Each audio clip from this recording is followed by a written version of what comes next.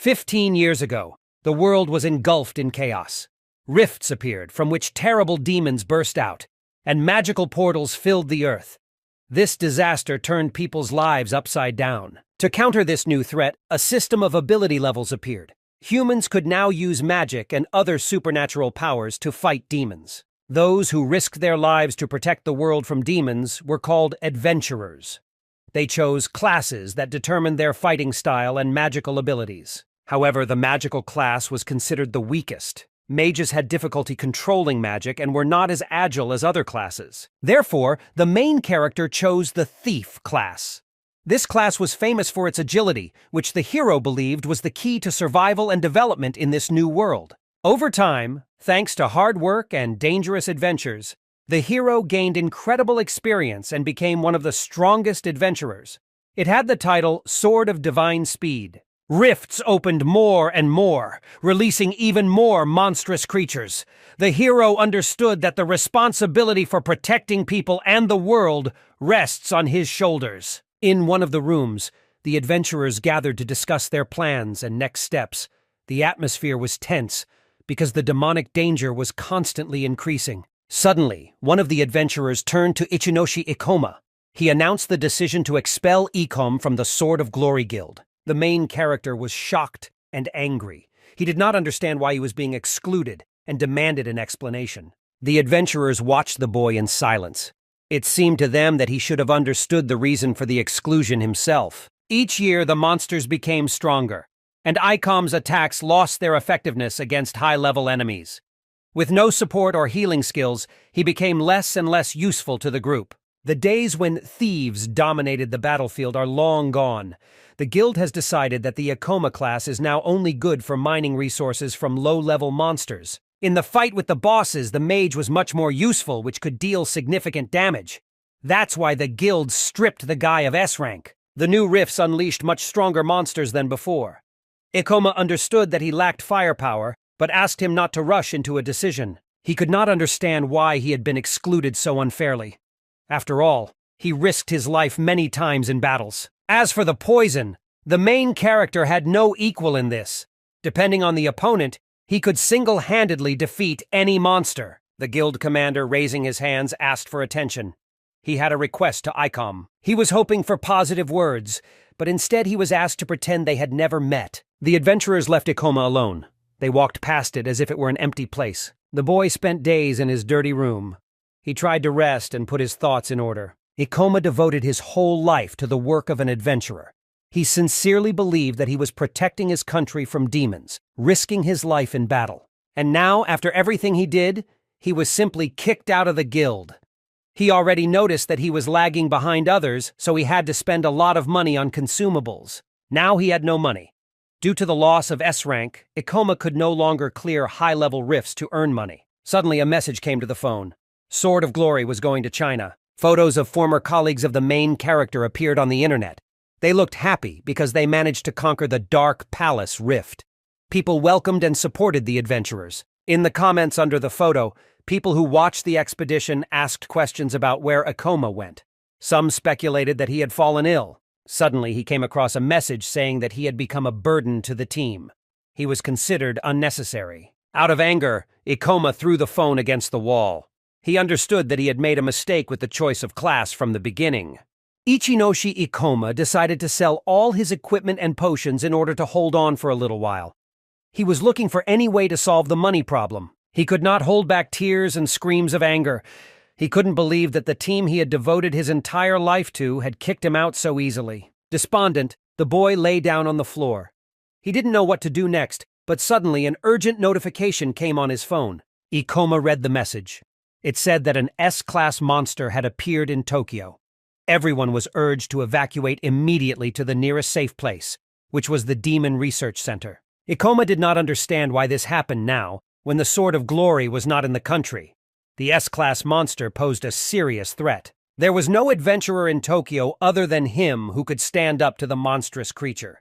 He was not sure that he would have enough strength, but he had no other choice. He looked around his room. His gaze rested on the sword and arrows hanging on the wall. Suddenly, he had a plan. The adventurer set out to meet the monster. It was a winged demon that looked terrifying in flight. He had a huge advantage, his speed and maneuverability. It was the Dragon of Time, Kronos. Ikoma was not going to give up. He was glad he didn't have time to sell his equipment. He ordered to remember this legendary day, monster. This was to be the last day for the S-Class monster. Ikoma, an experienced adventurer, launched the attack. Residents of the city have already evacuated. He only had to hold on until help arrived. But the dragon was too fast. He moved with lightning speed, delivering powerful blows. Ikoma barely had time to block the attacks. Kronos used his terrible skill, directing a powerful blow at the adventurer. Ikoma managed to jump back in time, and in the place where he was standing a second ago, there was a loud explosion. The main character possessed lightning reaction. He devised a plan, realizing that he needed to keep his distance from the monster. The adventurer activated the poison sickle skill. He swung and his weapon sank into the body of Kronos. The poison had no effect on the monster. His skin remained intact. He knew that it would be difficult to penetrate her, but he did not expect that everything would be so difficult. Fear gripped Ichinoshi Ikoma. He understood that their powers with the demon were unequal. If he didn't specialize in speed, he would have been dead a long time ago. There was no other way out. Ikoma decided to fight to the end. He grabbed the new weapon and started swinging it above his head. The adventurer activated the Thief's Claws skill. This thief-class skill allowed you to steal items from opponents. Ikoma hoped that a demon as strong as Kronos had powerful artifacts.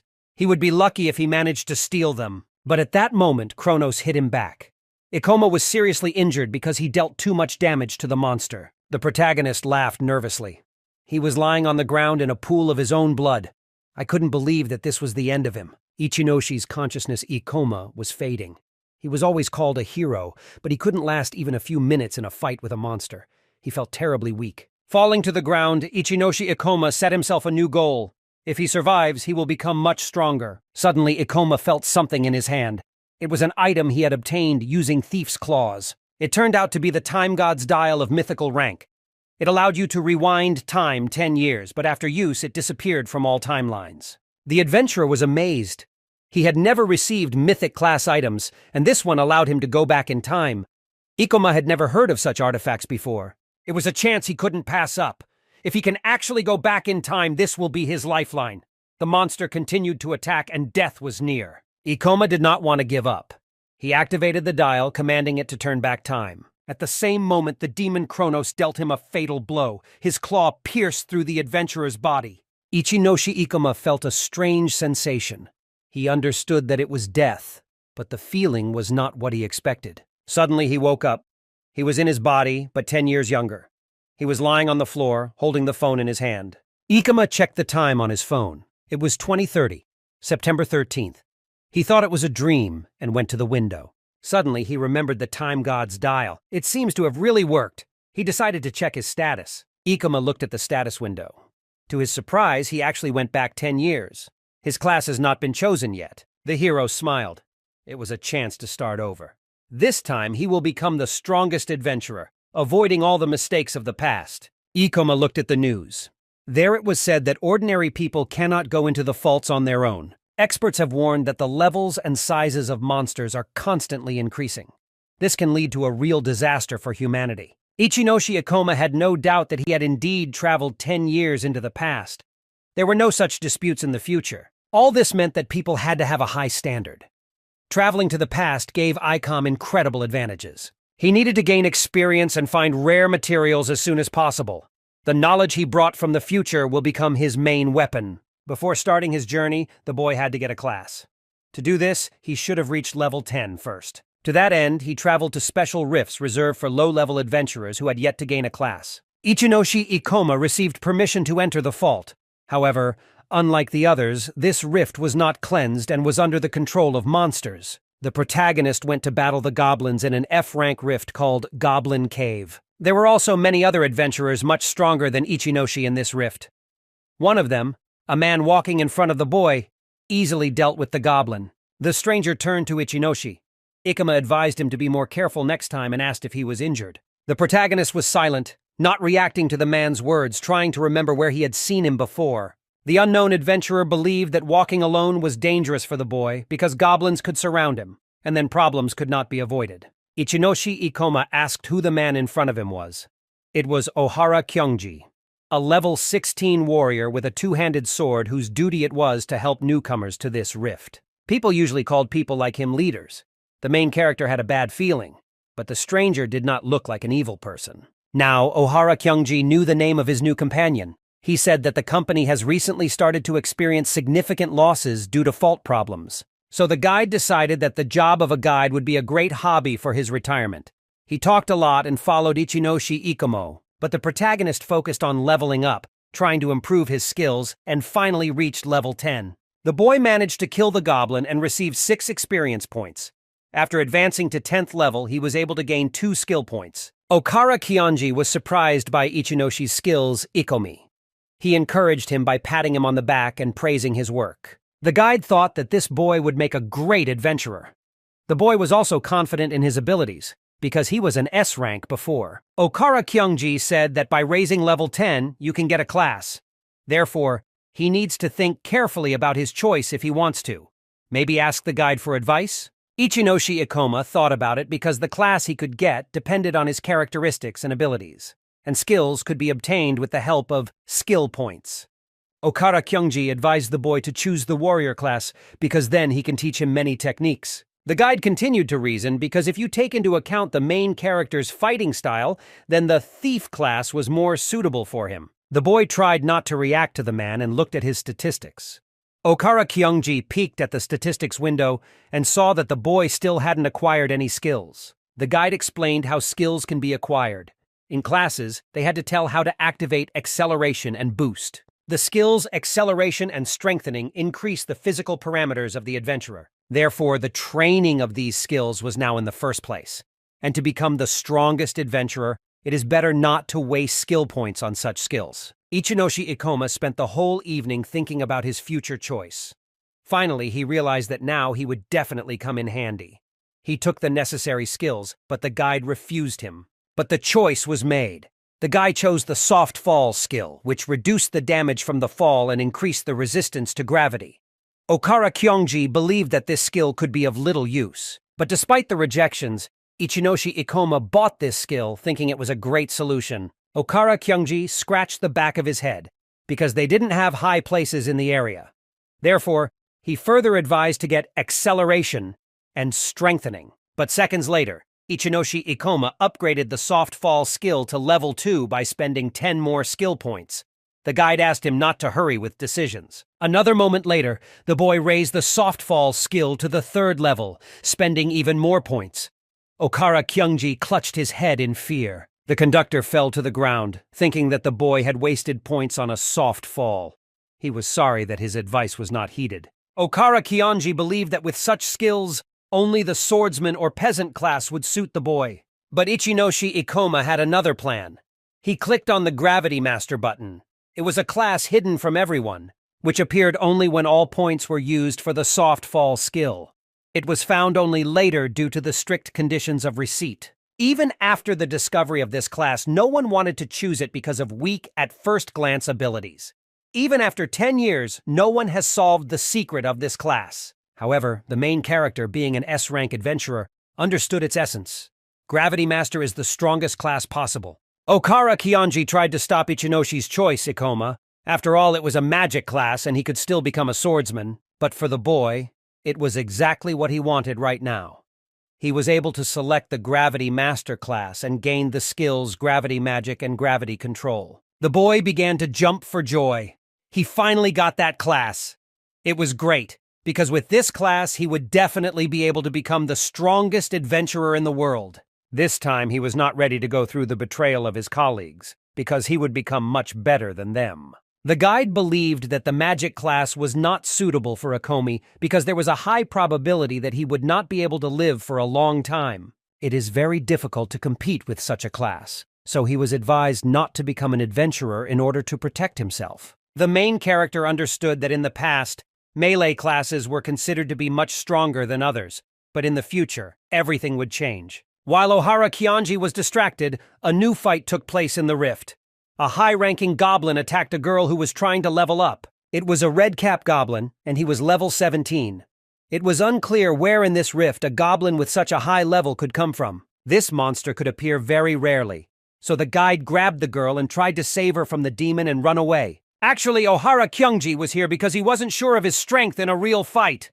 Therefore, if they cannot match, there will be a fatal outcome. The man began to look around. But there were adventurers no higher than level 10 in this rift, so it was almost impossible to resist the goblin. Ohara Kyungji understood that he had to do something to save the people, so he ordered Ichinoshi Ikomi better run from here, because the guide will try to distract the monster. Ichinoshi Ikoma began to analyze the situation. Red Riding Hood Ohara Kyungji was definitely not going to be able to overcome it on his own, so he needed help. The man tried to block the goblin's attacks. He was completely unaccustomed to competing against opponents of his level or higher. The guide began to shout for help, wondering if there was anyone above level 15 in the rift who was willing to help with the challenge. The protagonist understood that the man would not be able to cope with such a strong opponent of the 16th level. It was a strong enemy, a mistake, and he could die. But Ichinoshi Ikoma understood that he would most likely not be able to help because the demon's level was too high for him. He can't even see the goblin's movements normally. The protagonist clenched his fist. He wanted to help, but his gravity magic was too weak, and he didn't know much about his abilities yet. At this moment, he remembered Ohar's friendliness, Kyonji. He smiled and understood that he could not ask for such a good man. He was to his liking. The boy took out his sword and attacked the monster. He shouted that he could not leave the guide alone with the danger. Ohara Kyonji asked the boy to back off, because the Red Hood would definitely be stronger than Ichinoshi, to whom the guide understood that his magic class was very weak. With such a difference in strength, he could simply die. But Ikoma did not back down. He turned to the Red Hood, warning that he wanted to test all his new powers on this monster. He is willing to risk his second life to find out what the strongest class is capable of. But if the two of them can't defeat the monster, they won't have a chance to escape anymore. The boy hoped that his class would not let him down. At that moment, the goblin ran by Ohara Kyonji and started running to Ichinoshi Ikoma. The guide advised him to flee immediately. The weakest point of the magic classes was the lack of physical abilities. Their magic relies heavily on the help of other classes. But the Gravity Master was not like that, because the boy knew that they could increase physical parameters in exchange for mana. Ichinoshi Ikoma began gathering mana around him. He turned to gravity management and ordered gravity to be weakened. He could now move very quickly in battle. The protagonist reduced gravity, thereby increasing his speed, but his movements became uncontrollable. But it didn't matter what your opponent did if you could read his moves ahead and dodge in time. This was the main advantage of Master of Gravity. In the past life of Ichinoshi, Ikoma was able to win more than 1,000 matches using only his speed.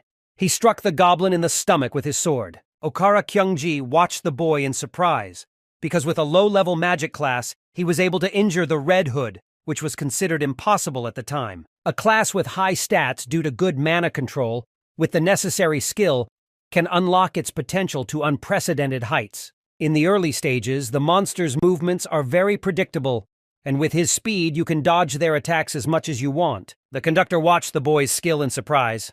He just froze. But unexpectedly, Ichinoshi Ikoma ordered Ohara to attack the goblin from behind while the monster was out of sight and in shock from being wounded. The guide drew his sword and moved in to strike the goblin, but suddenly the monster turned back to Ohara Kyonji with a sword. This was part of the guy's plan.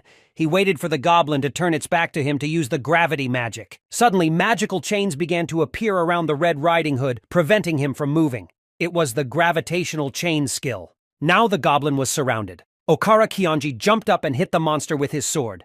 Red Hood was killed. For defeating the monster, they received 28 experience points and increased their level to 12th. Finally, they were able to cope. It was a very intense fight. Along with Ichinoshi's Master of Gravity class, Ikoma will definitely be able to become the strongest adventurer. The hunters around watched the boy in surprise. He was a novice, but he was able to overcome the Red Hood with ease. Ohara Kyonji couldn't even hit the goblin, but Ikoma, having the lowest level, was able to overcome him. The guide thought the boy was a monster and suspected that he didn't even know it. He can't just call him a genius. Now it was unknown who Ikoma was. Suddenly the boy began to lose his balance. He had exhausted his mana. Gravity Master skills required a lot of her. The main character could not even move a finger. He would have to think about it later, and now he needed to rest. The guide thanked Ikoma and asked if he needed help. The boy nodded his head. Okara Kyonji took Ikoma on his back and carried him to a resting place.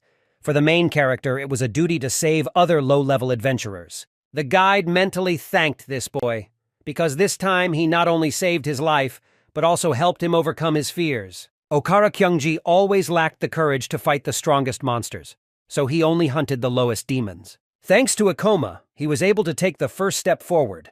The man thinks that it is necessary to finish with the role of the guide. He was very glad that this time he was able to personally see the birth of a new hero. He thanked Ikoma for saving him. These days the boy learned what his gravity magic is capable of, so now he was planning to raise his level. However, it will not be so easy to do it alone. Therefore, it is necessary to find a temporary team. He decided to turn to specialists, but nothing was heard about Masters of Gravity. They knew it was a magic class, but the specs were low.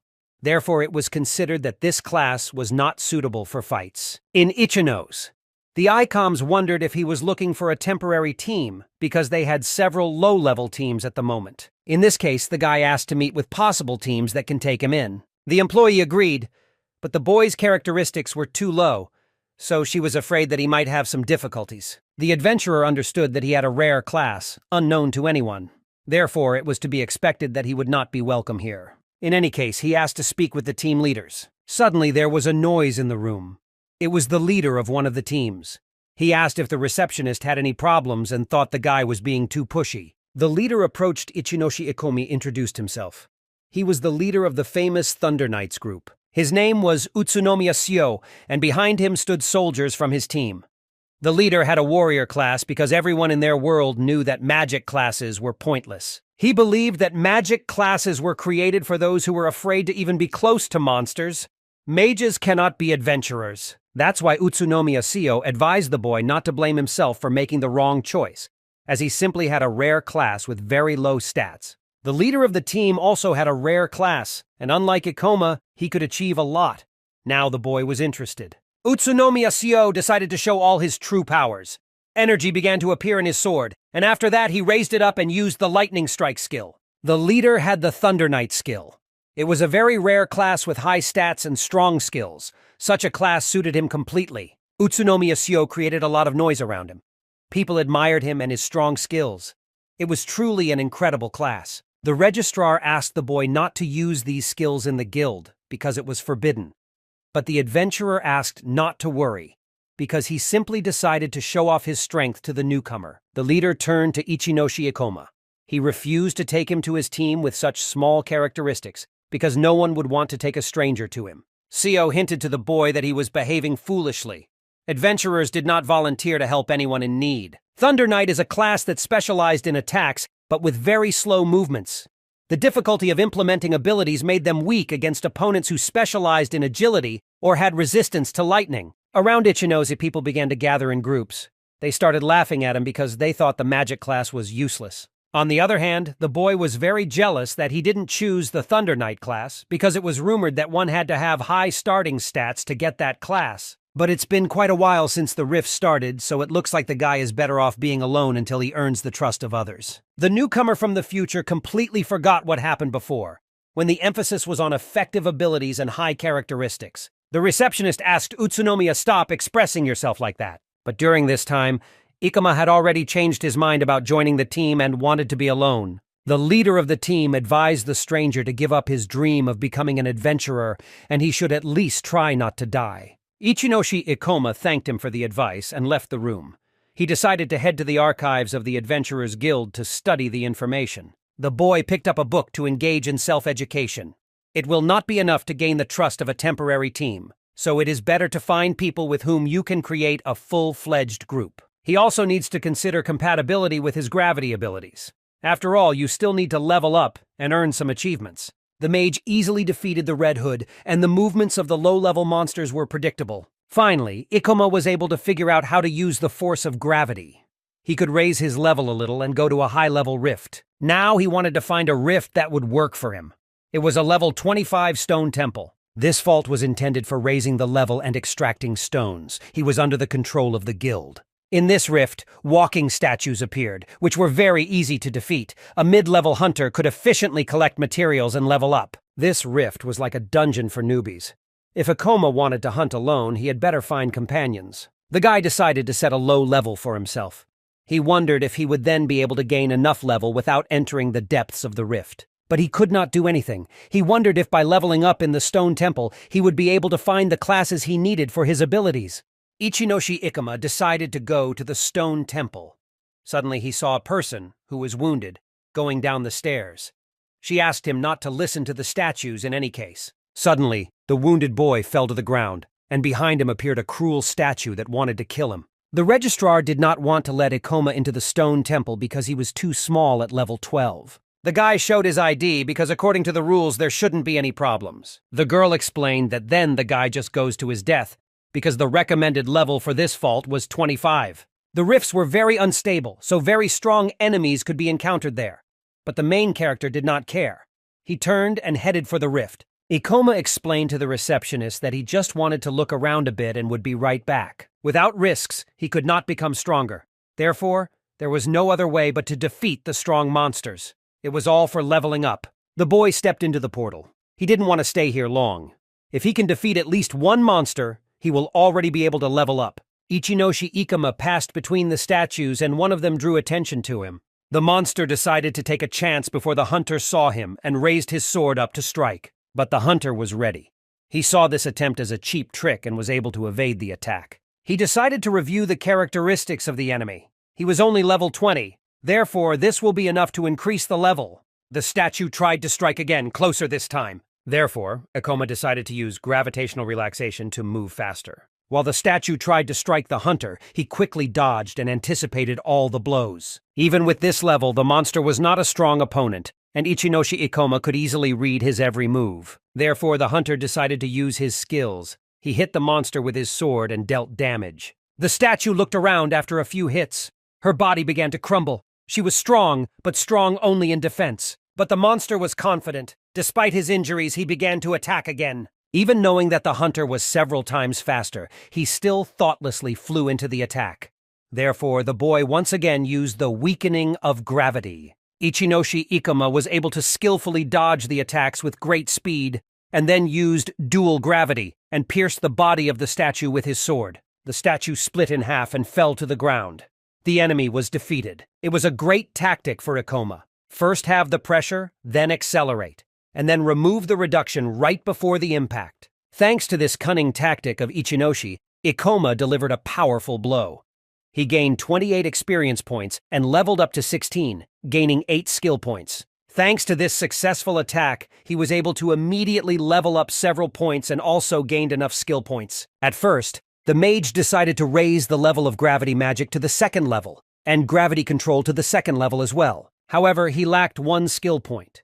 He decided to spend it on gravity control because he used this skill more often. After spending 9 skill points, Ikoma advanced gravity control to level 2. Now he could control the direction of pressure, not just change the weight of objects depending on the situation. It was a very useful skill. Thus, the main character managed to achieve what he wanted. He went down to the ground and picked up the prey from the floor. It was a demon core, a magic stone. Ikoma believed that this would be proof of his victory over the walking statue. He could already return, but he still had a lot of magic left.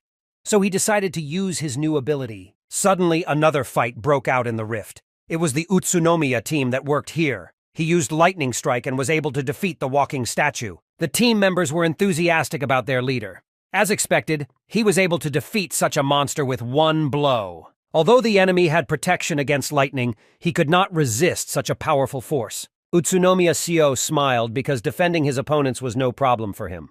It was just a training fault. The team leader was already level 26. Their pumping rates slowed, so they sought to move to more complex faults. The girl from the team reminded the leader about the mage they saw in the guild. She hinted that he was a bit over the top during the conversation. Utsunomiya Seo realized that he was only speaking out of good hopes. If the mage went into the rifts, he could simply die. Therefore, it was not necessary to give him false hopes. The leader asked his partner if he had made a mistake, but he refused to answer. Suddenly, behind Utsunomiya, a noise was heard. It seemed to be the walking statues again. The girl doubted because the steps were too loud. The leader reassured the team. They shouldn't have worried so much because even monsters had their own characteristics. Suddenly, an incredibly large and powerful statue descended from the stairs. This monster possessed more than ordinary abilities. The leader looked at the demon with excitement. but he was confident in his abilities. He didn't understand what such a powerful monster was doing in the training rift. It was a level 30 walking statue. She stood out a little from the rest, but still remained an ordinary statue. The hunters from the team were very scared. They never had to face level 30 monsters. Utsunomiya Syo had noticed a long time ago that fighting weak monsters was incredibly boring. As a Thunder Knight, he was much stronger than other adventurers of his level. The team leader was ready to fight the monster. He challenged, calling on the walking statue to show its power. Suddenly, the statue used its skill. He looked very powerful. The team wasn't sure if they could handle the monster, but the leader believed that together they could defeat one statue. Utsunomiya Syo wasn't going to give up, because the monster, even though it was level 30, was still an ordinary walking statue. Their movements were slow and predictable. However, this enemy moved much faster. It was difficult for the team leader to dodge his attacks. The boy analyzed that even if he uses his speed, the gap between the monster's attacks remains the same. Utsunomiya Syo decided to attack the statue. He quickly ran up and punched her in the stomach, hoping to show the monster the difference in their strength. But the demon only got angrier. He drew his sword and began to fight even harder. These pitiful attempts of the hunter annoyed him. He wanted only one thing: to get close and deliver a crushing blow. Suddenly, the boy's thoughts were interrupted. The leader of the team received a powerful blow to the stomach, which severely injured him. The monster's power was terrifying. Although the statue's level was only slightly higher, it was significantly stronger. The leader ordered Karen not to be distracted from the enemy. But after another blow from the statue, the girl also fell to the ground, wounded. Only Guho remained. Unexpectedly, the man was also hit in the stomach, being the last member of the team. All of them were lying on the ground, unable to get up. Utsunomiya Syo was shocked. He had never seen such a strong monster and felt such terror for the first time. Not believing that the strongest adventurer could be afraid, the leader of the team used his most powerful skill, Lightning Strike. To his surprise, even this powerful skill did not significantly damage the statue. The monster staggered just a little, but rose again. Utsunomiya Syo felt satisfied with his work at first, because he was sure that the statue would not be able to recover so quickly. However, this turned out to be only a temporary weakness of the demon. He began to recover again and rise to his feet. These monsters possessed protection against lightning, but the power of the statue was too great, and its defense was improved. This was terrible news for the team leader. He realized that he did not have the strength to resist the monster. Tears flowed from his eyes. He hoped it was just a bad dream. The man begged the monster to stop, begging him not to kill him in this horrible place. Utsunomiya Syo stood in front of the statue, begging it for mercy, asking it not to take his life. Ichinoshi appeared on the scene. Ikoma, he instantly cast Gravity Weaken to quickly reach the monster. The statue looked around, looking at the hunter in surprise. The protagonist understood that this time it would not be so easy, but he was ready to fight. The leader of the team recognized him as a newcomer from the guild. Utsunomiya Syo ordered Ikoma to stop, as he was certain that the rookie would not be able to handle such a powerful opponent, the guy thought. His level was only 16, and the difference with the monster was too great. By devouring other adventurers, this statue evolved into a new, unique state. For a beginner, this monster was too difficult a task. However, he still had a lot of magic left, which was enough for one battle. Ichinoshi Ikoma drew his sword, not wanting to delay the duel. Utsunomiya Syo couldn't believe that a rookie was going to fight a giant. They urgently needed to escape from here, because even the three of them could not defeat this monster. The boy looked around. The team members were lying on the ground unconscious. He thought for a moment. And then he looked at the giant again and applied Gravity Weaken. Ikoma began to run around the statue, trying to confuse it. The monster swung to strike, but the boy managed to jump up and fly over him with the help of gravity. The team leader watched the battle in amazement. He couldn't believe that a novice with a magic class possessed such power. Ichinoshi Ikoma began to analyze the enemy. Considering its level, the monster was very slow. Therefore, the boy decided that the gravity control skill would be enough for him. However, he could not cause significant damage. The walking statue was a type of monster with high defense. In addition, due to the difference in level, the monster received almost no damage, and maintaining gravity control required a lot of magic, so it was impossible to delay. I think it's in Ichinose Ikoma had no choice but to risk it and use his last attack. Mana began to gather around him. The protagonist struck the statue and it swayed. Utsunomiya Syo had originally thought that the battle would be easy, but it seemed that the monster's defense was much higher than he expected. The main character understood that weakening gravity required a lot of magic, but without this skill, he would not be able to win. He couldn't delay any longer and decided to end the battle quickly. The hunter approached the monster again, but it used an attack. Ichinoshi Ikomi managed to deftly dodge. He pushed off the ground and flew up, ending up above the monster's head. After that, he descended on the head of the statue, which was furiously trying to find him. All this happened very quickly. The leader of the team did not understand where the magician got such skills. Ichinoshi's gravity control Ikoma gained access to new skills. He decided to test them in battle. The hunter jumped up and used the gravitational shift skill. His body changed position and he ended up with his feet on the ceiling. This time he cast gravitational shift on himself. It was an interesting effect, but he needed to finish the fight. The boy pushed away from the ceiling with his feet. There was no time to delay. He applied double gravity. Thanks to the double gravity, he was falling downwards at an incredible speed. It was the end for the monster. Ikoma cast Meteor Fall, slicing the statue's body in two. He landed lightly on the ground, and the monster fell to the ground with a thud, dying. After Ichinoshi's victory, Ikoma received 524 experience points. His level increased to 23 and 14 skill points. The mage turned to Utsunomiya Syo, wondering if he now considers him strong, since Ikoma managed to defeat an enemy that was twice his strength. After the duel, the protagonist spent too much magic, feeling exhausted and falling to the ground. For this, he used the skill Soft Fall. The team leader was amazed by Ikoma's incredible strength. His lightning strike didn't leave a single scratch on the statue. He didn't expect that out of all the people he knew, it was a newcomer who would save him. He wondered why Ikoma had done this, since Utsunomiya had spoken badly of him. The team leader suspected that Ichinoshi Ikoma thus wants to take revenge by shaming him. But Ikoma approached Utsunomiya. Syo held out his hand and asked how he felt, and if he could get up. The leader thanked for the help, admitting that the newcomer saved his life. The Adventurers Guild was discussing this case. Utsunomiya Syo said that he encountered a level 30 walking statue and managed to defeat it. But the leader admitted that the monster was actually killed by a rookie. The registrar did not believe that Ikoma was able to do this on his own. But to confirm his words, the magician showed the core that fell from the statue. That was enough proof. The registrar took the stone in her hands. It was large and looked like a level 30 stone. This raised suspicions, but the girl agreed to record the achievement. She wondered if the hunter was planning to sell this stone. She couldn't say for sure, but the price could reach 200,000 yen. Ichinoshi Ikoma took the stone, deciding that this amount would be enough for him to start. Suddenly, the boy heard a familiar voice behind him. It was Utsunomiya here. The leader was looking for him to once again thank him for saving him. He also came to give him good news. Utsunomiya wanted to invite Ichinoshi Ikoma to his team, Thunder Knights. People in the guild were amazed, because they could not believe that a mage was invited to such a team. It was the strongest group of newcomers. Now Ikoma was considered lucky, because many dreamed of such an invitation. Ichinoshi Ikoma began to worry. The leader assured him that everything would be fine, because Ikoma had saved his life.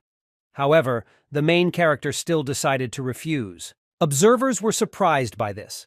Rejecting the offer to join the Knights of Thunder was very unexpected. Utsunomiya began to worry. He recalled that the newcomer was trying to find a group for himself. The protagonist explained that his plans had changed, and he left the premises. After all, if he will raise the level at such a pace, then he must have time to fulfill his plans on time.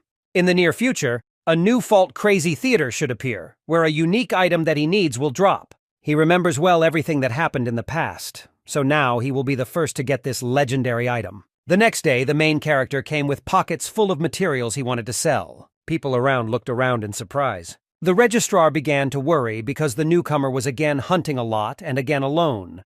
Such rapid growth of his level was surprising. Ichinoshi Ikoma was checking his stats as he wanted to apply for a promotion to D rank. Adventurers had their own rank system. Starting at rank F, you could go up to rank E, and from rank D, adventurers could clear real rifts. The girl behind the counter explained that a hunter must be at least level 25 to get a D rank. However, Ichinoshi Ikoma had a surprise. He showed her his true level, which turned out to be 26th, high enough to get the desired rank. The registrar, not believing her eyes, got up from her chair. It was hard for her to imagine how a novice, even with a magical class, could level up so quickly. She curiously asked how he did it, since Gravity Masters are some of the strongest monsters. Ikoma only smiled in response to this question, not revealing the secret. He just wondered if he could get the D rank already. In fact, his power was far beyond his class. He was an S rank in the past, with decades of experience and knowledge behind him. It may seem strange, but it was extremely important for him to raise his level as soon as possible. Once D-ranked, he will gain access to valuable rifts. In addition, with rank D, it will be much easier to get tasks, because the Crazy Theater rift should appear very soon. This rift is famous for its unique weapons. Once an adventurer, having accidentally received this weapon, suddenly gained incredible power. However, he later went mad and began mercilessly killing other adventurers. Ikoma could not allow such a weapon to fall into the wrong hands again. Therefore, Ichinoshi Ikoma needed allies to clear the rift. He looked around. A large group would only slow him down. It would be better to choose partners carefully. He thought that a group of 2 people would be enough for him. You need to find someone who goes well with gravity magic. With sufficient skill level, it is also important that he is single and agrees to all his conditions. And the main character had many strict conditions. He thought about it. He wondered if he would even be able to find someone since he didn't have much time. But in any case, he had to visit other guilds as well. He spent the whole day going around all the guilds in the city and finding a worthy partner. This guild was already the 4th on the list. Ichinoshi Ikoma thought, maybe his demands are too harsh and the selection criteria should be lowered a little. He entered the guild premises. There he heard a girl's voice shouting at another adventurer. She accused her of being useless. The girl excitedly apologized to the leader Aoi-chan, but the commander did not want to listen to anything. She did not need an apology from her. Ikoma stood behind and watched the altercation. Aoi-chan angrily turned to the guilty Satsuki. She decided that she was excluding her from the group. The girl promised that next time she would make a greater effort. The leader of the group believed that Satsuki's skills were very weak and useless, so if she put in more effort, nothing would change. Satsuki listened to the accusations with tears in her eyes. Aoi-chan wanted to demand monetary compensation from her because she had made absolutely no effort to improve. Ichinoshi Ikoma watched the argument. He remembered how he lived in the future and how he was betrayed. He was perfectly familiar with this feeling, but he did not want to interfere, because in the choice of allies, one should not rely on feelings of pity and mercy. Also, the leader believed that the class that Satsuki chose was useless and complete garbage, just like her. As soon as she found out about her shaman class, she should have kicked her out of the group. Suddenly, Ichinoshi Ikoma stopped. He had already wanted to leave the guild, but at that moment he changed his mind. He turned and looked at the girl. Satsuki sobbed as she was advised to quit her job as an adventurer. The shaman class would be great for a gravity master. Her skills could play an important role in the fight against the boss of the Crazy Theater. Aoi-chan noticed that the main character was looking at them and asked him not to interfere as this was not a performance. Ichinoshi Ikoma introduced himself, revealed his status and characteristics, and explained that he had come here to find a new ally. At that moment, the leader lowered her eyes. She was ashamed of her behavior. His status was great, and he was a D-rank adventurer. Aoi-chan said that they just had a vacancy in the team, so they are ready to accept it. But suddenly the boy turned around and headed towards Satsuki. He offered her to join him in a duet. The depressed adventurer looked at the boy in surprise. At this moment, the team leader was also surprised because she did not expect such a strange choice at all. Ichinoshi Ikoma considered himself very lucky when he found this girl, and now he cannot miss such a chance. Aoi-chan objected, saying that the girl's class was completely useless, so it was better for the boy to join their group. Satsuki excitedly replied that she would gladly accept his offer, but she was only level 10 and he was a D-rank adventurer. The protagonist assured her that they would solve the problem with the level together. He really begged her to agree because he really needed her strength. The girl considered herself very weak and thought that she would only get in the way. She did not believe in herself at all and wanted to quit her job as an adventurer. Ichinoshi Ikoma asked to give him some time, and he will definitely help her become stronger and more confident. At that moment, Satsuki had a new hope. If he really didn't mind, she was really asking him for help. Aoi-chan watched this with annoyance. She believed that magicians were really worthless, so she advised the boy not to regret his choice. The main character thanked for the advice but said that he knows his class much better than they do. He took Satsuki with him and left the guild premises. Shaman weaknesses could be compensated for with gravity magic. In addition, her curses could be incredibly useful in the battle with the boss of the Crazy Theater. As long as she is with Ichinoshi Ikoma, there was no doubt that the weapon would go to them. The girl introduced herself. Her name was Kisaraga Satsuki, and she was glad to meet the adventurer, but she still wasn't sure if everything was okay. Sitting at the table, she lowered her head and admitted that her class was shaman, and it was considered the weakest. Ichinoshi Ikoma asked not to worry, and told him that he also has a magic class that everyone considers useless. However, he assured that in a few years, everything will change dramatically. Satsuki asked if it was true, and the main character confirmed it. He suggested discussing their strategy before a new rift appeared. Kisaraga Satsuki agreed to go to the training rift together and asked which one they would go to. The main character wanted to discuss the strategy for clearing a new rift that will appear in the near future. This will be the level 30 Crazy Theater Rift. The girl was worried because it was too high a level for her. Besides, it was an unknown fault. In unknown faults, the opposite is true. There is practically no information about them. Satsuki thought it was a stupid idea since she was only a level 17 weak class. The adventurer assured her that she need not be afraid of danger, because he is always ready to help her. Ichinoshi Ikoma knew all about this rift from the books he had read in his past life. Therefore, they will carefully prepare for its cleaning. Despite the fact that they were not on the same team, the boy was sure that they would be able to overcome this rift together. He asked her to just trust him. These words began to resonate with Kisaraga Satsuki's confidence. She folded her arms and found strength in herself. The protagonist apologized for his intemperance. He just really needed an item from this rift. The witch asked what he meant by the near future. When was the fault supposed to appear? Ikoma put a finger to his mouth. He couldn't tell all the details about his rare item, so he wanted to keep it a secret. After all, it was impossible to predict where and when a new fault would appear. His partner was excited. Suddenly, an urgent notification appeared on the phones of all the people in the room. The girl picked up the phone and saw a message that completely surprised her. It was a warning that a new rift had appeared in Tokyo. The message was sent by the Fault Study Center. It was very close. In Ichinose, suddenly excitement appeared. It finally happened. They were sitting here precisely because they expected it. The boy decided that they would go to the rift tomorrow. During the week, no one will dare to go there without information, so the way to the boss will be clear. The next day, the newly formed team went to the rift, and indeed there was no one around. Kisaraga Satsuki asked if everything was going to be okay. It was not an easy day for the Agency for the Study of Faults either. They were collecting information about this place. A stranger ran up to the adventurers. She asked them to find out any information about the rift, about its internal structure, or about the skills of the boss. She also persistently asked them to return alive, because it is very easy to die in an unknown rift. Ichinoshi's partner asked if they were really going to clean up the rift completely. Ikoma explained that if he had told the truth, they would definitely not have been let in. They descended into the Crazy Theater Vault.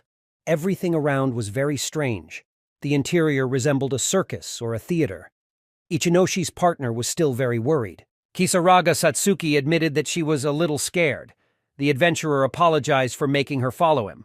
He will go ahead, but as soon as it becomes too dangerous, they immediately retreat. He will try his best. The partner said that she can fight in close combat and also become a decoy if necessary. Her skills and curses will be enough for the fight. The girl admitted that her curses are quite weak. Ikoma asked if the sorceress had mastered the Mana Drain skill. Mana Drain is a skill that absorbs the target's magical energy. It is great for fighting strong monsters. This skill also allows you to restore the mana of allies, which makes it incredibly useful for gravity masters. With such a skill, you can fight without worrying about mana depletion. Thanks to this, you can stay in the rift longer and increase your level. Satsuki asked if this magic wasn't weak and ineffective since there are many spells that do much more damage. This was a frequent question. Out of ignorance, the partner agreed to be a decoy. She will lure monsters, and he will be able to attack. A level 26 circus bear suddenly appeared. He pounced on Ichinos, to whom the adventurer did not command the sorceress to act, and she began to use the curse on the bear. Ball of darkness! A clump of black energy gathered near her, and it flew straight at the circus bear. It was great for a guy. Now it's his turn.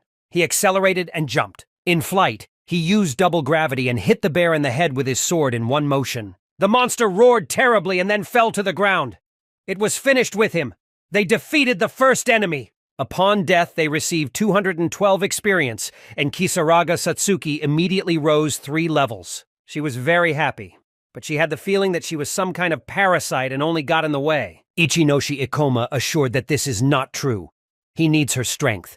Besides, it's also important to him that she level up because they're allies. These words were sincere and deeply touched Satsuki's soul. She had never felt anything like this before. When she worked with others, this was not the case. She happily jumped up and offered to continue fighting together. Before that, she was very intimidated and insecure, but Ichinoshi Ikoma helped her open up.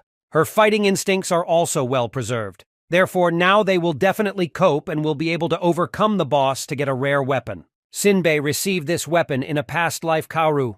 Having acquired this power, he became one of the most feared criminals among adventurers. Therefore, if he does not get this fierce weapon, history will probably change for the better. The boy had a purpose to do everything to get this thing, because Kaoru would be able to capture this rift much later, so there should be no problem. Sinbei one-on-one Kaoru is in the same rift. He swung his weapon at the assassin, but the assassin deftly bent his body and used a deadly strike. At that moment, Kaoru plunged his sword into the man's neck and then bent him out. The body fell to the ground. The assassin believed that he should have been more careful during the fight, because for his level, he imagined too much about himself. Sinbei Kaoru asked him to remember that their world operates on the principle of kill or die. That's why hunting people of the same level is much easier than hunting monsters. The killer was level 37. Ichinoshi Ikoma used double gravity. A layer appeared in front of him, which he controlled. A level 27 killer doll suddenly appeared. Although Kisaraga Satsuki attacked with magic from behind, her level rising very quickly. She was now level 22 and her partner was level 27. The girl apologized to Ikoma for having to mess with her. She thought that alone he would have done it much more efficiently and quickly. Ichinoshi Ikoma believed that at this level, the monsters were not that dangerous because their movements could be easily predicted. As he had already said, mages are a very powerful class and she should remember that. The girl offered to return already because they had very little mana left for the duel. The adventurer checked the stats. It was true. He had 41 health out of 57, and 16 mana out of 45. He boosted his stat with gravity control, so if he had less than half of his mana left, he had to return to the guild. Ichinoshi Ikoma smiled. It seems that the time has come. The girl looked questioningly at her partner, not understanding what he was talking about. Suddenly, a level 24 goblin clown appeared in front of them. It seems that their warm-up has been completed. The adventurer grabbed the monster's arm, for it was very small, and pinned it down so that it could not move. He ordered the sorceress to cast Mana Drain. If the adventurer has the skill Mana Drain, and the monster cannot move, then mana can be drained indefinitely. In addition, thanks to this skill, you can restore mana to allies. Looks like Kisaraga now Satsuki understood her partner's logic, but she didn't want to torture the monster. He explained that demons can't pass out, so it's fine. The sorceress began to gather energy in her weapon and then cast Mana Drain. The monster's mana began to be absorbed into her weapon. Ichinoshi Ikoma decided to go on and leave this monster, but the girl felt a little sorry for the clown. She offered not to do that again next time. Shy, Kisaraga Satsuki offered the boy to restore his mana. She sat down on the floor next to him, and the sorceress touched the adventurer's body. Mana began to flow into his body, filling him with energy. The guy checked the specs. His mana has been restored from 16 to 25. It wasn't the best result, but something. Satsuki was worried that the effect was not that powerful because she was only able to restore 9 units. But Ichinoshi Ikoma was not upset. They could just use 6 more goblins to fully restore their mana. The partner was a little disappointed because she did not want to torment the monsters. But it was a great choice to level up and recover. The adventurer killed the clowns one by one and finally he caught 6 goblins. He asked his partner if she was able to fully recover. Mana did recover and levels increased as well. Kisaraga Satsuki reached level 24 and Ichinoshi Ikoma until the 28th. Using this tactic, you could hunt and level up as much as you wanted. The girl was fascinated. They sat down to rest. Ikoma believed that it was better not to rush to restore mana, because a mistake could have serious consequences. But if you act correctly, you will be able to fight even with 100 demons. The girl joyfully reviewed a few more of her characteristics. Today she has increased her level very much. She has never seen such progress. While training in the guild, they were told not to fight monsters of the same level or higher, but this time was different. Ichinoshi Ikoma didn't think he could learn anything in battle, but he knew for sure that it was impossible to level up without risking his life. The witch fell silent and her face changed. She was seriously preparing for the next campaign and was ready to take risks. They were already able to go quite deep into the rift. The team walked along the road, and the sorceress followed the commander. She asked how far he wanted to go, but it turned out that they were already there. Ichinoshi Ikoma pointed to the door. This was their common goal, the boss of the crazy theater. No one expected that this fault would be cleaned on the second day. Kisaraga Satsuki was very frightened by the talk about the boss. She will see the Rift boss for the first time. Her hands began to shake imperceptibly with excitement. The guy saw that his partner was very worried. He suggested that she come back if she wasn't confident, but Satsuki refused. Kisaraga Satsuki remembered how Aoi-chan was always angry with her because she was afraid, but now she gathered all her courage and wants to change for the better. Therefore, if Ichinoshi Ikoma will need her strength, he can always count on her. The teammates exchanged glances that showed determination and readiness for a new battle. Ichinoshi Ikoma gave the girl an encouraging smile. Wasting no time, the adventurer clenched his fist and slammed it firmly into his palm. This was the signal for action. They go straight to the boss. Kisaraga Satsuki was a little worried. Ikoma's plan seemed too risky to her. Can it work against such a formidable opponent? Ichinoshi Ikoma, noticing the doubts of his partner, reassured her. He assured that everything is under control. The shaman class was perfect for fighting this boss. With peace in his soul, he went to the door and opened it. At first, the room was filled with impenetrable darkness. Suddenly, as if by a wave of a magic wand, a bright circus searchlight flashed, illuminating the terrible figure that appeared before the adventurers. It was the boss of the Mad Theater Rift, a level 35 crazy clown. His gigantic figure towered over Kisaraga and Ichinoshi, filling the room with terror. Heart of Kisaraga Satsuki cowered in fear. She had never faced such a powerful monster. Her hands gripped the hilt of the weapon tightly. Instead, in the eyes of Ichino's, there was no hint of fear. He clearly imagined his goal. Defeating this boss meant obtaining a powerful, unique weapon. Kisaraga's order clearly and succinctly, Satsuki, act clearly according to the plan. The girl, a little unsure, answered that she was ready. However, none of the team guessed that Sinbei was hiding behind them, lurking behind the door, Kaoru. He arrived at the boss much later and was now carefully watching the development of events. At first, the would-be assassin simply followed the actions of the team of adventurers, and then a cunning plan hatched in his cunning head. A sinister smile spread across his face, and he prepared to intervene. The terrifying clown boss let out a terrifying laugh and began to move even closer to the adventurers. Ikoma shoved the witch back, ordering her to step back and take her position. The adventurer rushed towards the boss, realizing that first he needed to distract the monster, so that Satsuki could take her position. Ikoma was horrified to realize that this boss had a huge amount of health and high regeneration. With this level, it will be very difficult to defeat him. So Ikoma decided to play a little with the clown. The crazy clown laughed again. Thick energy began to gather in his hands. Suddenly, the monster threw this magical projectile at the adventurers. Ichinoshi Ikoma, activating gravity weakening, easily dodged the attack, making a dash for 1.5 meters. With this skill, he could easily dodge most of the monster's attacks. Kisaraga Satsuki, raising her weapon, began to concentrate her dark magic, preparing to use mana drain. The girl, taking a position behind the boss, began to drain his mana, enveloping the monster in dark magic. The mad clone, feeling the loss of strength, burst out laughing again and made a sharp move towards Satsuki. Terrified, Satsuki froze before she could properly cast the curse. Ichinoshi Ikoma, seeing the danger hanging over his partner, shouted to her to run to the gate. The witch, wasting no time, ran away, but the crazy clown was not going to let her go and chased after her. The mad clown once again filled the room with a creepy laugh. He activated an unknown skill that began to accumulate destructive energy around him, ready to explode at any moment. Ichinoshi Ikoma, shouting, advised Satsuki to stay closer to the center of the room. He explained that if she was near the walls, the blast wave could imprint her into the wall. Satsuki, overcome by panic, did not know where to run. The shadow of the monster loomed in front of her. His rotten laugh and clicking teeth were even more terrifying, and the flames raging near him blinded her eyes. Suddenly, the girl found herself in a dead end. Faced with the inevitable, she froze as she looked around at the approaching monster. Ichinoshi's voice rang out in the room, Ikoma.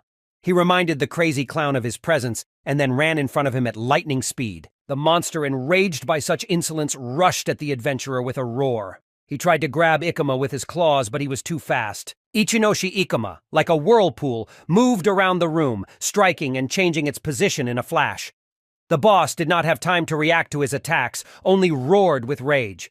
Kisaraga Satsuki, holding her breath, watched the incredible speed and dexterity of her partner. The clown, guessing the adventurer's intention to escape, laughed even more creepily. Ominous magic erupted from its monstrous maw, engulfing everything around it. Suddenly, the passage through which they had entered disappeared, trapping the adventurers. Terrified, Satsuki began calling Ikoma for help. Moments before the blast wave would have engulfed everything, Ikoma activated gravitational shift. Pushing off the ground with incredible force, he soared to the ceiling. The mad clown, stunned by the explosion, looked around for the adventurers. His gaze moved around the room, but Ikoma was nowhere to be seen. Suddenly, Ikoma's voice rang out from above. He challenged the clown, making him raise his head. The monster, freeing himself, tried to jump up using magic to reach Ikoma, but all his efforts were in vain. The gravitational shift skill worked even better than Ikoma expected. He climbed to the ceiling with ease, satisfied with his ingenious plan. Kisaraga Satsuki had previously asked if Ikoma was planning to attack from a distance. The Mad Theater boss's attacks were terrifyingly fast. If Ikoma had tried to fight him up close, he would have risked simply getting burned. On the other hand, attacking from a distance would also be difficult, since Ikoma would not be able to see all the monster's movements. While the clown was focused on Ikoma, Satsuki seized the moment and cast Mana Drain, weakening the monster. Suddenly, something happened to the boss. He wobbled weakly on his feet, whimpered in pain, and began gathering energy for a powerful attack. The girl began to worry. Ikoma was too far from cover for her to mana him and hide. The adventurer couldn't believe his plan had worked so well. He didn't expect the clown's madness to be so strong. The boss, holding a demonic seal in his hands, rushed at the sorceress. But suddenly he stopped. Ichinoshi Ikoma guessed that the clown was probably out of mana. The barrage of fire and rapid movements around the room really wore the monster down. The crazy clown relies heavily on his magic, and Ikoma's plan worked flawlessly. Suddenly, the clown took off running in the other direction, away from the adventurers. It was time for Ikoma's decisive blow. He pushed off the ceiling, plummeting down, and activated the Meteor Fall skill. The mad clown looked up to see the adventurer falling right at him. Without enough mana and skills to defend, his movements were painfully slow. The mad clown fell to the ground with a thud, and Ichinoshi Ikoma, pressing a sharp blade to his head, deprived the monster of any hope of escape. Kisaraga Satsuki, concentrating all her strength, directed the dark energy of the weapon into the clown's body. Orb of Darkness charged at the monster, dealing damage to it. After this attack, the crazy clown lay on the ground, exhausted, but still showing signs of life. It's time for the final blow. Ichinoshi Ikoma, jumping up, activated double gravity, hovering in the air for a moment. Then, with incredible strength, he swooped down and hacked the monster's body with his sword. Ichinoshi Ikoma, proud of himself, rose from the ground. He knew that the boss of the crazy theater was defeated. For this victory, he received 1043 experience. His level increased to 30, and he also received 6 skill points. Kisaraga Satsuki could not contain her joy. Finally, they managed to defeat this terrible monster. Her eyes shone with happiness. Now they urgently needed to get out of this place, because the portal through which they got here could close at any moment. Satsuki was worried that they wouldn't make it. Ichinoshi Ikoma reassured her, explaining that the portal wouldn't close for at least half a day. The girl was relieved, but she still reproached him for not warning her about this earlier. Suddenly, something started to glow in the boss's room. It was the item they had dreamed about so much. A trophy for victory. The Clown Blade appeared in front of them. The best weapon for a gravity master. His strength was incredible, beyond imagination. The team looked at their prize with pleasure. Ichinoshi Ikoma, without hesitation, took the weapon in his hands. His dream came true. The Clown Blade was a C rank, had 11 attack power, accelerated skill activation, and reduced mana cost. Satsuki admired the C rank trophy, but admitted that it didn't look very powerful to her. Ichinoshi Ikoma did not agree with her. He explained that rank and attack power are not the most important thing. The power of this blade and its unique properties make it a real treasure. This blade possessed a unique power that greatly strengthened all skill-based classes. It was the most powerful blade that had ever existed. Ichinoshi's Clown Blade Ikoma could now use gravity magic much faster, as well as conserve mana. This blade became the key to overcoming all his weaknesses. Kisaraga Satsuki listened with delight to the story about the incredible capabilities of this weapon. An adventurer who wielded this blade in his past life was able to achieve rank A due to its power. However, he chose the path of the killer. And now Ichinoshi Ikoma, having received this blade, was able to prevent a terrible fate and kill 2 birds with 1 stone. These words made the sorceress think. A weapon that could eliminate all of her weaknesses sounded too tempting. Suddenly, a wave of terror came over her. Kisaraga Satsuki used to perform all the functions that a blade could now perform. It occurred to her that Ichinoshi Ikoma will no longer need her help. Was he just using her as a means all this time? Ichinoshi Ikoma admitted that he would sincerely like to continue their cooperation, but even with this weapon, his mana still runs out very quickly. The witch looked at the blade with contempt. From that moment on, they turned into rivals. Ikoma also leveled up, giving him some new skill points on his way to becoming the strongest adventurer. He could not ignore the importance of agility, but at the same time, he wanted to pump up his gravity skills even more. In the end, he made the best decision and made the purchase. He now has the gravity magic skill, which has increased to level 2, and the gravity control skill, which has reached level 3 in his arsenal. Suddenly, in front of Ichinoshi, another message appeared for Ikoma. He received a new skill, Gravity Orb. Combined with the gravity control skill and new weapons, using magic became much easier. Ikoma was full of enthusiasm and had many ideas that he wanted to try. Ichinoshi Ikoma didn't know where to begin, but his thoughts were suddenly interrupted. The door to the room opened and Sinbei's voice reached their ears. Kaoru! The killer was surprised, because it seems he was late. He started clapping his hands when he saw that the team had already finished cleaning the room, and praised them for a job well done. The boy noticed the anger in the eyes of the main enemy. Probably Sinbei Kaoru used the disguise skill to hide his presence and observe their boss battle. If they lost, the assassin, having all the information about the boss's skills, would have no problem defeating him. Ichinoshi Ikoma guessed that this was exactly how Kaoru was planning to do it. It would be a despicable act, but in his past life this sort of thing happened quite often. Ichinoshi Ikoma wanted to address the killer, but he immediately cut him off. Sinbei Kaoru stated that he had never seen Ikoma before. As it turned out, Sinbei Kaoru was the owner of the Clown Blade from Ikoma's past life. He was also a famous killer of adventurers. But the question of how he ended up here remained unclear. Previously, it took them much longer to reach this fault. Ichinoshi Ikoma understood that they could not meet with Sinbei Kaoru during the boss fight. This meant that in his past life he acted in the same way as the murderer now. In order to get hold of this legendary weapon, he mercilessly killed adventurers who were exhausted after the boss battle. Kisaraga Satsuki noticed the worry in Ikoma's eyes and asked what happened. The boy reluctantly muttered that it was okay. Sinbei Kaoru, fascinated by the interesting weapon, began to ask if it was really a boss trophy. He asked permission to take the weapon in his hands and examine it more closely, but Ichinoshi Ikoma refused. Sinbei Kaoru was furious. He knew he shouldn't have relaxed, and now that Ichinoshi Ikoma was defeated, he wanted to have fun with his girlfriend. Kisaraga Satsuki advised Ikomi to be alert and watch her feet. Suddenly, Sinbei Kaoru used his death attack.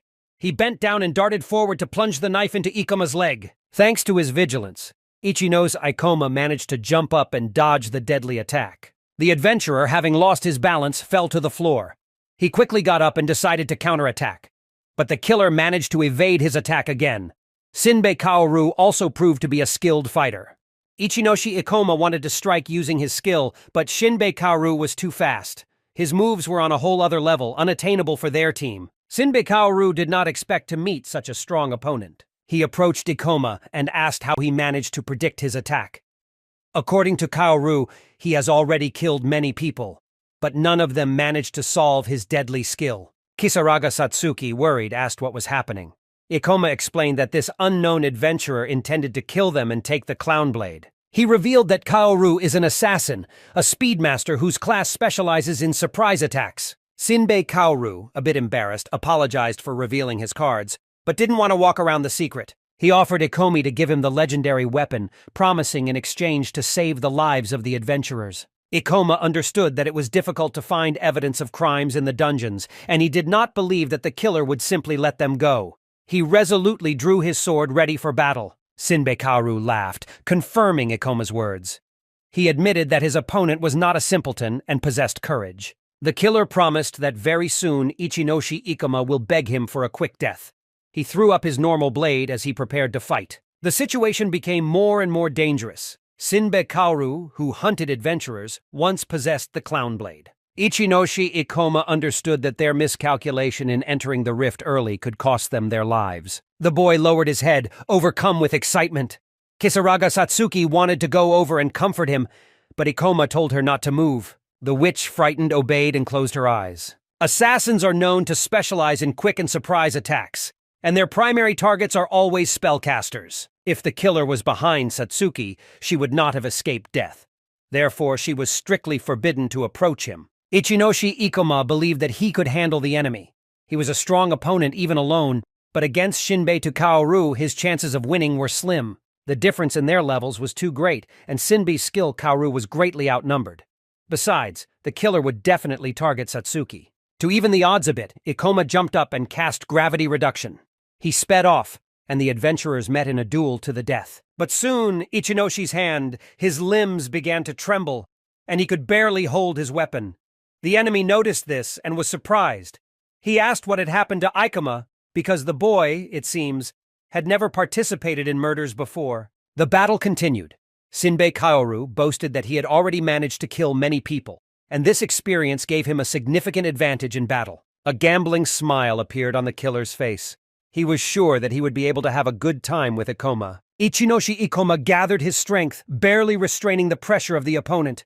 He searched desperately for a weak spot in his defense. Gathering his will into a fist, Ikoma began to attack with redoubled force, but the assassin easily dodged his blows. Shinbei Kaoru was surprised. He noticed that Ikoma's blade was no longer trembling. It seemed that the boy managed to deceive him. With each new blow, Ikoma adapted better to the killer's movements. This annoyed Shinbei Kaoru, who couldn't understand how he, with his much lower level, managed to hold on so confidently. Kisaraga Satsuki watched Ikoma's battle with admiration. She sincerely believed in his mind and strength because she had never met anyone stronger. She was pleased to know that by speeding up the activation of Ikoma's skills, he could switch between them faster, which greatly helped him in his fight with Shinbei. Kaoru. In addition, the reduced mana consumption allowed Ikomi not to worry about her draining for a long time. The killer was annoyed by this protracted battle. Ikoma grew stronger with each blow, so Shinbei Kaoru decided to use his strongest skill. Poisonous Needle! That was the name of this deadly skill. The killer puffed out his cheeks, and a small needle filled with poison flew out of his mouth, rushing right into Ikoma. But this time, the main character managed to react. He raised his blade in a flash and deflected the flying needle. The bell rang and the poisoned weapon fell to the ground. The killer could not believe his eyes. His poison needle, which always hits targets without fail, didn't work this time. The enemy managed to repel it at such a crazy speed. The battle continued. The killer, approaching Ikoma, engaged in a brutal fight with blades. Kaoru tried to convince himself that Ikomi was just lucky. Aggression took possession of the killer. He attacked Ikoma with redoubled force, pinning him against the wall. He couldn't let this upstart get the better of him. Suddenly, Ikoma stopped. Surrounded by his opponent, he silently observed his actions. Shinbei Kaoru was glad that he had finally defeated Ikoma. He raised his blade above the boy's throat and lunged at him with a death cry. Ikoma was on the verge of death. But at the last moment, Ichinoshi Ikoma used double gravity. This skill knocked the blade out of the assassin's hands with incredible force. Kaoru flew to the wall and fell to the ground from the strong impact. Grabbing his wrist, he felt a great pain. Ikoma, approaching the defeated enemy, said, "You were too predictable. Assassins always aim for the neck, because it is the most vulnerable place." Shinbei Kaoru raised his eyes and glared at Ikoma. He couldn't figure out who this guy was and where he came from. Ichinoshi Ikoma believed that it didn't matter how many times an assassin used his skills. His movements were too predictable. He resolutely stepped closer to Kaoru. Kisaraga Satsuki, not intending to stay away, gathered the energy in her weapon and used the Orb of Darkness, aiming it at the enemy. Shinbei Kaoru, reacting like lightning, managed to bend down, but his legs began to tremble. Turning his head, he saw Ikoma attacking from the other side. The killer found himself surrounded. He lashed out, hitting Kaoru right in the face. A deep wound appeared on the killer's face. He clutched at his eye, realizing he must have lost it. Ichinoshi Ikoma knew all of Kaoru's skills beforehand, so he couldn't catch him off guard. With gravity, Ikoma could easily track his movements. But the problem was the mana. After the battle with the bosses, she was almost gone. It was only a matter of time before the mana ran out and Shinbei did Kaoru will be able to kill Ikoma. Despite the loss of an eye, the fight continued. It was supposed to end when someone died or conceded defeat. Shinbei Kaoru couldn't understand what was happening. He used to be the strongest, but now, for some reason, he couldn't stand up to Ikomi. The longer the fight went on, the better Ikoma understood his movements. The killer did not understand why the boy was so strong. He urgently needed to come up with something. Ikoma kept running from one place to another to confuse him. He deliberately used the enemy's blind eye so that he could not orient himself. The assassin, observing Ikoma's attack, used the Dark Leap skill and jumped back. Ichinoshi Ikoma didn't expect this, so he immediately used a mid-air attack. For a moment, there was silence between them. Shinbei Kaoru knew he had the upper hand over his exhausted opponent.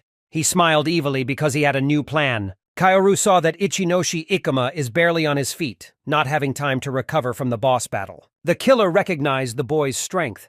Had Ikoma survived that day, he would undoubtedly have become a hero to mankind. But now, exhausted and low on mana, Ikoma was at a disadvantage. Shinbei Kaoru felt victorious and burst into evil laughter again. He scoffed that Ikomi and his team were unlucky enough to meet him. Kisaraga Satsuki, frightened, stood behind Ikoma.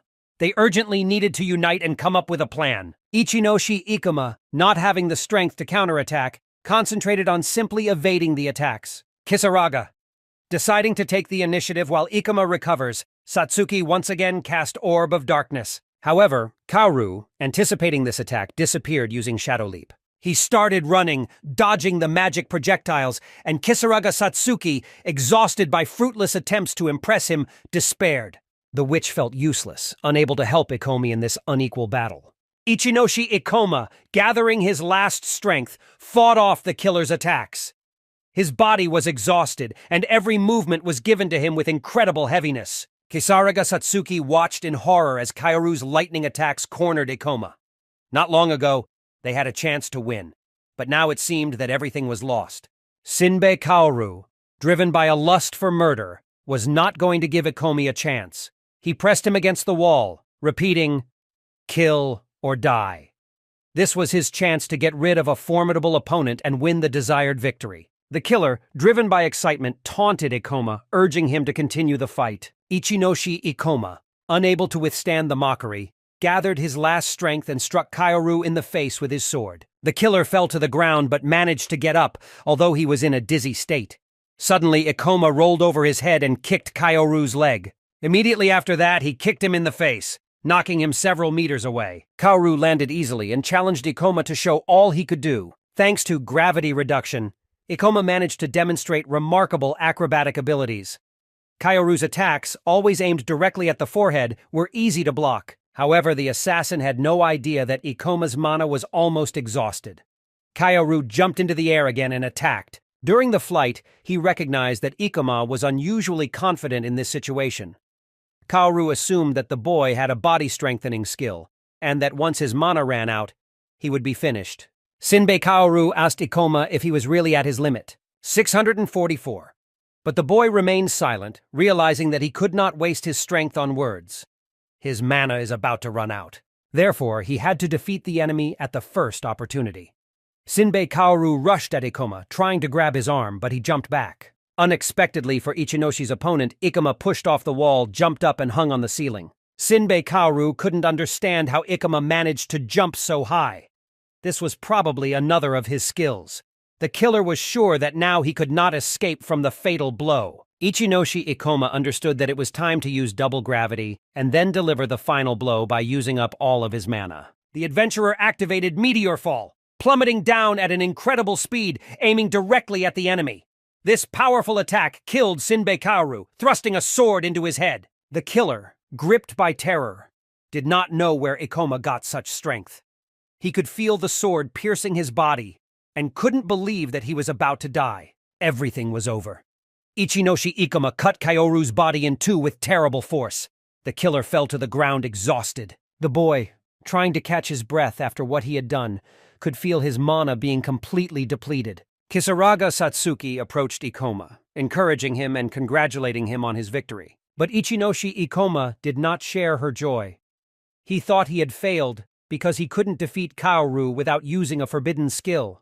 At that moment, the girl's shadow disappeared. Suddenly, Kisaraga Satsuki saw Shinbei rising from the ground Kaoru. His body was horribly mutilated, but he still possessed terrible strength. The killer burst out laughing again. He understood that Ikoma had no more mana left, which meant that victory was in his hands. Ikoma, gathering his last strength, looked at Satsuki and begged her to run away immediately without turning around. He was barely breathing and explained that the enemy would not have enough strength to pursue her, because he himself was exhausted after the fight with the boss. This was her chance for salvation. Shinbei Kaoru, despite his cruelty, recognized that Ikoma proved to be a worthy opponent because he was able to fight him on equal footing even after the battle with the boss. Panic reigned in the witch's head. She gripped her weapon tighter, not knowing what to do. The killer, although exhausted, admitted that even with such a burden as Satsuki, Ikoma managed to injure him. Her power intrigued him, and he wanted to know more about her. He had already heard Ikoma's name and wanted to continue the conversation. These words deeply affected the girl. She lowered her eyes, feeling like a burden and a burden to everyone. Tears appeared in her eyes. If she had surrendered immediately, as Aoi-chan advised, Ikoma might not have lost. But then she remembered the happy moments when Ichinoshi Ikoma assured that he needed her strength. Hope and self-belief rekindled in her heart. Gathering her will into a fist, she decided to throw all her might into the last fight. Ichinoshi Ikoma, raising his head, looked at the enemy with contempt and clearly declared that he would not tell anything to such a worthless person as him. Shinbei Kaoru, offended by this attitude, asked Ikoma not to be rude, because he was the first person whom the killer sincerely recognized. Ikoma, gathering the remnants of his strength, rose from the ground. The killer, swinging a knife at Ikoma, shouted that he would always remember this battle. At this moment, Kisaraga Satsuki, gathering all her strength, shouted and threw the ball of darkness at the enemy, putting all her remaining mana into this shot. Kaoru fell to the ground, feeling his strength drained. He looked at his wounded body with horror. Suddenly, a weapon thrown by Kisaraga appeared in front of him, Satsuki. She gave him a chance for salvation. The killer was stunned, because the girl managed to attack him from the blind side. Throwing off the unnecessary burden, Kisaraga Satsuki ran up to Ikoma, and trying to pick him up, begged him to run away immediately. The boy, exhausted to the limit, barely said that he no longer had the strength. Kisaraga Satsuki, with determination in her eyes, thanked Ikomi for believing in her and showing her what she was capable of. Her hands glowed with magical power. Closing her eyes, she concentrated and used the mana recovery skill. Touching Ikoma's back, she transferred all her remaining energy to him. At the same time, Shinbei Kaoru, who had finally regained his strength, glanced at the sorceress, ready to direct his fury at her. The killer, approaching Ikoma, rushed at him with the deadly lunge. The girl, without losing her composure, looked into Kaoru's eyes. Ikoma, sincerely grateful to his partner, understood that she saved his life. Suddenly, the familiar sound of clashing swords resounded in the room. Ichinoshi Ikoma, getting up from the ground, was again ready to fight on an equal footing. Shinbei Kaoru was surprised because Ikoma's skill allowed him to restore his mana. Ichinoshi Ikoma, turning to the enemy, called him a coward because from the very beginning they fought together. Wounded and exhausted, the assassin watched as Ikoma regained his full strength. Now the question of who will survive has become even more acute. The battle resumed with renewed vigor. Ichinoshi Ikoma, confident in his abilities, attacked with incredible energy, driving the enemy to the wall. Shinbei Kaoru, finding himself in a dead end, exclaimed that it will not be so easy and used black magic. A magic seal appeared in front of him. Kisaraga Satsuki, exhausted but not broken, watched the battle with a sinking heart, not having the strength to intervene. Ichinoshi. Without giving up, Ikoma challenged the enemy using gravity magic. He raised his sword and magical power began to gather over him. Kaoru's magic, on the other hand, took too long to activate. As it turned out, in the past life, Shinbei Kaoru was able to improve the activation speed due to the effect of the weapon Ikoma was holding. Shinbei Kaoru watched in horror as the gravity magic was activated, hoping that the enemy would not have enough time to complete it. The magical energy gathered above Ichinoshi Ikoma, concentrated into a powerful layer, and then hit Kaoru with incredible force. The killer, not believing his eyes, could not understand how this was possible. How could he, having a much higher level, lose? Shinbei Kaoru, exhausted and broken, sat on the ground and Ikoma stood above him, victorious. The Rift Crime Investigation Department had not yet been established, so it was almost impossible to prove the killer's guilt in the absence of witnesses. Kisaraga. This time Satsuki was by Ikoma's side during the battle. Ichinoshi Ikoma stayed with Kaoru to watch over him. The task of Kisaraga Satsuki was to report the incident to the Rift Crimes Investigation Department. It was important for her to complete this mission. After conquering the rift, The demons will no longer appear, so she will be able to return home without any problems. Shinbei Kaoru, exhausted and broken, silently observed the situation. He could not believe that he had been defeated by a young boy whose strength seemed unreal to him. Ichinoshi Ikoma was radically different from everyone Kaoru had met before. His origins, true power, and motives remained a mystery. The day after defeating Kaoru, the team gathered at a cafe to relax and rest a bit. Ikoma, scrolling through the news, suddenly came across a sensational news. The annual killer of adventurers who had been terrorizing people for years had finally been caught. Kisaraga Satsuki couldn't help but smile. She understood that after the arrest of the killer, she and Ikoma would face many questions from the association. Ikoma explained to her that crimes committed in rifts are very difficult to solve. If the identity of the criminal is unknown, the investigations department, as a rule, refuses such a case. With the appearance of faults, the situation in the country changed radically.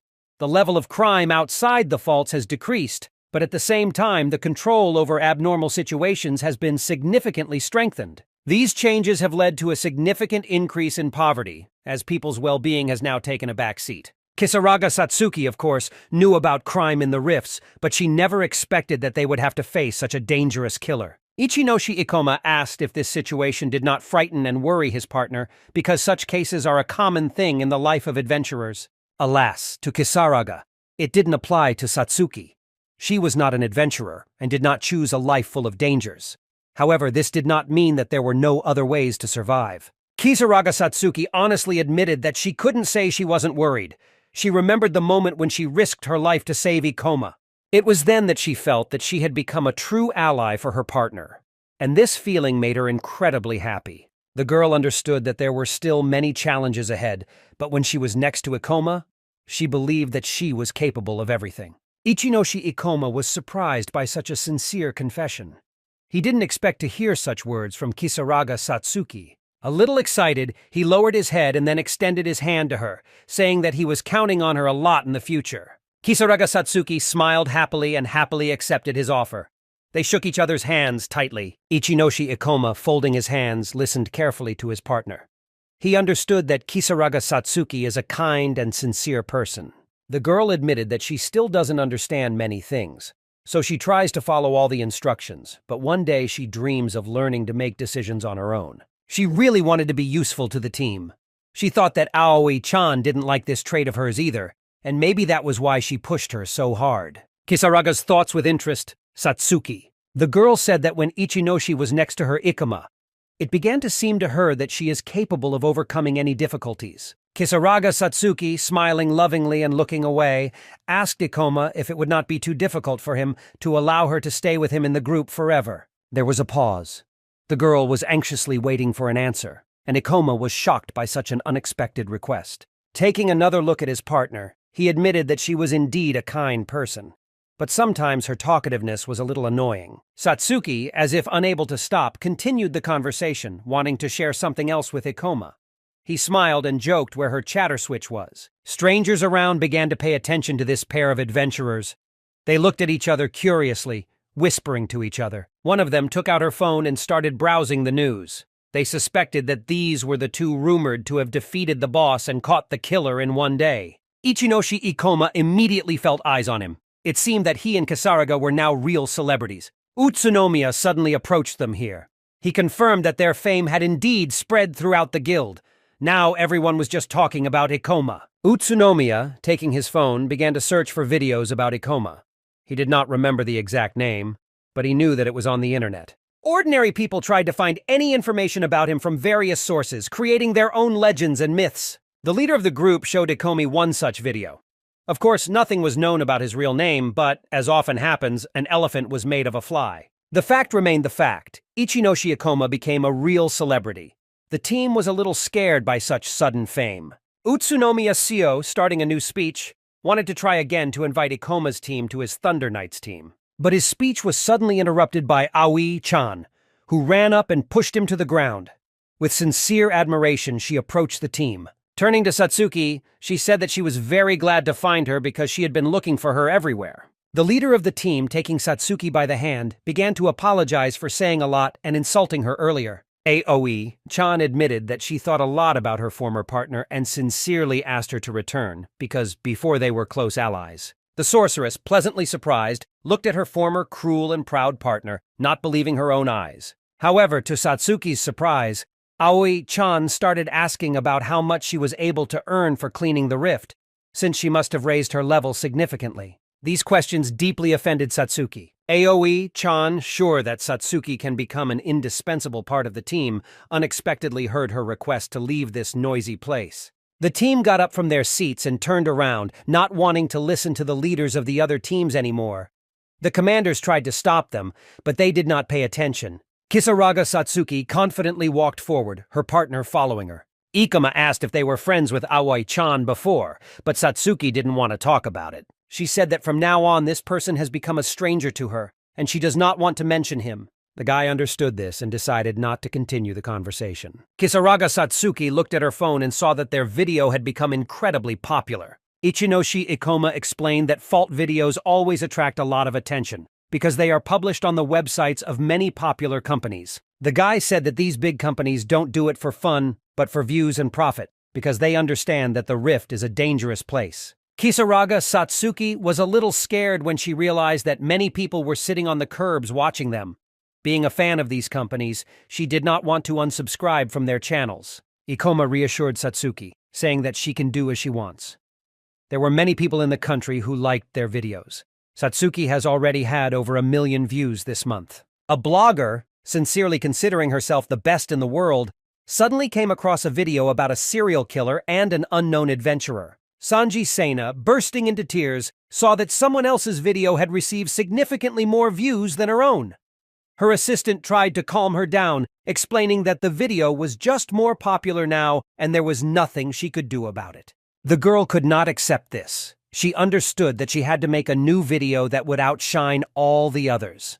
Many viewers liked how quickly the adventurers were able to clear the rift. This blogger, Sanji Sena, worked as an investigator in the rifts, and she didn't like this guy.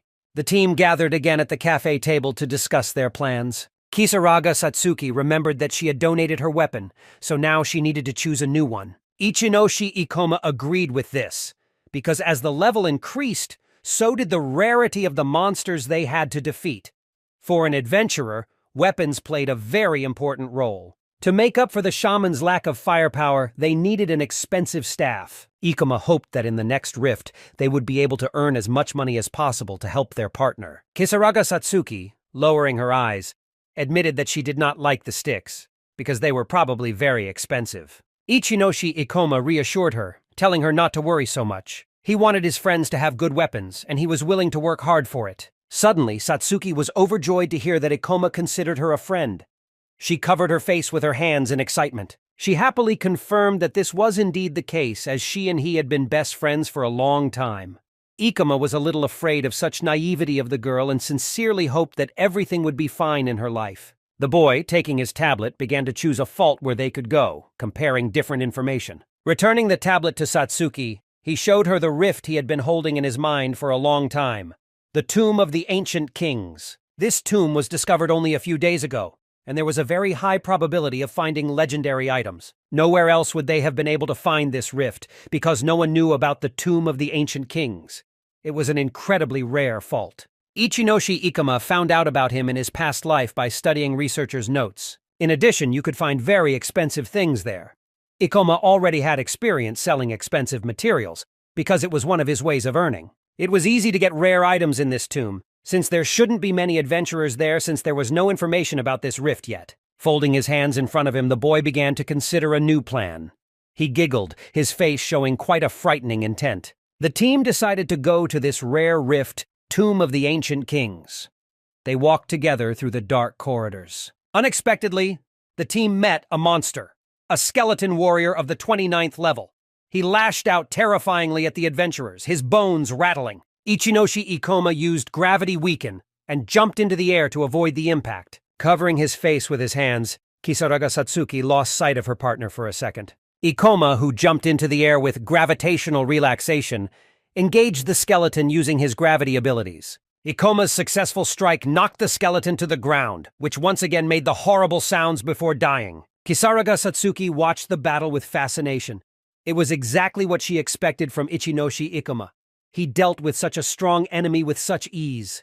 But suddenly several more skeletons began to approach them. Ikoma realized that stabbing attacks were ineffective against these monsters, so they needed a new tactic. He ordered Satsuki to attack with magic. The witch raised her hands, black magic gathering around her. She accumulated it until she got the right amount of energy. While Satsuki concentrated, Ikoma continued to fight the monsters, dodging their attacks with gravity control. Suddenly, the skeleton that was trying to attack Ikoma got scared, because a ball of energy flew right into his face.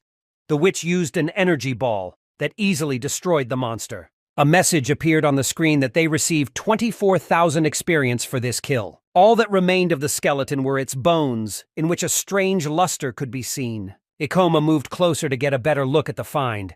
It seemed that there was something more than just a magic stone. He said they were incredibly lucky. Ikoma raised the blade of the ancient kings from the ground, which gave 8 attack power. It was a mysterious blade that emitted a blue glow. Kisaraga Satsuki also understood that they were incredibly lucky because this blade could be sold for around 400,000 yen. It was a real find! Such a blade was very difficult to obtain, so it would not be difficult for them to find a buyer. The witch, filled with excitement, asked how much they could earn from this find. Ikoma confidently replied that one could get about 3 million yen for a blade. Considering the amount of time and effort required to obtain such a weapon, it was a very good price. Kisaragu Satsuki was frightened by such a large amount. She had never held so much money in her hands. So as long as no one knew about this rare rift, they needed to make the most of it. Ichinoshi Ikoma suggested not to stop there and to continue collecting rare items for the next 3 days. Looking around, the boy did not see his partner next to him. Kisaraga Satsuki, engrossed in calculations, retreated to a corner. She calculated that if they mined the items for 3 days, they would be able to earn huge sums. The girl was fascinated by this incredible place. She heard that other adventurers were already competing at the other end of the tomb. Ikoma suggested going down there to see what was going on. He left and his partner followed him. Looking around, Ikoma suddenly saw a terrible monster in front of him. He was wrapped in bandages and made eerie noises. Sanji could be seen saying, she watched as her subordinate knight fought with the mummy. The knight jumped up and began attacking the mummy with his sword. He managed to injure the monster, which fell to the ground. The knight, full of confidence that the girl will easily cope with the monster, approached his mistress. Sanji Sena asked her manager if the camera was ready. The knight confirmed that everything is ready and filming can begin. The subordinate knight began to apply the fiery sword magic charm to the girl's sword. Sanji Sena, taking a sword in her hands, posed in front of the camera. Filming has started. She jumped up and engaged in battle with the other mummies. Her flame sword swung through the air, setting fire to the paper on the monsters' bodies. The mummies caught fire and burned alive. The blogger landed on the ground and stood in front of the camera again. She greeted her audience and explained that it was Sanji's day. Sena explores a new place. Today they decided to investigate a completely unknown fault. She told the audience that she managed to destroy the monster in one blow, assuring them that this place was not that dangerous. A team of adventurers watched this happen. Kisaraga Satsuki was very surprised when she saw the Rift researcher. She was sure it was Sanji for sure Sena because I saw her several times on sites with videos about faults. The girl was fascinated by what was happening. But suddenly she remembered something and her expression changed. She looked at Ichinoshi, someone who folded his hands and was clearly dissatisfied. She remembered how he had told her he didn't like bloggers and Rift explorers at all. She was ashamed that she had reacted so enthusiastically to them. When the knight was shooting Sanji Sign, he noticed that the legs of unknown people got into the frame, which completely spoiled their good frame. He turned to the researcher and explained that someone was behind her. When the girl turned around, she saw a team of adventurers in front of her. She was very angry and began to ask why they were standing there and why they ruined such a good shot for her. Sanji Sena had spent a lot of time preparing and everything was now ruined.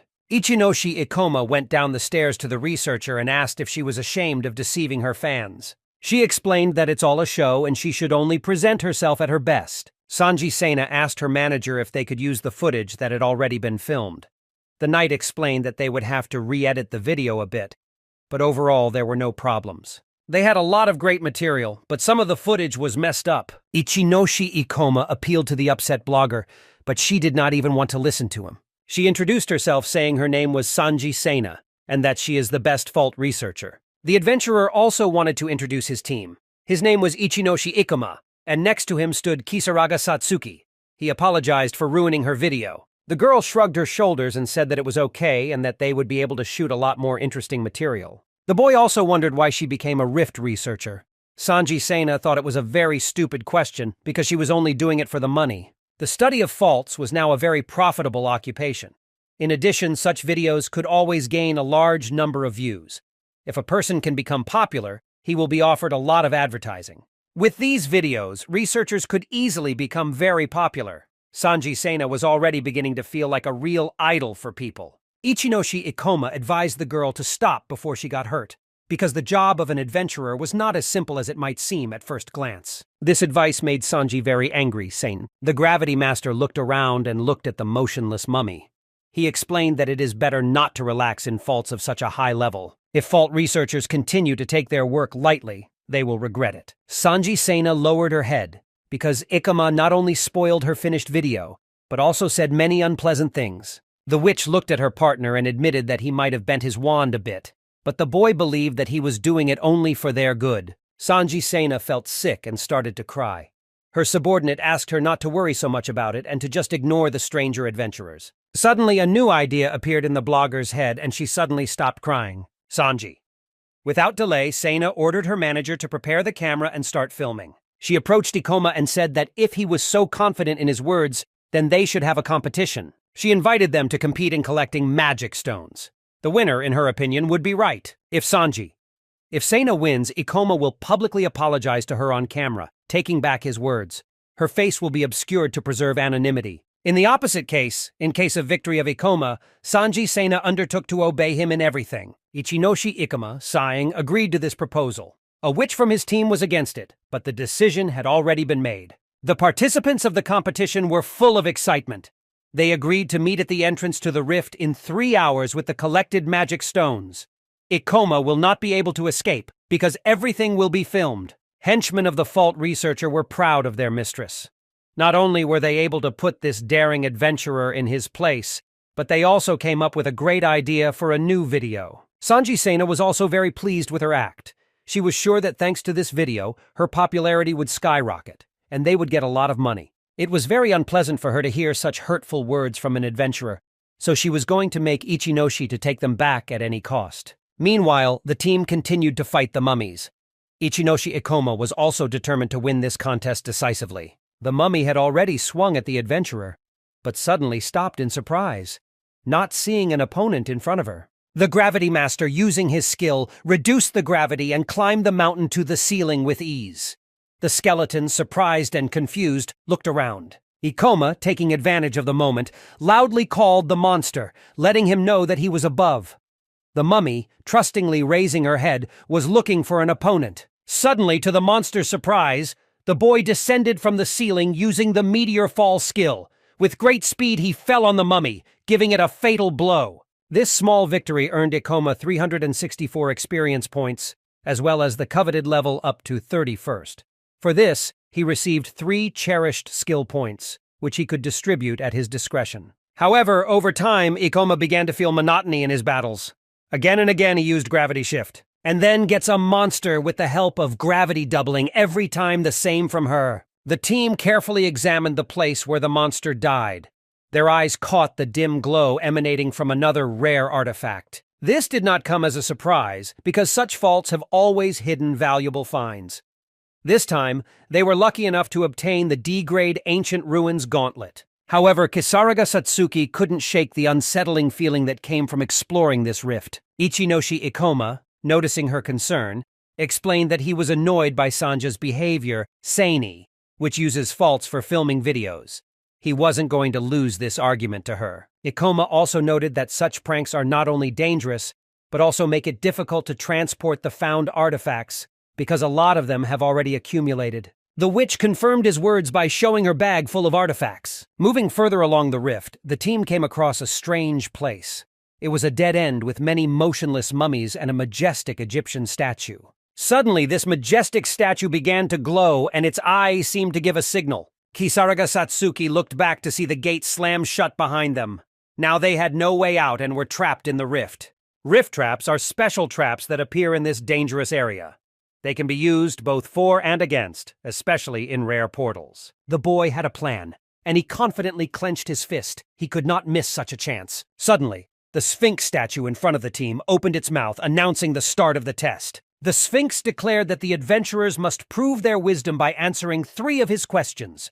But if they make even one mistake, they will immediately lose their lives. Kisaraga Satsuki, frightened, looked at the statue and asked her partner what kind of monster it was in front of them. The Gravity Master guessed that a special kind of trap with riddles lay before them.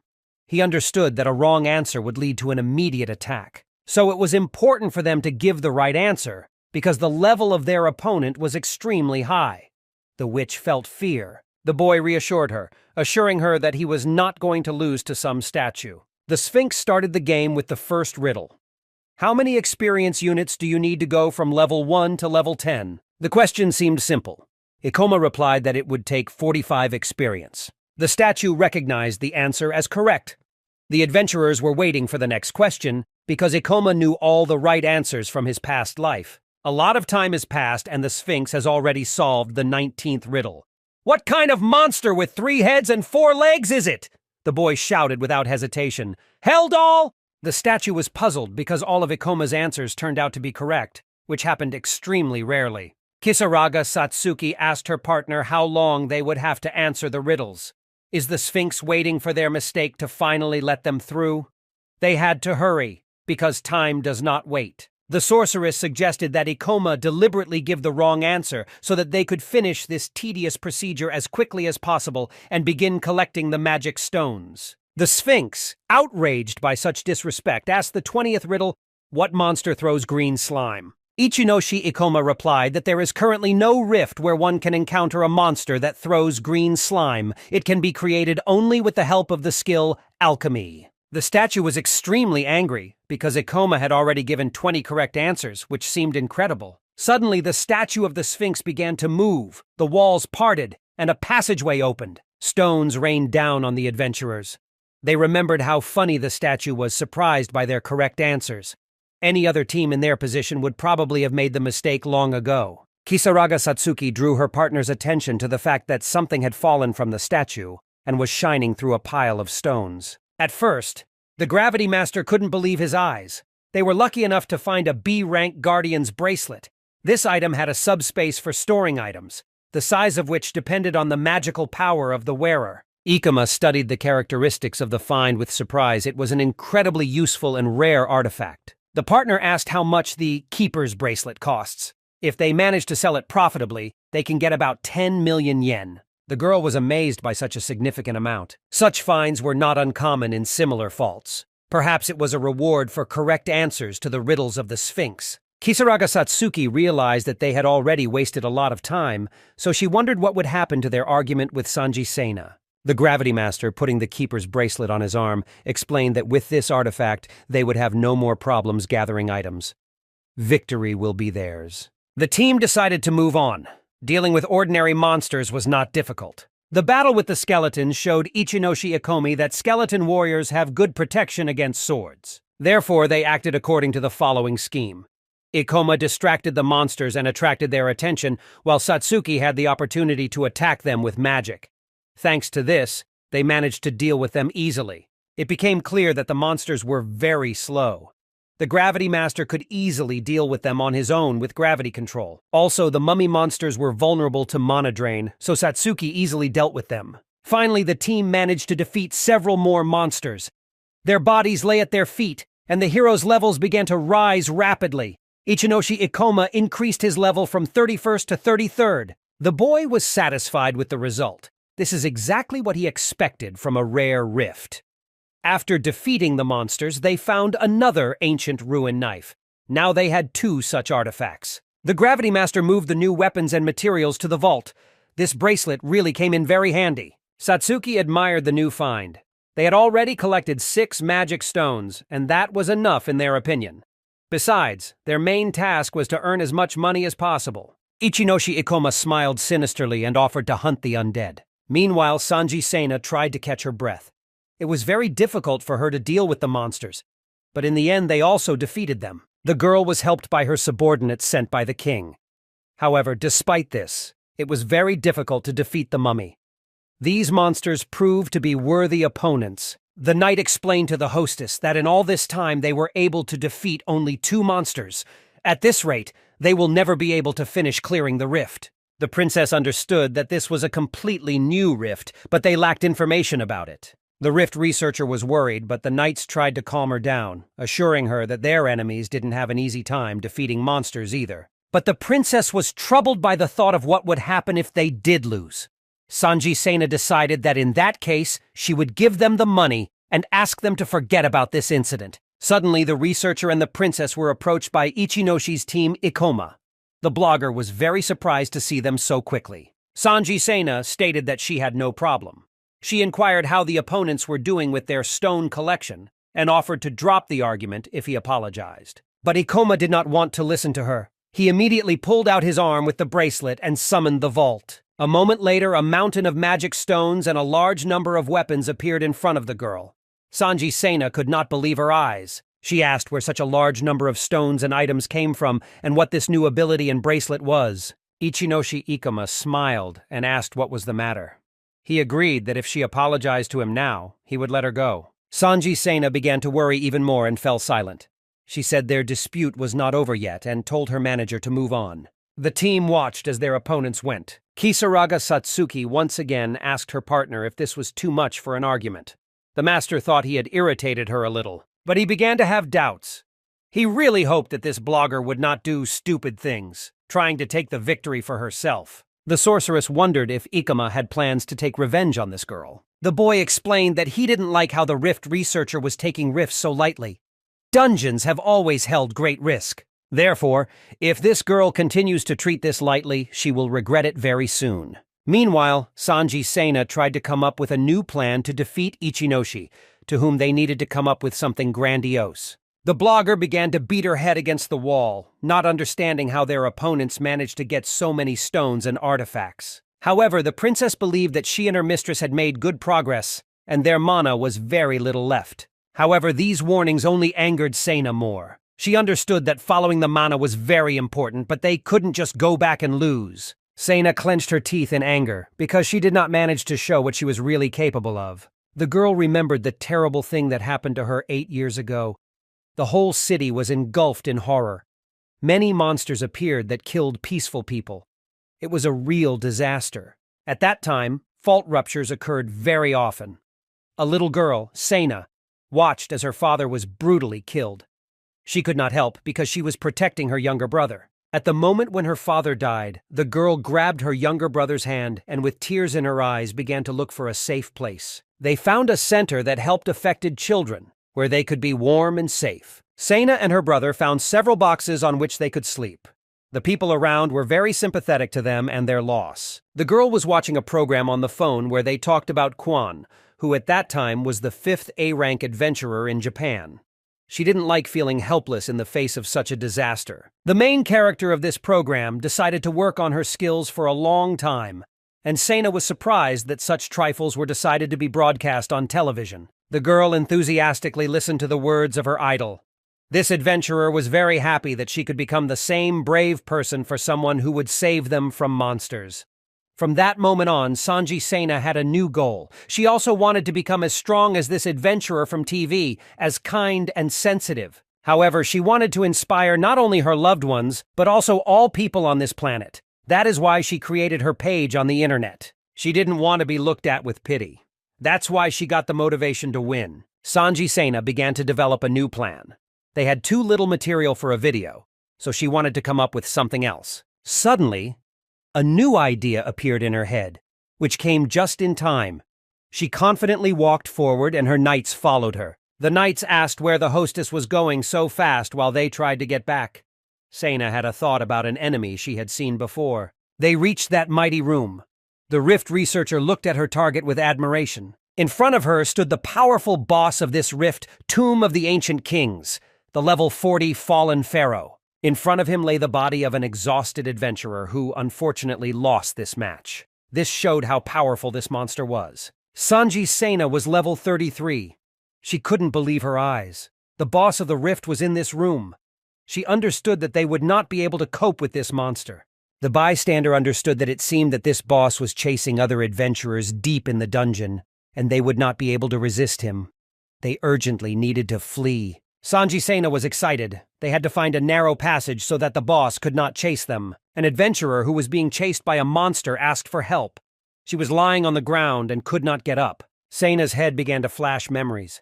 She knew she didn't like feeling helpless in the face of disaster. Now the blogger understood why she liked the adventurer so much as a child, who always called to help others. There was a little girl crying. She was obsessed with the strong adventurer because she desperately needed help. But now she did not want to back down. Sanji Sena abandoned her subordinates. She ordered them to get out of here without her, and she would go to the aid of the injured adventurer. The ruins researcher ran up to the boss and took out her sword. She began to confront him and divert his attention. She looked at the injured girl and told her to run while she detained the boss. The girl was very grateful for the rescue, and the monster began to rage even more. He held a heavy weapon in his hand and swung it at Sanji Sena. The girl was a moment away from death. But suddenly, the person next to the hostess ran up. He couldn't let that happen. He also took part in the duel. The researcher looked at her manager. She was very grateful. He said that he is the main fan of the hostess, so he can't just take it and run. Although the night manager was not good at competitions, he was ready to do his best. He took out his great sledgehammer for the duel. The team was ready for battle. The fallen pharaoh was also ready to attack. He had 4 hands in which he held his weapons. He was a very powerful opponent. The manager still lost consciousness from fear and fell to the floor. Now Sanji Sena was left alone with one of the knights. The girl held her sword in fear, trying to hold her position. The subordinate used the barrier skill, thereby creating a temporary shield between the boss and them to restore strength. Fallen Pharaoh also decided to use a powerful skill. He gathered his power and energy and then directed it at his opponents. The blast wave destroyed their newly constructed barrier in an instant. Shards flew straight at the researcher and the knight. Now Sanji Sena did not believe in her strength at all. She understood that both in strength and dexterity, she was weak everywhere, and she could not win here. These shards injured the knight, and he too fell to the floor. Only the Rift researcher was left alone with the powerful boss. Mozar began to use a new skill. All 4 of his hands began to move at a rapid pace, and he was approaching the girl. Sanji Sena understood that she had nowhere to run. They will not be able to defend themselves. The only thing she could do was close her eyes and die quickly. But suddenly a familiar voice was heard in this room. It was Ichinoshi Ikoma. He was gathering mana around him for the duel. He considered the researcher too reckless. At the moment when the fallen pharaoh attacked, the girl was already ready for her death. The boss hit the floor with his weapon, and it left a mark that cut the floor in half. But Sena was able to hear the sound as she opened her eyes. She felt that she was no longer standing on the ground. Ichinoshi held her in his arms. Ikoma. He applied gravitational displacement to go up. The blogger was surprised when she saw her opponent in peace. She did not understand why he decided to save her. The guy explained that he came to make sure that the girl was not in danger. And then he heard the story of an adventurer who was able to escape from the boss. He believed that if the adventurers continued to take this matter lightly, they might seriously regret it later. He decided to surrender to Sanji Sena. He admitted that it looks like he's lost this time, so he's willing to take back his words. At that moment, the girl was in the arms of the guy, who was standing on the ceiling. They watched as the boss tried to get them, but he was unsuccessful. Sanji Sena was very frightened and grabbed Ikoma's shoulder. The fallen pharaoh began to rage. He took his weapon in his hands, swung it, and threw it at the ceiling. He threw his weapon so powerfully that it stuck in the ceiling. At this moment, Ichinoshi Ikoma went down with the researcher in his arms. He applied gravity reduction. He had too little time, so he continued to compete with the girl in his arms. He swung his sword, knocking everything away from the monster. The boy levitated in the air. Suddenly, their swords collided with the monster with great force, sending the adventurer flying several meters away. Ichinoshi Ikoma descended to the ground, reducing gravity with a skill. He was able to parry the attack with a halberd. While the gravity master with the girl in his arms distracted the monster, Kisaraga Satsuki decided to intervene in the battle. She stood behind and concentrated her energy. She chose the right moment and fired a ball of darkness from her weapon. This attack flew right at the pharaoh. But the boss had great speed and was able to deflect the attack with a swing of his weapon, after which it dissipated. Kisaraga Satsuki was very scared because the monster was able to withstand the attack and her magic was useless again. Also, Ichinoshi Ikoma and Kisaraga Satsuki was badly wounded and could not run. Their opponent was a high-ranking Rift boss, and the situation was very bad. The fallen pharaoh, although already exhausted from the battle, still had a lot of magic. He was also level 40 and chased adventurers. Although the Clown Blade reduces the gravity of opponents when attacking, but the battle will be many times more difficult than with that crazy clown. It was very bad. The researcher was worried about her subordinates because they came here for her, and she can't just run away and leave them. The Gravity Master asked her not to worry as he would keep them completely safe. He clenched his blade in his hand even tighter. The boy was not against testing his strength. Kisaraga Satsuki was ordered to restore Seina's mana. The sorceress approached the researcher, put her hand on her back, and began to transfer mana.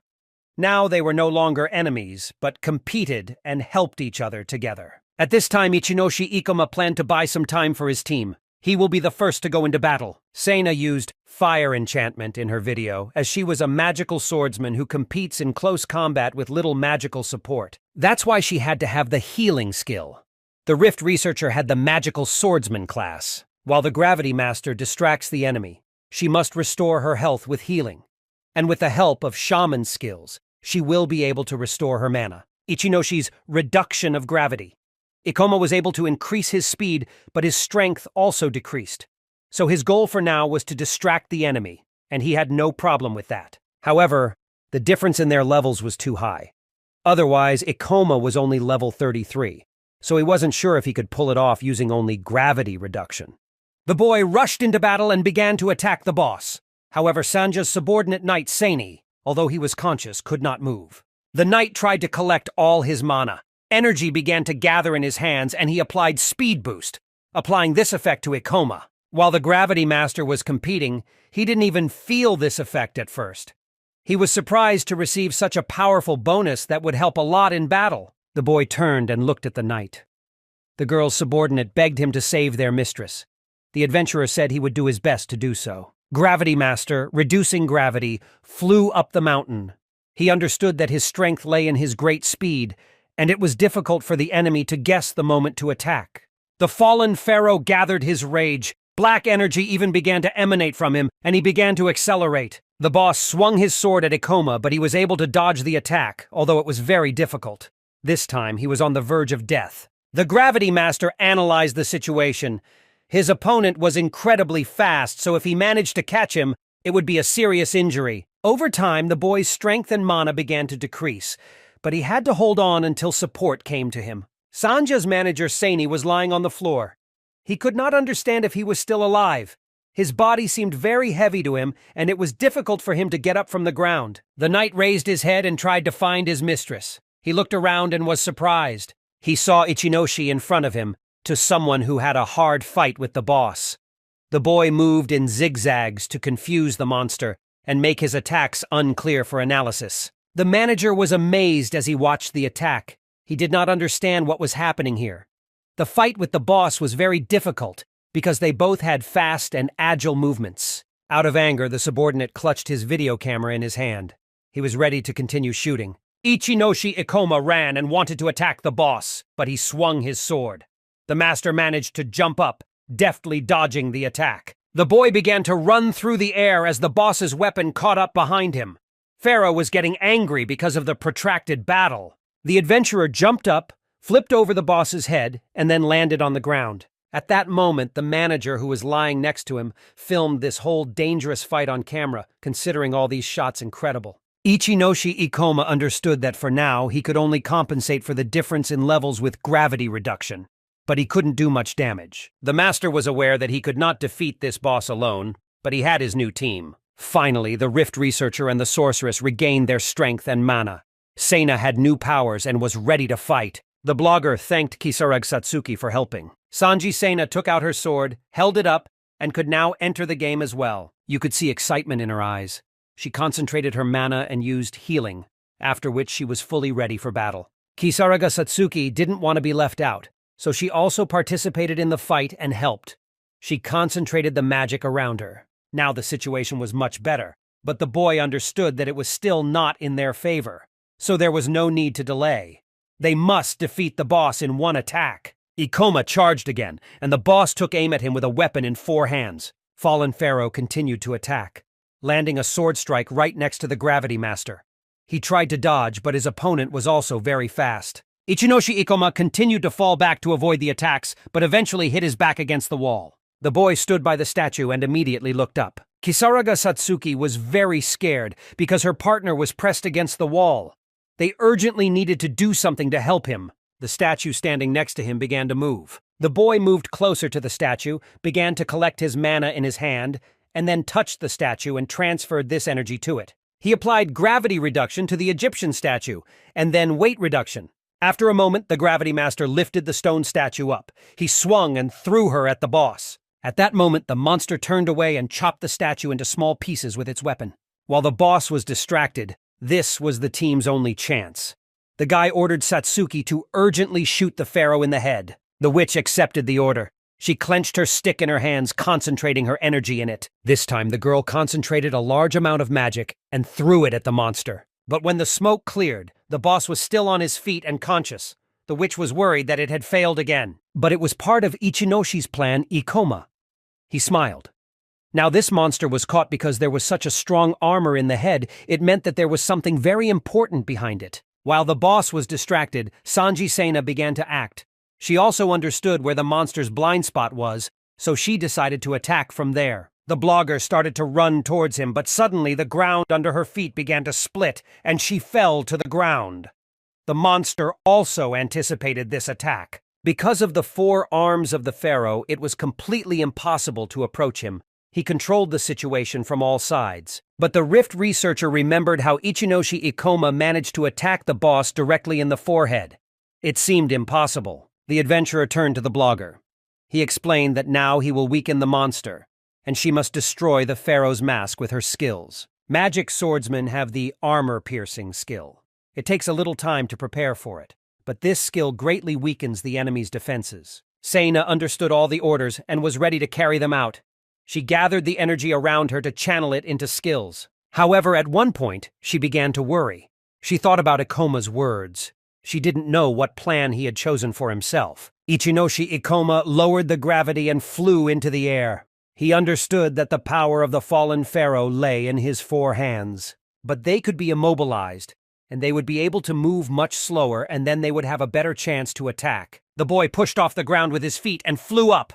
The creature unsuccessfully tried to attack him. After a few seconds, the Gravity Master was already at the level of the pharaoh's height. He rose even higher. And when he reached the height he needed, he gathered his magic in his hand and used the Gravity Path skill. A magical chain began to form from his magic. He began to bind Pharaoh's 2 arms together, thereby reducing his mobility. This magic bound the monster's movements. The adventurer used it to bind the Pharaoh's hands, and this would be enough to slow down the monster considerably. Ichinoshi Ikoma decided to use a chain that was closer to the shoulders. In this position, it will be very difficult for the monster to break the chains. This tactic could be used against huge and strong opponents who have many hands. Although the boy managed to bind 2 of the monster's hands, several hands remained free. Sanji Sena watched this and knew it was time to attack. You could see bravery in her eyes. She sped up, gathered the energy in her sword, and used the armor-piercing skill. Sanji Sena attacked with tremendous force. At this moment, people from the team froze. They were surprised and hoped that now they would be able to defeat the boss. At that moment, something began to happen to the fallen pharaoh. He froze, and a wound began to appear at the place of impact. Suddenly, the monster's eyes, which were glowing before, went out, and many cracks began to appear on his face. He began to descend to the ground. The creature clutched at its face. His hands were still tied, and yet Pharaoh decided to take off his mask that covered his face. Under this mask hid a terrible face which had 4 eyes and a frightening mouth. Ichinoshi Ikoma immediately understood that this was the monster's weak point. A Rift researcher had never seen such a frightening face. The Gravity Master understood that he needed to attack while the monster's movements were slowed down. He started to run towards the Pharaoh, but during this time the monster managed to recover and rise to his feet. From rage, Pharaoh began to make terrible sounds, growl, and stamp his feet. Ichinoshi Ikoma, being in the air, applied gravitational shift. His body began to roll over and he stood with his feet against the ceiling again. At this moment, Pharaoh decided to prepare for a new attack. He got down on the ground and started hitting her with his hands. The boy remembered that he had already seen this movement. In his experience, it was a powerful all-hands attack. However, Pharaoh's hands were now tied, so it was predicted that while his hands were tied, he would not be able to use it. And also, the adventurer noticed that during such an attack, his opponent opened his head very much. And this was the most important weak point of this creature. Pharaoh raised his head and saw the adventurer above him. He decided to run. A moment later, however, Ichinoshi Ikoma pushed off the ceiling with his feet and began to fall straight at his opponent. He held his blade in front of him. This was the end for Pharaoh. At this moment, the boy used Meteor Fall. He accelerated with great speed and hit the monster on the head. This blow was very powerful. The boy confidently landed on the ground. He decided to look around to see the aftermath of the deadly attack. He saw in front of him Pharaoh, who fell to the ground. His head was cut in two. Ichinoshi Ikoma smiled. It was now officially considered that the boss of the Tomb of the Ancient Kings had been defeated. For this victory, the team received 1874 units of experience. Ichinoshi level Ikumi rose to 36, and he also gained 9 skill points. The team began to move away from the place of the match. Sanji Sena walked up to her subordinate knights and used the heal skill. She managed to successfully heal all her subordinates. The knights thanked their mistress very much. Eventually, the dead boss Pharaoh's body began to disappear. Kisaraga Satsuki noticed something shining near the defeated monster. The witch told the team leader that it looks like they've dropped a new weapon. It was a C-rank Scepter of the Cursed King. The wielder's magic power increased by 16 units. It was the staff of the Lord of the Undead that enhanced dark magic. The boy knew that rare dungeons often dropped valuable items, but this time they were lucky to get a stick. He took her in his arms. Ichinoshi Ikoma began to analyze the characteristics of the staff and said that it was perfect for his partner Satsuki.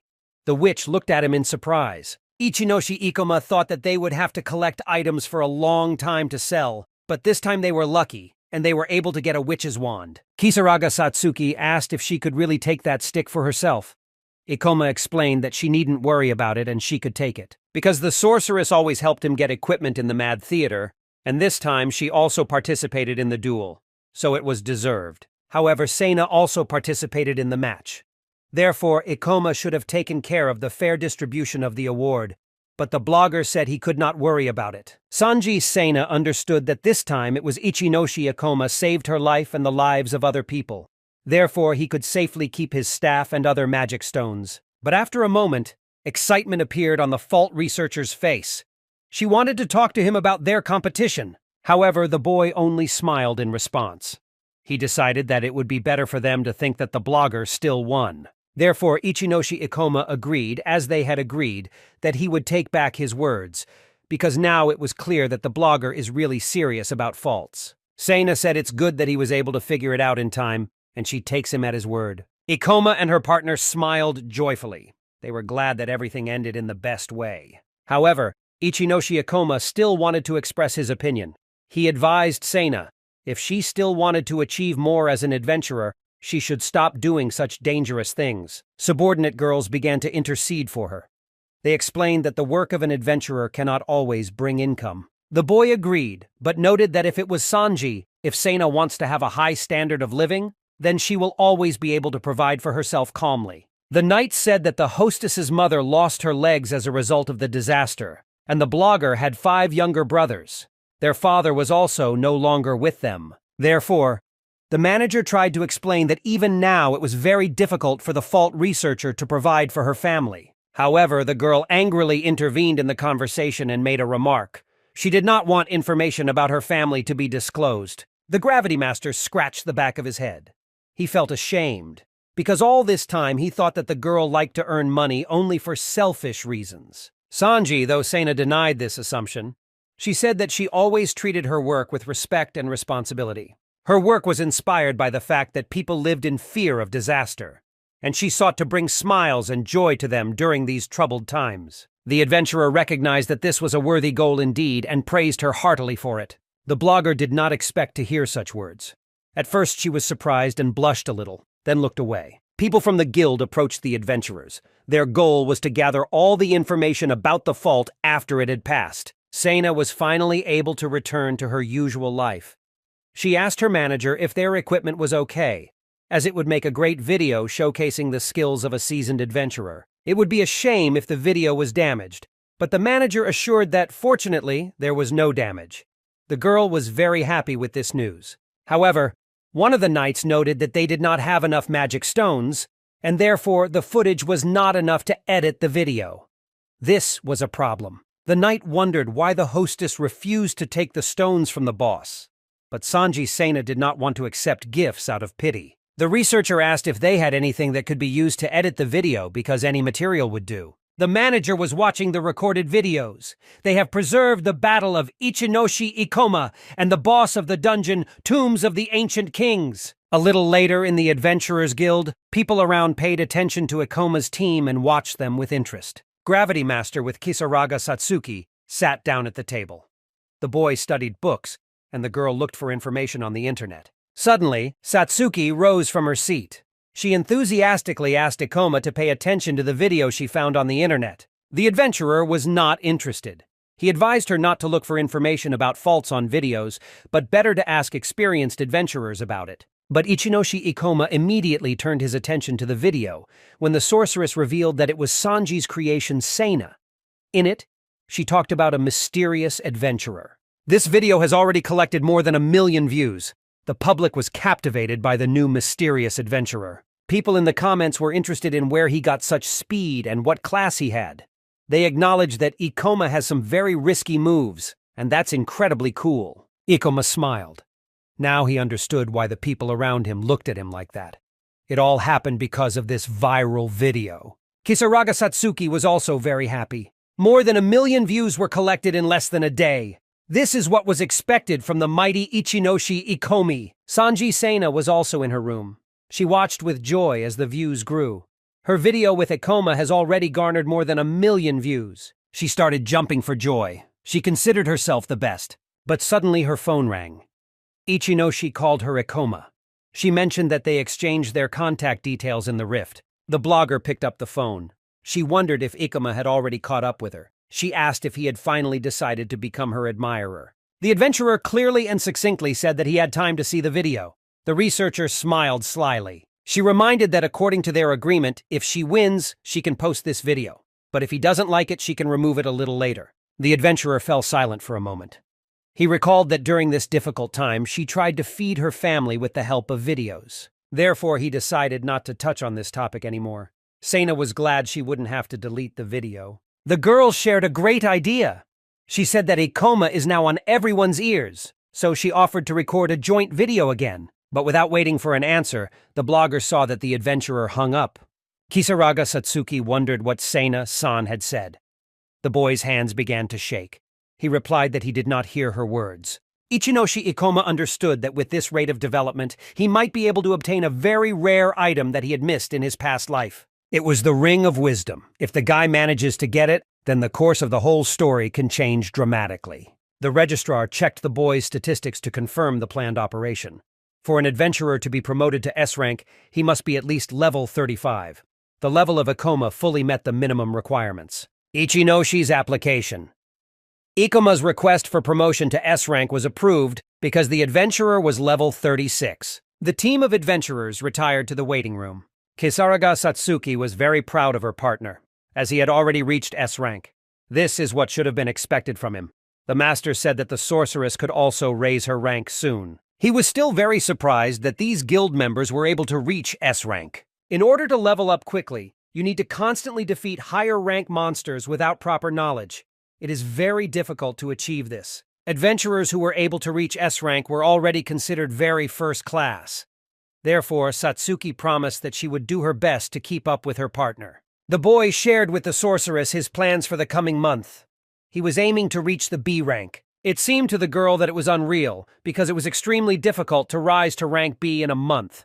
Only a few managed to achieve such a high rank. Ichinoshi Ikoma explained that he wanted to obtain a certain artifact, which is why he set such an ambitious goal. This artifact was located in a city that could only be entered by having a rank B. It was a high-ranking rift called the Library of Secrets. According to legends, the Ring of Wisdom was supposed to fall out of this vault. Satsuki wondered where the boy got this information, because no one had yet defeated this boss. She was also interested in the properties of this ring. Ichinoshi Ikoma suggested that the Ring of Wisdom may be related to the phenomenon of faulting. The witch was amazed by this theory because it seemed that such a thing could not exist in reality. The Ring of Wisdom is a rare artifact with incredible potential, but in a past life its whereabouts remained unknown. The secret of the occurrence of faults lay precisely in this artifact.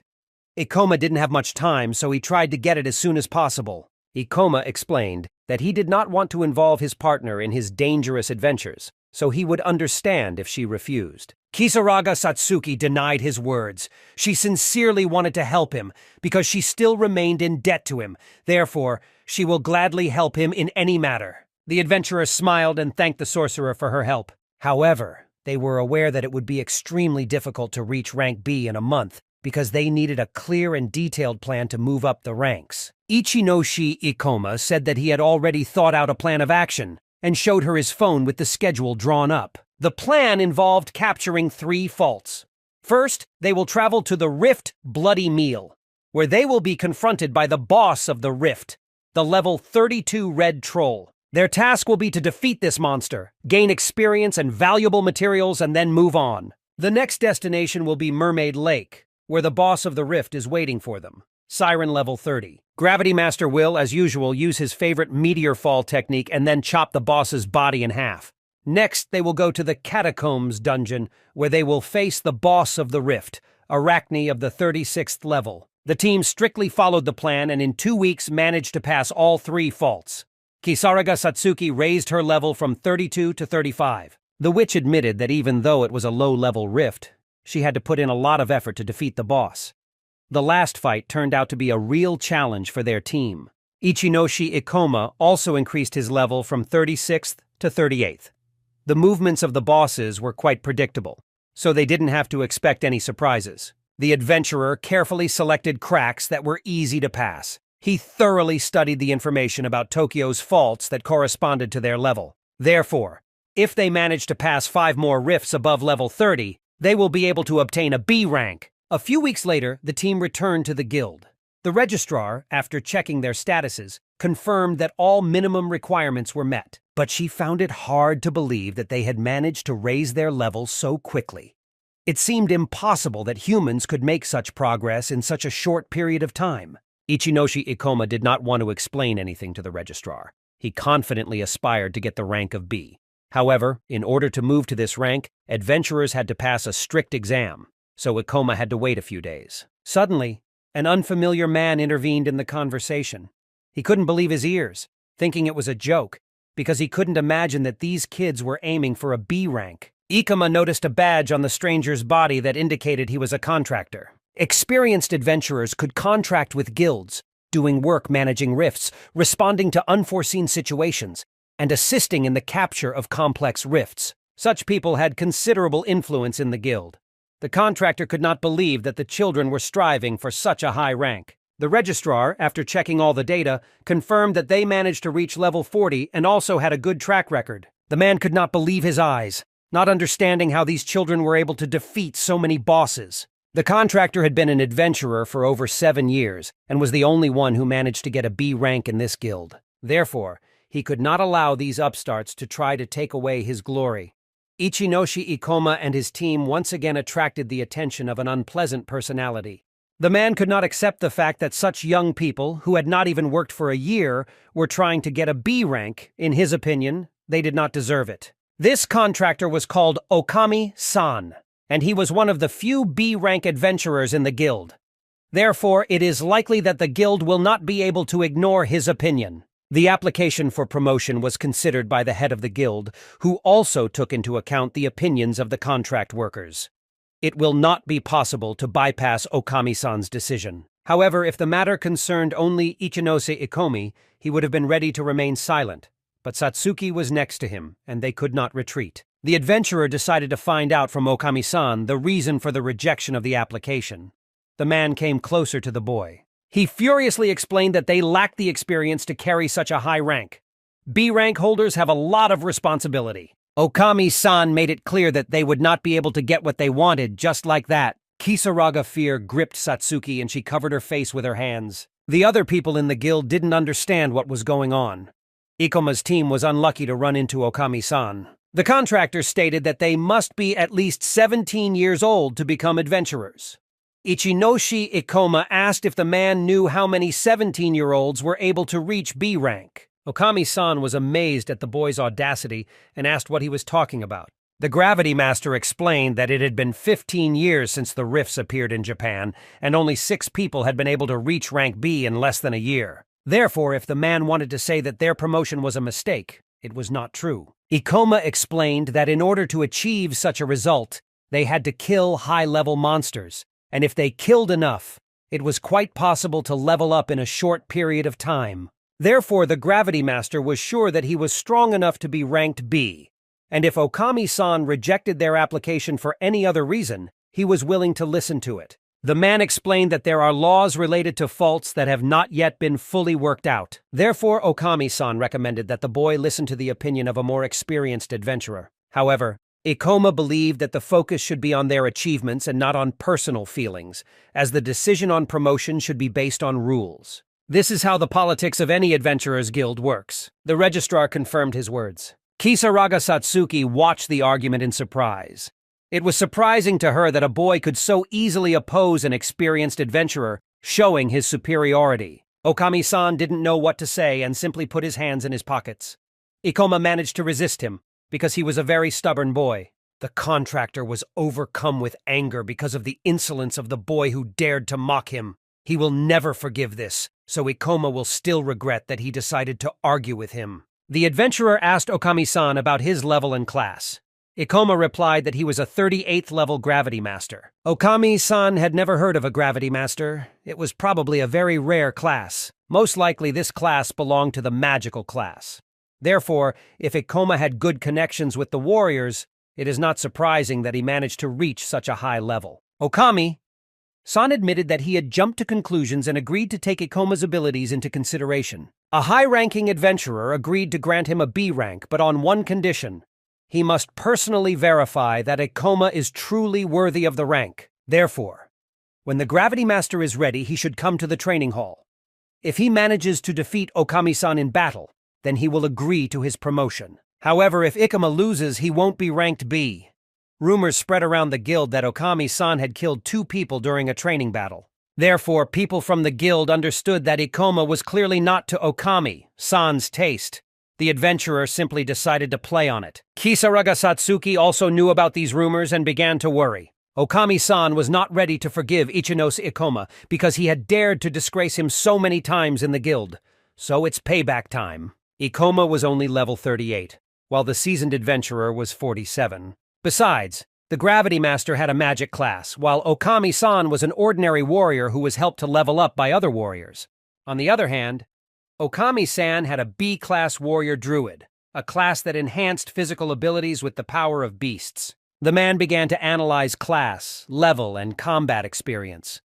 He was better than anything, so he was sure that he could trample Ikoma's pride in the dirt, and he would never want to appear in the guild again. Ichinoshi Ikoma also began to analyze. His opponent clearly had a class with high indicators of physical abilities. There could be difficulties with him. Therefore, he decided that it was time to spend the accumulated points. The guy had 27 skill points.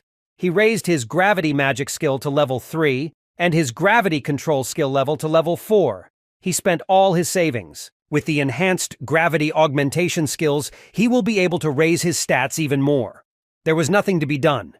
He had wanted to improve his gravity magic skills for so long. Okami-san began to laugh. He said that even if the opponent improves his skills right before the fight, it still won't help him. The seasoned adventurer explained that accidents during a duel were common, so Ichinoshi Ikoma must be careful. The Gravity Master reassured him, telling him not to worry and that he hoped Okami-san would be careful as well. These words angered the contractor even more. He considered Ikoma a self-confident fool, and this fight was supposed to be a lesson for him. Therefore, if someone thinks that he can dare Okami-san, he is wrong and will regret it very much. The contractor offered to start a fight.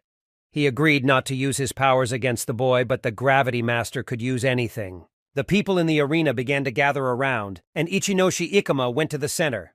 Their duel was about to begin right now. Ikoma decided to start first and applied gravity reduction. Magic began to gather in his hand. Okami watched him confidently. His opponent had a low level, and he also possessed a magic class. and all adventurers know that magic classes are worthless. Therefore, he was sure that no mage's attack could harm him, and he was ready to have fun. As soon as the battle began, Ichinoshi Ikoma sped up and rushed at Okami with incredible speed, attacking him with his sword. The experienced adventurer could not believe his eyes. Where did such speed come from in Ikoma? The adventurers clashed swords.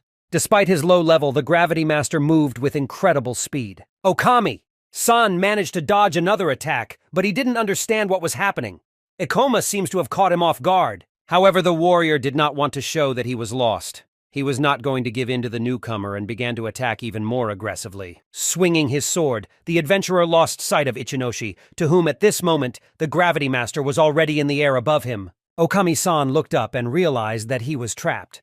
He did not have time to do anything. The Gravity Master rushed down with incredible speed, straight at the warrior. When Ichinoshi Ikoma confronted Okami-san, who kicked him in the face, Okami started coughing up blood from the blow. After the attack, Ikoma landed on the ground and stepped back a little. The contractor was in shock. He needed time to recover. The man could not believe that in such a situation the newcomer was able to impress him. Usually this is beyond the power of inexperienced fighters.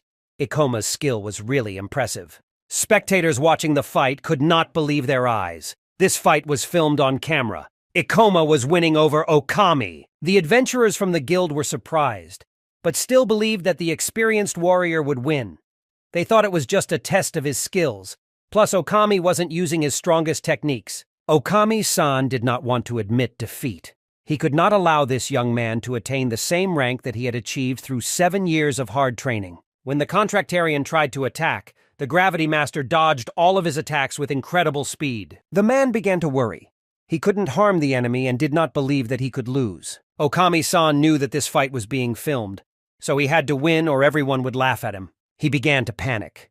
He could not be so embarrassed in front of everyone. His opponent's level was much lower, but something was wrong here. Ichinoshi Ikoma understood that his opponent probably didn't know about the Gravity Master class. After all, this class was the strongest of all possible, and with the help of the gravity control skill, it was possible to compensate for the lack of physical strength. In addition, in short duels, Ichinoshi's mana Ikoma should have been enough for maximum use of gravity skills. Therefore, even though Okami-san had a higher level, it would be very difficult to win without using skills. For example, Shinbei Kaoru was much stronger in close combat and also had good skills. In addition, Kaoru did not have such a clear dislike for him as Okami-san did.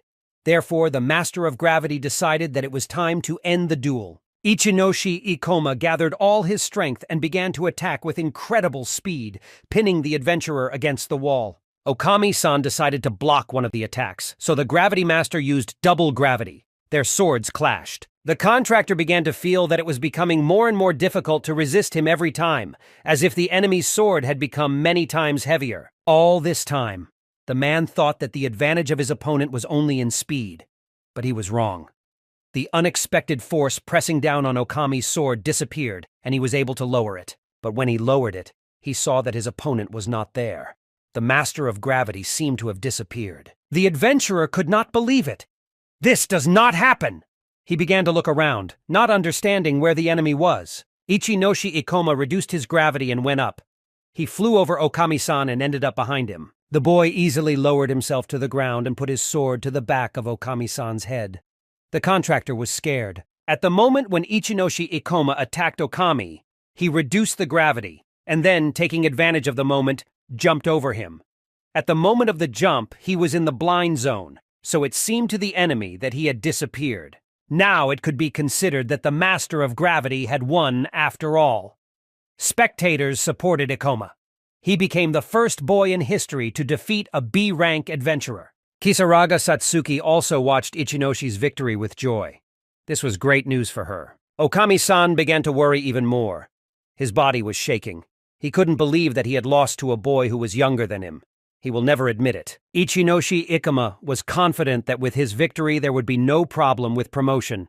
However, everything suddenly changed. The experienced adventurer was furious. He didn't want to give up. He looked at his opponent and used the Bloodlust skill. Concentrating the energy in his hand, he pounced on Ikoma.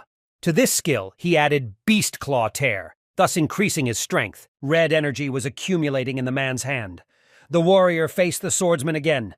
Ikoma tried to resist. However, Ichinoshi Ikoma did not have time to react. The contractor hit him with incredible force, and the Gravity Master flew several meters away. The boy rose from the ground, relaxed after the victory.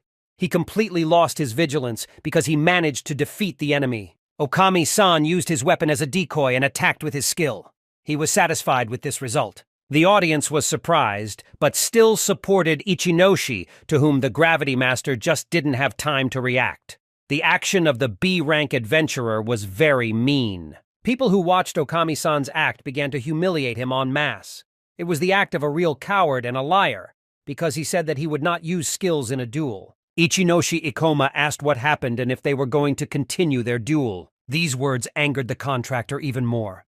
His opponent, barely standing on his feet, was still defiantly answering him. He will never admit defeat! Ichinoshi Ikoma believed that this match should be enough to promote him to B rank. However, Okami-san did not want to admit defeat. He simply underestimated his opponent due to his low level.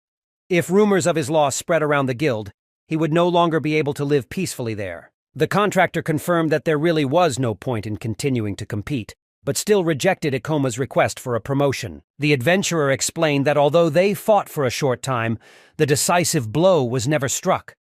With this approach, Ikoma is unlikely to be able to deal with strong monsters and demons. The man said that he deliberately left several gaps in the defense, but Ikoma never took advantage of them. Also, when his opponent couldn't use skills, he managed to get injured. This immediately showed that Ikoma is not able to quickly react to unforeseen situations. The audience understood that the adventurer was a scoundrel, because he was not going to admit his defeat from the very beginning.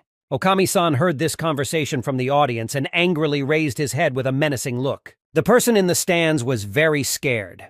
He didn't understand why he said it out loud, because it would be better not to anger the adventurer, because you never know what he might do. Utsunomiya joined the audience here. He believed that everything that happened was unfair, and Okami-san should be ashamed of his actions. Ichinoshi Ikoma did not expect to meet Utsunomiya here, who would intercede for him. The team leader said that Ikoma-san competed fairly and could defeat the contract immediately, but the man decided to break his promise and used his skills. Okami-san clenched his teeth in anger. Spectators began to speak ill of him, claiming that the adventurer's contractors had completely betrayed themselves. The Gravity Master spoke Utsunomiya's name, advising him not to draw so much attention to himself. However, the team leader assured that Ikoma could fully rely on him because they were best friends, and he would definitely help him. The main character greatly appreciated this confession, but knew that Utsunomiya was exaggerating when talking about their friendship. Kisaraga Satsuki was very worried. Despite the fact that her partner won, she did not understand why she was not recognized. After all, until Okami-san himself admits his defeat, all these rumors and bad comments from the audience will be useless. The difference in strength was obvious. Is it Ichinoshi? Did Ikoma touch Okami-san's dignity? Next time you have to hit him harder. The main character thought.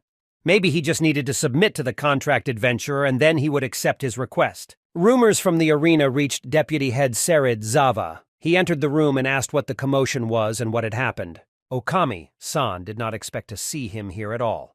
The director was constantly looking for him throughout the guild and asked what was happening here. The man shrugged his shoulders and said that it was just a small check and he just wasted his time. The deputy understood that accidents during practice fights were not uncommon, so he asked to be more careful and to consult doctors. The contractor explained that it was just a scratch and nothing serious happened. Deputy Serizawa got tired of all this and said that he had enough, and they urgently needed to talk to Okami-san in his office. The man decided to follow the deputy, so he said that this time their inspection was over, because unlike Ikoma, he was a busy man. Utsunomiya Shio hit the railing in anger.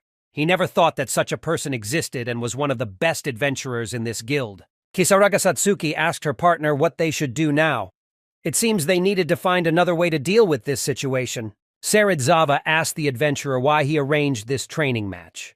Okami-san explained that the boy in front of him wanted to get a B rank, so he decided to show him his place and rebuffed him. The deputy was surprised that this kid was able to apply for a B-rank transfer. Now he began to feel that he had underestimated the adventurers too much. The deputy, together with the contractor, went up the elevator to the office. Okami-san hated such adventurers more than anything.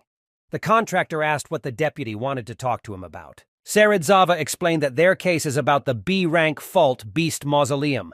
It was very difficult to control this B-rank fault. Adventurers began to raise their levels even faster, and also to mine many high-level materials.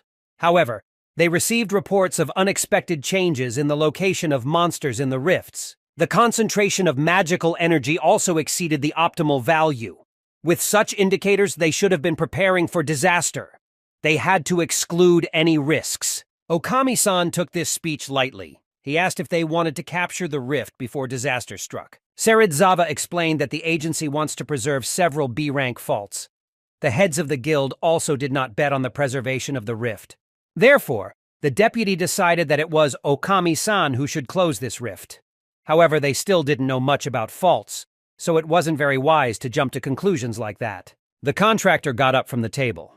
He asked the deputy to convince the head to change his decision, because he always entrusted him with such boring tasks. Serizawa tried to stop the adventurer, because they had not yet agreed and discussed everything. However, the man did not want to listen to all this. He grabbed the documents from the table and threw them in the deputy's face. Okami-san rudely asked Serizawa to shut up because he was not interested in clearing this rift. The deputy began to collect the papers scattered on the floor. He asked the adventurer to check their data again. However, Okami-san began to trample these papers with his feet. Digging into the numbers wouldn't give them any useful information about the fault, he figured. The adventurer, confident in his abilities and experience, which far outweighed the experience of the deputy, simply left the office. He didn't believe the rift was a threat and was confident he could handle any problem that arose. Serizawa hit the table with his fist. He emphasized that it is impossible to delay because no one knows exactly how the catastrophe will develop. Okami-san, ignoring the deputy's words, silently left the office. The deputy was left alone, overcome with anxiety. He was aware of his responsibility to protect the city and sincerely hoped that the disaster would be avoided. Deep in the rift, hidden from human eyes, a gigantic monster was sleeping. Soon he could wake up, causing a terrible disaster. Meanwhile, the Ikoma team, having tasted some coffee to relax, sat at the table. Kisaraga Satsuki couldn't hide her disappointment. She hadn't expected that an experienced adventurer like Okami-san could be so rude and indifferent to problems. You could get a new rank only in the guild of your district. Therefore, Ichinoshi Ikoma was certain that Okami-san would not give the Gravity Master a promotion to B rank. In order to get to the Mystic Library, the main character needed to get a B rank, because otherwise access there was closed. The boy understood that his partner Satsuki could pass the exam in another guild, but her level was still too low. The protagonist bowed his head, thinking about what to do next. Sanji suddenly ran up to the team of adventurers Seina. She called out Ikoma's name, because she learned about the problems he faced during the exam with the contractor. The blogger was able to quickly get information because one of her fans sent her a video of Ikoma's fight with a contract adventurer. This fan, doing a good deed by sending Sanja's video Seini, immediately put it on the internet for a wide audience. The video quickly became popular, receiving the scandalous title, The Reality of the Guild of Adventurers, Tyranny Okami. The whole world saw this video. All of her 100,000 followers were furious. The girl exclaimed that she needed more views. The commentators who wrote under the video spoke very negatively about the contractor. However, Ichinoshi Ikoma was not happy about this popularity. He wanted to refuse to disclose this situation. However, the Rift researcher wanted to help Ikoma, because she was still in his debt, and wanted to thank him in every possible way. The main character was touched by such kindness of a new friend. However, the blogger immediately dispelled his hopes, admitting that she was thinking about how good money could be made by publicizing this situation. The Gravity Master was upset. He didn't want to hear about it because they still didn't know much about the rifts. There was nothing that could be done about it, because their guild relied only on the knowledge of experienced adventurers. Besides, Okami-san isn't one to change his mind about others. The guy explained that this contractor doesn't care about other people. Kisaraga Satsuki, who overheard this conversation, made her own conclusions. The blogger was surprised to see such concentration of the sorceress. Sanji Seina admitted that she was very worried about Ichinoshi anyone, and ready to help him. Kisaraga Satsuki worked up the courage to ask the Rift researcher if she happened to like Ichinoshi Ikoma. The girl turned away in embarrassment. The researcher laughed and denied it. She believed that the main character is too rude and self-confident, so such guys are not at all to her taste. Seina explained that she was just helping Ikoma because he saved her life. In addition, she was an idol, and they were forbidden to meet. Kisaraga Satsuki looked very suspicious. She did not believe the girl's words, but remained silent. Suddenly, the witch's phone lit up. She received a new message. The team gathered around the phone and were very worried after reading the message. It was a warning that a new B-rank rift had appeared in the city. Civilians were immediately advised to move to the nearest safe place. The witch was very surprised when she learned about the B-rank rift. This dungeon appeared very close to them and had the name Animal Mausoleum. Most likely, there will be an invasion. Invasion is a disaster when demons come out of the rift into the human world. There is only one way to stop the invasion: defeat the boss and destroy the rift. Ichinoshi Ikoma considered this event strange, because in the past life this did not happen. Maybe it was just a coincidence, or maybe it was the result of his changes in this world. The boy thought, trying to find a solution. Sanji Sena read the news aloud. She said that the fault started to get out of control. This was very bad news. The researcher did not understand how this could happen, because the rift passed all checks, and the guild was supposed to control it. The girl was very frightened, because she had never been in a rift of such a high rank. Her level was too low. The girl lowered her head, hoping that all this was not true. She would have to go through this disaster again. She was scared, but there were people in the city who did not have levels, so she was obliged to help them. Sanji Sena decided that she would also go to hold back the rift. Ikoma's team decided to go with the researcher, because the B-rank fault was completely out of control. No one knew what could happen if immediate action was not taken.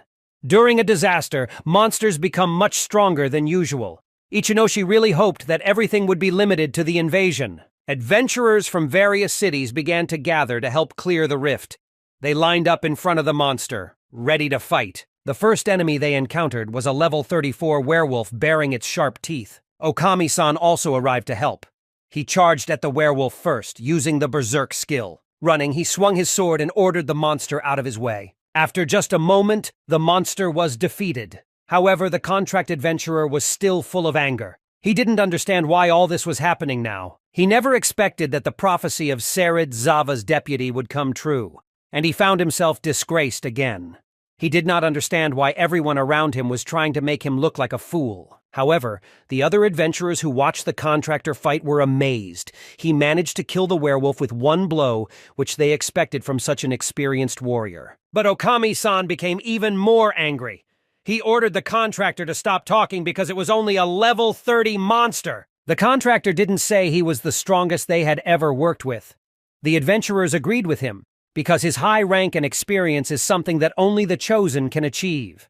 The adventurers advised the man to calm down and stay in touch. If they managed to find something in the rift, he must immediately return to them. Okami-san understood that the situation was dire. If the monsters take too much damage, his position may be in jeopardy. He knew who the boss of this rift was, the level 47 Phantom Fox. Defeating him will not be so easy. Therefore, if the contractor manages to defeat the boss before everyone else, he will become a hero, and the blame for everything that happened can be shifted to Deputy Serid Zava. This thought instantly ignited the man. He agreed to defeat the boss together with his assistants and end this horror forever. Suddenly, the ground underfoot began to shake, and from the depths of the fault came a terrible growl. It was undoubtedly the boss. Phantom Fox woke up and started to get out of his hole. He had a terrifying appearance as he slowly approached the adventurers. Suddenly, the beast stopped and growled even louder. The adventurers were horrified. This rift monster did not meet their expectations at all. He had an incredibly frightening appearance. The Phantom Fox had 2 heads, and on its back were several human hands that held a large black eye. This monster was a level 55 fox demon spirit. This phenomenon was called evolution. Not only did the creature's level increase significantly, but monsters also changed their form, gaining new skills. Simply put, they evolved into a completely new life form due to the accumulation of immense magical power in the portal. First, unusual phenomena occur, which often occur in conjunction with other disasters from monsters. Okami-san guessed that it was not only about the labyrinth being flooded, but also about the existence of the evolution boss. This bothered him a lot. The adventurers were also horrified when they saw their adversary. They understood that they would not be able to resist this monster. The fighters realized that they had no choice and urgently needed to retreat and find help. They needed to buy some time to wait for help from other adventurers. Okami-san thought his partners were fools.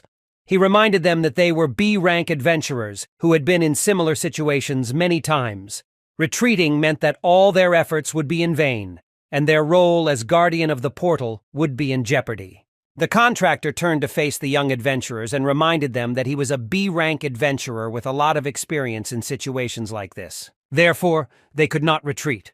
Okami-san assured that he could kill this monster with one blow. However, the adventurers did not believe him. Defeating this monster seemed almost impossible. It was too reckless, and if the contractor did attack the boss, he would most likely die. These words angered the man even more. He did not understand how these people dared to doubt him. However, the contractor had his own plan. There was no time to think, so he decided to force his partners to believe in him. The man concentrated red energy in his hand and then used the skill Berserker. He threw this magic at his partners. They grabbed their heads and fell to the ground. Berserker is a beast warrior's magical skill that temporarily increases the attack power of the person under the skill's effect. Okami-san ordered the warriors to put aside their fears and rush into battle. At the beginning of his career as an adventurer, Okami-san used this skill as bait. However, it had been a long time since then and he hardly used it. Suddenly, the contractor gave a push to his partners and ordered them to attack the powerful boss. Young adventurers froze in front of a terrible monster. They began to swing their swords, but they did it very uncertainly because they were overcome with fear. The contractor was using these people as bait, but in the end, with his abilities, he was to deal the monster a decisive blow. An ordinary adventurer had no chance of surviving without resorting to tricks. Okami-san smiled as everything was going according to his plan. They continued to approach the monster, but the phantom fox did not show aggression and did not attack them. Suddenly, the heads of the foxes fell to the ground, and the eye, which was on the back, began to burn even brighter. This is how the boss used his demonic destruction skill. The energy in his eye was accumulating. Suddenly, this bloody magic began to appear around buildings and other things, enveloping them, rising up and spreading across the city. The phantom fox came even closer to the contractor because his partners almost did not resist him. Okami-san did not understand what was happening. Why are the stones flying straight at him? It was the first time he had seen such a strange enchantment. He began to dodge the stones and run forward. The young adventurers, overcome with terror, covered their heads with their hands and stood still, not daring to move. Okami-san, in front of whom the stones were flying, smashed them with his sword using the skill Beast King Strike. He understood that his opponent possessed telekinesis, and the range of his abilities was incredibly large. This was the first time the man had encountered a level 55 magic ability, and he urgently needed to do something to avoid death. The first thought that came to his mind was to escape from the battlefield. He ran, looking around. However, the phantom fox was an extremely fast beast and chased after him. He didn't give him any chance to escape from the battle. Now the adventurer understood that he would not be able to escape. He drew his sword and stood in front of the creature. His plan was to escape while his companions distracted the beast. At this time, the eye on the beast's back was accumulating even more magic to use skills. The man nevertheless decided to try to escape once more, but the stones that fell from the sky greatly hindered him. But a moment later, Okami-san felt the breath of a demon behind him. He looked around to see the monster's summons charging at him, and at that moment the adventurer was wounded by a paw strike. The contractor fell to the ground, having received a severe wound in the stomach. His opponent was incredibly strong. He did not understand why this monster appeared here. The man knew that he had no equal in close combat, but he still didn't understand how this boss managed to defeat him so easily. However, that was not all. He still had a skill that only beast warriors possessed, which was the Deader skill. When taking damage, he could disguise himself as a dead body for a few seconds. The phantom fox examined the adventurer's body and seemed to decide that he was in fact dead. Therefore, the monster turned away and went in the other direction. Okami-san waited until the boss was far enough away to escape unnoticed. He urgently needed to save himself because there was no time to worry about other partners. His priority was to save his life. He rose from the ground and began to run, but the eye on the phantom fox's back saw everything. The eye signaled the monster's body and the fox's heads turned, looking for the adventurer with their eyes. The man also noticed this and was petrified for a moment, overcome with horror. He didn't know what to do. The demon ran up to him and struck again with its sharp claws. The contractor fell to the ground again. He did not understand how the boss managed to notice him again. He tried to move his limbs, but he could not even move a finger. He did not believe that he could die in this terrible place. He lay on the ground, terrified. However, the Phantom Fox had not yet finished his attack. Black energy began to gather in his paws. He used telekinesis again. This magic engulfed the adventurer's body and squeezed him. Phantom Fox lifted the warrior's body into the air. The man flew up to the heads of the balds and looked at their terrible faces with horror. A moment later, there was a loud, unpleasant sound. The eye on the back began to emit a terrible energy, the black energy that had already surrounded Okami. San's body began to turn into a bloody mass. She became even bigger and squeezed his body even tighter. This energy squeezed the adventurer's body until it reached his mouth. After that, his body shrunk so much that only bloodstains remained on the ground. Ichinoshi Ikoma also decided to head towards this rift. He saw his city suffer again. He stood with his sword in front of the slain werewolf. He was awarded 554 skill points for this kill. He watched his team. Sanji Sena used her healing skills to heal people who were injured during the invasion and needed help. The man looked at his hands. His wound and pain disappeared. He happily thanked the girl. The leader of the team advised this man to immediately leave here, in the other direction from where they came from, because they should not meet monsters on the way. The man thanked his rescuers again and ran to the exit. At this time, Sanji Sena decided to talk to the leader. She explained that they didn't have to escort everyone to safety if they couldn't clear the labyrinth. This will lead to even greater casualties. The main character agreed with her. They watched as civilians fled. Ichinoshi Ikoma decided to check the phone because more than half an hour had passed, but the threat message had still not been removed. The boss of the Beast Mausoleum should have been defeated by one of the squads a long time ago, but too much time had passed and there was no result. The Gravity Master began to worry because all this meant was that they should prepare for the worst. The adventurers in this rift also helped fight the monsters, but this time it wasn't the monster that attacked them. Okami-san, who was furious, attacked the squad. He attacked the girl and a sword fight ensued between them. This adventurer knew this contractor and begged him to come to his senses and calm down, because they were from the Exorcist squad. The squad leader watched this, realizing that there was no point in trying to talk to Okami-san, as he was completely out of his mind. It was probably the effect of the monster's skills. The man was furious and started attacking everyone in a row. People from the detachment knew Ryo Ogami, because he was a B-rank adventurer with the rare Beast Warrior class. Therefore, the consequences could be very serious if he turned out to be on the side of the enemies. The people from the Exorcist squad decided to pounce on the high-ranking adventurer, as there were several of them, and they hoped to have an advantage in battle. They attacked the adventurer from behind, but at that moment the man gritted his teeth and used his skill. A powerful wave of energy began to emanate from him, pushing the adventurers back several meters. He began to roar, the bloody energy of the enemy emanating from him, and people began to hide behind their heads. Suddenly, Okami-san turned and grabbed one of the exorcists by the throat. His face began to change, and his hands grew claws. People from this detachment, overcome with terror, decided to flee. The adventurer used the skill Beast King Strike and hit one of the exorcists directly in the throat with this blow. She fell to the ground. The team leader could not calmly observe this and rushed into battle. They clashed swords and a new battle began. However, it was very difficult to face the B-rank adventurer because he was one of the strongest people in this city. This realization was frightening. Okami-san used his skill again, and this time the captain was also badly injured. He fell to the ground. When one of the fighters saw that her captain was wounded, she rushed to him to help. This made Okami-san laugh even harder because there were already at least 2 wounded people from the squad. A battle to the death with a B-rank adventurer was like fighting a high-level monster.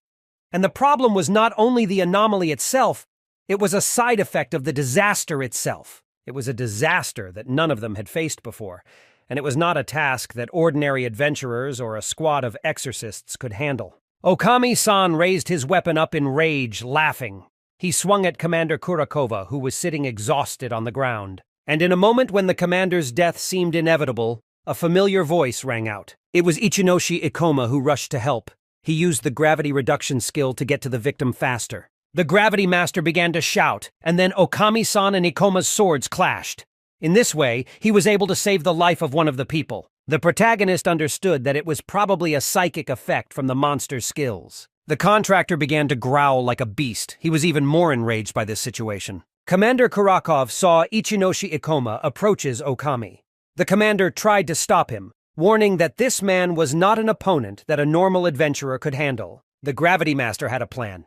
He began to surround the high-ranking adventurer, moving very quickly, thereby confusing his opponent. Ichinoshi Ikoma believed that a B-rank adventurer needed to compete against an equal, though he fought a little differently after his reincarnation. He analyzed that his opponent's movements were now significantly slower, and his own were possibly a side effect of the monster's mental influence he was experiencing during the rank-up exam. Black magic began to gather in the man's hand.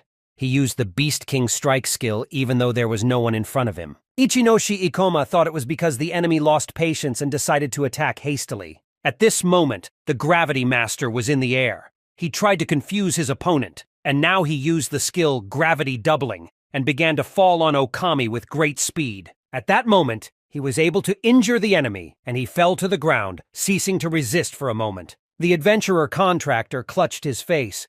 It seemed that he was finally able to come to his senses. He opened his eyes and remembered his archenemy, Ichinoshi, to whom memories flooded him. He remembered how he offered to continue the exam for promotion, and then lost to the boy in front of everyone. They started shaming him. He still did not want to allow himself to lose, nor to allow himself to be looked down upon. Everyone should respect him. These memories angered him even more. He turned into a beast again, threatened to kill his opponent, and used the skill Berserker. He lunged at the Gravity Master with his claws. The monster's influence on Okami, San's brain has increased significantly. Ichinoshi Ikoma tried to hold back the black magic that was trying to engulf him with his sword. Even if the opponent was of a higher level, he could not prolong this match any longer. The Gravity Master jumped up and flew back into the air. He immediately apologized to Okami, but he had no other choice. The man watched in surprise as his opponent rose even more into the air. There was no way he could reach him. After all, the higher you rise into the air, the stronger the impact from gravity will be. Ichinoshi Ikoma climbed as high as possible. Then, suddenly, the boy began to fall rapidly, using Meteor Fall. The speed and force of the fall was very powerful. He held his sword in front of him and pointed it at the enemy. In a few seconds, there was a powerful blow. The master's sword severed Okami, San's arm from his body. He was losing a lot of blood. The adventurer began to scream in pain. The man's hand lay on the floor. Ichinoshi Ikoma cut off his right hand and also severed his tendons. Therefore, now he cannot pose any threat. Commander Kurakov looked in surprise at the boy who had saved his life. After all, when competing against a B-rank adventurer, he managed to hold back his power so as not to finish him off. There were many secrets in this world that were hidden in Ichinoshi Komi. Meanwhile, other members of the Ikoma team appeared. Sanji Sena ran up to Ikoma in hysterics and asked him why he decided to run away from them. The master apologized because it was an emergency. Their movement speed depended on the class, so when he heard about the problem, he quickly got to the place. Kisaraga Satsuki began to examine all the injured exorcists, but did not give help, because she did not say that they needed to take these people to a safe place. Ichinoshi Ikoma raised his head and said that unfortunately it would not work, because they had a much more serious problem at the moment, and they did not have time for it. In front of the team and the exorcists, the monster jumped up and flew straight at them. The girls from the team began to look at each other. They were scared and worried. The dungeon boss pawed at the ground. His quick movement sent a strong wind coming from him that nearly blew the adventurers off their feet. However, the Gravity Master stood fast, and so did his team. The boy began to prepare for battle and held his sword in his hands, because it looked like the boss had gone hunting. Kisaraga Satsuki did not understand what kind of monster was in front of them because his eyes were completely empty. Ichinoshi Ikoma decided to check the information about their opponent and opened the stat menu. In front of him was the boss of the Mausoleum Rift, a level 55 Ouija demonic fox. The received information was very different from the initial one. The visible evolution of the monster passed almost instantly with the appearance of a fault, which complicated the situation. When a monster evolves, it is difficult to predict what skills it will use in battle, so you will have to think and analyze already during its turn. Sanji Sena said that if they can defeat the demonic creature, they can stop the destruction of the city. But it won't be that easy. The monster in front of the team began to act. A dark energy gathered around him, which he used to use the skill Beast Necromancy. Suddenly, many phantoms came out of their bodies, and they were all level 30. Ikoma team raised its head. These phantoms were in the sky and were coming even closer to them. The Rift researcher realized that the boss had summoned more of his monsters, which scared her even more. Therefore, if everything continues like this, even more innocent people may suffer. The girl could not allow her mistake to be repeated and lose more people. After all, these monsters only enjoy destroying the city and killing innocent civilians. Ichinoshi Ikoma began to develop a plan. He ordered his two companions to take all the wounded to shelter. The Rift researcher began to worry. She didn't want to leave Ikoma alone with a high-ranking monster. The main character said that he will try to defeat the boss on his own. Sanji Sena could not agree with this. She reached for the boy with her hand and then smiled. Because every time the boy played the hero, she wanted to go against him even more. The blogger took out her weapon. She made it clear that she was staying and asked permission to help with the phantoms. At the same time, they will try to protect the wounded and take care of their safety. The Gravity Master agreed. The team split into groups and began to fight. Kurakov suddenly appeared behind the girls. He said that this is all crazy because the boss is level 55. So if there are no reinforcements, they will most likely all die. However, the team continued to fight anyway. In front of Ichinoshi, the first problems appeared immediately.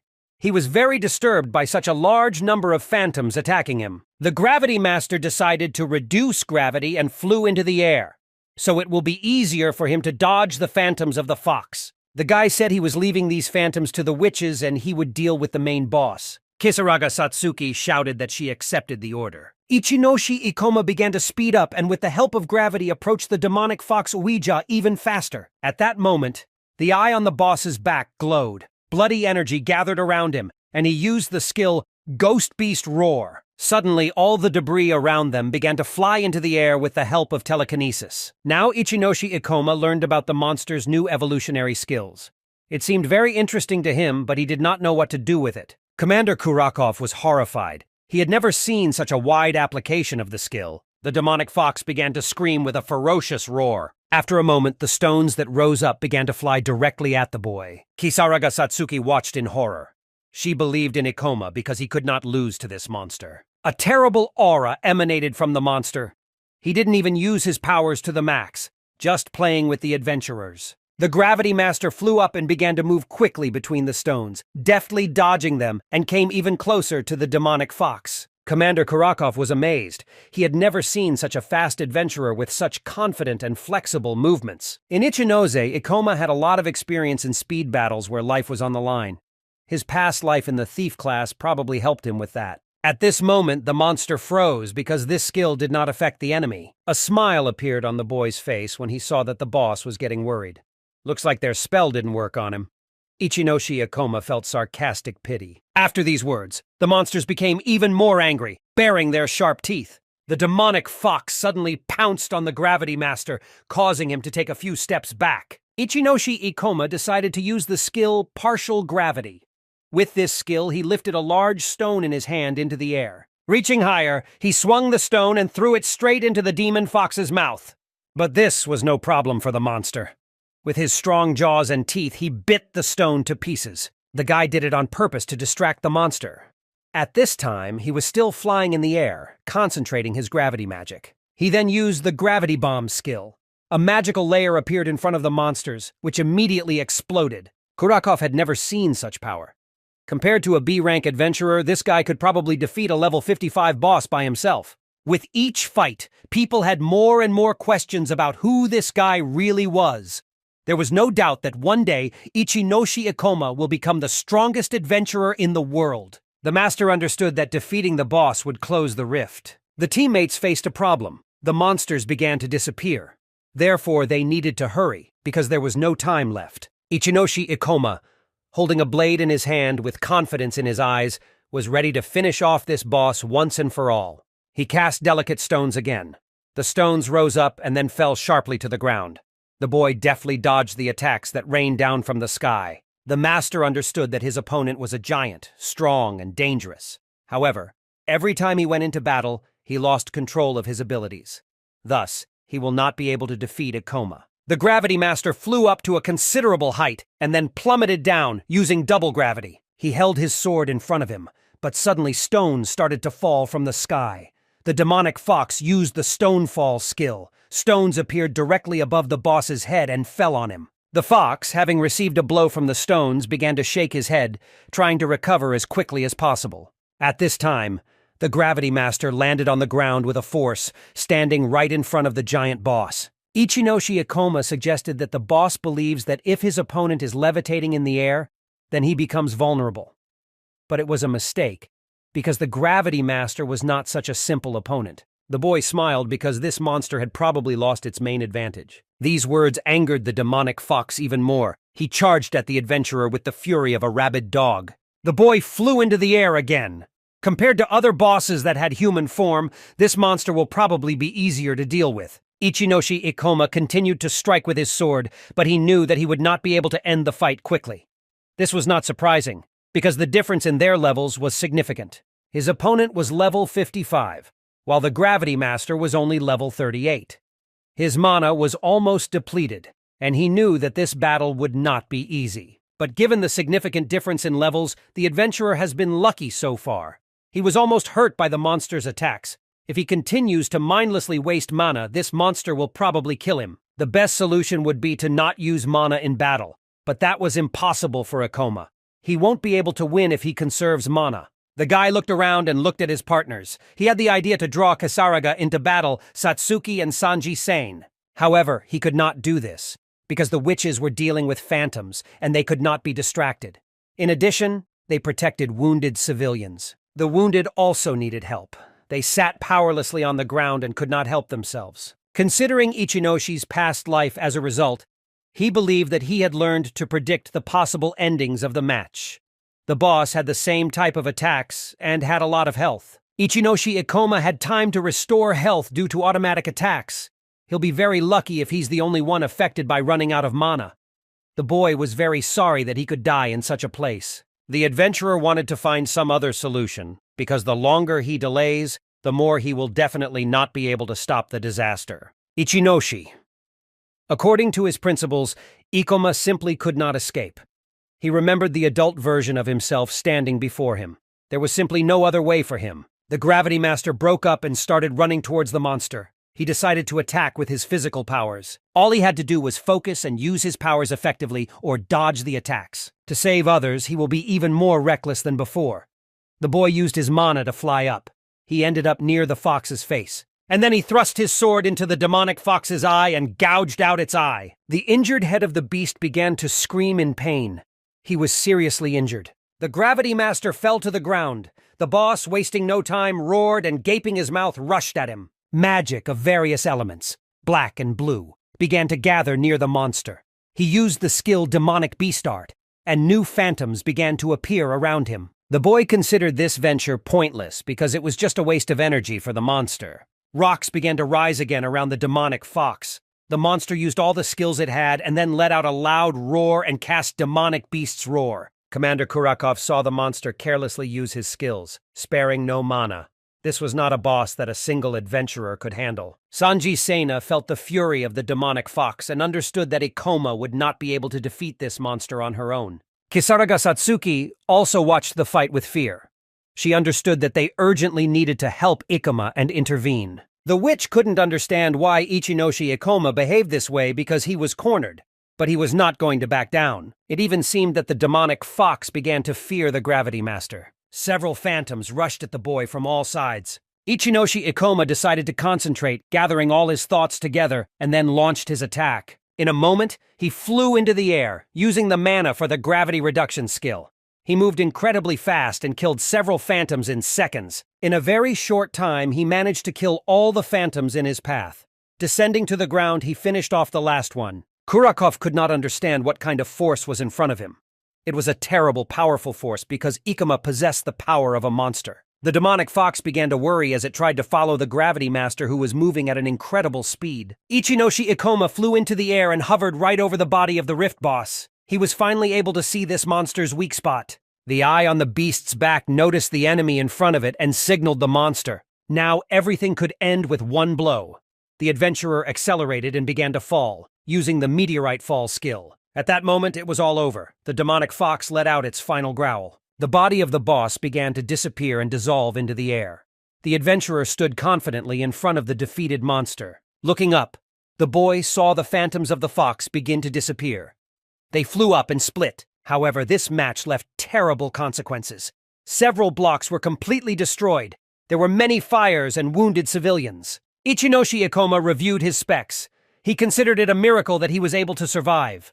Also, for one kill, he was immediately promoted to 6 levels. After killing the boss, he gained 6,480 experience. His level increased from 38 to 44, and he also gained 23 skill points. With the closure of the rift, the phantoms caused by the monster disappeared. The other monsters that are still alive must also disappear. The Gravity Master was pleased with his work. Although there were few chances of victory, they still succeeded. The boy's mana was completely drained. Kisaraga Satsuki joyfully ran up to her partner and informed him that they finally managed to win. They closed the rift, and the monsters disappeared. However, happiness was not visible on the face of the rift researcher. She just stood silently. She hoped that she would succeed in becoming a hero who was able to protect many lives. She remembered her father, who died in the crash. Commander Kurakov still couldn't believe his eyes. The guy standing in front of him was able to single-handedly defeat a high-level boss. Sanji, Sena, and Satsuki happily ran up to the adventurer. They felt incredible joy from the fact that they were able to cope with such a difficult boss. In a few hours, they decided to go to the Adventurers Guild. The registrar informed the team that thanks to a C-rank adventurer, they were able to close the rift. So thanks to Ichino's, they managed to minimize the damage. The registrar rose from her seat and bowed. She decided to thank the Ikoma team on behalf of the city residents and guild employees. The witch looked around and saw that other people from the guild had begun to gather around the team. They admired these guys because they were able to save the city from disaster. All the residents of the city knew that this team was able to cope with the boss alone, without the help of a special squad. Kisaraga Satsuki felt uncomfortable, because it seemed to her that Ikoma had handled everything himself. She even felt a little ashamed, but the guy explained that if his team wasn't there, he definitely wouldn't have been able to do it. If his partners had not been able to cover him from the phantoms, he would have died immediately. Sanji Sena began to draw attention to herself and brag as she said that it was only because of their support that they were able to win. Ichinoshi Ikoma, being a blogger, regretted that she could not record this match on her channel. However, the girl said that when she fought, she was not up to it at all, the more she needed to help the wounded. The adventurer smiled. It seemed to him that he was actually taking it all a bit too easy. Deputy Sered-Zava also went down to the main hall of the guild. He didn't expect the disaster to happen right after his conversation with Okami-san.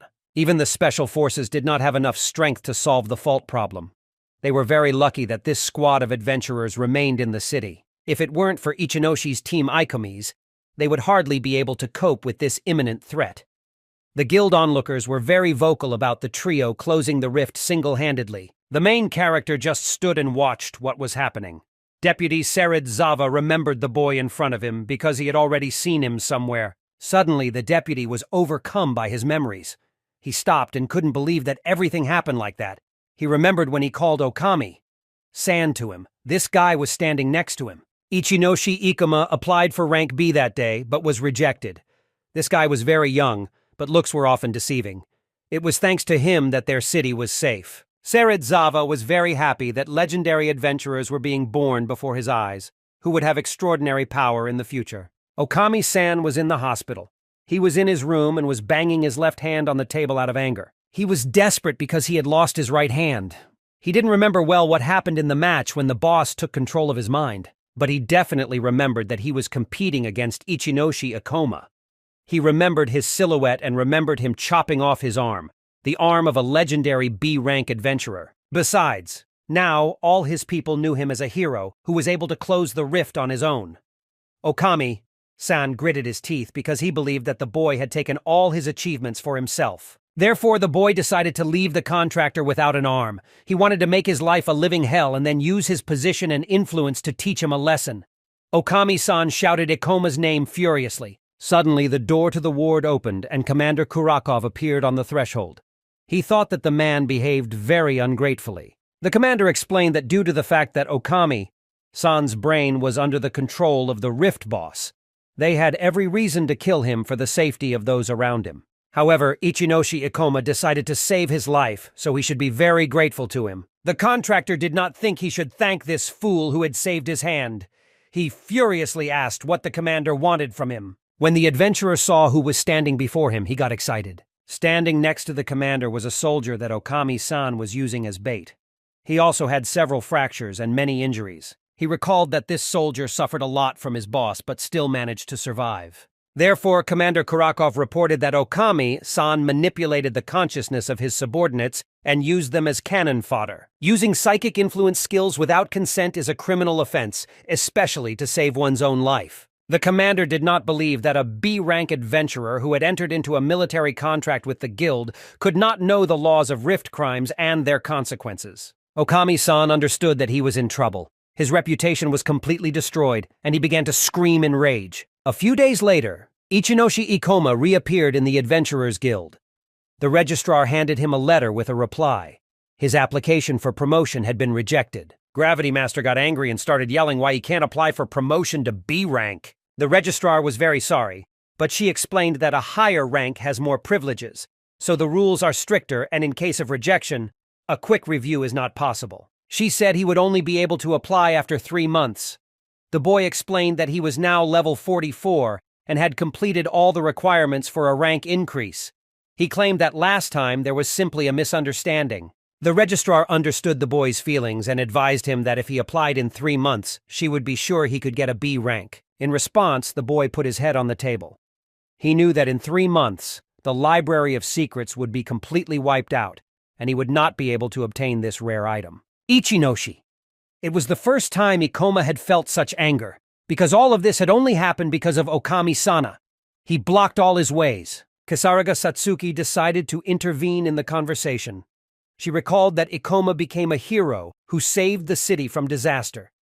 He was even able to defeat that B-rank adventurer single-handedly when the contractor was under the boss's control. The boy could defeat the most authoritative adventurer in the guild, who was fired for exceeding his authority, so his opinion should not affect the application. The registrar said she understood everything, but the rules are the rules. Ikoma told his partner that all this was useless and suggested that the conversation be stopped. Despite the fact that the Ring of Wisdom can affect the future of this world, the main character must come up with another way to get it. Serizawa approached the team from behind.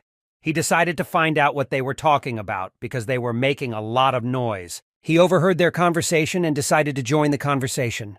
The team was very surprised to see him. Ichinoshi Ikoma looked at the man, not understanding why he decided to interfere in their conversation. They were silent for a few seconds, and then Serizawa began to speak. He said that he approved the application of the Ikoma for the promotion of the rank to V. The receptionist got up from her seat in surprise. She said that it was wrong to do so, and the boy did not believe that everything was so simple. The employee explained that the adventurers had not agreed to this rule before, and such an act could lead to general dissatisfaction. The guild head himself would not approve of this decision either, but they cannot ignore Ichinoshi's heroism Ikoma after cleaning a recent fault. It turns out that Serizawa decided to personally investigate the disaster and found out that the reason for the failure of the exam for promotion was not Ikoma's abilities, but Okami's personal dislike. The deputy said that they were not breaking the guild rules, as it was their fault that they didn't rank up earlier due to Okami's low scores. Also, the deputy thought that it would be a great loss for the guild not to promote the boy right now.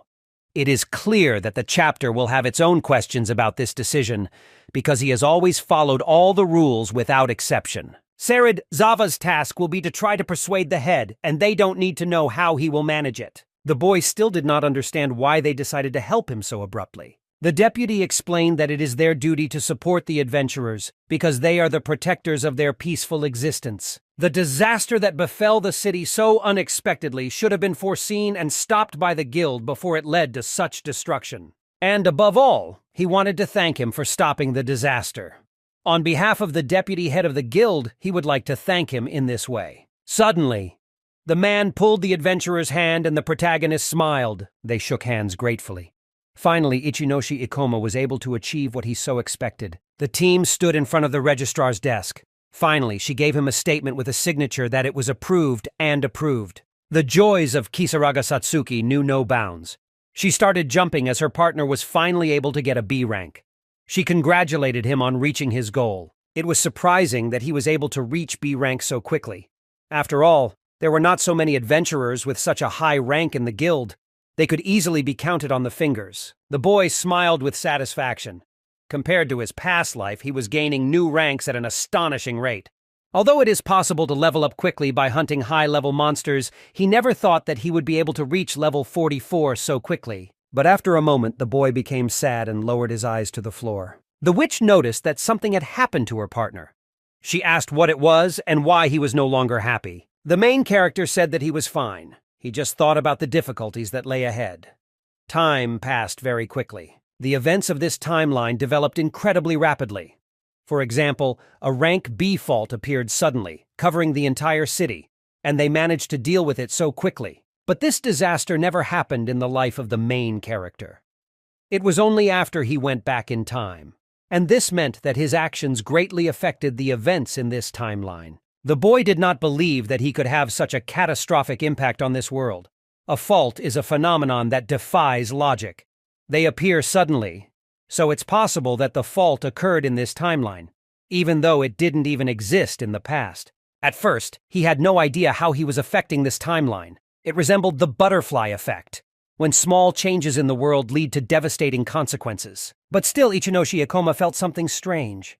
He didn't understand why he was still so worried. He realized that it is a very bad habit to constantly think about negative consequences. But be that as it may, they were able to achieve their goal and finally got the B rank. Suddenly, a new message arrived on the boy's phone. He took it in his hands. It was news that told about the appearance of a new fault. The boy was very happy.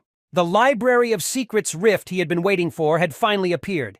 He immediately began to check the known information. Information about the fault was published only a couple of minutes ago, and thanks to the deputy head of the guild, he was able to get a promotion just in time. Kisaraga Satsuki asked her partner if this was the same fault that the boy had been talking about so enthusiastically.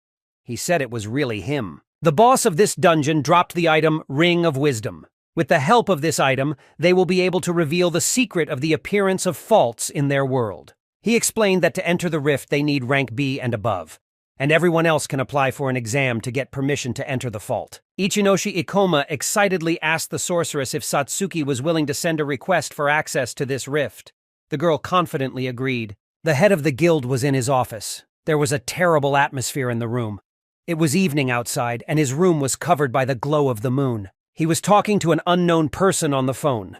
He said that in the near future there will be a new rift of rank B, Library of Secrets.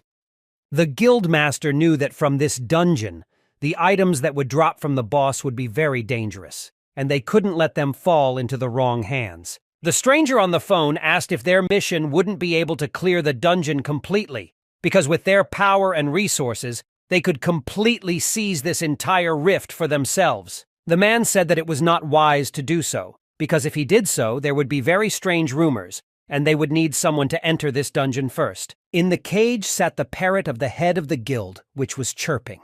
It was a bad omen. The man had several options, but in any case it did not matter who would be his puppet. He explained that his identity and intentions could not be revealed, and he needed those who would not be able to manipulate him in the future. Kuberi Hojo got up from the table and went to the window. He ordered that as soon as they send to the portal, contact the Chimera's Fang, because their main task is to destroy the boss and eliminate all the items that fall out. And it was also necessary to eliminate all adventurers who would remain in the rift. The unknown agreed to take care of this in order to present their deaths as an accident, because there was no need for the public to know the truth. Suddenly, there was a knock on the room of the guild head. He allowed to enter. An employee entered the room. He added that he had just received a report from the Special Task Force regarding the recent disaster. Suddenly, the head's phone rang again. The worker asked if he would disturb him. However, the head said that these are all trifles. The man said that it is better to live according to the principle of less words, more action. He was the head of the Kurebi Special Unit. Come on. Ikoma and his partner were traveling in a train, heading to a new fault. Kisaraga Satsuki asked if there was any information about the Library of Secrets rift. The master explained that, as the name suggests, this rift is a huge library, and all the monsters in it use magic attacks. The level of the boss in this rift was 60. With such an enemy, you always had to be on your guard. The witch began to worry because level 60 was too high. She asked if he was sure they could make it. The adventurer said that he was absolutely sure, because he had already managed to prepare a strategy for their victory. When the team reached the rift, they learned that their application had been rejected. Ichinoshi Ikoma angrily asked why this happened. The employee apologized and explained that such an order came from the guild, so they are forced to limit access to the Library of Secrets. She believed that this team came from another unit and knew nothing about the new rules. Lately, adventurers have been dying one after another in their area. If an adventurer tries to enter a rift in this area and dies, the guild master will be blamed for this. Ichinoshi Ikoma explained that if they continued to ignore the appearance of new rifts, their number would only increase, which could lead to even more chaos. He reminded that the B-rank adventurer's job was to close the rifts to prevent disaster. The administrator listened to him with displeasure. She sighed deeply and agreed to check his characteristics and information about Ikoma. From this, she learned that the boy had only recently obtained rank B, and his partner still had rank C and level 37. Therefore, the administrator explained that there is no question of entering the fault, because they have no chance. Suddenly, a stranger appeared behind the team, standing mysteriously. He asked if they were also trying to get into the Library of Secrets rift. Ikoma asked if the stranger also wanted to go there. A stranger introduced himself. He was a doctor. His name was Zugo Seiji, and he was level 43. He, like the main character, had a B rank. He revealed that there weren't many high-ranked adventurers in the county, but he also really wanted to clear this rift. In Ichinose, Ikoma had a new thought. If they gather a larger group together with Jugo Seiji and his comrades, maybe they will be allowed to rift. After all, the boy promised Satsuki that she would raise her level before they entered this rift. But if there were high-ranking adventurers with them, he wouldn't have to worry about his partner's safety. However, the protagonist had a bad feeling. This guy looked too suspicious in front of them, and he didn't know if he could trust him. However, Kisaraga Satsuki had no doubts and was very happy. She said that it was all wonderful because now they would be able to enter the rift together. The witch asked her partner if it was true, but he remained silent. The doctor interrupted her. Zugo Seiji said that he really wanted a first-class adventurer like Ikoma to join their group to clear the rift together. The doctor said he wanted to clear the portal, but the adventurer had to understand what was happening with Kisarag. It will be much more difficult for Satsuki to do so. The girl froze. She did not expect this at all. They wanted to leave her again because she was useless again. After all the monsters used magic there, and she could not resist. Zugo Seiji also added that the more people there are, the more problems there are. And it's also much more difficult to distribute the loot from the boss. The witch was very upset and lowered her eyes to the floor. She agreed with the doctor that he was actually right. However, Ikoma could not leave his partner and made it clear that he would not go anywhere without her. The doctor froze. There was a short pause between them. He hinted to Gravity that his stubbornness would not benefit him. The man said that he already had 2 first-class adventurers on his team, and he was already determined to clear this rift. However, Ichinoshi Ikoma explained that the shaman class cannot be superfluous for the group, because he is able to replenish the mana of allies with the help of his skills. And for such people who are very dependent on mana, such as a Gravity Master or a doctor, such an ally is indispensable. Zugo Seiji sighed and decided to agree. He offered the guy to exchange phone numbers. The doctor will talk to the other members of his group and then give them the final answer. He also added that if they make a joint decision, they will submit documents for access to the portal and meet at its entrance. He waved his hand and left the room. Ikoma team decided to sit down. They looked down at the floor. Kisaraga Satsuki began to speak. She also had a bad feeling. She asked her partner if he was sure that their cooperation was with Jugo Seiji would be a good idea, as she had a feeling that he despised her. The guy was flipping through the news. He agreed that this person was really unpleasant, but he could be very useful to them. In any case, it was good that they could tell their terms right away, because Jugo Seiji is like a leader who does not like unnecessary conflicts. Ikoma swore that he would protect Satsuki if Jugo Seiji will say something like that again. The girl was very grateful. Ichinoshi Ikoma understood that in any case, they were in no position to refuse such an opportunity. If there are more of them in the team, the chances of dropping a wisdom ring decrease, and it didn't matter if they couldn't get into the rift. Therefore, it will be easier for them to defeat the boss in a large group, and the strategy for victory will become even simpler. One of the members of the Zugoi team, Seiji, was unhappy that their plans had changed. Out of anger, she slammed her weapon on the floor. This girl's name was Shion Inobuki, and she was level 40. She believed that if the doctor tries to knit unnecessary ballast into the team, she asked not to involve them in it. Zugo Seiji reminded them that they had no other choice. It took a huge effort for him to get permission to enter the rift. Besides, there weren't enough people in their group, so he didn't think he had done anything wrong. Shion Inobuki asked why they needed a support mage and another mage. She didn't know that Ichinoshi Ikoma can only act in close combat. Since the team leader didn't even know the names of these people's classes, she asked for an explanation. Zugo Seiji said he had his reasons for doing so. Besides, Ichinoshi's level Ikomi was tall enough, and Kisaraga Satsuki was really only needed as insurance. The witch admitted that she was very glad that they had the opportunity to go through the rift. But the situation was very tense. Ikoma several times whether he was sure of his decision.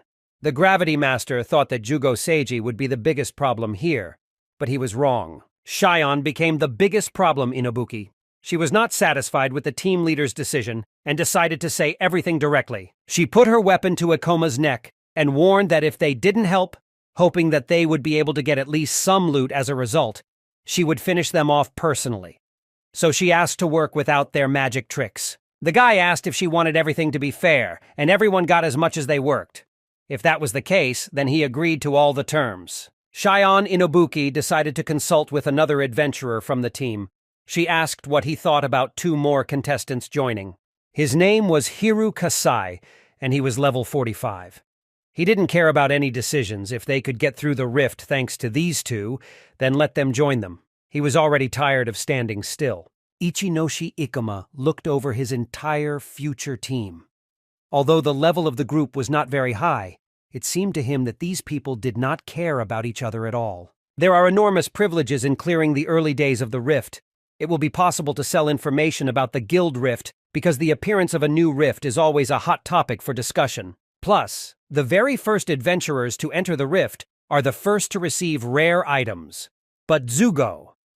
For some reason, Seiji did not think about who it would be better to collect in this rift. Ichinoshi Ikoma understood that they didn't have much of a choice anyway, but they still had to be on guard. Zugoi Seiji said that their group was formed in a hurry. But despite this, they may have disagreements. Adventurers with such high ranks rarely gather together, and he was very grateful to all of them for choosing to join. Now, finally, the team was assembled. They got to know each other and were ready to go to the Library of Secrets rift. Each person on this team had their own personality. For example, in Zugo, greed and pride were present in Seiji. In Shion Inobuki and Hiru Kasai also had a presence of audacity. Ichinoshi Ikoma hoped that together with Satsuki, their trip to the rift would go smoothly after all. The team entered the Dungeons Library. This vault seemed to have an ancient interior. Zugo Seiji was surprised that this was what one of the most elite rank B rifts, the Dungeon Library, looked like inside. It looked too simple, because usually vaults of this rank were very rare. If they can clean it up, that would be great. They are just taking advantage of the opportunity. Shion Inobuki reminded the rookies that, as their team leader had said, they only took them because they didn't have enough people for the team. Therefore, they should not dare to evade. Kisaraga Satsuki was irritated by these words, because this girl was so important, even though her level was much lower than Ikoma's. The guy apologized, but said that they had come a long way to get into this rift, so they weren't going anywhere just like that. Shion Inobuki was angered by these words. She considered them impudence and audacity. The Gravity Master said he was just making his point.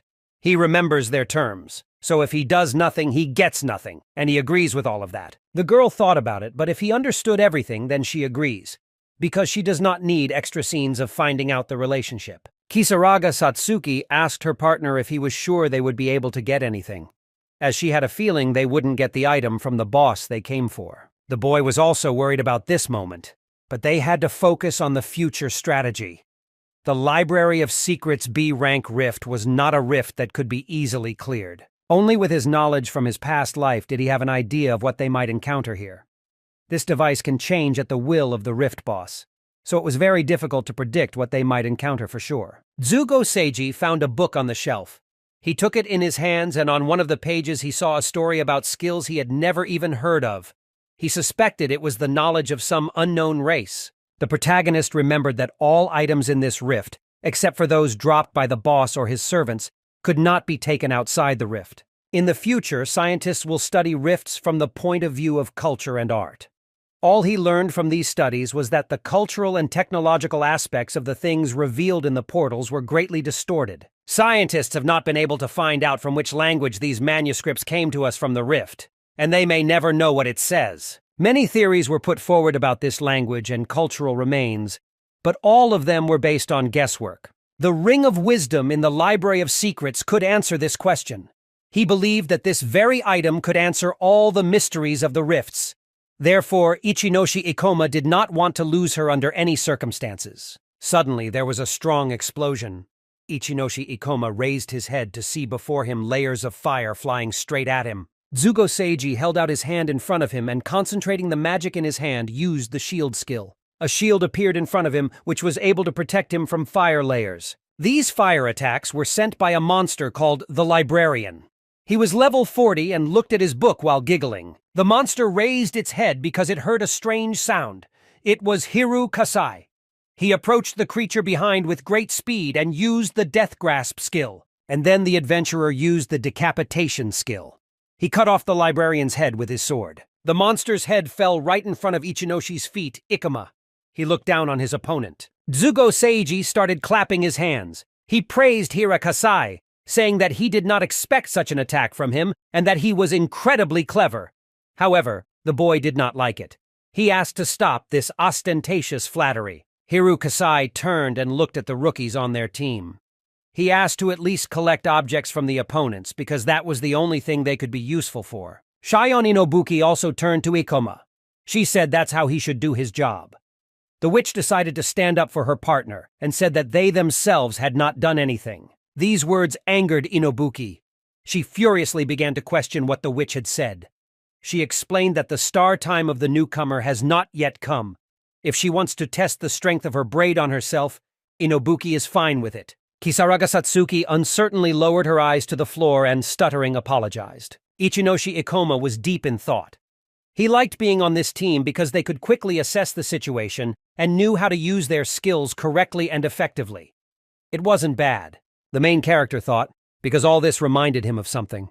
He scanned all the team members once more and his eye fell on Hira Kasai. The adventurer came closer to the boy and turned to him, deciding to chat with him. Hiru Kasai responded and asked what happened. Kisaraga Satsuki began to worry. She hoped that her partner would not quarrel with Ikoma and would not respond to their insults. The main character began to speak. He remembered Hiru's skills Kasai, first Death Grasp, and then Beheading. Ikoma didn't realize that maybe the adventurer also had the Thief class. This fact fascinated Ikoma because he felt a sense of kinship. The witch did not expect such enthusiasm at all. Ikoma asked if Hiru Kasai specifically decided to go behind the monster because he understood that if he was going to hit straight ahead and then decapitate quickly, it would be much more effective that way. Therefore, if Hiru Kasai plans to strive for the best, Ikoma advised him to level up stealth skills. The thief-class adventurer did not understand what had happened and why Ikoma was behaving so strangely, but the main character still gave advice.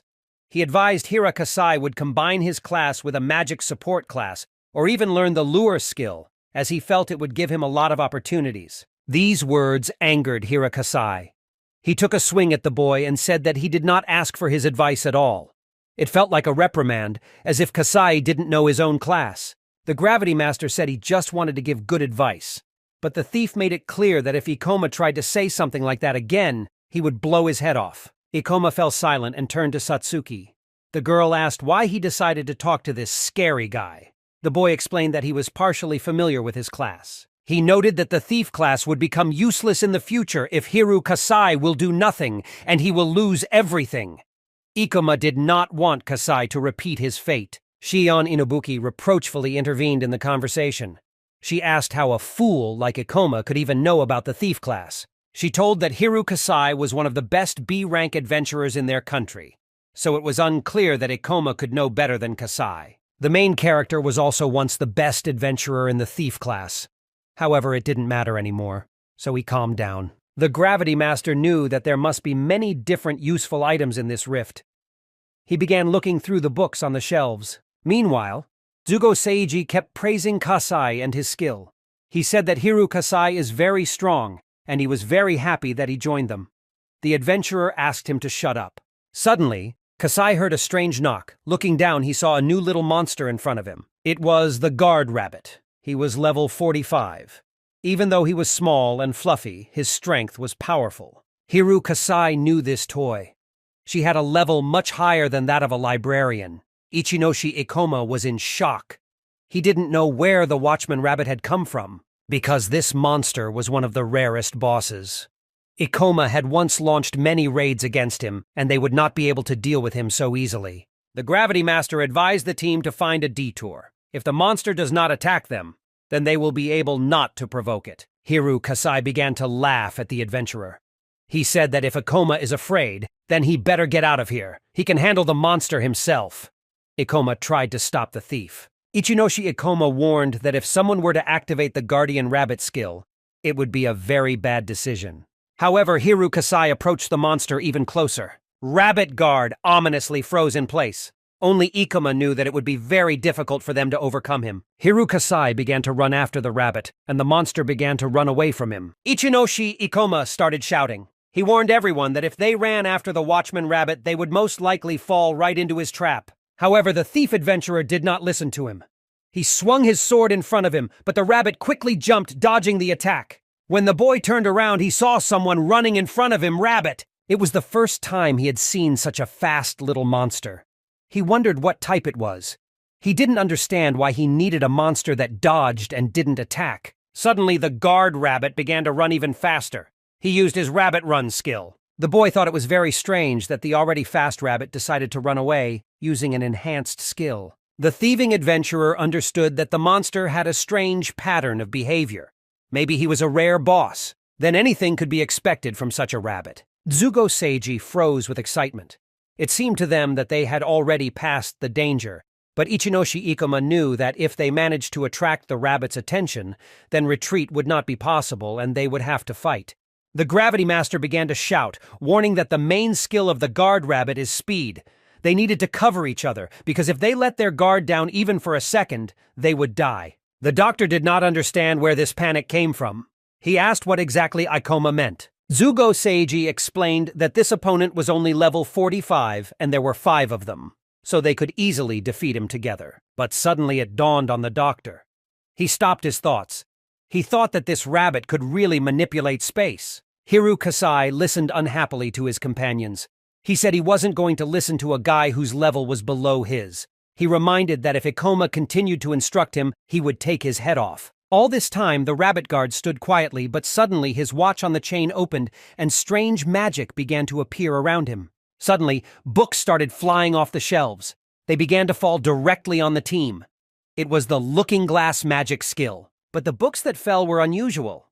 Suddenly, an eye began to cut through the cover of one of the books, and a tongue began to stick out from their pages. These were high-ranking monsters. Their name was Grimoire. At that moment, there were 2 such monsters. One was level 43, and the other was level 42. Zugo Seiji was also starting to worry as they now had 4 opponents above level 40 and 1 city against them. It was very bad. The guard rabbit jumped into the air and began to snort cutely. Hiru Kasai continued to fight, swinging his sword in front of him. The Gravity Master ordered him to retreat because he couldn't do anything against such strong monsters. Kasai looked at his partner with malice in his eyes. He reminded him once again that he was not going to listen to his orders and asked him to let go of him. Grimoires began to spit fire from their pages. The thieving adventurer tried to dodge, jumped up and started to run away. However, the boy stopped at a dead end. He began swinging his sword and cursing the cities and books, calling the monsters angry words. Zugo Seiji and Shion. The Inobukis also decided to intervene. They tried to save Kasai and told him where the monsters were because they were moving fast. Hiru Kasai looked up to see an ominous rabbit falling right at him. The rabbit continued to snort, but now it was ominous and frightening. The thieving adventurer remembered that the sentinel rabbit kept running in, and now he began to attack viciously. It was too bad because Kasai knew he could die. In a second, the rabbit could have sunk its teeth into the boy's face, but the Gravity Master did not stand aside. He flew up and knocked the rabbit aside with his sword. Ikoma paused to catch his breath. That hit was very close and almost killed him. But they could not stop because the rabbit started snorting again. The boy was holding a sword in his hand and wanted to swing, but instead he confused the rabbit. The boy turned sharply and kicked the guard rabbit in the body. The monster flew away, hit the wall, and fell. In Ichinozi, Ikumi had his own tactics. He understood that as long as he could manipulate gravity in the air, he could never lose to anyone. The rabbit began to get angry. It seems that he has taken offense at the team and his next attack will be much more powerful. Ikoma had never seen a monster take offense at humans. Hiru suddenly landed behind him. Kasai stood behind him. It was dangerous for the thief adventurer, because he almost died. Now he understood that this boy had been able to foresee the rabbit's sudden attack and had saved his life. The guard rabbit started running in again. Ikoma carefully watched his movements and analyzed them. This monster never attacked directly. His tactics were terrifyingly simple. Attack one target suddenly and then retreat. Ichinoshi Ikoma decided to take the lead. He said that he will try to stop 3 grimoires, and the task of the team is to deal with the 4th monster. Zugo Seiji tried to stop him because such a decision was too risky. He understood that they had not shown themselves at their best in the last fight, and Kasai had been caught off guard. However, they were also experienced adventurers, so he could trust them. But Ichinoshi Ikoma knew that one mistake could cost everyone their lives, so he ordered them to do as they were asked. The doctor froze. He had never heard such confident audacity, but he decided to obey. After all, the guard rabbit was not only very fast, but also very cunning. Faced with such an enemy, even the most experienced team of high-ranking adventurers can't remain calm, especially if they lack experience in clearing the rifts. For example, Hiru Kasai lost all confidence in his abilities during the match, and Shion Inubuki began to panic. Her body began to shake and she could not fight. As for Kisaragi Satsuki and Jugo Seiji, then they will not be able to help them in any way, even if they completely take control of themselves. Shion Inubuki couldn't believe that a gravity master would choose to fight 3 monsters of such a high level at the same time, and she thought he was out of his mind. However, the sorceress Satsuki was confident in the actions of her partner. If Ikoma said to do so, then they will manage. Kisaragi Satsuki started screaming. She ordered everyone to gather because now they need to cover Ikoma. The Master of Gravity confidently stood in front of the grimoire. He approached him very quickly and aimed at his head. The boy decided to sit down, and the monster flew over him. From Ichinoshi's previous fight, Ikoma already knew that these monsters moved quickly through the air, had a huge attack range, and dealt significant magical damage. And besides, he could not relax his vigilance because otherwise the rabbit could easily catch him by surprise. His situation now was much more difficult than during the battle with the monsters in the city. Even he was scared, and he exhaled heavily, but after a second, he came to his senses. This was not a battle where you could afford to make a mistake. He confidently looked at his opponents and ordered them to attack, because this is the only way they will be able to defeat the monsters. 3 monsters immediately rushed at the Gravity Master, trying with all their might to grab him. Zugo Seiji also engaged in battle with 1 grimoire. He raised his shelf, using it as a shield to protect Shion Inubuki. The girl jumped up and also rushed into battle.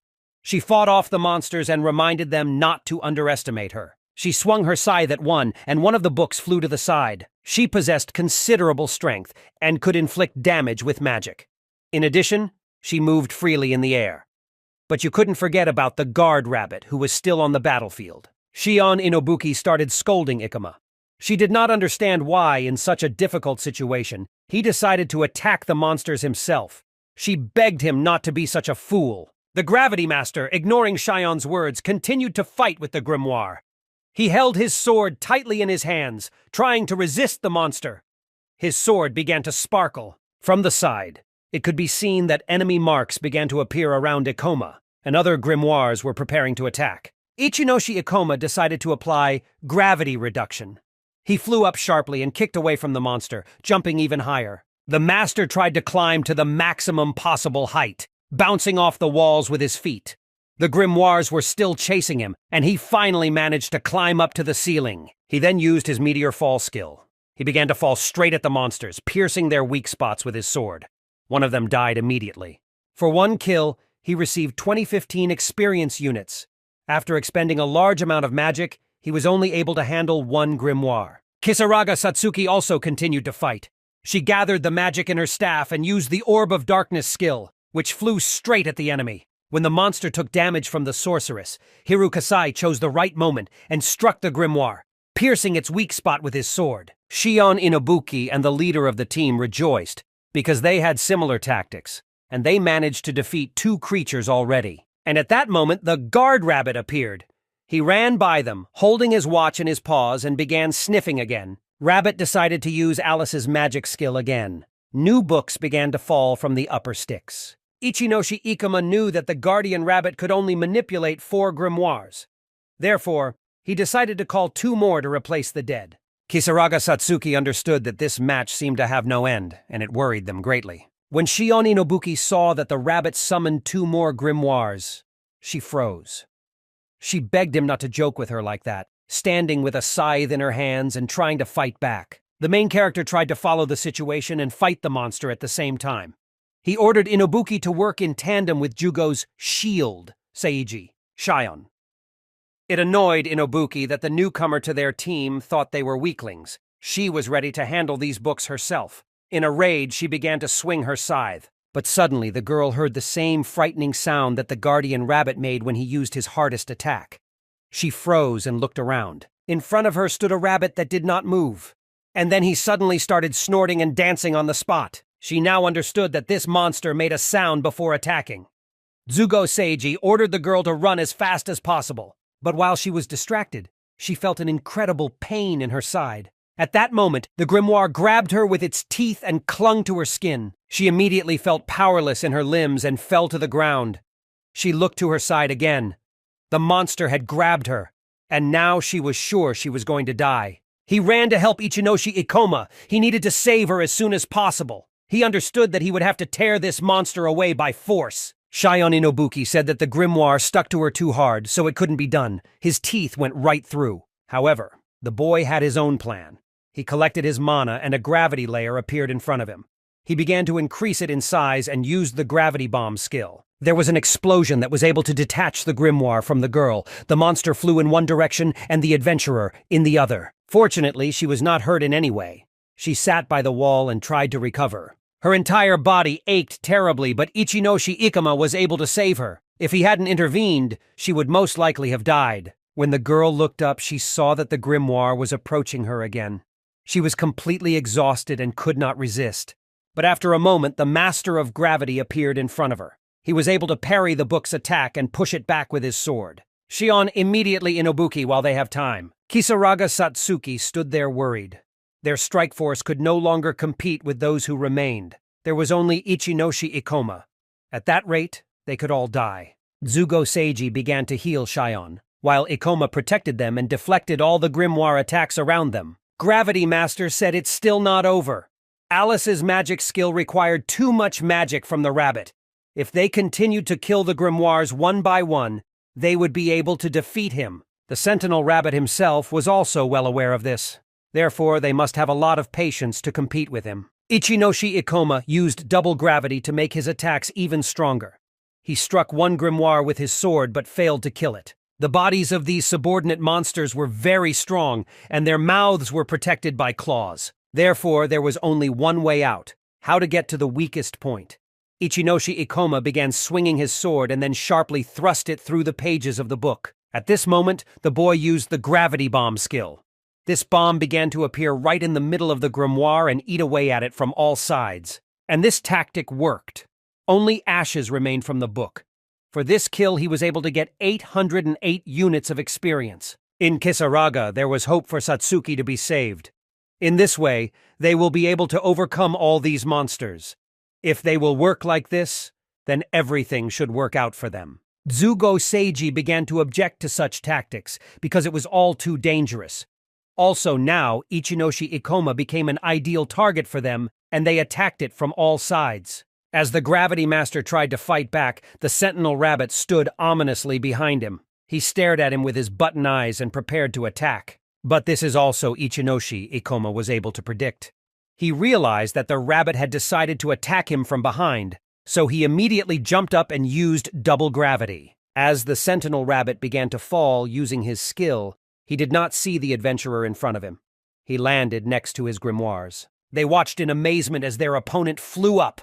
Ichinoshi understood that even if he eliminated these two, it would not mean final victory. He also understood that it seemed they had decided to use a surprise attack. The grimoires decided to unite and corner him, acting together, but they also had blind spots. They wouldn't be able to use the technique they had in mind against him because if he chased the rabbit, the two would be able to attack him from two sides. The monster's tactics were indeed powerful. The Gravity Master began to descend from the height, but he understood that now he had to act very quickly. He sped up and swung his sword in front of him. But a moment later, the Sentinel Rabbit was able to easily dodge the attack thanks to his speed. Ichinoshi Ikoma tried to put all his strength into speed, so he hit horizontally. Now he understood that it would be easiest to strike vertically, but it was very difficult to compete against a small and mobile monster. Meanwhile, Hiru Kasai was fighting with one of the grimoires, and the book bit him on the hand that held the sword. Zugo Seiji used a skill to create a shield to cover himself, and Kisaraga Satsuki. Two monsters immediately tried to attack them. They could not delay any longer because otherwise they would finally be dragged into the space of the looking glass. They needed to overcome the guard rabbit as soon as possible. The Gravity Master chased after the rabbit. The monster continued to run, holding the watch in his hands. The boys began to think that there was no point in just chasing him and that something tougher had to be used. Because every time the adventurer swung his sword in front of the rabbit, the monster had time to jump up and avoid the blow. Ichinoshi Ikoma started shouting and used the gravity bomb skill. At this moment, the rabbit decided to run away, using the skill Rabbit Run. He was already starting to rejoice, thinking that he had won again. But everything was not as it seemed to the guard rabbit. When he raised his head, he saw in front of him a huge gravity bomb that was growing bigger every second. A moment later, this bomb exploded and the monster fell, flying several meters away. He began to snort exhaustedly. Ichinoshi Ikoma approached the defeated rabbit and started talking to him. He said that this monster thought in vain that it could dodge his bomb. After all, every high-ranking skill has its own weakness. The skill Rabbit Run has a short range, and at the end of using the skill, the monster becomes even more vulnerable. Ichinoshi Ikoma simply had to guess the time and strike not with an ordinary attack, but with a skill. But suddenly, the Guardian Rabbit used his shadow transformation, which he uses when attacking. He jumped up and his body increased in size, becoming monstrous and frightening a creature with sharp teeth. But this did not scare the Master of Gravity. He simply swung his sword and the Sentinel Rabbit was unable to dodge. Ichinoshi sliced his body in half, thus killing the rare boss. For this kill, he received 2404 experience, and his level increased from 44 to 45. He gained 4 skill points. The hare's body turned into books that fell to the floor. Kisaraga Satsuki and the doctor looked at the fallen pile of books in surprise. Ichinoshi Ikoma came down to them and said that it was over and they were able to get out of the looking glass. It became much easier for the witch. Shion Inobuki began to look around worriedly. She asked if it was really over and her eyes were filled with tears of fear. Satsuki noticed this and asked Shion if she was okay and if she needed help. Shion Inobuki rushed towards the sorceress in a rage. She started to deny that she was crying and said that she just got pollen in her eyes and that's why it happened. Satsuki started to deny that that wasn't what she wanted to say. Zugo Seiji walked up to Gravity and started thanking him. Because without him, they wouldn't have been able to overcome this Guardian Rabbit so easily. All this time, the doctor thought that he had assembled a sufficiently prepared group. But he was wrong. Because 3 people from the very beginning were not enough to clear the fault. Seiji began to look around and saw a glowing object in front of him that had fallen from the boss. He pointed a finger at him. It was a book. Ichinoshi Ikoma took this book in his hands. He already suspected that it might be. It was a rare item from a mystery boss. This was the skill guide of a B-rank Guardian Rabbit. Using skill points, they could further learn the skills of a Guardian Rabbit. It was just an extra skills guide. Therefore, depending on your class, this book may come in handy in the guild. This manual can be sold for 10 million yen. Zugo. It was the first time Seiji had heard such a large amount. The leader of the team began to rejoice, because even if they split the revenue in half, it would be 2 million for each. He began to laugh mysteriously, because it was a very interesting idea. He bowed his head. He thought they had better get out of the rift now because he had greatly underestimated the dungeon library. Besides, he used up all his mana. Also, Shion Inobuki was badly hurt in the fight, so she also had to be helped at the hospital. Ichinoshi Ikoma understood that this would be a very correct decision, but he could not allow anyone to take the Ring of Wisdom. The biggest problem in this rift was with the rabbits. Therefore, if they do not touch and ignore them, then there should be no problems. And Shion's wounds can be easily healed with the help of the doctor's skills. The main character said that you can also not worry about mana, because there is one way that can restore it completely. The team began to wonder what this method was. Kisaraga Satsuki began to worry. Terrible, painful memories flooded her. She didn't want to torture those monsters again and hoped Ikoma wouldn't suggest it. Ichinoshi Ikoma said that the librarian monsters often walk alone and have a huge supply of mana, so it was a great target for draining mana. Satsuki bowed her head sadly. Dzugo Seiji turned to his team. He said that he himself is not against it, but he wants to hear their opinion. Hiru Kasai said he wouldn't mind continuing either. He looked at Ikoma and understood that he was very strong, so with him they would definitely be able to clear this rift. He cannot miss such a chance. Shion Inobuki was against continuing. She thought that everyone around was joking and forgot everything that happened. She recalled what had just happened to them. The doctor understood that Shion was on the verge of death and felt her fear. Therefore, she will probably want to leave. He doesn't mind if she leaves the team. The girl started to get angry. She asked for a beacon and began to say that she was not afraid at all, but her hands continued to shake. Then the team decided to continue cleaning this fault. There was an employee guarding the entrance near the entrance to the fault. Several adventurers approached him. They showed their permission to enter the fault. The employee did not even know that a special mission was being sent to the Library of Secrets. It was explained to him that it would be a secret mission. The guy checked everything and allowed to enter the fault. The adventurers entered and began to descend. One of the adventurers was looking at their pass. She did not understand why they needed this caution. She tore up this ticket and threw it on the ground. The group leader explained that after everything happened with the faults in the area, such procedures were necessary. But thanks to Alice's powerful strength, they were able to enter here calmly. Alice shrugged her shoulders. Only she did not understand one thing. What was the point of destroying objects from rifts without even knowing what power they had? The boy said that he was not bothered by such details because their task was only to carry out the order. As members of the Chimera Fang team, it was time for them to dispel this illusion, as it was a waste of mana. The adventurer bowed her head. She called her partner very boring. However, this was the order of the Chimera Fang chapter, so they are not obliged to follow all orders, because they need a lot of strength to fight against the Rift boss. One of the adventurers from this team was Kikyo Kyogoku, who was level 54. And there was also his partner, Elisa Yumakawa, who was level 57. They understood that they could easily kill anyone who stood in their way. They will still have plenty of chances to have fun inside, so she may not worry. Meanwhile, a new monster appeared before the team of adventurers. It was a level 43 book demon. He had horns and a big, powerful body.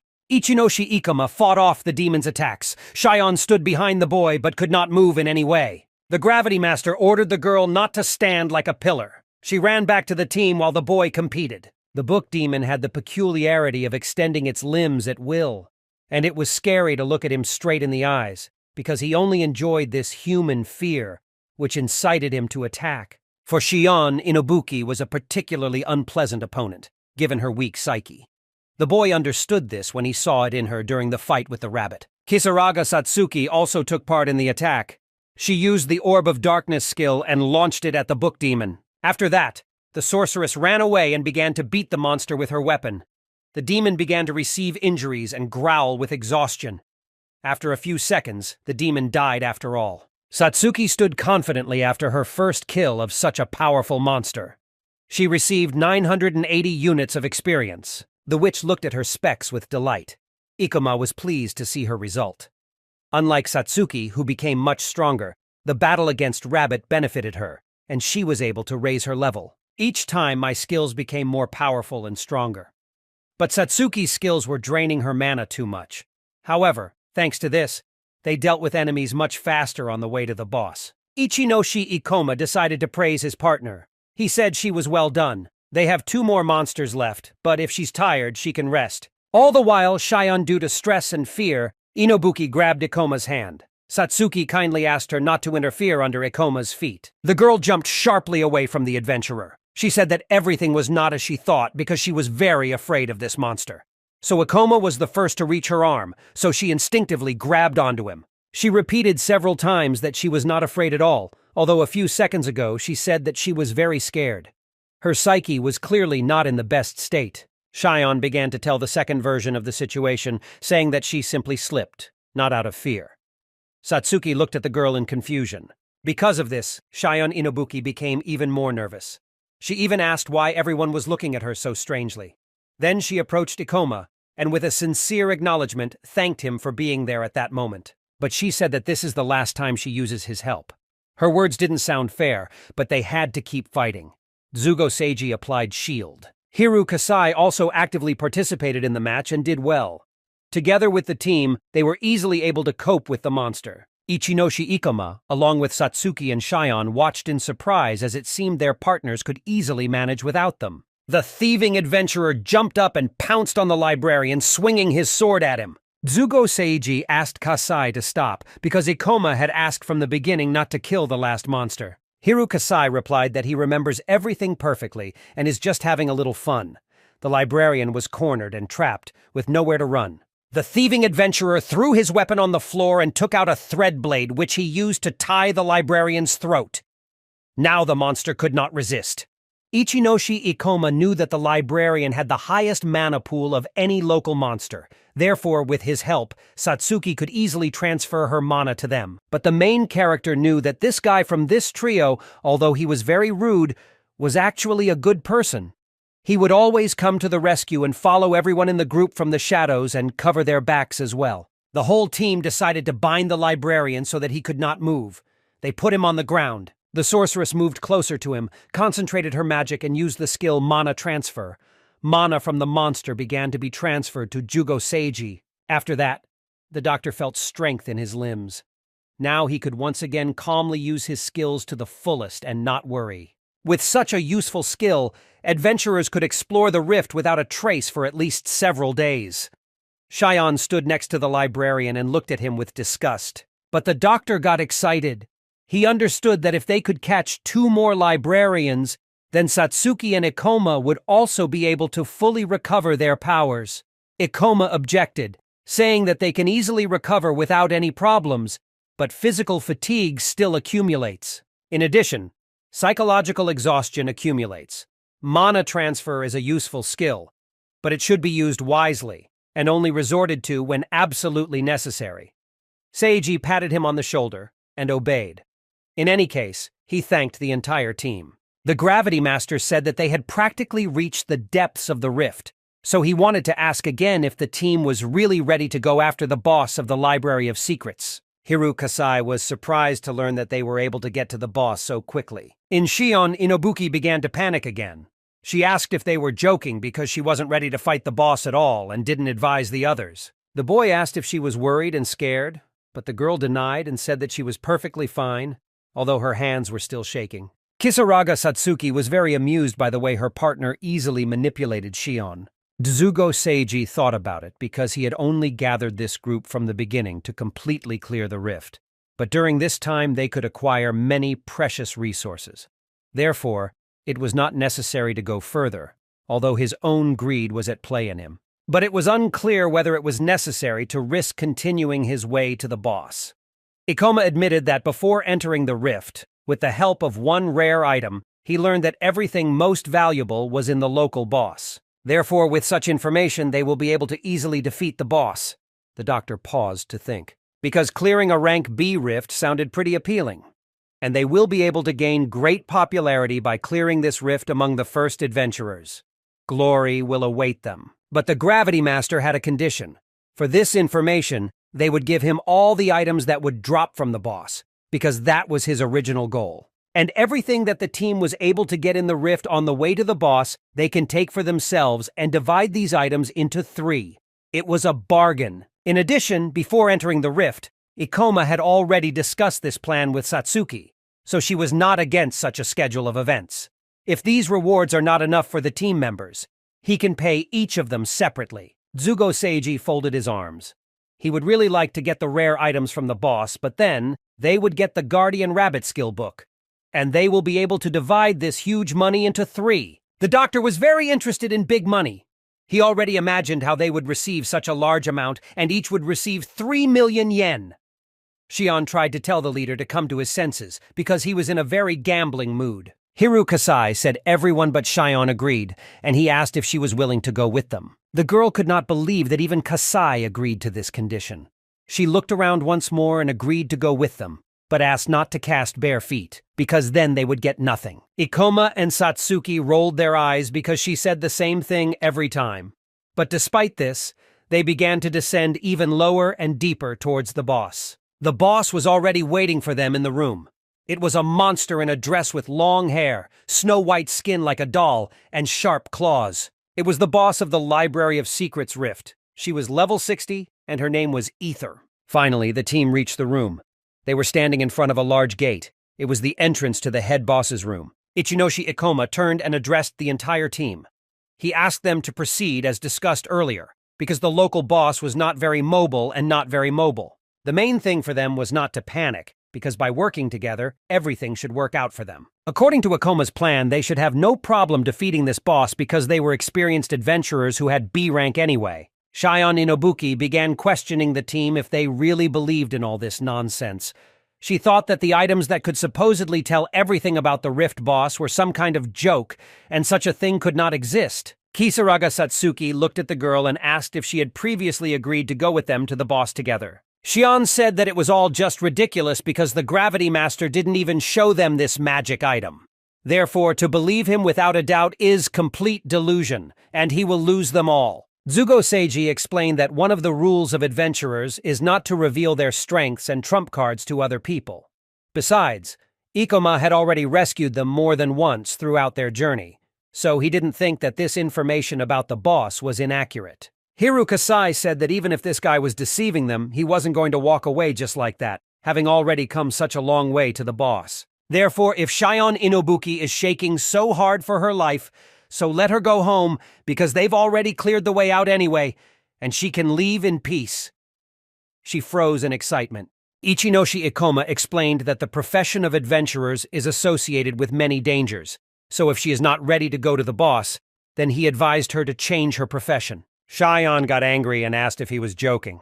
All this time, she was just testing him for lies, and in fact, she was not afraid. The team leader explained that Shion had nothing to worry about, as she and Kasai would completely take the brunt of the damage, and Seiji and Satsuki would protect her in case of an unexpected attack. Shion began to get angry, because it seemed to her that in this way they decided to humiliate her in front of everyone.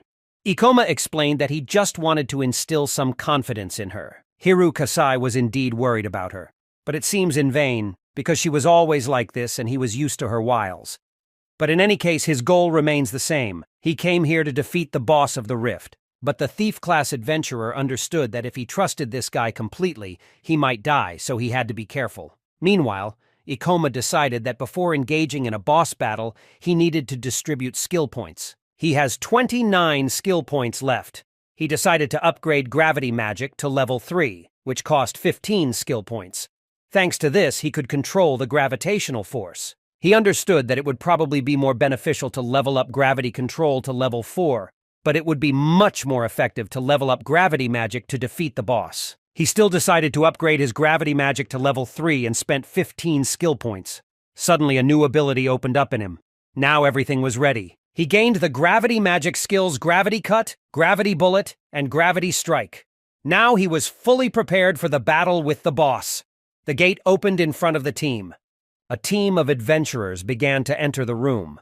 The main character raised his head and saw a beautiful room with large panoramic windows, through which the room was illuminated by sunlight. Under that sunbeam stood a terrible monster. This was the main boss of this Library of Secrets Rift, level 60 Aether. Shion asked if it was true that this coward was the local boss. Kasai recalled that Ikoma had warned them that this monster was clearly immobile. All the adventurers began to take their positions.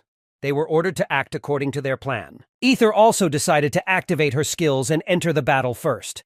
She used the skill Rumble of Thunder, after which the ground began to shake violently, and lightning struck from the ceiling. Ichinoshi Ikoma expected that to be the case, and she would start using lightning magic. His information from the past timeline was confirmed. Ikoma and Kasai were ideal for the first stage. The hero was fast thanks to the skill Gravity Magic, and due to his thief class, which has Hira Kasai, he can move as fast as he does. Aether will not be able to overcome them using only thunder magic, and due to her clumsiness, she is unable to hit them. She had little agility, so the chances of them winning were high. Their main task is to hit her right after she uses her skill. This will give them an opportunity to get to her weak point. Kisaraga Satsuki acted according to the plan. She chose the right moment, raised her staff, gathered her magic, and used the Orb of Darkness skill. Shion Inobuki also gathered courage and attacked. She used the skill Whirlwind of Blades. The blades flew into the ether. She covered her face with her hands and began to sway. Kisaraga Satsuki watched the situation from the side with excitement. Suddenly, she heard the monster begin to speak. It turns out that Ether knew how to talk and asked not to harm her. Ichinoshi Ikoma began to worry because the monster decided to attack Satsuki. If this happens, the Ether will begin to attack with magic from a long distance. The guy ordered Satsuki and Shion to immediately run closer to Seiji, and Kasai also recommended to move away.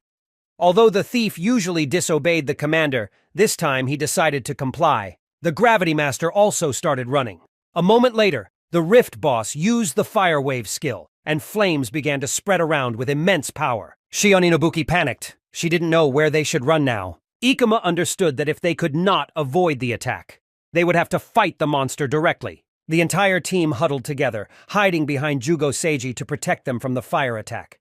The wave continued to move, and at the last moment the doctor used the shield skill, which he managed to contain the fire. He now understood that the massive skills of the boss could easily be neutralized with holy magic, just as he had said from the very beginning of Ikoma. Zugo Seiji asked them to trust him, because he would be able to protect them from the ether magic. Once the boss finishes his attack, they should prepare to attack. Ether could not move quickly, but she had many powerful spells in her arsenal.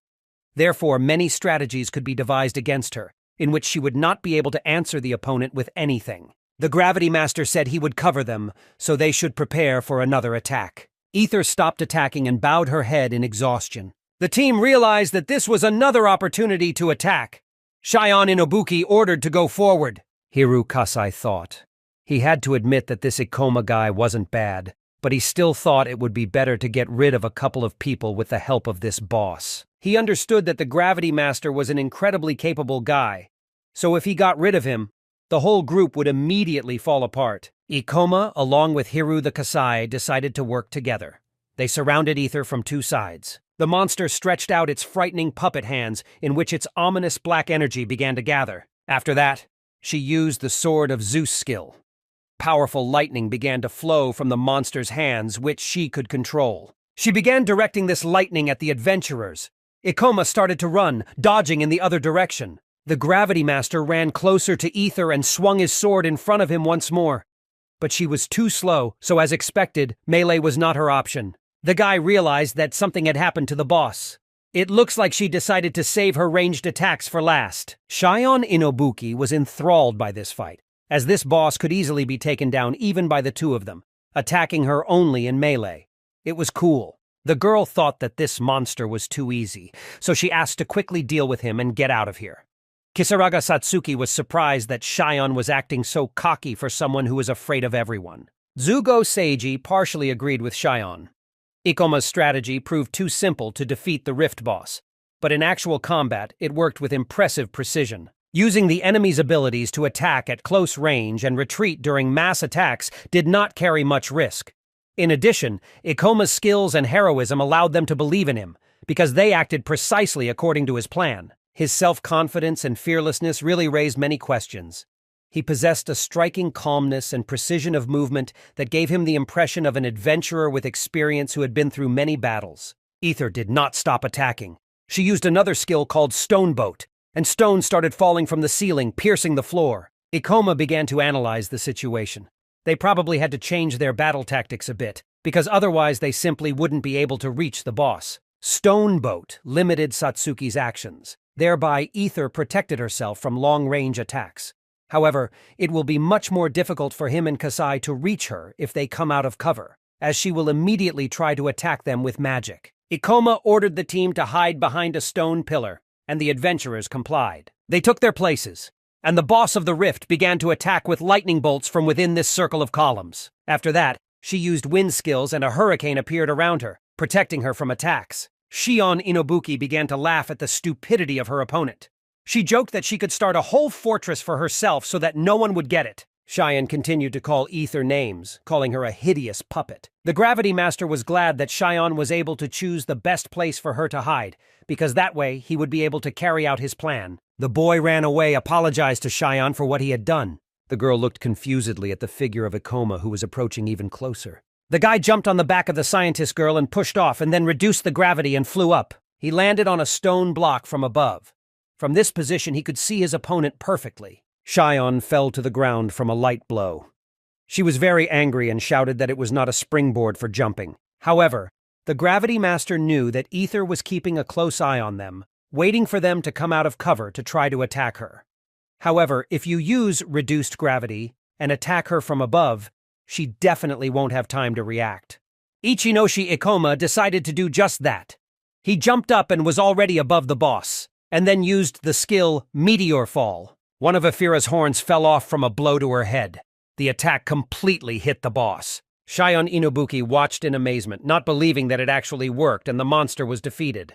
But the Gravity Master understood that it wasn't the end yet, because Ether had a large defense index, much higher than he expected. The Rift boss was level 60, but only had 42 health and 226 defense left. Hiru Kasai was still standing behind the stone pillar. He understood that if he did not intervene and do nothing, then this fight could end too quickly. The thief-class adventurer drew his sword. He considered Ichinoshi too good for anyone, but he wondered if he could dodge his unpredictable attack. Meanwhile, the Rift boss Ether raised her long arms up. Energy began to accumulate in her hands, which became even greater with each passing second. The boy understood that most likely she wanted to use the Elemental Explosion skill. It was a mass effect spell that consumed a lot of magic. After such a powerful spell, she will be defenseless, and he will be able to approach her for the final blow. If she was really going to use Elemental Blast, he needed to act fast. The Gravity Master was calm. He knew that his teammates would be able to hide from such a massive attack behind the columns, and it could all end with one precise strike. Meanwhile, Hiru Kasai decided to take the chance and make an attempt on Ikoma's life. He threw his weapon at the guy who was next to the boss. Ichinoshi Ikoma easily deflected the attack, and the blade flew to the side. The boy saw that this weapon belonged to Hiru Kasai. The thief-class adventurer couldn't believe his eyes that Ikoma was able to fend off his surprise attack. The guy really had an impeccable reaction. Ikoma began to approach Kasai, trying to understand what had happened. However, the adventurer apologized and said that he was aiming for the boss and just missed. But Ichinoshi Ikoma had absolutely no doubts that this boy was aiming for him. However, in any case, he did not have time to deal with him. He began to warn everyone that the Ether was preparing a very powerful attack, so the whole team should quickly hide behind the stone columns. The boss already had an incredibly large elemental explosive in his hands. Kasai had seen such a powerful bomb. It felt like it was all unreal. All team members took their positions. But this bomb did not explode. It continued to grow even more, becoming so large that it filled almost the entire space of this room. The Gravity Master began to look around to make sure everyone was in place. This explosion could kill instantly. Elemental Blast is a spell that fires a hail of magical orbs at enemies until Ether runs out of mana. But if they manage to bypass all these attacks, they will be able to deliver a decisive blow, and then Ichinoshi Ikoma will finally be able to obtain the cherished Ring of Wisdom. Ichinoshi Ikoma ran around the boss, realizing that she had little health left. However, he could not get closer to her. The boy was aware that the monster was doing everything possible to prevent him from approaching. He urgently needed a new plan. He decided to rush to Ether again.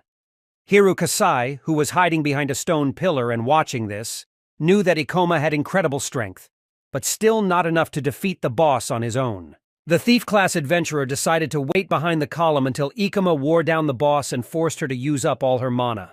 It would be much safer, but suddenly Kasai felt an explosion behind him. Intuitively, he ran away, realizing that the boss had just destroyed the column. Her attacks were truly terrifyingly powerful. Kasai understood that even if he was constantly dodging Ether's attacks, he wouldn't be able to hide for long. He believed that Ikoma had simply put them under attack, and they had nowhere to go. The Gravity Master couldn't delay any longer. The boss's magic threatened Satsuki and the other adventurers. There was no time. They should have attacked immediately. Ichinoshi Ikoma was getting closer to the monster with each step. He looked for a good place to attack, moving quickly to avoid danger. Shion Inobuki anxiously watched Ikoma because he was taking a risk by getting too close to Ether. It was not clear to the adventurers what exactly Ikoma was planning. His actions seemed senseless and insane to them. Kisaraga Satsuki, also overcome with anxiety for her partner, began to call adventurers. Clenching her weapon in her hands, she announced that they should approach the boss. Her logic was that since the boss of the rift couldn't attack them physically, it would be safer to be closer to him than to stand aside. Ikoma was the first to understand this strategy. Shion Inobuki thought the plan was ridiculous, but the doctor objected, stressing that they were a team bound to help each other. They should not have relied only on Ikoma for so long. Zugo Seiji ordered everyone to move towards the ether, as now was their time to support the Gravity Master. Their task was to cover his back at all costs. Adventurers rushed to ether. Shion, overcome with horror, closed her eyes, but understood that she had to carry out the order. However, when they got close to the monster, it suddenly raised its arms up, once again gathering magical energy to attack. Zugo Seiji, possessing a lightning reaction, analyzed the situation and realized that it would be impossible to evade this attack. He ordered his companions to retreat behind him. As the monster's attack came straight at them, the doctor raised his weapon and activated the shield skill. Thanks to this, he managed to save the lives of his comrades. However, after holding out for only a few seconds, he felt his magic reserve drain. Not having the strength to hold back the powerful shield for a long time, he ordered an immediate retreat. The girls rushed to seek shelter behind the columns, and the doctor, unable to retreat, remained in place. After a few seconds, Zugo Seiji, exhausted, could not stand it and fell to the ground. His shield was gone, and the monster's powerful attack seriously injured him. While cleaning the blood from his face, he felt déjà vu. Once again, after a long period of peace, he risked his life to save others. With anger in Jugo's eyes, Seiji looked at the ether. He swore to himself that this time he would not allow other adventurers to take risks, and all responsibility for killing the boss would fall on Ikoma. Ichinoshi Ikoma, who had been watching the battle from afar all this time, was relieved. He was glad that the doctor had managed to fend off the attack and hoped that Shion and Satsuki had found cover. The Gravity Master understood that the best moment had come for a decisive blow. Thanks to Seiji, they managed to fend off the monster's attack, so they had to act as quickly as possible until Ether found a new target. Magical energy began to accumulate around Ether, forming a protective layer around her. Thus, the monster was going to use this mana for a new attack. Ikoma decided to use a new skill, hypergravity. This powerful magic greatly increased the force of gravitational pressure on the target. Ether, raising her hands up, tried to strike with an elemental explosion. However, for this attack, she needed to hold her hand above her head to aim at the enemy. Under the influence of hypergravity, it turned out to be extremely difficult to do this. The boss froze in inaction, unable to attack. The adventurers surrounded her, taking her prisoner. Kisaraga Satsuki, watching how her partner neutralized the enemy, realized that this was her chance to enter the battle. The sorceress raised her wand and activated her Shadow Bond skill. The black energy that escaped from her hands reached towards Ether in violent jets, entangling the monster. Ichinoshi. Analyzing the situation, Ikoma realized that their opponent was not going to give up just like that. They couldn't let her regain her mana because otherwise the battle would turn into a vicious circle. Shion Inobuki, gathering all her strength, rushed into battle. After using her Moon-Slash skill, she angrily turned to the monster, asking if it enjoyed such a powerful attack. This powerful blow struck Ether. The girl managed to cut her hand, which was unnaturally twisted at an angle. The monster, overcome with pain, gave a shrill cry. This cry of pain was so loud and unexpected that the adventurers watched in horror at what happened next. Suddenly, the boss's severed arm fell to the ground, and her body, exhausted and unable to resist, swayed forward. Ichinoshi Ikoma, jumping up and speeding up, shouted that the girls did a great job. Satsuki and Shion have helped him a lot, but he'll be on his own after that. The Gravity Master concentrated his powerful energy into the sword. Jumping up and flying forward, he cut the monster's body in half. Moments before her death, Ether let out a terrible scream, and then her last sigh was heard. She fell to the ground and her body began to disappear. For this victory, they received 11016 units of experience. Ikoma's level increased from 45 to 49, and he also gained 16 skill points. Kisaraga Satsuki, filled with joy, exclaimed that they had succeeded. Shion, exhausted after the powerful attack but also happy, silently nodded. Zugo Seiji, who was still on the ground from his injuries, admitted that Ikoma had done a great job and their strategy was flawless. Ichinoshi Ikoma was incredibly happy. This is how they managed to defeat the new boss of the Rift. Now he could finally reveal all the secrets of the emergence of the Rifts, because he had obtained the item lost in the first timeline. The Ring of Wisdom. Ichinoshi Ikoma approached the remains of the ether, where he noticed something glowing. He reached out and, taking this item, he was surprised to see the Ring of Wisdom in front of him. They managed to defeat the Rift boss, Library of Secrets, and get what they were after. In the boy's hands shone the Ring of Wisdom, a rank B item that gave him the ability to call the Great Witch from the Library of Rites. Kisaraga Satsuki, standing next to her partner, felt that this ring could give them answers about the origin of the rifts in their world. Ikoma agreed with her, noting that he himself considered it likely. The sorceress offered to take the ring to the special unit if the assumption was confirmed. However, the main character did not think this idea was the best. There were 3 good reasons for this. First, in the past timeline, this ring was already owned by the head of the special unit. It was lost for unknown reasons. After everything that happened in the past, I cannot trust them with the Ring of Wisdom, Ikoma stated clearly. The second reason was the ring's true power, which only a high-ranking adventurer could reveal. Ikoma, being a former S-rank adventurer, was confident that he could unlock the full potential of this artifact. And finally, the third reason. No adventurer in his right mind will refuse a rare item, obtained with blood and sweat. Therefore, Ikoma decided to keep the ring for himself. Kisaraga Satsuki watched her partner with joy. She hadn't seen him so pleased in a long time. Ikoma carefully examined the ring from different angles. Zugo suddenly approached Ikoma Seiji.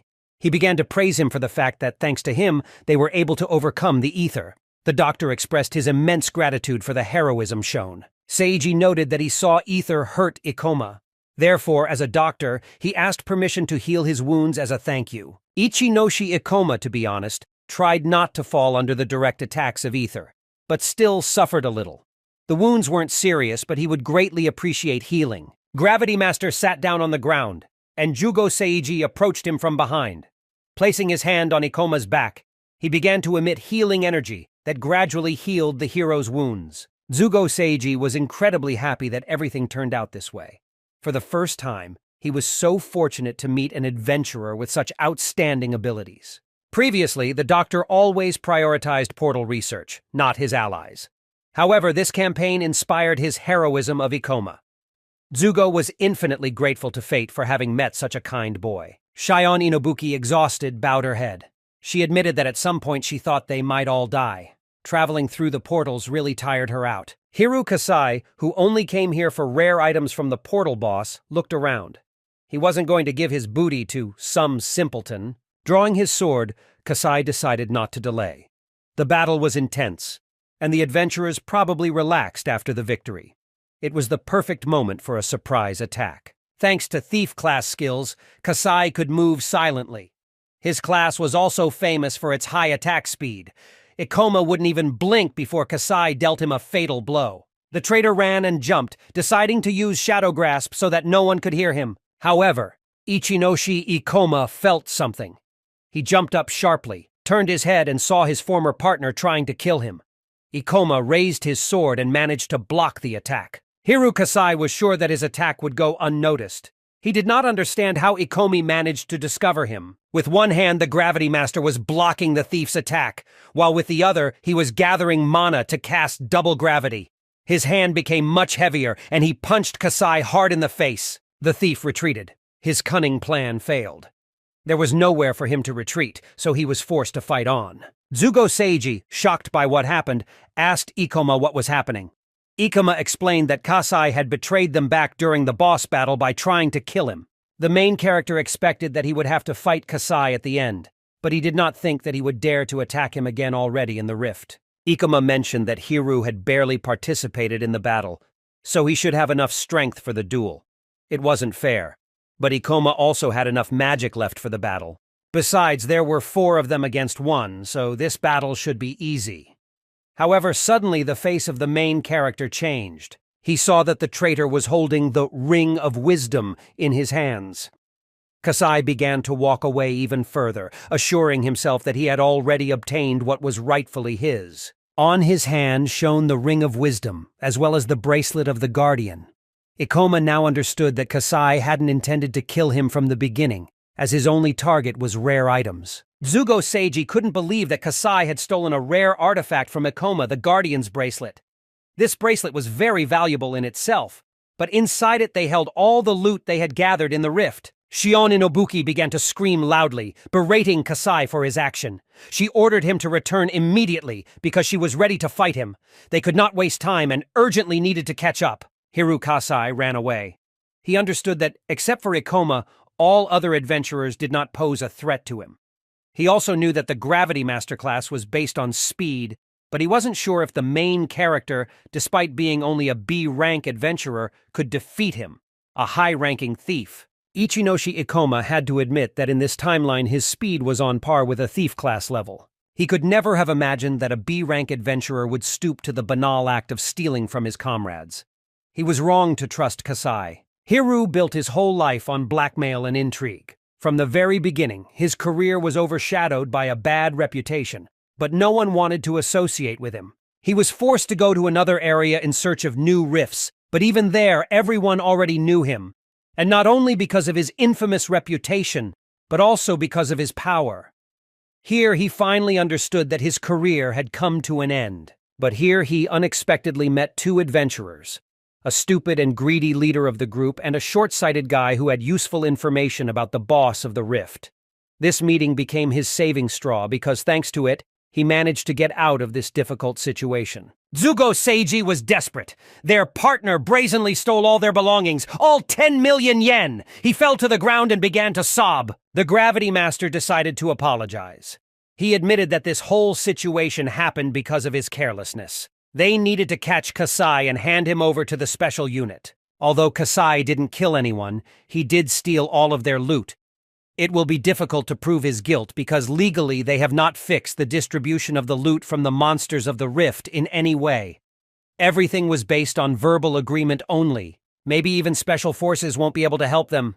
In addition, Ikoma desperately needed to return the Ring of Wisdom to avoid further problems. Suddenly, the team of adventurers heard a strange voice. They were Alice Yumakawa and Kikyo Kyogoku, who were also going to clear this rift. They were upset that the battle was already over, and they were late because they were too slow. Hiru Kasai continued to run towards the exit, but his path was blocked by new adventurers. He jumped and they looked up in surprise. To this, Kisaraga Satsuki tried to warn them. She said that this guy was a criminal and very dangerous, so they had better run away. The thief-class adventurer was very angry. He did not tolerate when someone stood in his way, so he was ready to deal with them. Alice Yumakawa and Kikyo Kyogoku prepared their weapons and took a fighting position. It was a job for which they were specially trained. Hiru Kasai believed that they would only make his situation worse, as he was a high-ranking B-rank adventurer.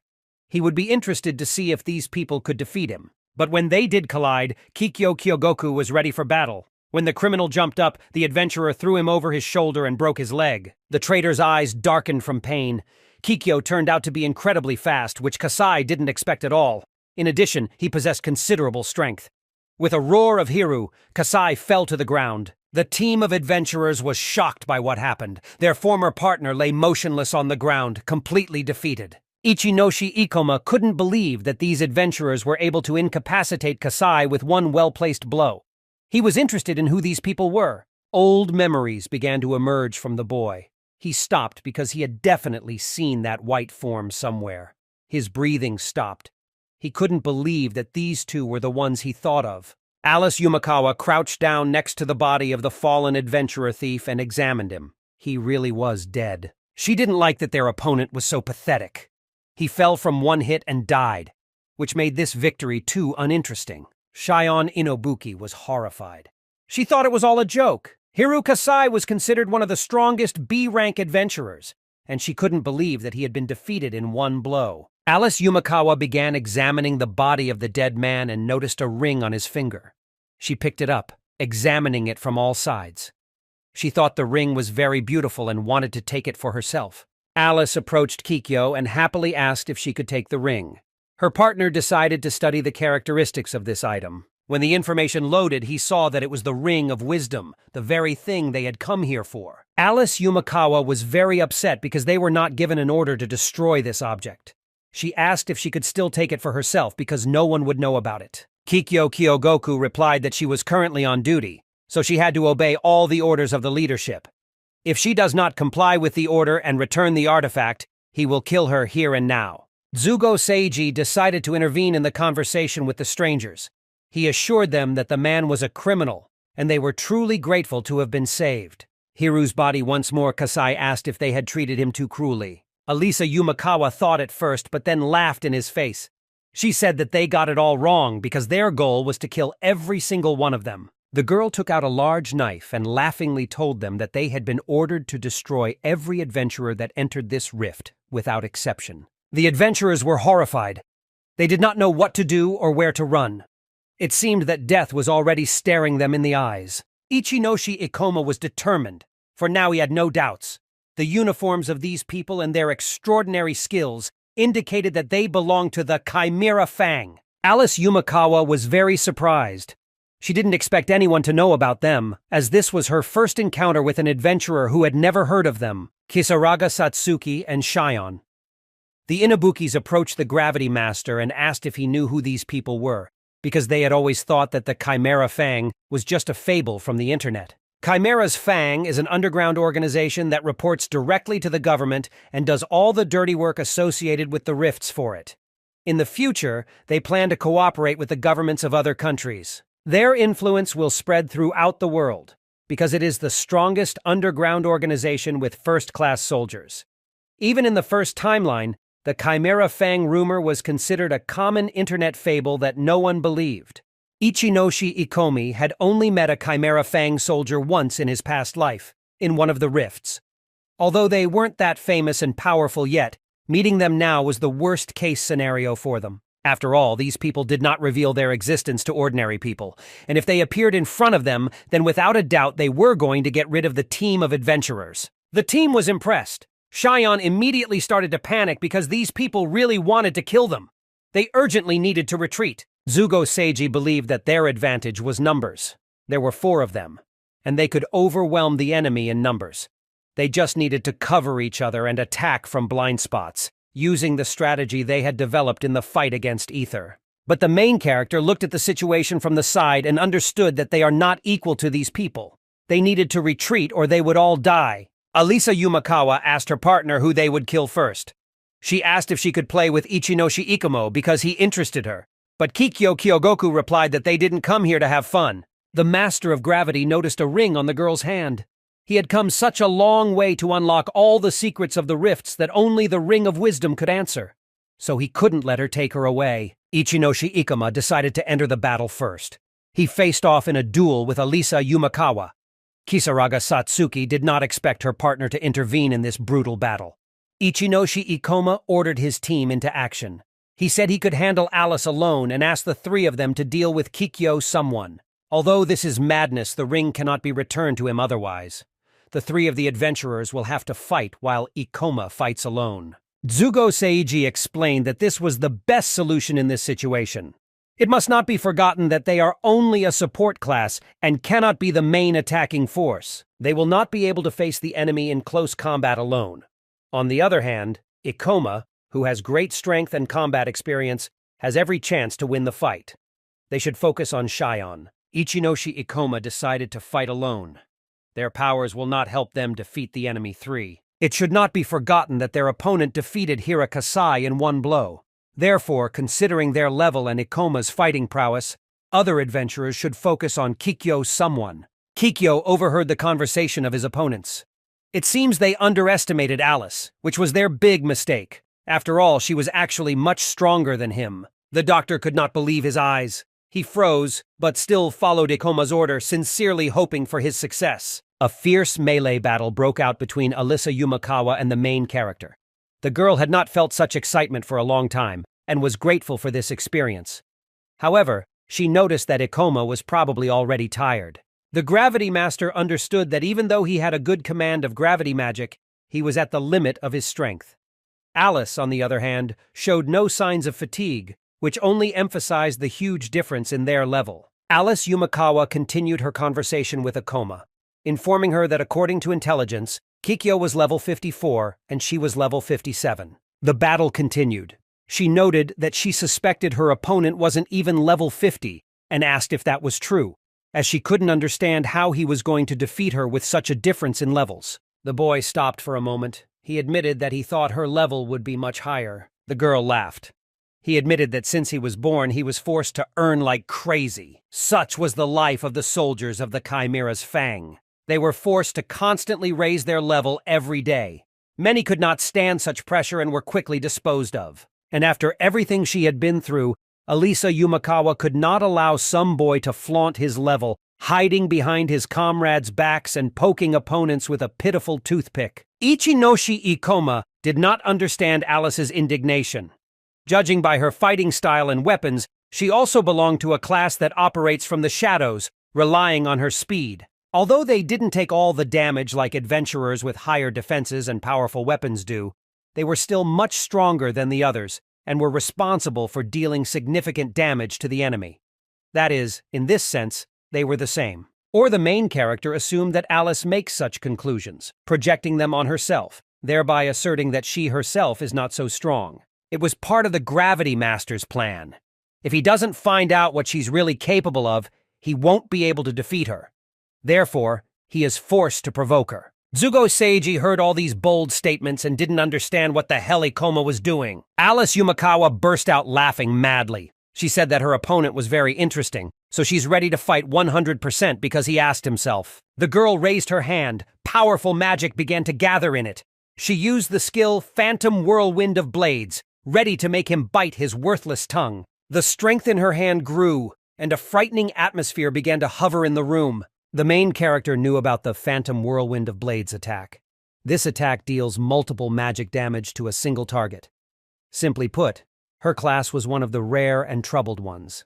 Alice Yumakawa continued to laugh and finally released this attack straight at the boy, inviting him to dance with her in battle. The Gravity Master jumped up and began to dodge her attacks. The girl began to analyze the enemy. He had light and quick movements. His skills allowed him to be agile and strong enough at the right moment. Besides, this kid dodged her knives with such ease. She was very interested in watching this. She admitted that her opponent turned out to be much stronger than she expected. She couldn't wait to see his look, full of horror and despair. They mainly fought in close combat. The difference in their levels was too much, and he was still holding on with the gravity magic, but that wouldn't be the case forever until the mana ran out. If he were to double his gravity, he would only waste his mana in vain. They were even on par with her mana amount, and he wouldn't be able to attack her at that pace directly. But right now, the boy couldn't count on Kisarag's support, Satsuki and the others, because they were busy with another powerful soldier. He understood that all this was not all that Alisa Yumakawa was capable of. He ordered her to stop playing with him and show him all the skills she knew, and to stop being a pillar, because if he continues to provoke her into more large-scale attacks, then her mana should quickly run out. Although it was risky, he had no other choice, because those knife tricks were just fluff, not her real strength. Therefore, let her show what the illusionist class is capable of. Alice smiled.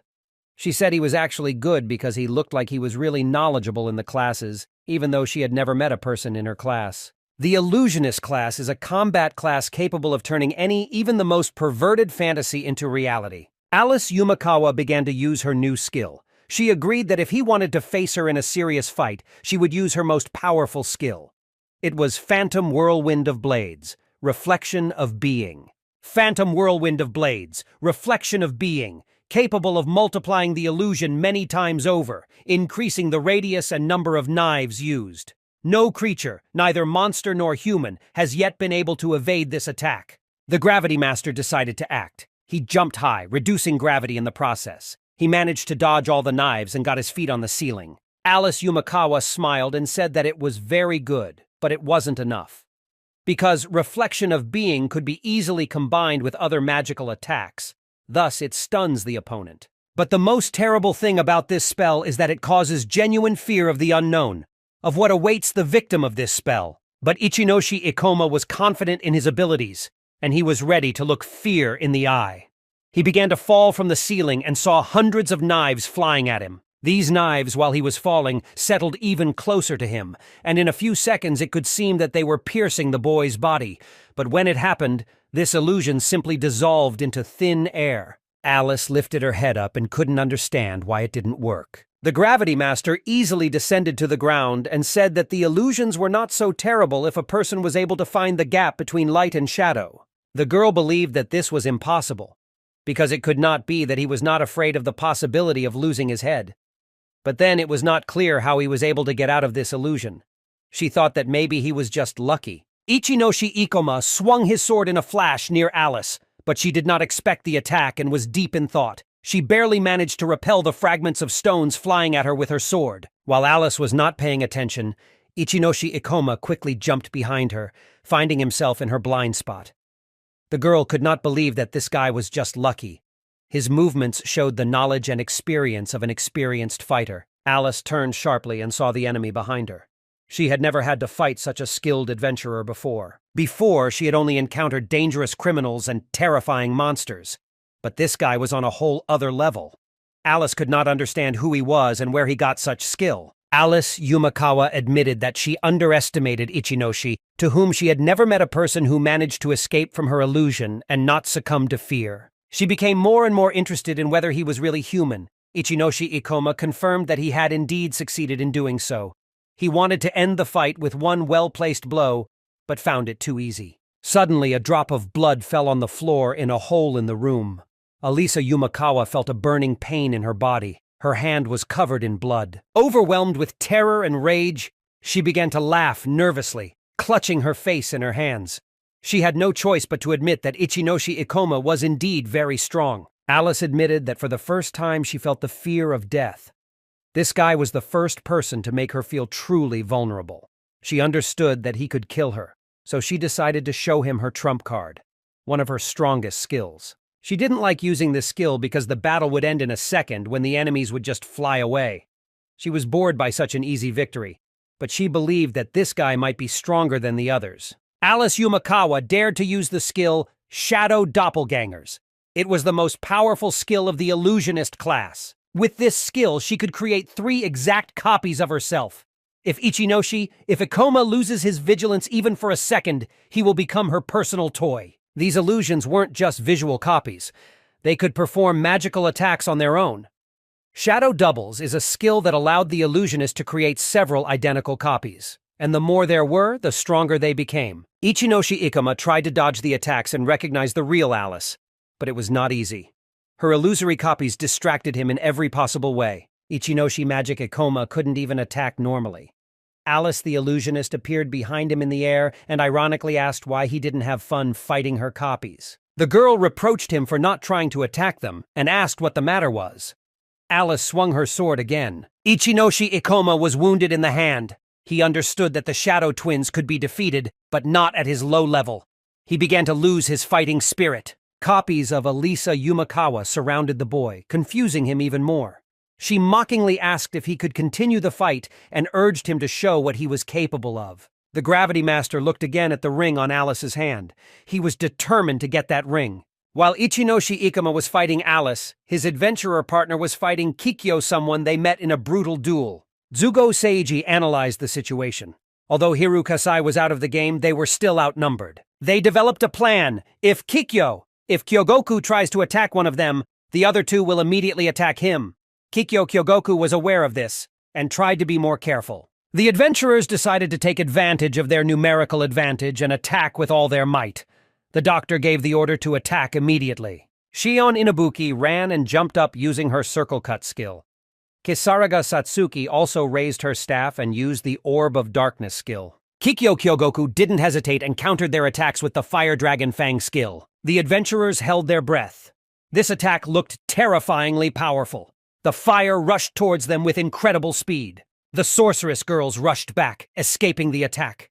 Kisaraga Satsuki fell to the ground, and Shion covered her with her back. The adventurers, lying on the ground, could not understand what was happening. Kikyo's power Kyogoku was terrible. If they couldn't dodge the attack, there would be nothing left of them. Kyogoku hoped that this attack would delay the adventurers, giving Alice time to come to their aid. Together, they could easily deal with 3 opponents. But Alice, as usual, behaved frivolously, dragging out the pointless fight. The soldier was furious. He was tired of babysitting these weaklings. He ordered them to surrender, threatening them with dire consequences. Blood magic swirled around him, and he used the terrible skill Blood Guardian Path. Shion Inubuki was horrified. Their opponent turned into a real monster. Path of the Blood Guard is a skill available to all melee classes. Its essence is that all mana is directed to strengthening the muscles of the body, making it incredibly strong and resistant to attacks, much stronger than that of an ordinary person. Such a skill cannot be resisted, no matter how many people rush into battle. Her only downside is that she quickly depletes mana, but Ikoma is confident that he can deal with the enemy before that happens. The adventurers engaged in battle with Kikyo-someone. Zugo Seiji decided to take the hit himself, protecting the girls from the attacks. The soldier charged, swinging his spear in front of the adventurers with incredible speed. It was this speed that scared the adventurers. They could not predict his attacks. The doctor tried to use the shield skill to protect his comrades, but Zugo Seiji didn't have time to activate the skill because the soldier pushed him and he fell to the ground. Shion Inubuki wasn't about to give up. Overcome by the desire for revenge, she jumped up and rushed at Kikyo, cursing and threatening him as she went. Shion struck the soldier directly in the arm but felt no resistance. It seemed to her that she was hitting a metal shield, not a human body. Kikyo Kyogoku knocked the girl to the ground with one blow. She collapsed, coughing up blood. Zugo Seiji was also lying on the ground, not understanding what was happening. No magic, no attacks from Shion could harm this soldier. The adventurers began to doubt whether it was a real person before them. Ikoma was fighting Elisa Yumakawa at this time, and she was considered much stronger than this soldier. But if even with her it was difficult for them, then with this monster there was almost no chance of victory. Alice furiously attacked Ikoma, ordering her shadow doppelgangers to attack him to show him the true fear of death. Kikyo Kyogoku watched Alice out of the corner of his eye and noticed that she was using the shadow doppelganger skill. This meant that Ikoma would soon run out of strength. Does he have another trump card up his sleeve? The adventurers understood that things were bad. Their opponent was too strong. They kept close, ready to cover each other's backs at any moment. But it was clear to them that they had to distract the enemy. Otherwise, these two soldiers would attack Ikoma and probably defeat him. But suddenly, Satsuki's thoughts changed dramatically. It occurred to her that things were not going as they should. She remembered how Aoi-chan had always used her as a decoy to distract her enemies. But Ichinoshi Ikoma managed to show the girl and prove that she can stand on the same level as him and that she is capable of much more. And after all that she has gone through, she has to go to the bait for the enemy again.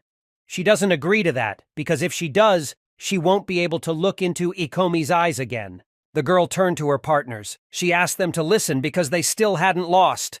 The adventurers looked at Satsuki in utter despair. The witch threw her weapon into the air. She said that 3 against 1 would be able to handle it, so they would definitely be able to defeat Kikyo. Someone hope and faith in victory began to appear in the team again. Kikyo Kyogoku started to laugh.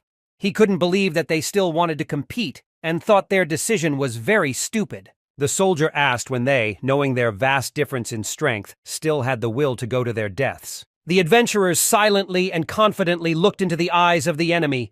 They were ready to resist further. Zugo Seiji analyzed the situation. He understood that the enemy's technique increased the wearer's physical capabilities, but they had no choice but to fight. But they did not know how they would be able to approach him, because he literally scatters them like soft toys. Everyone doesn't have much magic left after the boss fight, so there's no way to drag out this fight.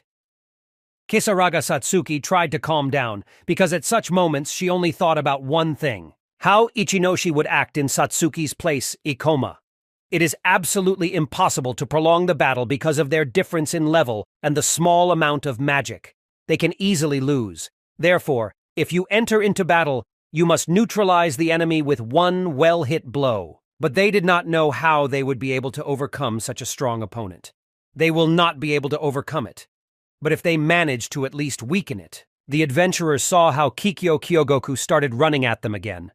In his normal state, he was a real monster, but with this skill, he was like a real titan. They did not know what to do.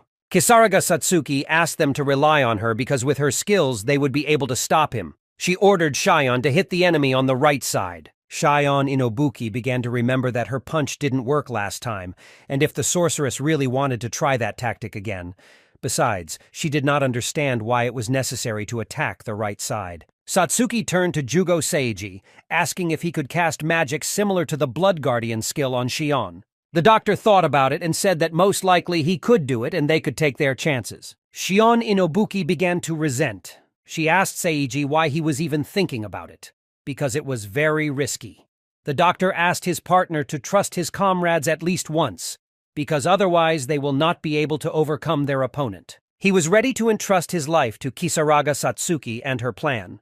Shion Inobuki was still very stubborn and said that not everyone bullied her, but she was still willing to help. Kisaraga Satsuki raised her magic wand up and then used her Shadow Path skill. Black magic began to emanate from her staff, engulfing the enemy. Around Kikyo paths began to appear to Kyogoku, which restrained his movements and bound his body. He tried to move and raise his hand, because he had never seen such a thing. For himself, he was already ready to admit that these opponents were not so weak. This magic skill was able to stop him, but he began to tear this mysterious magic around with his powerful hands. Shion Inobuki began to carry out the order. She understood that it was impossible to stop this monster with their powers, but there was no choice and she was willing to take the risk. She applied the moon cut. The girl threw her scythe. She flew by Kikyo. Kyogoku hadn't touched him at all, but now there was a new problem. She was left without a weapon. She clutched her head with her hands in fury. She thought so, and she started going crazy. Now, because she obeyed her partners, she lost her weapon. Jugo Seiji applied a shield around himself. Thanks to this, he will be able to attack his opponent and run straight to him. He ran away and began to carry out his plan. Kikyo Kyogoku managed to notice everything and get into a fighting position in time. He couldn't believe his opponents thought this childish trick could work on him. But suddenly behind the soldier, with the help of Satsuki's Path of Darkness skill, this black force lifted Shion's scythe up before the enemy saw it. A moment later, the black magic threw that scythe right at Kikyo Kyogoku with immense power. At this moment, Kikyo was able to sense the threat with his side vision, so he immediately deflected the attacking weapon. While he was distracted, Jugo Seiji was already running at him to attack. Suddenly, the soldier felt a strong blow on himself. Blood appeared on his hands. It was a doctor who immediately used the shield strike skill. Kikyo Kyogoku staggered in pain and dropped his weapon to the floor. He began to reach for her. But Jugo prevented him, Seiji, who continued to attack him. So Kikyo punched him on the shield. But when he looked at the floor again, he saw nothing. And when he looked up, he saw Kisarage Satsuki, who confidently stood with someone else's weapon in her hands. The adventurer and Kikyo exchanged glances. Suddenly, the sorceress threw back the weapon she was holding. She fell behind her. Kisaraga Satsuki realized that her opponent would not be able to use her skills without a weapon either. Therefore, now he will not be able to just attack them. The witch came up with a plan down to the last detail. She was much more determined than many of them. Now it became clear why she learned so much competing on the side of Ikoma. They are not able to defeat their opponents, but they managed to neutralize them. Now it was unclear how Kikyo Kyogoku plans to continue the fight. They held him back with their skills and also used others for their dirty tricks. But it is his own fault that he underestimated them. The adventurers began to laugh at their opponent. Shion started teasing him, joking if he had lost his toy and how he would compete with them now. Kikyo. Someone was very angry with these jokes. Out of anger, he swung his hand and hit the ground. The floor began to crack and glow beneath him. He slowly raised his head in horror and asked the adventurers if they really thought he couldn't kill them with his bare hands. The team of adventurers stood confidently, ready to accept this challenge. Ichinoshi Ikoma continued to compete with Alice. He could not orient himself in this space, but he tried not to lose his vigilance and follow everything that was happening. One of Alice's doubles, Yumikawa, approached Ikoma. She recognized that he had slowed down a lot and already understood that he was going to save his mana in every way. But at such rates, he will not be able to overcome it. The girl said that if the boy is not going to actively compete with her, then she will simply kill him because she is not interested in playing. She asked what he was going to do and ordered him to decide quickly because did he have time to get tired? The weak point of the illusionist is the unfortunate expenditure of magic. It will not be in her interest to drag out the fight. He must find a medium among the copies and then they will disappear. But if he were to hit each one individually, his strength would quickly run out. On the other hand, he couldn't find the main body so easily. After all, the clones will interfere with him. Such options inevitably lead to his death. But suddenly the boy's face changed. He had a single plan that could lead him to victory. He was ready to test it, because there was no other way out. Kisaraga Satsuki saw the opponent start to run towards her and immediately used a ball of darkness to counter. But Kikyo Kyogoku kept running. This man now scared them very much, because even after losing his weapon, he did not think of giving up and stubbornly went to his goal. Zugo entered the battle with the soldier Seiji. He hit him with his staff, and they engaged in melee combat. The doctor tried to resist, but being a mage, he couldn't last long. However, he managed to distract the enemy because at that moment Shion attacked Inobuki. She jumped up and swung her scythe at him, but the man managed to quickly jump aside, and Shion just landed easily on the floor. She tried to catch her breath and looked at the soldier, not understanding how this man could compete with 3 opponents with his bare hands. Zugo Seiji watched the enemy from behind. Everything went as expected. Without a weapon, he couldn't use his skills to their full potential. Although he was not in the most favorable position, he did not think of giving up. He was ready to fight to the death. After a long battle, Kikyo Kyogoku could already admit that these 3 adventurers were not as weak as he had initially thought. But the strongest of them was the dark-haired boy. Ichinoshi Ikoma Alice Yumakawa couldn't handle him for a very long time. But now he had no way to help her, because the other adventurers simply wouldn't let the enemy get too close to him. However, Kikyo was obliged to fulfill the task given to him, even if he had to risk his life to do so. Such were the rules in the Chimera Fangs team. Alice Yumakawa jumped up and used the Infernal Sword skill. Several swords flew at the Gravity Master from different directions. He tried to run and dodge, but suddenly the main character felt a strong pain in his shoulder. When he looked down, he saw a knife sticking out of his body and blood on his hand. He began to fall to the floor. This time he failed to fend off the attack. He was lying on the ground. Alice admitted that her opponent was very stubborn, but still, he would not be able to resist for long. Yumakawa's clones began to attack the boy from all sides, distracting him. She thanked them for helping her have fun. But unexpectedly from the other side on Ichinoshi, the real Alice pounced on someone. She said that now it was time for them to say goodbye, and rushed at the boy with a knife in her hands. However, Ichinoshi Ikoma managed to react quickly. He grabbed the girl's hand with the sword and squeezed it tightly. She could no longer move her hand. In this way, he managed to find out where the real Alice is. The girl was surprised. Now she understood that he had set himself up specifically to catch her. The boy held her hand tightly.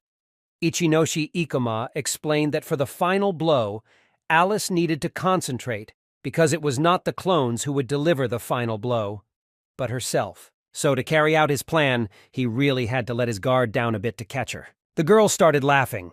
She said that the opponent was really cool that he managed to catch her, but in her other hand she was holding another knife that she planned to use to strike next. She swung her free knife hand, and they engaged the boy in melee using their swords. Alice said it still wasn't enough to get her over him. A moment later, the girl kicked Ikoma in the chest. She asked him not to expose himself. Ichinoshi Ikoma fell to the ground from the impact but landed confidently. New injuries appeared on his body. He needed to act decisively and quickly. Alice Yumakawa smiled. She said everything again.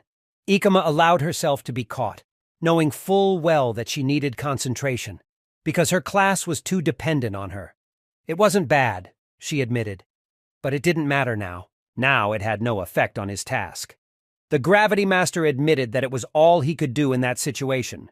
He was well aware that due to the difference in their levels, he would not be able to beat her. So he decided to take a chance. And thanks to this chance, Ichinoshi Ikoma was able to take what was rightfully his. He demonstratively showed his hand, on which the Ring of Wisdom flaunted. Alice Yumakawa froze for a second. She remembered this ring that she wanted so much. She admitted that he managed to seduce her, and that he was looking for her main body just for the sake of it. The main character smiled because the experience of the thief class was very useful to him in his second life. The Ring of Wisdom was a unique item that dropped from the main boss of the Ether Rift, and it summoned a Grand Witch from the Library of Secrets. The boy calmly got up from the floor. He admitted that her Shadow Twin skill was indeed incredible, but even it had its weaknesses. And with his class skills, he wouldn't have been able to defeat her so easily. But now, everything was different, because he had been conserving his mana for a reason throughout their match. Ikoma raised his hand with the ring even higher. Alice froze, overwhelmed by a wave of anxiety. It seemed to her throughout the match that the boy's mana was practically at zero, so he did not use his skills. But no, he was hoarding it to use this ring. So if he had planned to take the ring from her from the beginning, at what point did he realize how her Shadow Twins skill worked? She could not find an explanation for this. Alice Yumakawa couldn't believe that she could fall for such a plan. As it seems, Ikoma himself forced her to use his most dangerous technique from the beginning to catch her. The girl smiled and gently asked what this ring could do against her, and what she should expect. Ichinoshi Ikoma spent many hours researching the past life engagement ring phenomenon. And if everything was as they said about her, then no problems should have arisen. The protagonist raised his hand and commanded the Great Witch of the Library of Secrets to appear. He hoped that everything would go according to plan. Suddenly, a bright light began to appear in the game, which was so blinding that Alice had to close her eyes. A strong wind began to blow from its power. From this light appeared a witch, which grew larger and larger until it reached its maximum size. The Great Witch of the Library of Secrets came out of it. At first, the witch looked around and then smiled joyfully and uncertainly. Alice looked at this little creature in surprise. She now knew that this ring summoned a small magical being. Now the main character had every chance to win. Elisa Yumakawa and her partner will now compete as a trio. The girl knew that many rare things could be found in the rifts, and she herself had seen them more than once. Summoned creatures were not that rare, and more often than not they were useless and wasted mana. But Ichinoshi Ikoma was specifically hoarding his mana to use all of it on the ringed creature. So it seems he had a lot of confidence in this little witch. He planned something very cunning. Alice realized that the boy had deliberately set himself up for the blow, then saved his mana, and all this was for the sake of summoning this small creature. She understood that perhaps he had despaired too much. Ichinoshi Ikoma said that to dispel her illusion, he first needed to take the ring from her, and now he will finally be able to compete with her in full force. Alice Yumakawa gave a playful smile. She said it sounded great and she was ready to continue the fight. Suddenly, her clones pounced on the boy from all sides. She asked to be shown what this little witch could do against her. But the Gravity Master was not excited. This doll was a mini version of the real Ether, and as such, she is able to use all the skills that the original Ether knew. But it will only be a replacement for the guy's mana, and then he can use all of her skills as he pleases. Ikoma ordered the little witch to act and move forward. The creature flew up, raised its small arms, and used the Fire Wave skill. Fire began to appear around her, which spread to Alice and her clones. The girl was very excited. It was a massive spell. She looked around and realized that she had nowhere to run. The fire began to envelop her from all sides. This skill continued to work even more powerfully. The fire began to burn even stronger. Alice began to cover her face with her hands, but the magic wasn't able to do too much damage to her. She looked at her clones. They stood in the fire and suddenly began to disappear. This magic was enough to dispel all her illusions. Ichinoshi Ikoma understood that Fire Wave wasn't the most powerful spell, but it was consuming a lot of mana.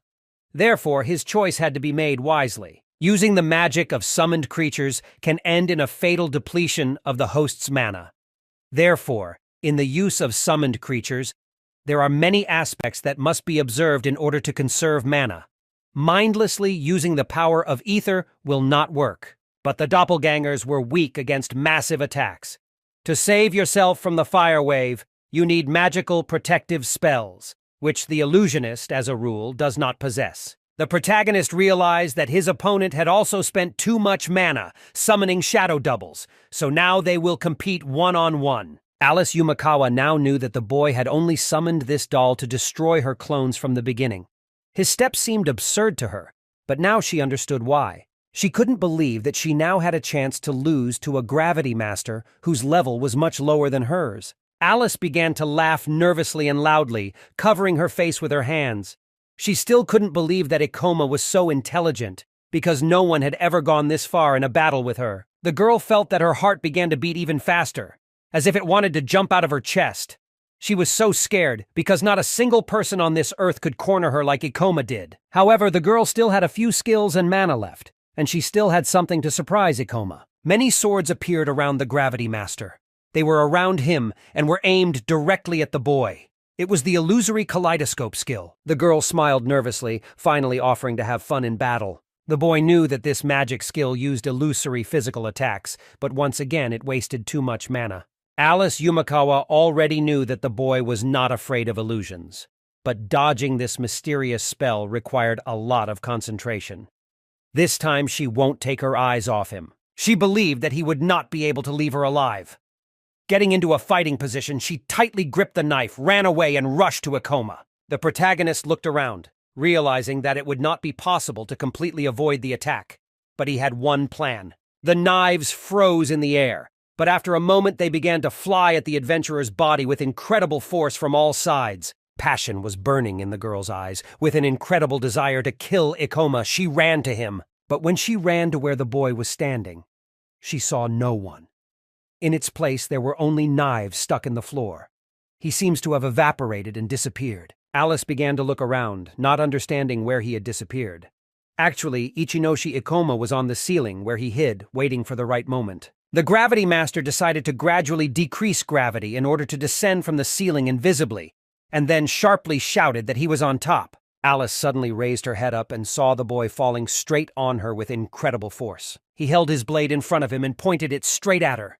He used the Meteor Fall skill, thereby increasing his falling power. Opponents clashed with swords.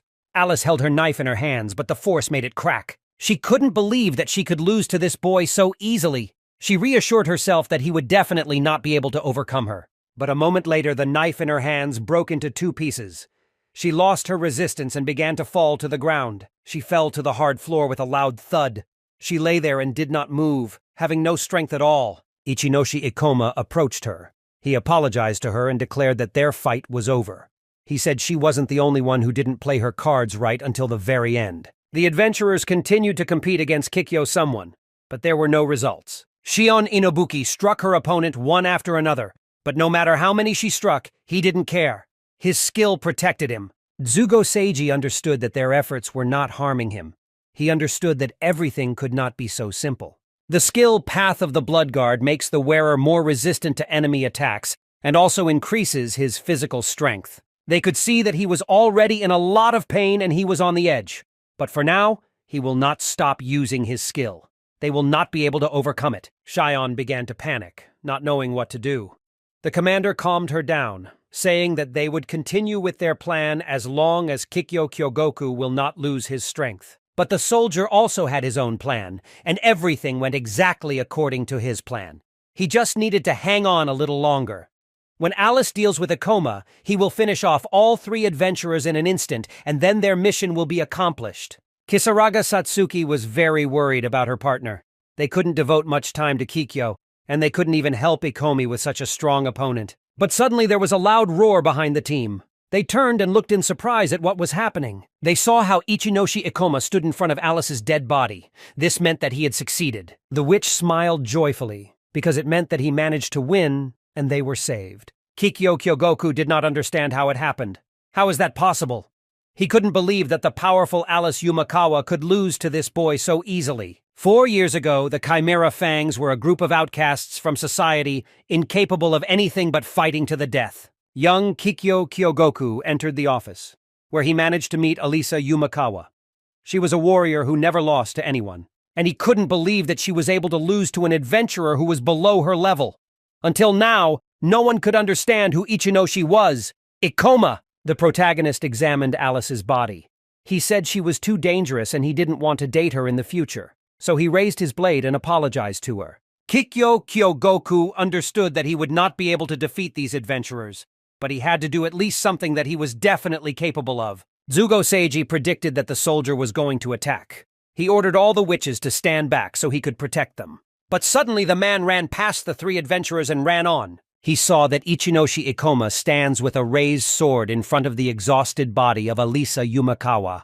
He wanted to kill her so that she would not be a threat to him in the future. And when he swung his sword, he unexpectedly wounded Kikyo Kyogoku, because he covered the body of the exhausted girl with his back. The main character froze because he did not expect that he would be prevented. The doctor was also surprised because Kikyo was not running at them, but at Ikoma. Kikyo Kyogoku did not join the battle. He just quickly put the exhausted Alice on his shoulder and ran away. Ichinoshi Ikoma asked if Kikyo was really going to back down.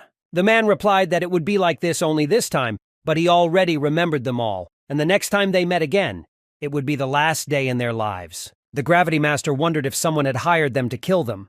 If so, he wanted to know who the customer was. But Kikyo Kyogoku ignored the question. He told Alice Yumakawa that it was time for them to go. Suddenly the girl opened her eyes because she was still conscious. She used the illusionist's magic skill, Mirage. Alice waved at Ikoma and said she had a lot of fun, so she was very grateful for the experience. The protagonist fell to the ground exhausted.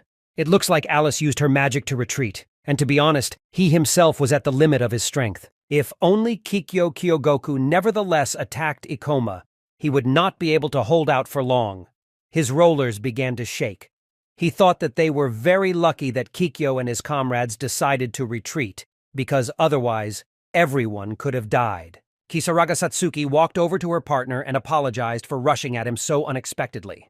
The doctor did not even have time to put a shield on Ikoma. The Gravity Master said that everything was fine, and that they all competed well. They thought that Ikoma had taken on the strongest opponent, but in fact, all this fight he was only thinking about how to finish the fight faster and help them, and they managed to disarm Kikyo without his help. His teammates showed everything they were capable of, and without them, he definitely wouldn't have been able to do it. Chimera Fangs will soon spread rumors of their defeat, hanging on them a shameful brand. Soldiers who could not cope with ordinary adventurers. This incident could seriously affect their reputation. In 10 years, they will not be able to become the most powerful shadow group, as it was in the past timeline. But this time, no one was hurt, although it is not clear whether the same security awaits them in the future. And yet Ichinoshi Ikomi managed to obtain a valuable artifact, the key to solving the occurrence of faults, the Ring of Wisdom. This item was very important, and this was confirmed by the appearance of the Chimera Fang. Now everything fell into place. In the past timeline, this item was lost, although it was in the head of the special section. This time, the Chimera Fangs did not invade the Rift's territory. So, could it not be that this time the task for Ecole Chimera was given by the head of the special department himself? But suddenly the team heard a familiar voice. It was Hiru Kasai, who came to his senses. He said it was time for them to get out of here. He asked for forgiveness and begged to be taken out of this place. Shion Inobuki was furious. She asked how he had the audacity to ask them for something. Because if he asks to get out of here, then she is ready to offer to send him to the other world, because she is joyfully ready to accompany him. The doctor asked Shion to calm down, because even if he did something bad, there is no need to kill him. As they expected, Hiru Kasai wasn't even able to get up. So they're going to hand him over to the SWAT team as a criminal who attempted to steal their loot. Kikyo was carrying Alice Yumakawa on his shoulders. She was delighted with such a fight, glad that she had this experience. She told her partner that she was already close to finally finding peace, but she understood that most likely their mother would count them out for defeat. Because if he hadn't protected the girl, he would have been able to pounce on Ikoma and then kill him with one blow. And she understood that most likely Ikoma would have problems now. The soldier believed that he was not worth Alice's life. Although they lost this time, they will meet him again. And next time, they will ask for help to eliminate him from a former adventurer of rank A. Guardians of the Library of Secrets Rift stood near the exit of the rift. They watched in amazement as the wounded adventurers emerged from it. One of the employees asked if they managed to defeat the boss of the Library of Secrets Rift. Zugo Seiji had Hira on his back, Kasai. He smiled confidently and said that they managed to clear the rift because they were B-rank adventurers. Other adventurers stood behind. Satsuki apologized to the workers that they managed to deal with the boss so quickly. Suddenly, Ikoma heard an unfamiliar voice behind him. She asked him if he was the same leader of the team who was able to clear this rift. The Special Forces soldier who came to train his new skills in this rift turned out to be Mayumi. That's me. He did not expect that he was overtaken, and the adventurers managed to cope with such a difficult task so quickly. Mayumi was outraged that the civilians, in his opinion, did whatever they wanted without thinking about the consequences. This confirmed his opinion, which he had from the beginning. Shion Inobuki could not tolerate such humiliation and rudely replied to Mayumi. She said that adventurers risk their lives to protect people from special forces and clear rifts. Ichinoshi Ikoma walked over to Mayumi Toya to apologize for the behavior of her partner. He explained that they were both very exhausted after cleaning up the rift, especially Shion, so she didn't hold back her emotions and behaved rudely. Ikoma also noted that he would not like to make enemies in the special unit. In the Special Forces, unfortunately, adventurers are often treated like ordinary civilians. It is worth noting that adventurers appear due to the desire of people to independently protect others and explore rifts on a legal basis. However, the Special Unit closely monitors the activities of adventurers and can deprive them of their licenses in case of violation of the rules. In the future, the Special Unit plans to fully control the activities of adventurers. At the moment, they cannot take harsh measures except for verbal remarks. One of the soldiers of the Special Unit, Urakadze Tsumuji, turned to Lieutenant Mayumi with a request not to inflame the conflict. She emphasized that the most important thing is that the fault no longer poses a threat to people. Ichinoshi Ikoma decided that this was a good time to expose Hiru's crime Kasai. He revealed that Kasai was trying to steal the loot they had found in the rift. Hiru Kasai looked around, realizing that he urgently needed an excuse. Mayumi Toya slowly turned and asked to explain again what had happened. The thief-class adventurer began to explain that it was just a misunderstanding in the group, and nothing like that had happened. However, Shion suddenly hit him on the head and told him to shut up because he was trying to kill them and take all their things. Ikoma noted that this matter should already be resolved by the guild. He also mentioned that Kasai probably already had a criminal record in another branch, so he deserved to be punished. Judging by his behavior, this was not the first time he had done something like this, and Ikoma was sure that he had already received complaints from other adventurers. Hiru Kasai was detained by guild workers to clarify the situation. Ikoma decided not to lose this opportunity to talk with a person from the Special Unit and told that in addition to the unpleasant situation with the fault, something else happened. They were attacked by two soldiers from the Chimera Fang organization, a blonde and a tall, bald man. Mayumi Toya's face changed. He asked if they were sure what had happened, because if it was just a joke, it wasn't funny at all. The Gravity Master assured that this was true, and he was ready to make a detailed report to the guild and send it to the Special Unit for verification. Mayumi Toya thought. He considered the boy in front of him very suspicious and frightening. The soldier from the Special Unit grabbed his head. He could not ignore such a serious statement. He ordered one of his partners to urgently contact the headquarters. A team of adventurers went to the guild, where they began to compile a detailed report of what had happened. The registrar listened carefully to every detail and recorded everything in the document. Finally, all the adventurers were released and they could live out the rest of their day in peace. Shion Inobuki was still angry with her former partner Kasai. She imagined how easy it would be for them if this thief didn't cause them too much trouble. She didn't expect anything more from the thief class. They were just slimy and nasty types. They stole from their allies and no one trusted them. She was never ready to trust people from the thief class again. Ichinoshi Ikoma was very affected by such statements because he used to have the thief class himself.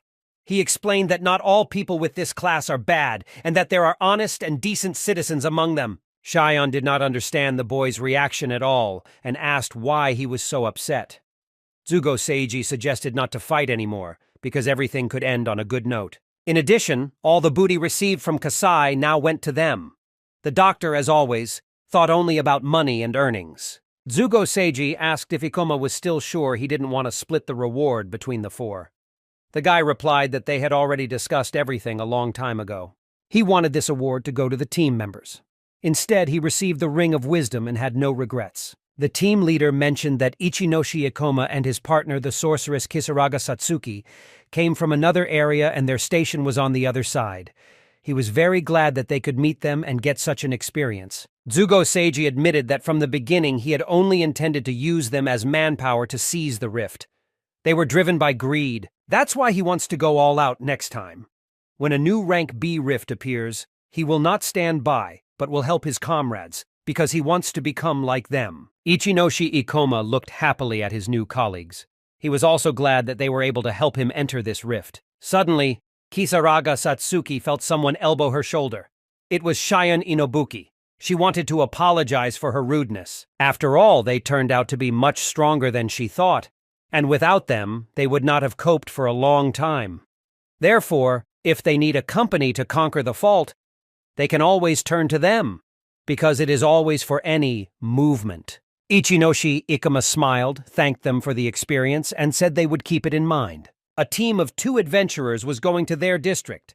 Kisaraga Satsuki asked her partner why he was so eager to get the Wisdom Ring item. The boy explained that this ring could summon a legendary creature. He offered to show how it works. He held his hand up and commanded the creature to appear. A light burst from his ring, from which the witch from the Library of Secrets appeared. She flew up and began to shine.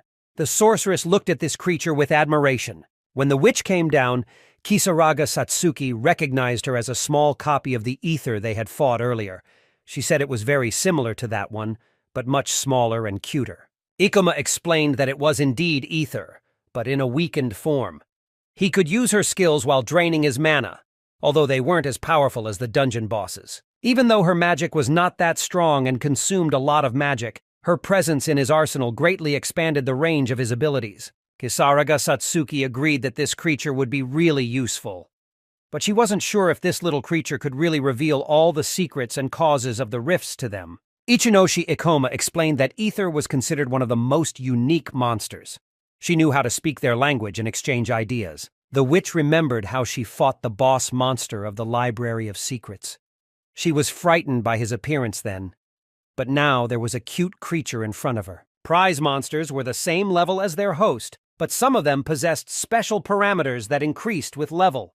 Ether had a unique wisdom parameter.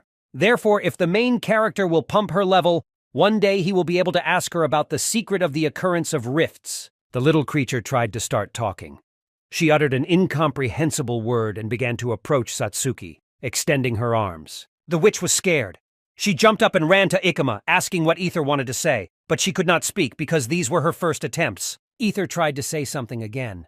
She said that very soon this world will meet its end. The context of this statement was completely unclear. The adventurers froze. They didn't know how to react because they had too little information about her words. In the guild, Hojo smashed the phone against the wall out of anger. The device fell to the floor and broke. The Chimera Fangs couldn't handle such a simple task, and it made him very angry. He walked over to his laptop and began studying all the available information on Ichinoshi, to whom Ikoma had cleared numerous rifts to his credit and was the first adventurer in history to achieve rank B so easily. He was the adventurer who saved the people from the rift disaster and the one who defeated the elite soldiers from the Chimera Fang. And he was the one who took the Ring of Wisdom.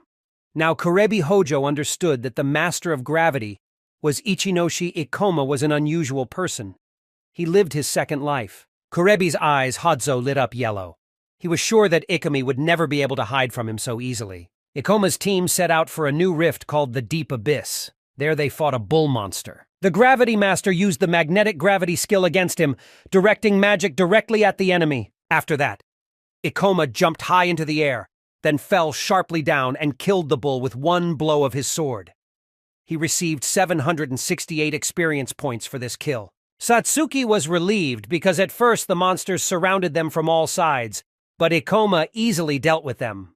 Sanji Sena also praised his success and said that she was less experienced than him and did not expect this. The blogger even said that if Ikoma had a manager, she would have offered him cooperation.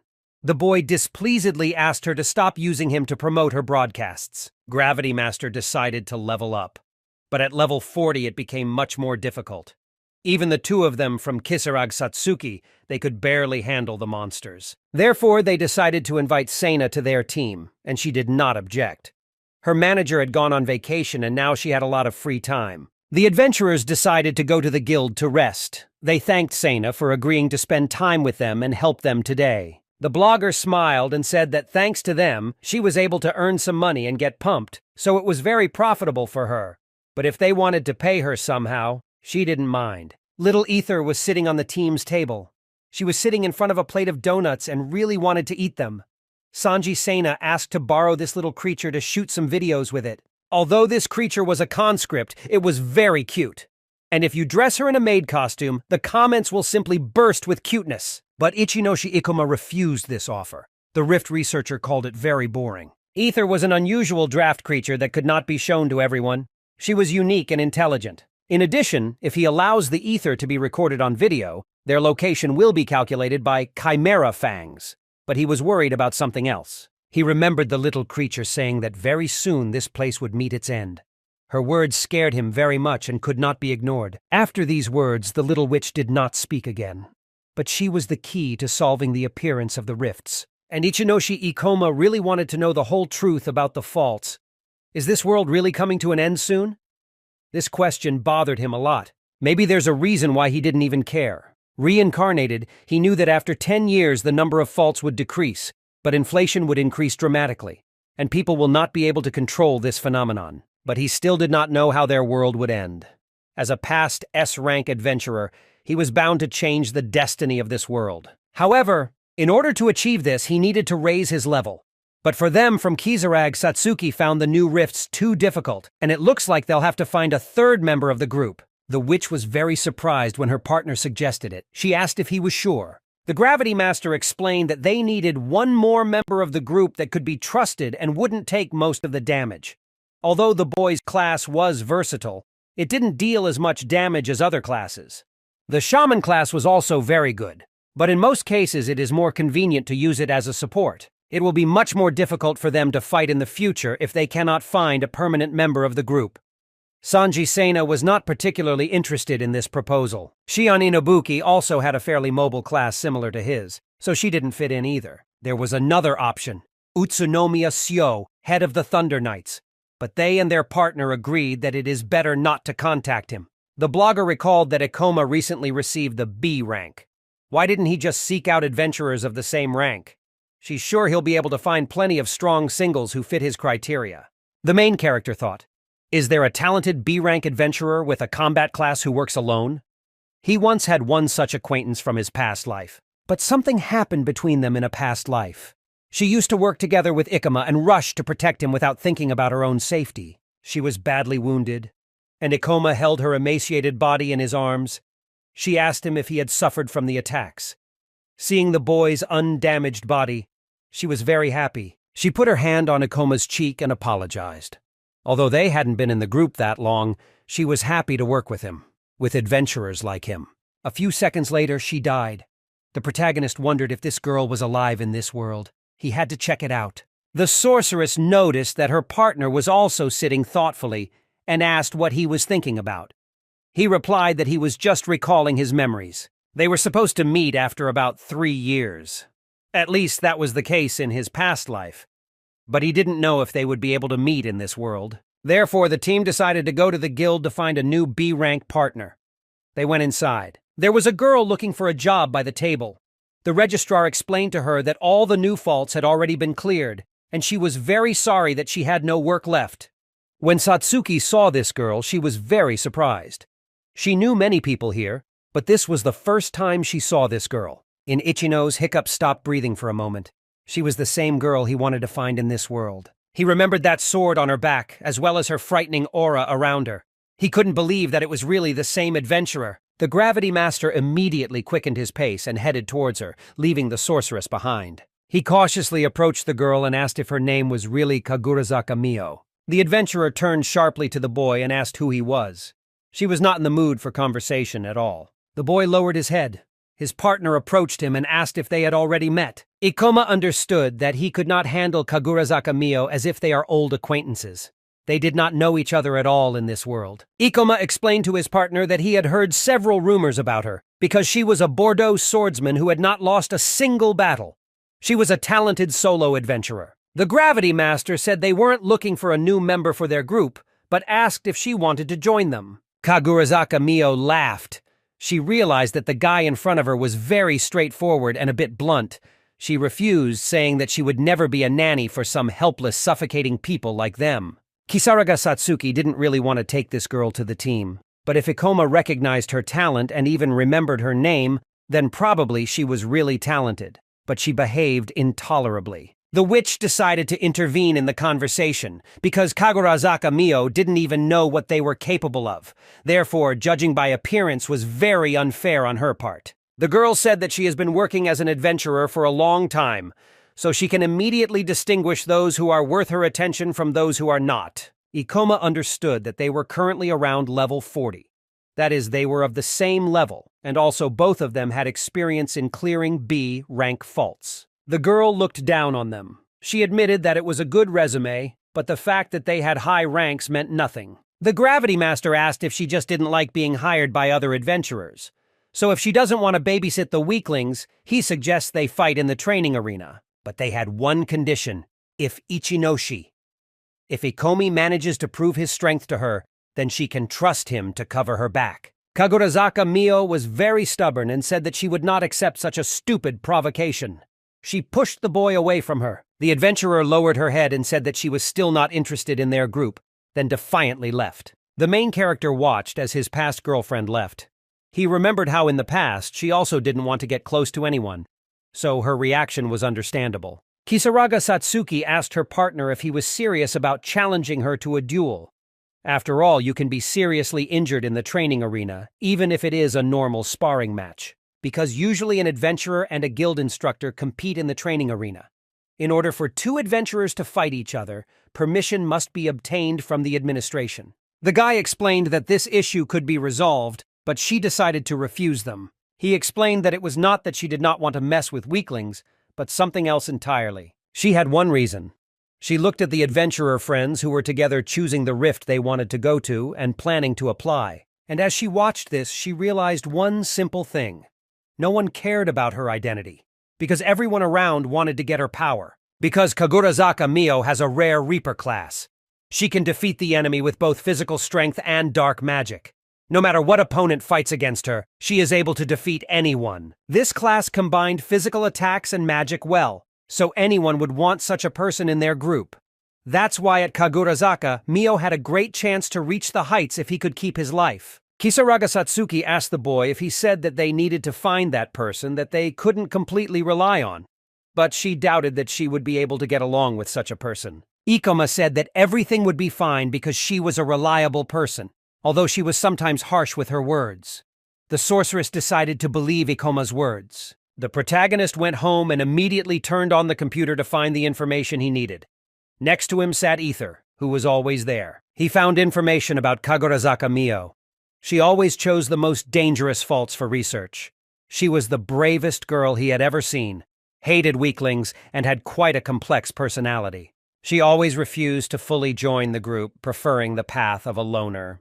And in the past timeline, she was the one who saved his life. The lonely path is full of dangers, and if he can even slightly influence the course of events of this temporal line, as a sign of gratitude for the rescue, he is obliged to befriend her and save her life. Ichinoshi Ikoma asked Ether if she thought he could convince this stubborn girl to join him. The little witch thought, and then said that the power of one person can change the course of all events. At first the boy thought and asked Ether what she was talking about, but after a moment he understood everything and smiled. He began to remember his past life.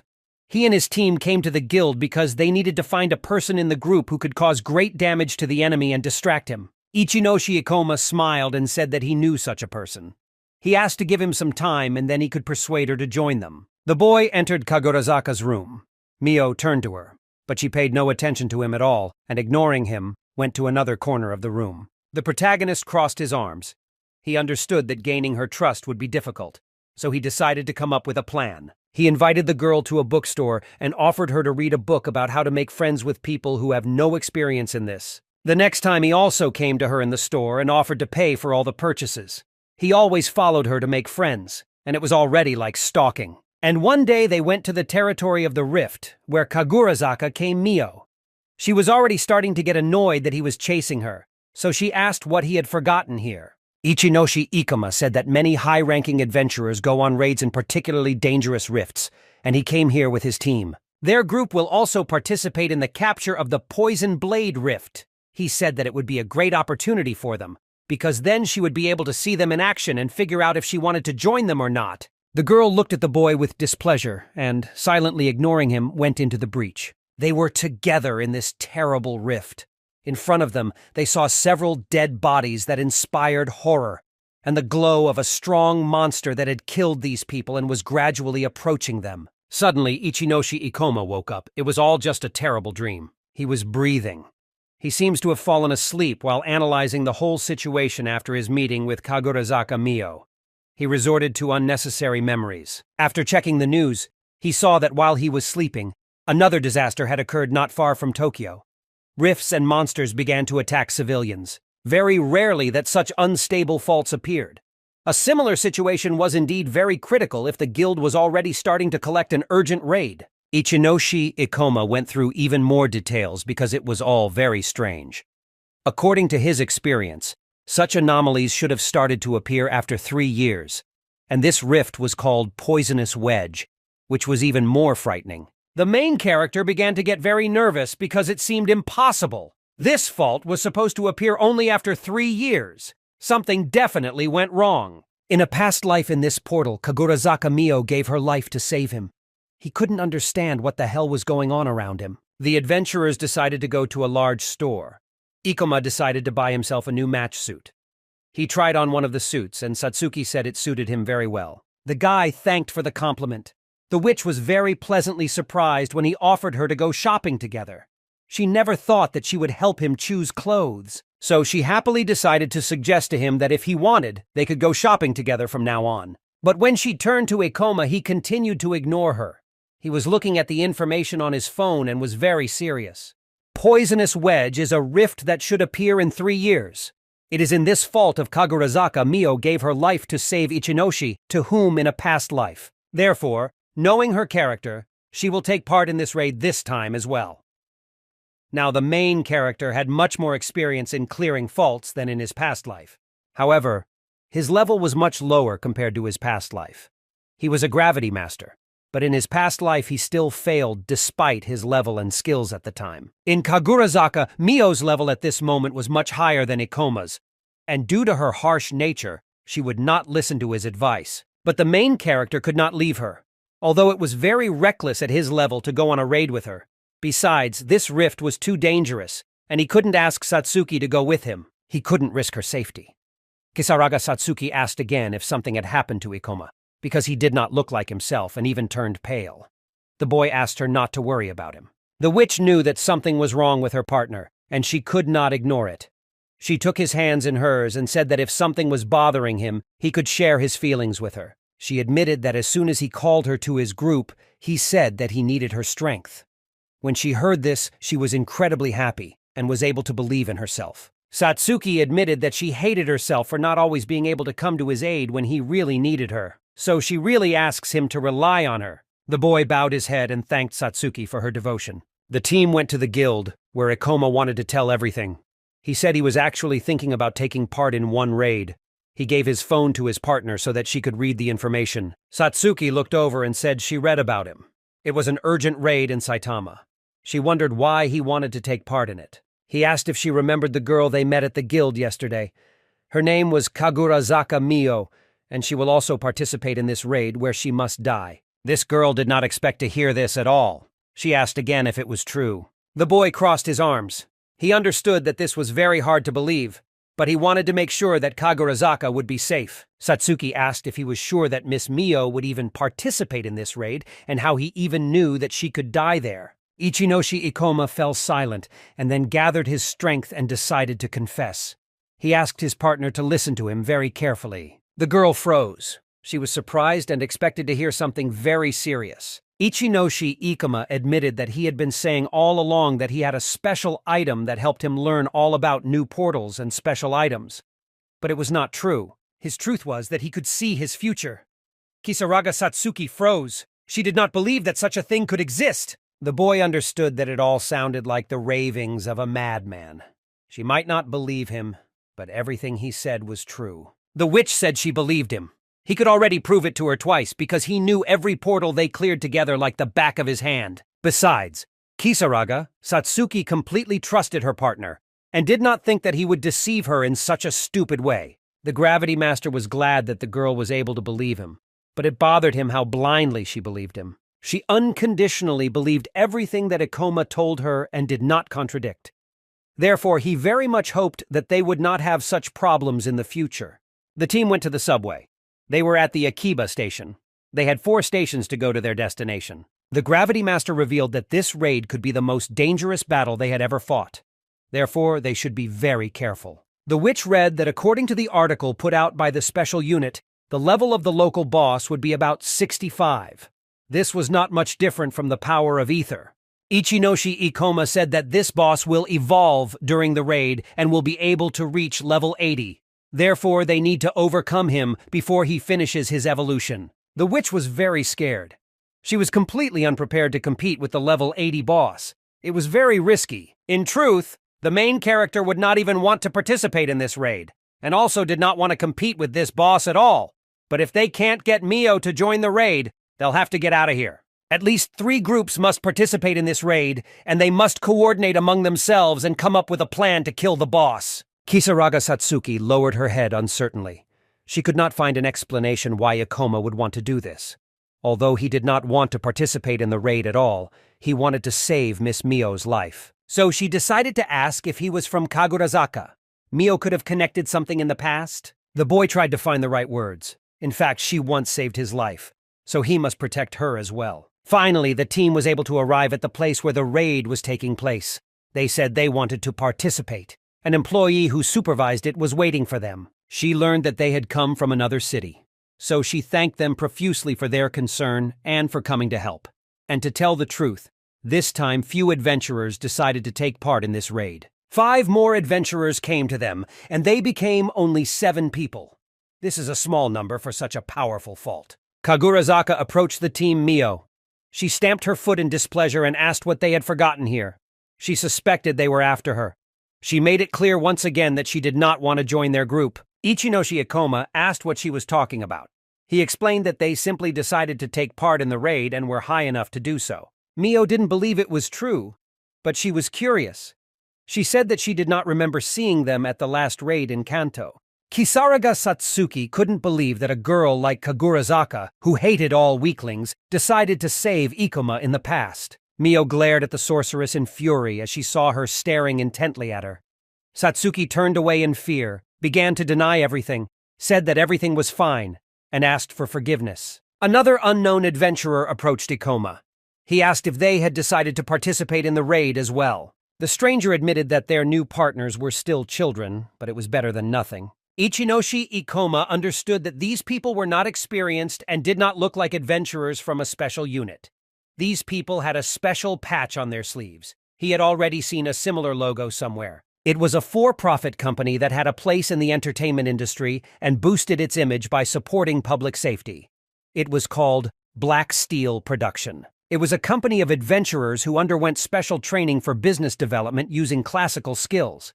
They aspired to reach greater heights in the future, but for now it was just a startup. Chief Shiraki turned to Mr. Hanagasaki. He reminded them that they were representatives of the driving force, so he needed to be polite to potential customers. Shiraki decided to apologize to Satsuki for their rudeness. He explained that Hanagasaki sometimes acts like a stubborn old man, but his character wasn't really that bad. The girl asked not to apologize. It became much easier for her that at least someone with a normal character happened to them.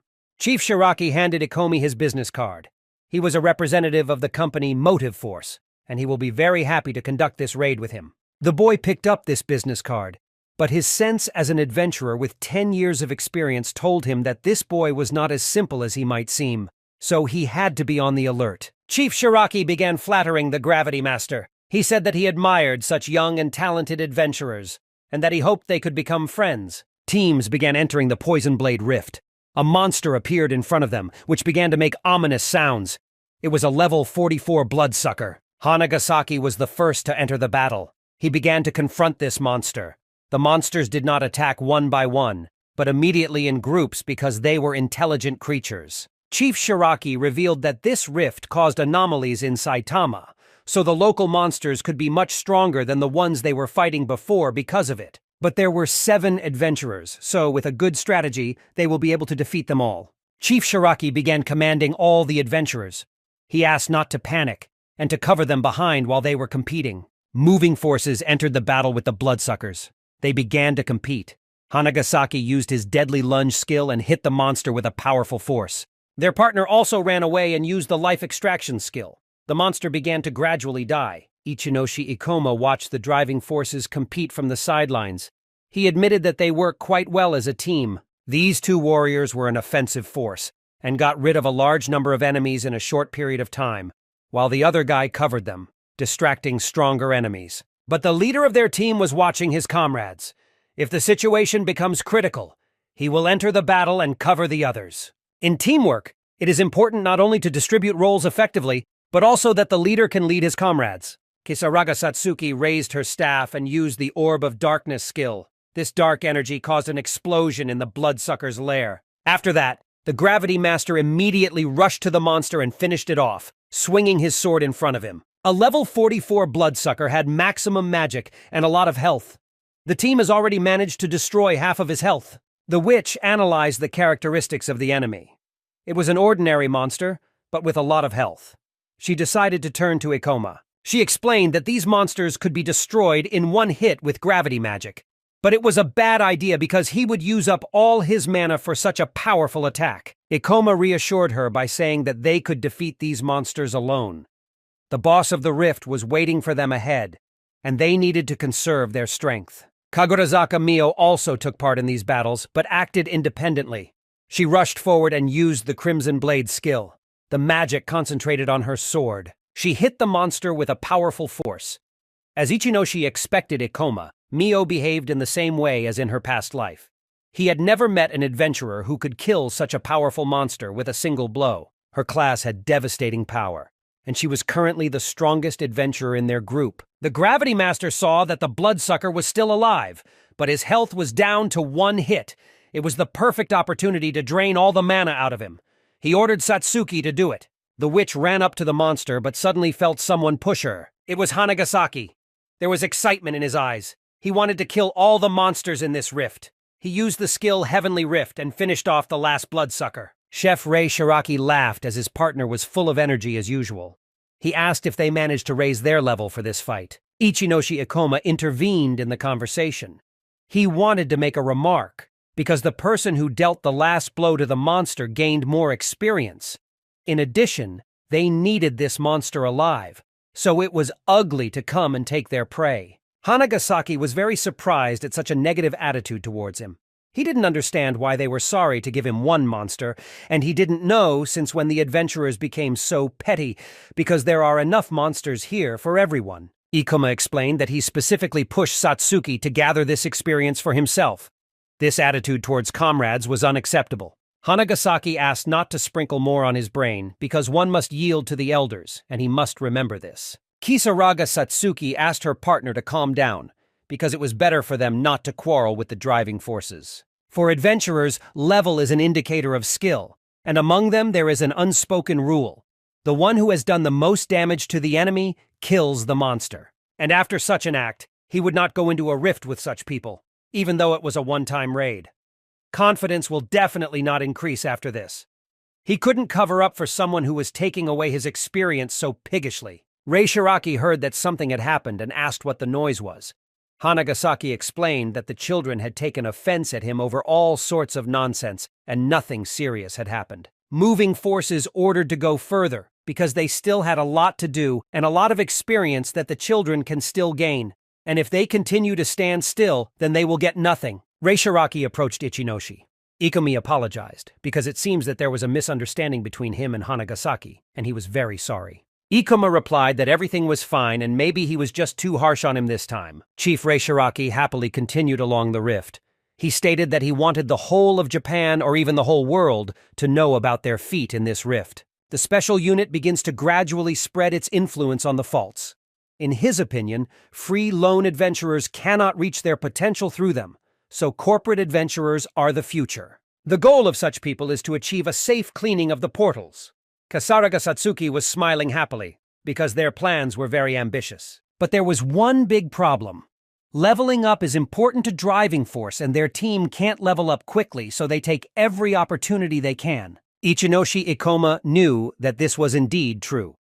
The higher the rank of an adventurer, the harder it is to gain experience, especially if they are in a party of 4. Even in a group, conflicts may arise due to uneven distribution of experience. The chief said that because of this problem, they constantly have difficulties in controlling their comrades. He asked to forgive Hanagasaki for his stupid act, because he just wanted to be useful in the future. The witch agreed that corporate adventurers had a hard time, so she wished them luck in leveling up. Rei Shiraki suggested that they stop, as it seems that their special unit had not yet explored the right passage. Therefore, they have to stop for a while, because their duties also include drawing up a map. The main character understood that something was not right. Miyagi controlled his subordinates very well. They obeyed his orders without question, and now he declares that he cannot control their behavior in the rift. It was very surprising that he was chosen as a leader. although even his subordinates did not listen to him. People from the moving forces recalled how they were selected for this raid according to the rating. Ikoma thought that it would be much more difficult here, because they even had to go through the selection process. Rei Shiraki laughed and said he hoped the Rift Trek would be just as easy.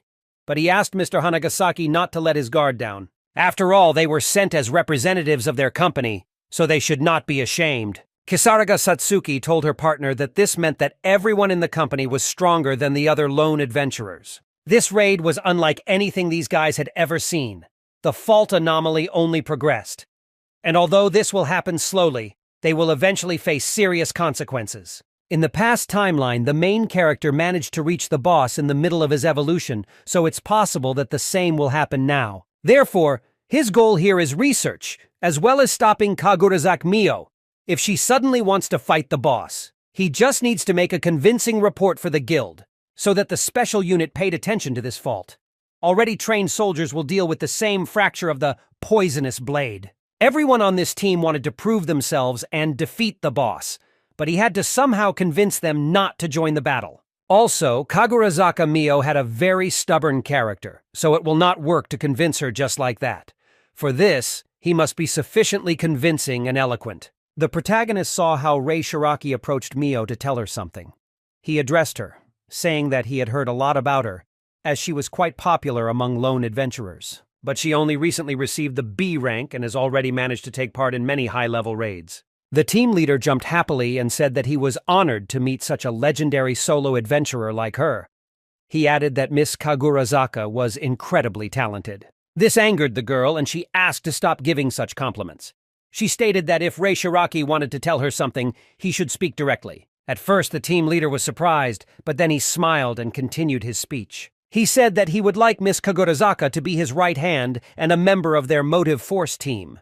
He was sure that an adventurer like her would be up to the job. Furthermore, he believed that if she joined them, her talents would allow them to grow their company much faster. He declared that he wanted to protect his country from the fault lines together with it. Kisaraga Satsuki really believed that this guy was very eloquent, but according to Ikoma, Miss Mio would immediately reject him. Kagurazaka Mio dryly replied that she was not interested in such an offer. She always answered briefly and to the point. The team leader began to aggressively convince her. He assured her that she needn't worry because if she became his right-hand man, he would gather as many talented adventurers as he could. The girl sharply ordered everyone to shut up because she was not going to join any group. She ordered not to talk to her anymore because she chose the path of loneliness, and she did it of her own free will. She came closer to Ikoma and said that lately she has been encountering persistent boys more and more often. She asked them to remember that she had only joined them for the duration of the raid, and after that they would immediately part ways. Chief Shiraki tried to convince Kagurazaka Mio, because the higher her level becomes, the more difficult it is to maintain a career as a lone adventurer. At high levels, going to A-rank dungeons and above can be too dangerous. Kagurazaka Mio was serious. She said she would stick to her ways for the rest of her life, so their attempts to convince her were futile. Kisaraga Satsuki began to worry. She began to whisper in Ikomi's ear, asking why there was such a tense atmosphere whenever Mrs. Mio said or did something. Hanagasaki suddenly turned to the team of adventurers. He said that Ikoma himself saw everything, and that their chief was very kind to them, so he asked them to be polite and not disturb them. Ichinoshi Ikoma said that they were eager to prove themselves in the raid, because meanwhile their boss was trying to recruit even more people to his company.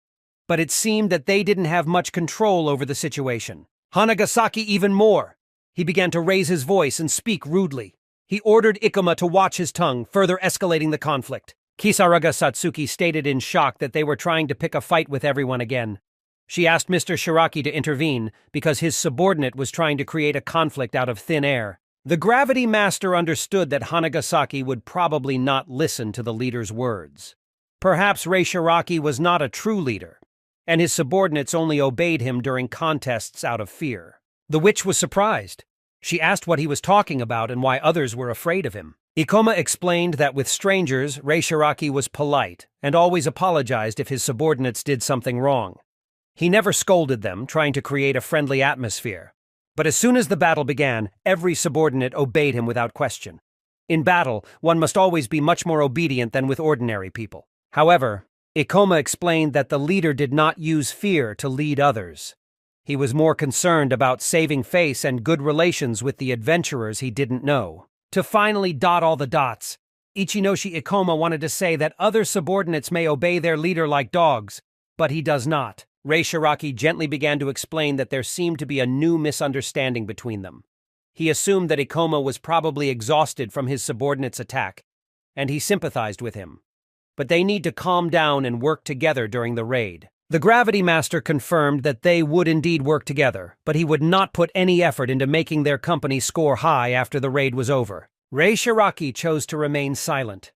They just stood facing each other in silence for a few seconds, and then he turned and continued on his way. Satsuki excitedly asked the Ikomas if they really needed to fight with them in such a dangerous place.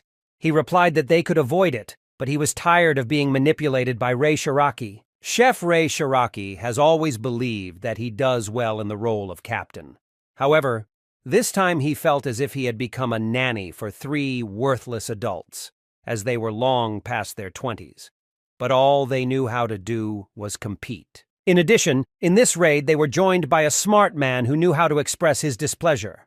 Rei Shiraki noticed that Ikoma had enough experience and strength and was not afraid to speak his mind. The commander did not believe that someone managed to bite him. He agreed to this raid only because he understood that he could quickly level up and earn the respect of the company. But now he did not know at all whether he could hold out here with unruly rebels and a single stranger. And yet, the protagonist understood that with someone like Rei Shiraki, they had to be very careful. Suddenly, the adventurers heard a strange sound and immediately reacted to it. A new wave of monsters appeared, and they were already close. The adventurers urgently needed to confront them. The boss smiled. He thought it was great, as it was the perfect chance to clear up their misunderstanding with Ichinoshi Ikomo. It's time to put it in its place. A terrible monster appeared in front of them, the 47th level Killer Mantis. He began to scream frighteningly. The driving forces were displeased to see these creatures because they were beetles. Hanagasaki offered to destroy them as soon as possible and move on. The Gravity Master began to analyze the situation.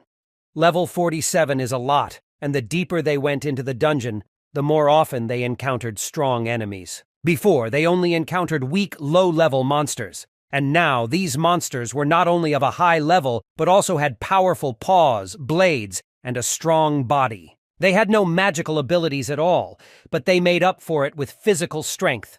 Therefore, the best way to defeat these monsters is to punch them in the stomach. Ikoma decided they needed someone who could deliver a powerful blow. Only Kagurazaka was such a person, Mio. He turned to her, explaining that it was dangerous to get too close to the monster. Ikoma asked her not to attack him alone and let them help. But Mrs. Mio didn't want to listen to anything. She asked them not to disturb and said that she would deal with the monster herself. Ikoma tried to stop her, but to no avail. Mio rushed into battle with the mantis. She ran and delivered a powerful blow to the bug's stomach before landing. She managed to significantly reduce the monster's health. The Gravity Master was glad his plan had worked. Kagurazaka, as usual, did not listen to anyone and rushed into danger. But they had no other choice, and they would have to fight. Ikoma assumed the role of leader. He ordered Satsuki to help Mio, and he himself was going to enter the battle and attack the mantis from the back. Rei Shiraki watched the situation from the sidelines. This battle promised to be interesting. He already had a plan to teach this brat. He remembered Ikoma's words that other subordinates might obey him like dogs, but he was not like that. Therefore, they will work together, but not for the sake of his career. Rei Shiraki thought back to the past when he was training at the A-rank ground. He competed with Hanagasaki and had a significant advantage in the fight. He kicked the man on the head. Spectators watched this fight with amazement. Shiraki attacked very powerfully on the limit of what was allowed. It was better for them not to get involved in this dispute, so as not to become the next victims. He understood that being a leader is not only a great responsibility, but also a duty to educate his subordinates. An exhausted Hanagasaki lay on the floor. He explained to the boss that he realized all his mistakes and sincerely apologized for his inattention. The other members of his group were very scared. They sat in silence so as not to draw attention to themselves. Fear is the best teacher for such foolish people, and the leader used it. So he was willing to show Ichinose Ikomi, who is able to risk his life for the sake of others. The leader began to issue orders. He ordered people from his team to deal with the bugs on the right, while he himself was going to control the situation in the center. Hanagasaki accepted all the orders and immediately rushed to carry them out. Kagurazaka Mio paused for a few seconds to analyze the situation. They thought that Ikoma was indeed very strong and agile, but his motives were too unclear. The adventurer gathered her breath and rushed into battle again. She was holding her sword in front of her when the mantis started charging at her. But suddenly, Rei Shiraki appeared in front of her, completely blocking her path to the monster. He stood in front and took full control of the monster. Turning to Miss Hanagasaki, he explained that fighting alone is very dangerous, so he will protect her and she should not worry. Mio angrily asked not to interfere with her and not to interfere in the battle, because the leader seemed to be doing everything to harm her. Rei Shiraki decided to specifically sneak into the center of the battle. From there, he could perfectly observe Ikoma and come to his fake aid at the right moment. The Gravity Master dodged the attack and ordered the sorcerer to immediately use the Orb of Darkness. When the girl raised her stick over the mantis, there was an explosion that distracted the monster. He lifted his paws up. Ikoma said it worked perfectly, because now all he had to do was cut off the beetle's legs. He thanked for the help and ran away, swinging his sword. Ichinoshi Ikoma used double gravity to make his strike even more powerful. Then he flew up and used Meteor Fall. But despite the force of the attack, Mantis remained alive. Kisaraga Satsuki began to worry because her partner was spending too much magic on ordinary monsters. They had to end this fight as soon as possible. The boy understood that he would not be able to cope on his own because he could not count on Rei Shiraki, and Kagurazaka Mio was busy with other bugs. He had absolutely no time to drag out this fight. The monster recovered and began to rise to its feet. He was very stubborn and still continued to live. It was the perfect moment for Rei Shiraki to execute his plan and come to the fake aid of Ikomi. Watching the adventurer, he was surprised that his attacks were so powerful and fast. Rei Shiraki had never seen anything like it. This adventurer possessed incredible mobility in battle, and his fighting skills were nothing short of impressive. The leader should not have underestimated him. Rei Shiraki pondered. If Ikoma had joined the driving forces, their team would have reached a new level. Once, he even organized a special corporate squad of adventurers, trained them, and wanted them to benefit the corporation in the future. But the head of the guild was against the idea, and many of the upper management laughed at his plans. However, the guild head was willing to sponsor him if he performed well in the next mission. And now the commander had a plan. If he can distinguish himself in this raid, he will be able to prove to everyone what he is capable of. That's why he won't let Ichinose Ikomi take all the glory for himself. Rei Shiraki called Amemiya, one of his subordinates, to him. He told her that the battle was coming to an end and asked her to pretend that she had accidentally injured Ikoma during the fight. Amemiya was very surprised. Her eyes expressed fear, but she was obliged to carry out the order. During a rift battle, people tend to focus more on monsters than allies. So a Gravity Master is unlikely to realize that this was intentional. But the leader really wanted to one day trick this adventurer. And as soon as the opportunity arose, he would definitely do it. Amemiya was very excited. She didn't know what the boss was thinking, but she began to quietly sneak up on the adventurer from behind. Meanwhile, the main character was in the heat of battle. He didn't pay attention to what was happening around him and was focused on the monster. He announced that they were almost done. Amemiya drew her sword and assumed a fighting stance. She mentally apologized to the adventurer, but she had no choice but to follow the boss's order. Otherwise, he would kill her. She thought about the best place to hit him. A blow to the shoulder would not have caused serious damage. Ichinoshi Ikoma sensed that something was wrong. He turned and noticed out of the corner of his eye that Amemiya was behaving very strangely. At that moment, the girl used the laser shot skill. The energy she accumulated during the night was directed into Ikoma's shoulder. She understood that from such a distance he would definitely not have time to dodge. Amemiya got too close, so the plan had to work. There was a monster on one side and Amemiya on the other. He couldn't deal with the two of them in one blow. The boy smiled, and then with one blow, ignoring the threat, cut off the monster's paw. Amemiya still missed, but at this moment her body was bound by dark magic. She could not move and resist. It was a shadow path. Kisaraga Satsuki used this skill to bind the hands of the girl who was trying to hurt her partner. Ikoma thanked her for her help, for covering his back. Amemiya stood frightened. All her limbs were tied and she could not move in any way. Kisaraga Satsuki was furious. She clenched her fist in anger. She asked how they should understand such an act and an attempt. She demanded an explanation as to why Amemiya wanted to specifically attack the Gravity Master while he was busy fighting. Amemiya excused herself that she was aiming at his shoulder and could not calculate the force of the blow, as a result of which she accidentally swung at Ikoma. Rei Shiraki glared at her. He understood that no one should be entrusted with even the simplest task. Despite their age, Ikoma and Satsuki were very experienced and ready for any extreme situations. Ichinoshi Ikoma, restraining his anger, ordered no one to relax or be distracted. The battle was still not over, and they did not have time to figure out their relationship. Suddenly, the praying mantis monster began to evolve. His body became stronger and his skin color changed to a frightening blue. With a roar, he used the Ice Needle's skill. Sharp pieces of ice flew at the researchers. Amemiya, not being able to evade due to the charms that bound her, received an ice fragment in the back. Her eyes widened in pain and a moan escaped her mouth. Rei Shiraki gritted his teeth and glared at the battlefield. Everything did not go according to plan. Those monstrous bugs possessed magic, and it was his mistake to send his subordinates so close to the enemy. The girl, having lost consciousness, fell to the ground. Her side was covered in blood, and her breathing was ragged. She weakly gripped the wound with her hand, trying to hold back a moan of pain. Rei Shiraki, coming to his senses from his anger, immediately ordered Mr. Sawai to heal Amemiya. Mr. Hanagasaki had to accompany Sawai to protect him. Hanagasaki, still fighting the monster, exclaimed that he could not leave the fight. He did not have time to finish his prey. Ikoma, wasting no time, intervened. He firmly told the warrior that these monsters were not their main concern right now, and he could handle them on his own. Ikoma clearly ordered Hanagasaki to immediately help his wounded colleague. Soldiers of the moving forces did not hesitate to rush to Amemiya's aid. Their leader, fists clenched, watched in annoyance as their plan failed. Sawai, having approached the wounded girl, concentrated. He wove charms around the wound, channeling the magical energy into healing. With each movement, Amemiya's skin became more lively and her breathing became more even. While Sawai was treating the girl, Ikoma fought the mantises with zeal. One by one, the monsters fell to the ground, unable to withstand his attacks. Finally, the last praying mantis fell to the ground with a roar, pierced by Ikoma's sword. For this victory, Ikoma received 2059 experience points. His level went from 49 to 50, giving him access to 4 new skill points. Meanwhile, Kagurazaka Mio, not giving up, continued to fight the remaining monster.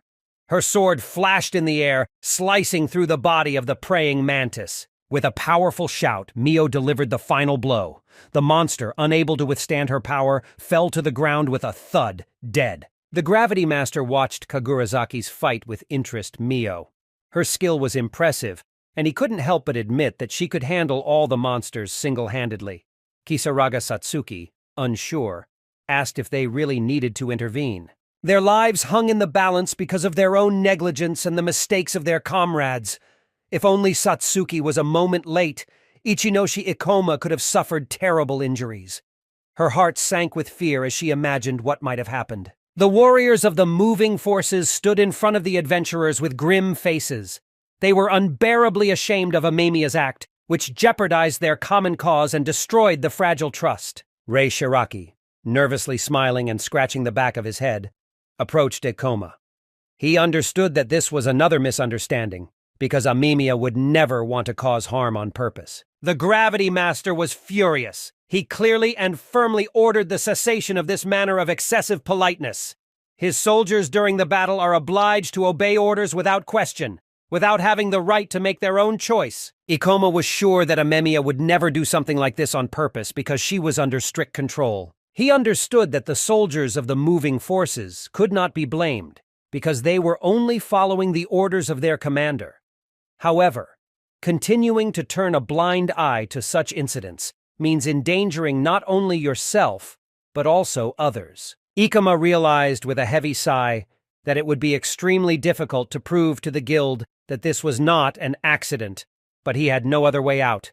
The girl, exhausted from her wounds, was quietly lying on the floor, not even having the strength to stand up. The guy sincerely believed that they were lucky because the girl was not seriously injured. However, he could not allow the repetition of similar incidents. Ahead of them was a decisive battle with the boss, and he had practically exhausted all his mana due to the mistakes of his subordinates. The Gravity Master was eager to avoid any future casualties. To this end, he wanted to immediately complete the investigation of the rift. as he saw no point in moving any further. Kagurazaka Mio, tired of quarrels, came forward. She bluntly stated that these boys bore her, and suggested that they should deal with their relationship elsewhere. However, she wasn't going to leave the portal without defeating the Poison Blade Rift boss. The main character felt deep disappointment. He went on this raid only for the sake of Mio, whose purposeful nature sometimes bordered on insanity. However, he couldn't just leave her here alone, to her own devices. Kagurazaka, rolling her eyes, remarked sarcastically that during the raid they were only trying to figure out their relationship, and therefore they would only interfere with her. She was convinced that she would be able to defeat the Rift boss on her own. Ikuma, gathering his strength, ventured to ask Mio if her hatred of teamwork was connected with the tragic death of her friend. The adventurer froze, because terrible memories flooded her. Kisaraga Satsuki watched the situation with surprise. It seemed to her that the boy was acting too unceremoniously, asking such a personal question. Enraged, Kagurazaka Mio raised her giant sword and aimed it at the Gravity Master's throat, threateningly asking how he had learned of this tragedy. Ichinoshi Ikoma was silent. He didn't know what to say and watched in horror as the blade of the sword approached his throat. The adventurer lowered her sword. She was willing to let him go if he really wanted to finish his research. However, she clearly and firmly stated that she would continue her way to the boss, because they had only hindered her all this time. Uncontrollable with rage, Mio rushed forward. Ikuma, trying to stop her, begged to wait. He couldn't let her risk her life by breaking away from the group in such a dangerous situation. From fragments of the past life heard from other guild members with whom he once went on raids, Ikoma learned about the tragic death of his comrade Kagurazaka Mio. All this time he believed that it was just a rumor. However, today's situation confirmed their truth, and everything suddenly fell into place. Ichinoshi Ikoma ordered Kisaraga Satsuki remained in place, and he rushed after Mio. He could not let her go alone, because then the tragedy could happen again. Reishiraki stopped the boy. He didn't just tell him not to move. He explained that Amemiya would no longer be able to fight them, so they couldn't be separated in such a situation. They needed to stick together. If Ikoma leaves the team now, the raid will automatically fail. Chef Reishiraki had a plan. If he could convince the Ikos to continue on their way, they would be able to successfully complete the clearing of this rift. He could not allow them to return from this rift with nothing, empty-handed. Amemiya had not yet recovered, so she needed help to get to a safe place.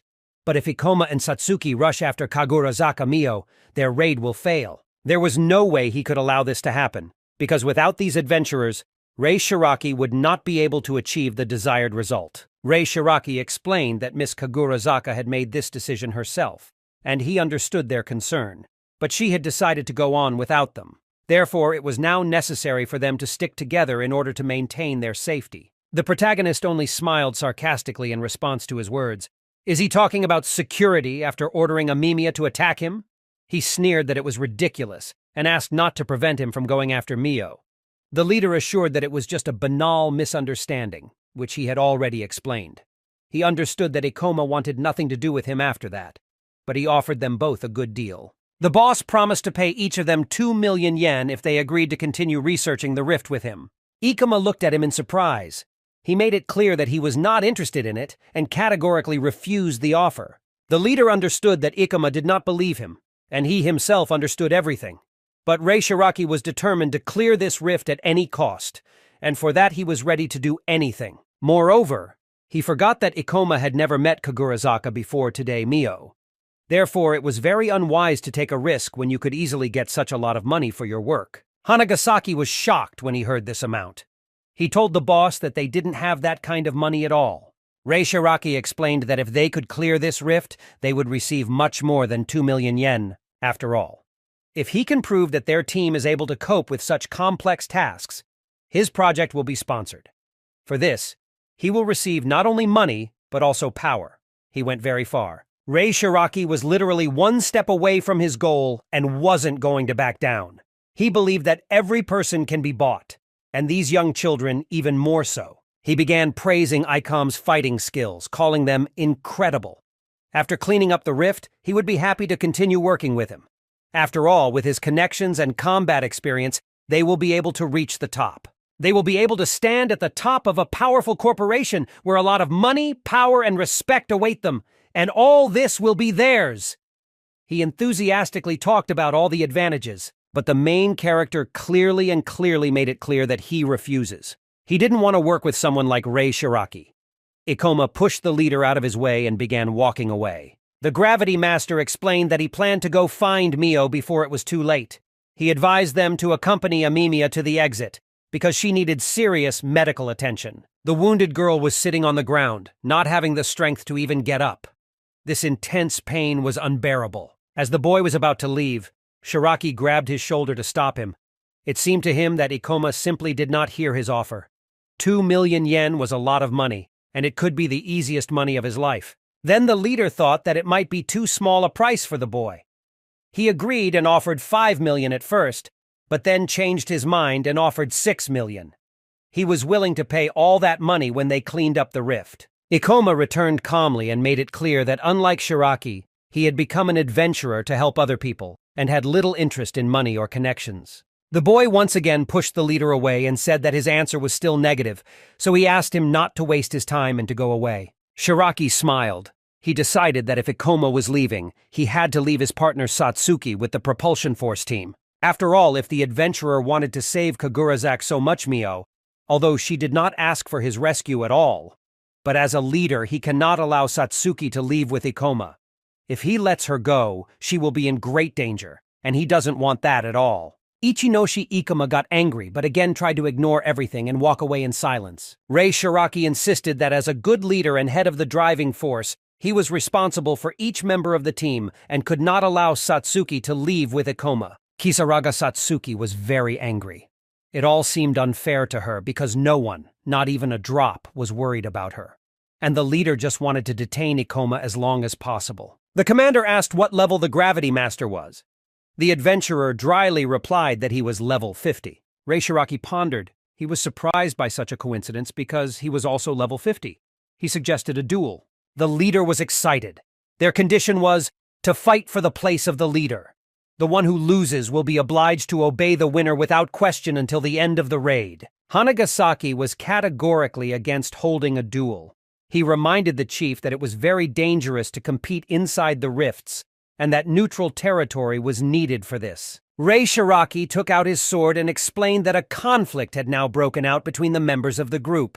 To solve it, they need to deal with the hierarchy in their group once and for all. He asked Ikoma if they were doing the right thing. Kisaraga Satsuki began to protest. She called everything that was happening idiocy, because fighting in the rift in front of the boss was dangerous and pointless. They will only waste their mana. But Ichinoshi Ikoma agreed to the offer to hold a duel. He took his blade in his hands and offered to finish this quickly so that they would not disturb him. The witch was surprised that her partner was willing to participate in this. They tried to refuse him and resolve everything peacefully. Hanagasaki admitted to himself that he had never met a single person who could defeat the boss. But he had his doubts, because this rare-class adventurer looked powerful and skilled. But still, regardless of who wins this battle, both sides will be seriously affected. Their leader did not understand how serious the consequences could be. Rei Shiraki looked at his subordinates and ordered Hanagasaki and Sawai to help him and do it as quickly as possible. Hanagasaki, using his skills, applied ultra strength, accumulating mana in his hand, and then passed it to his boss. Sawai used the super speed skill and passed it to the boss as well. They also cast the steel skin and magic augmentation spells on him. Rei Shiraki felt new powers in himself. His characteristics increased several times. He said he felt great, so he offered to finally start their fair fight. Kisaraga Satsuki angrily interrupted the conversation and said that it was delusional because it could not be considered a fair fight. After all, he forced his subordinates to use their abilities to strengthen his personal characteristics in any way possible, in order to preserve his own mana for the battle against Ikoma. Therefore, it could not be considered fair. Rei Shiraki proudly stated that this was all true, as he originally had 42 magic points, and with his enhancements, his magic and physical stats had doubled. Therefore, now he will definitely be able to surpass him in strength. Therefore, before it was too late, he offered his opponent to surrender and admit his defeat. And then everything will be over. The main character understood that he wished they had the same level, but with his power-ups it was unwise to go into battle against him. Besides, he would have to use too much of his magic to win, but he can't admit defeat. He knew that fear binds the human mind. Rei Shiraki understood this very well and manipulated people through their fear. He tried to do it with Ikoma as well. He demonstratively forced himself to strengthen himself and offered to surrender before it was too late. But Ikoma had no plans to retreat. Ichinoshi Ikoma smiled. He said that he could see that Rei Shiraki was no longer capable of anything without the help of others. Ikoma reminded him that he was in a hurry, so he offered to finish this not entirely fair match as soon as possible. The leader was furious. He clenched his teeth in anger. He did not understand what Ikoma was thinking at all, because before his eyes the chief was strengthened in every way by various spells. After that, Ikoma should have understood that he would definitely not be able to resist him. The Gravity Master decided to find out what class Rei Shiraki has. He looked at his characteristics and found that he had the Paladin class. Paladin was an ideal class for a leader, because Paladins had a good base attack, high defense, and were also prone to magic. But to be honest, this class did not suit Shiraki at all. The leader wore power-ups from the skills Send, which increased attack power, Steel Skin, which increased defense, and Magic Boost, which increased magic attacks. Rei Shiraki smiled because he saw that his opponent was so confidently rushing into battle. He taunted him and asked if he was sure he could beat him. After all, it was clear that victory in this match was guaranteed to the leader, and agreeing to this fight was very stupid. The Gravity Master advised his opponent to speak less, because if he did not hurry, all his reinforcements would soon disappear quickly. Rei Shiraki, angry, gathered all his strength and ran away. He called his opponent a self-righteous fool. Kisaraga Satsuki was very surprised when she saw how quickly the boss could move. In a few seconds, he was already near Ikoma. Rei Shiraki stopped next to the Gravity Master and struck with great force with his sword.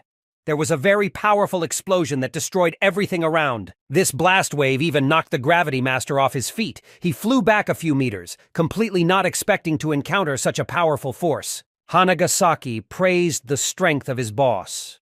He addressed the sorceress and said that it was now clear that Ikoma was not at all on the same level as their boss. But he admitted that, to be honest, even without reinforcements, Rei Shiraki was incredibly strong, and with reinforcements, the only one who could defeat him was the local boss. Kisaraga Satsuki folded her arms in front of her. She believed in her partner, because in Ichinose Ikomi was a mobile class, and with the help of the force of gravity, he could dodge in time and stop Rei Shiraki. At least, she really wanted to believe that. The team leader noticed that his opponent chose to dodge all of his attacks, which was very surprising. But at one point, he realized that Ichinoshi was possible. Ikoma decided to choose this tactic: dodge the attacks and not attack, waiting for his reinforcements to run out. But Rei Shiraki decided to upset him. He reasoned that once his old reinforcements wore off, his subordinates would impose new reinforcements on him and help him again. The boss said that a Gravity Master alone is not capable of anything, and he will not be able to stand up to a united group. Strength in numbers. This is exactly what Rei Shiraki understood when he was still a schoolboy. He was always a gifted child and could devote little time to studies and sports activities but still remained the best. But one day when he was leaving his class, he was hunted by bullies. When others saw such a perfect guy, others looked at him with envy. The bullies found Rei Shiraki in the toilet, pushed him, and he fell on the dirty floor. They started laughing at him and joking. They focused all their attention on him and ordered him to get up from the floor because Mr. Perfection could not give a pass to ordinary school children. The castaways gathered outside the school in groups and bullied Rei Shiraki after school. If they fought one-on-one, none of them would be able to stand up to him. It was then that he realized that one person is simply powerless against a crowd.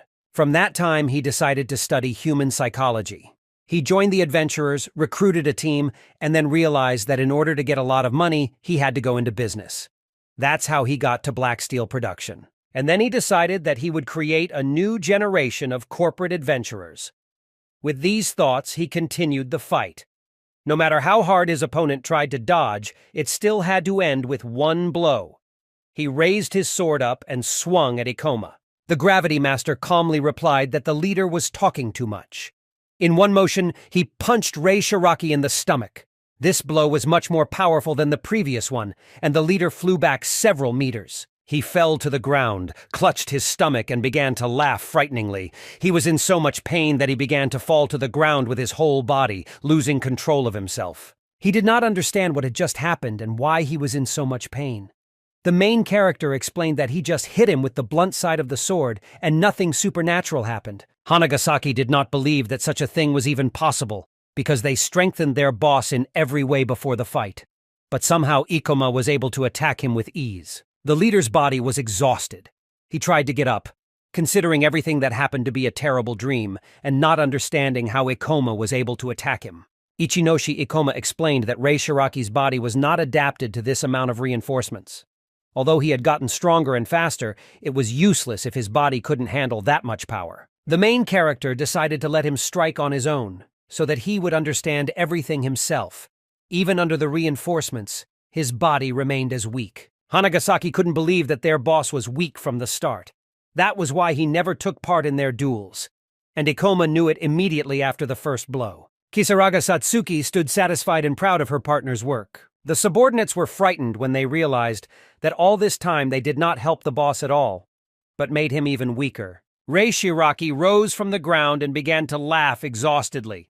He explained that he must have lost his vigilance, but he promised that this would not happen again, and he would fight with all his might. The boss began to get angry, because his opponent could easily attack him with the sharp part of the sword, but he missed his chance to win.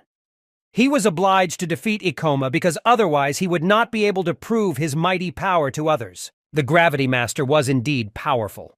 No matter how many prizes the leader tried to use to weaken his resolve, he always remained completely indifferent to all the words. Rei Shiraki ordered his thoughts to calm down. All this time he gave in to his emotions, and because of that, he lost to this guy. There were 3 minutes left in his power-up, and he should have defeated Ikoma in that short amount of time. The chief rose to his feet and took a fighting position in front of the enemy. He thought that with the paladin's magic and reinforcements from his subordinates, he had the best chance of victory and could defeat him. Ichinoshi Ikoma stopped the fight for a bit because he completely forgot to say that Shiraki couldn't ask his subordinates for help anymore because it didn't make sense. From that moment on, he wouldn't let him even get on his own. Rei Shiraki froze in surprise. He was a little scared by these words, but he tried not to show it and was confident in his abilities. It annoyed him even more that his opponent was too self-confident. Sawai couldn't believe that Rei Shiraki had never lost to anyone despite all the reinforcements. While his boosts did make him stronger, they also made him much slower. It would be difficult for him to defeat someone by brute force in such a state. But his enhancements affected not only his physical strength, but also his speed and magic. Therefore, Rei Shiraki realized that he could definitely defeat everyone with his magic.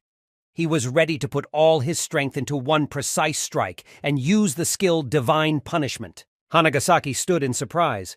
He remembered that this skill was the chief's most powerful spell, and it took a lot of magic to use. Ichinoshi. Ikoma analyzed the situation. He could use gravity reduction to dodge the blow, but he had a better plan, and he didn't want to waste more energy than necessary on this fight. The adventurer looked around and saw in front of him a large tusk of a dead animal. He used pre-war gravity to lift him off the floor and lock his body against the impact with that tusk. And it worked. This tusk shield was able to completely block the damage from the magical strike, and Ikoma remained unharmed. Rei Shiraki froze because his most powerful attack was blocked by such an unusual shield. The Gravity Master realized a long time ago that the leader's magic was not dangerous enough to evade with gravity. Therefore, a tusk shield was the best solution. Rei Shiraki began to scream in rage. He ordered the enemy to immediately approach him, calling him a coward. But he did not see anyone in front of him. He began to look around. Meanwhile, Ichinoshi Ikoma used gravity reduction and flew up to fly over the boss's body. The Gravity Master landed on his feet behind, then swung around him sharply to confuse him, and hit him on the forehead with a finger, using double gravity. Although it was a finger strike, it was powerful because of the skill. The chief grabbed his forehead where the blow had been struck and began swinging his sword. He tried to compete, but suddenly lost control of his body. His head was spinning and he grabbed onto it. He began to fall to the ground, not understanding what his opponent had done to him. Ichinoshi Ikoma knew that the human body is very sensitive to any changes in space. Therefore, it only took a slight change in the gravity of his body to cause him to lose his orientation in space. Rei Shiraki fell to the ground, not understanding why this guy was so strong. Ichinoshi Ikoma approached his opponent, put his sword to his throat, and asked if Shiraki understood everything and that it would be pointless to continue this fight. The chief froze.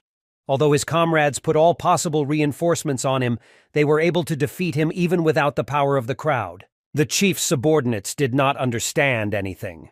They all had a B rank, and it seemed like they should all be on the same level, but the Gravity Master was on a completely different level. Reishiraki denied everything that happened. He could not admit his defeat. He had to be a leader and show his company what he was worth. The leader began to rise from the ground. He ran away and, gathering all his strength, was ready to kill Ikoma. But the adventurer was not scared at all. He said that the leader's time is over. Reishiraki tried to ignore Ikoma's words and made his last desperate sword strike. Ichinoshi Ikoma calmly flipped his sword to the blunt side and hit their leader on the forehead once more. The chief began to fall to the ground. Such a blow left a dent on his forehead. He couldn't believe that he had finally lost. The Gravity Master stood confidently in front of his enemy's exhausted body. He explained that basic amplification magic only lasts for about 500 seconds, so his defeat was inevitable. Hanagasaki couldn't believe what was happening.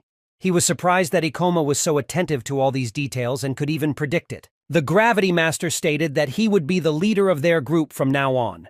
He suggested that his subordinates rest for a while, and when everyone gathered their strength, they would leave the rift the same way they got here. Kisaraga Satsuki approached the subordinates and stated that due to their leader's selfish actions, Ikoma had to expend too much magic for the duel. So the sorceress decided that since the other people from the driving force team would no longer be fighting monsters, they would give all their mana to the adventurers. The boy admitted that it wasn't really part of his plans, but it would be very useful for them. Kisaraga Satsuki asked Hanagasaki to take her leader in her arms so that she could take all of their mana.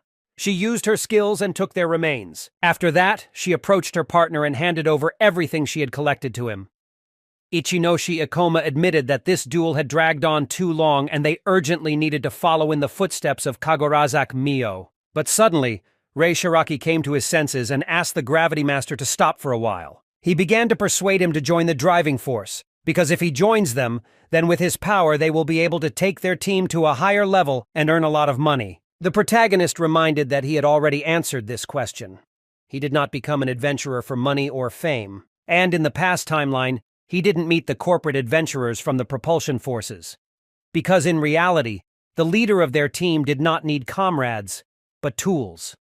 A group without trust between members was doomed to disband, and he explained that with such an approach the leader will never be able to achieve his goal. Ikoma began walking with his partner, leaving this group alone. Reishiraki looked at the ground sadly. He was embarrassed in front of his team for losing. The adventurers continued to follow Mio's trail. Kisaraga Satsuki said that Ikoma was very kind to them, and even explained to them how to get to the exit from the rift faster. But the witch admitted that she was actually ready to just leave them to die and go, because after all they had done, they didn't deserve to be treated like that. Ikoma explained that they were indeed bad people, but he would like them to make it to the exit safe and sound. Suddenly, the main character remembered his past life. He was the leader of their team and they made it to the depths of the rift. However, they were already on the edge, so his comrades suggested that they turn back. But Ichinoshi Ikoma refused, because they had already gone too far and he still had mana left, and he would be able to handle the boss alone. When he was young, he was also full of ambition and did not think that the opinion of each member of the group was very important. He always thought only about the result. That's why their ways with his past comrades diverged so quickly. Kisaraga. It was the first time Satsuki had heard such a sensitive story from her partner. She said his name. She decided to cheer him up and said that in any case it was all in the past, and now he had become a completely different person. Therefore, she encouraged him and told him not to hang his nose. Ichinoshi Ikoma agreed with Kisaraga. They went further. In the first stage, the Rift boss was just starting to evolve, so Kagurazaka Mio shouldn't have been badly hurt. But still, they had to hurry and stop this match before it was too late. Kagurazaka Mio stood in front of the boss. He looked very powerful and powerful. Although she was level 46, during this time she met many raid bosses and higher levels. But this boss was much scarier and more powerful and could also evolve. It was the boss of the Poison Blade Rift, the level 80 Cursed Queen. She roared furiously. The adventurers went further and saw magical shards on the ground. These shards were dropped from local monsters after killing them, so it looks like Mio has been here recently, the witch thought. Because something was wrong here. It is understandable why Mio decided not to take them and leave them on the ground. Magic shards are stones that contain monster mana. These stones were very valuable, and in 10 years will become the most ecological source of energy. But even now, these fragments could be sold in the guild for a generous reward. Although, knowing Mio, she never chased for profit, so she probably didn't pick them up. Kisaraga Satsuki decided to ask her partner about what he mentioned about her fallen friend. She wanted to know more details. Ichinoshi Ikoma admitted that he had actually heard the story from other adventurers and did not believe it to be true. But Mio's reaction confirmed this tragedy to him. Kagurazaka's first year as an adventurer, Mio lost her close friend while clearing the rift. It had a terrible effect on her. Kisaraga Satsuki asked if this was why Mio decided to work alone. The boy suggested that it probably was. Given her reaction, she still feels guilt and self-blame for what happened. The witch asked why he collected all the information about Mio. Ichinoshi Ikoma admitted that he wanted to get close to her, and that's why he tried to learn everything he could about her from others. Satsuki became suspicious, because it all looked like stalking. Ikoma explained that this was not the case. Mio had saved his life, and he genuinely wanted to know more about her. Kisaraga Satsuki thought in fright, putting all the puzzles together. She couldn't believe that Ikoma might be in love with Mio. Her behavior probably created a lot of misunderstandings. Ichinoshi Ikoma analyzed the situation and concluded that Mio was probably in the deepest part of the rift, where the boss was. Therefore, they had to hurry. The adventurer in a fighting pose stood in front of the boss. The level of this monster was much higher than she expected. Suddenly, the cursed queen beetle pounced on Mio first, letting out a horrible screeching sound. The adventurer immediately retreated back because the monster possessed incredible strength and speed, but she expected no less from a level 80 boss. There were no other monsters nearby, so the boss was about to evolve, and she wouldn't be able to deal with him. She urgently needed to get out of here and inform everyone about the danger. If she runs, the monster will marry her and endanger other members of the raid. That's why she went into the rifts alone every time. Kagurazaka Mio understood that she would not be able to escape, so she would have to fight. But in this case, she condemned herself to death. Her class revealed its full power only on the verge of death. Only in this way will she be able to equalize the odds and defeat the boss. The girl imagined her dead partner standing behind her. She held out her hands and asked if they could meet soon. Kagurazaka Mio froze. A chill ran through her body. It was necessary to drive away all thoughts and concentrate on the match. The cursed queen used the poisonous maggot's skill. Attacks flew at the adventurer, but she was able to dodge them. The adventurer asked the boss if that was all he was capable of, throwing 4 poisonous grubs at her. She said that it only made him worse because now he was defenseless. Mio ran, jumped, and swung her sword. Her time has come. Using a powerful skill, she struck the ground with her sword, slicing it in 2. The cursed queen she was targeting was gone. This was surprising since this boss only specialized in attacks. Mio didn't understand how he managed to dodge so easily. She raised her head and saw that a large beetle was standing far away. She was overcome with rage because it seemed to her that this animal was mocking her. The boss was probably taking his time to complete his evolution. The adventurer rushed to the boss in a rage and called him a coward. She concentrated all her power in the sword. She then jumped up high to show off her full Reaper class power. With a swing of her sword, she used the Bloody Dash skill. This skill consumes 44 health and turns life force into a powerful slashing attack. The cursed queen was prepared for such attacks. She began to defend herself with her paws, which were tipped with sharp blades, using them as a shield. The attack happened. And so did Kagurazaka Mio face the monster head-on. She resisted him with her sword, apologized, but said that it would not work to kill her just like that. Although she had spent a significant amount of health, she still had a chance to punch through the bug. She has 67 health left out of 128, as well as 69 magic left out of 91. Enraged, the boss began swinging his bladed paws and managed to hit the adventurer so hard that she flew back a few meters. He had the upper hand in this fight. The girl fell to the ground and began to understand that with such a reserve of health, she would be able to inflict 2 more blows on him. She looked up to see the cursed queen beetle quickly approaching her. Frightened, she watched it. It seemed to her that something had changed. It seems that this monster managed to evolve and become much faster. She didn't have time to run away, so she planned to block his punch. The monster faced Kagurazaka Mio and hit her in the chest. This blow was so powerful that she immediately started coughing up blood and suffocating. The cursed queen tossed her into the air, and then the adventurer fell to the ground with a thud. She dropped the weapon and lost consciousness. Kagurazaka Mio tried to get up and lean against the stone.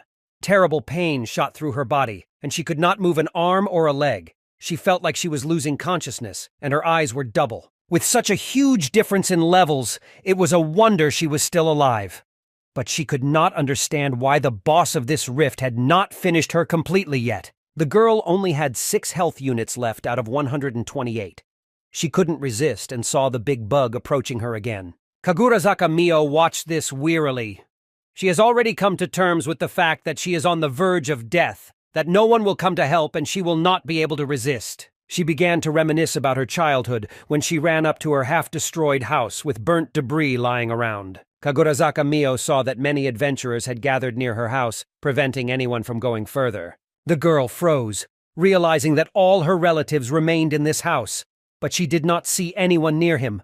Her eyes filled with tears, and she dared to approach the adventurers. But these people were terrified. They asked what she was doing here.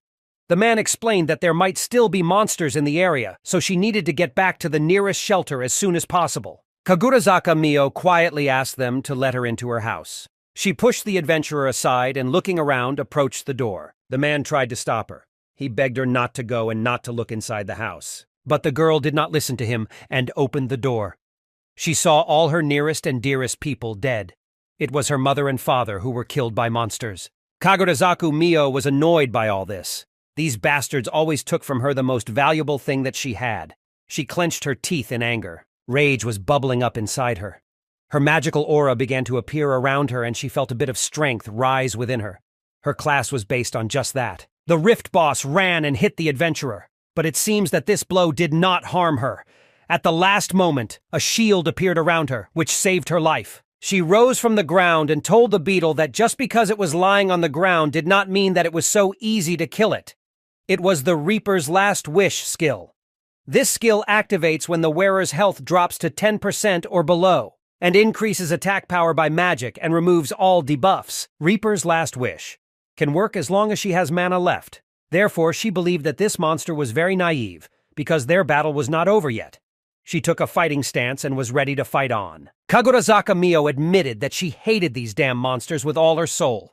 And even if the cursed queen can restore her health thanks to her racial skills, she won't have to restore severed limbs. The adventurer ran away and concentrated her strength. Her plan was simple: cut off all the limbs and legs of the beetle. They came face to face again. The girl held a weapon in her hands, and the monster defended itself with a paw with a blade on the end. Suddenly, the monster jumped back and began swinging its claws with incredible speed. Kagurazaka Mio blocked the attacks with her sword, but realized that the skill Reaper's Last Wish drained all her mana very quickly. But she was not going to give up.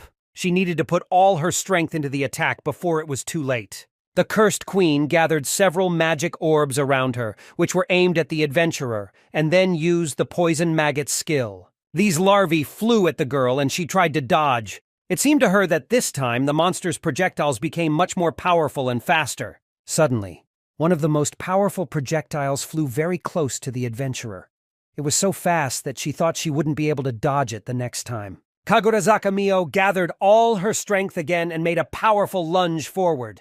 She understood that as long as she had mana left, she was ready to fight until her last breath. She concentrated all her strength in her hands to strike powerfully with her sword. She faced the monster's claw again. She made one last lunge, aiming to break the blade on the monster's paw, thus severing its limb. She began to scream with rage, and her eyes filled with tears. She believed that everything would be fine now. And it really happened. The blade could be heard breaking in two.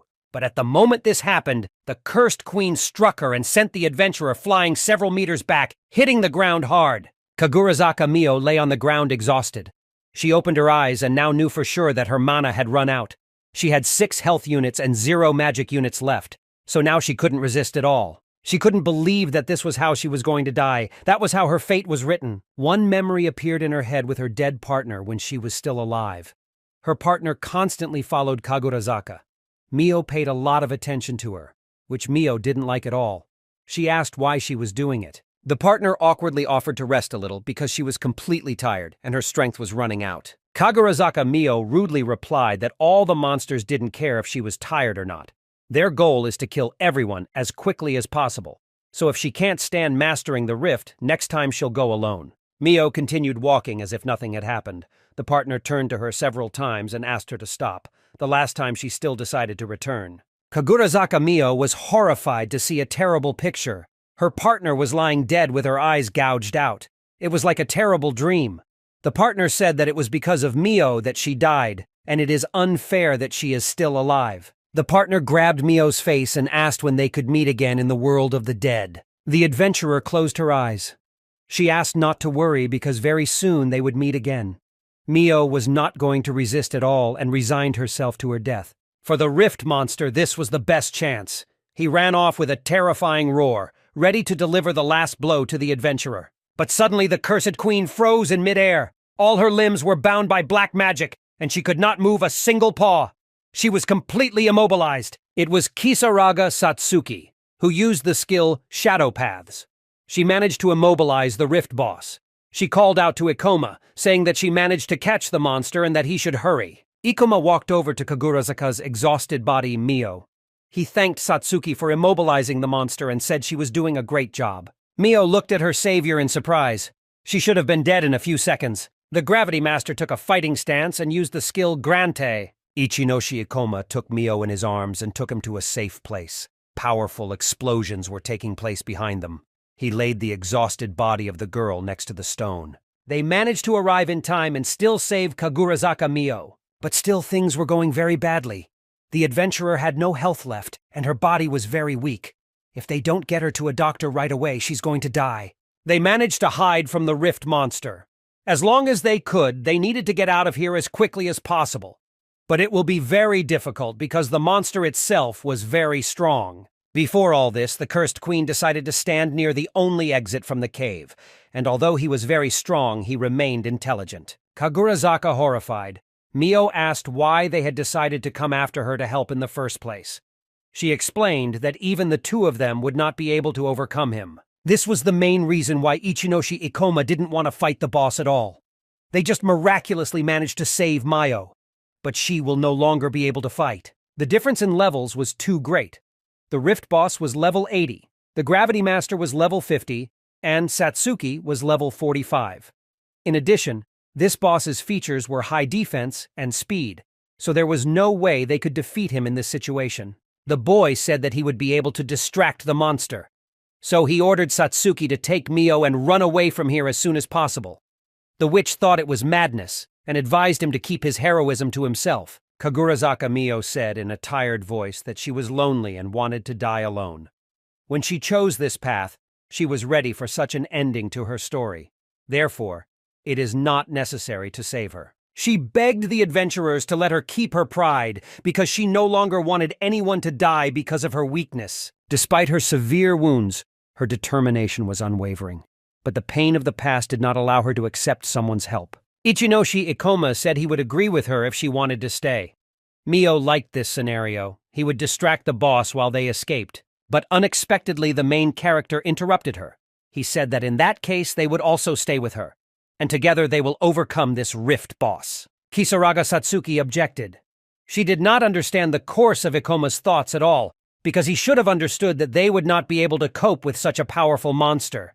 Mio was seriously injured, and the two of them couldn't defeat the level 80 boss. The Gravity Master ordered her to use the mana transfer skill to help Mio hold on for a while. The witch explained that she could restore mana, but Mio was very exhausted and almost without strength. Also, it took time to use this skill. Ikoma said he would try to buy time. Mio, exhausted, looked at the boy. This act seemed like a real suicide to her, because she knew what she was talking about. She fought the monster herself and understood its terrible power. But the boy was not afraid. He knew more about this boss than they did, and he had a plan. He asked not to worry and to give him a chance to prove himself. The boss, the cursed queen, concentrated her power and used the poisonous maggot skill, then roared. Satsuki began to follow her partner's order. She tried to give them mana and help. Looking back at the monster's loud roar, she saw Ikoma standing confidently on a high rock. He wasn't scared at all. He turned to the monster and ordered it to attack. A blue glow began to appear around the girls. The sorceress managed to use the mana transfer skill. Mio bent over, exhausted. She said Ikoma completely underestimated the boss's capabilities. She was sure that he would not be able to cope with him alone and was going to certain death. The beetle furiously began to move quickly to confuse the adventurer and attack.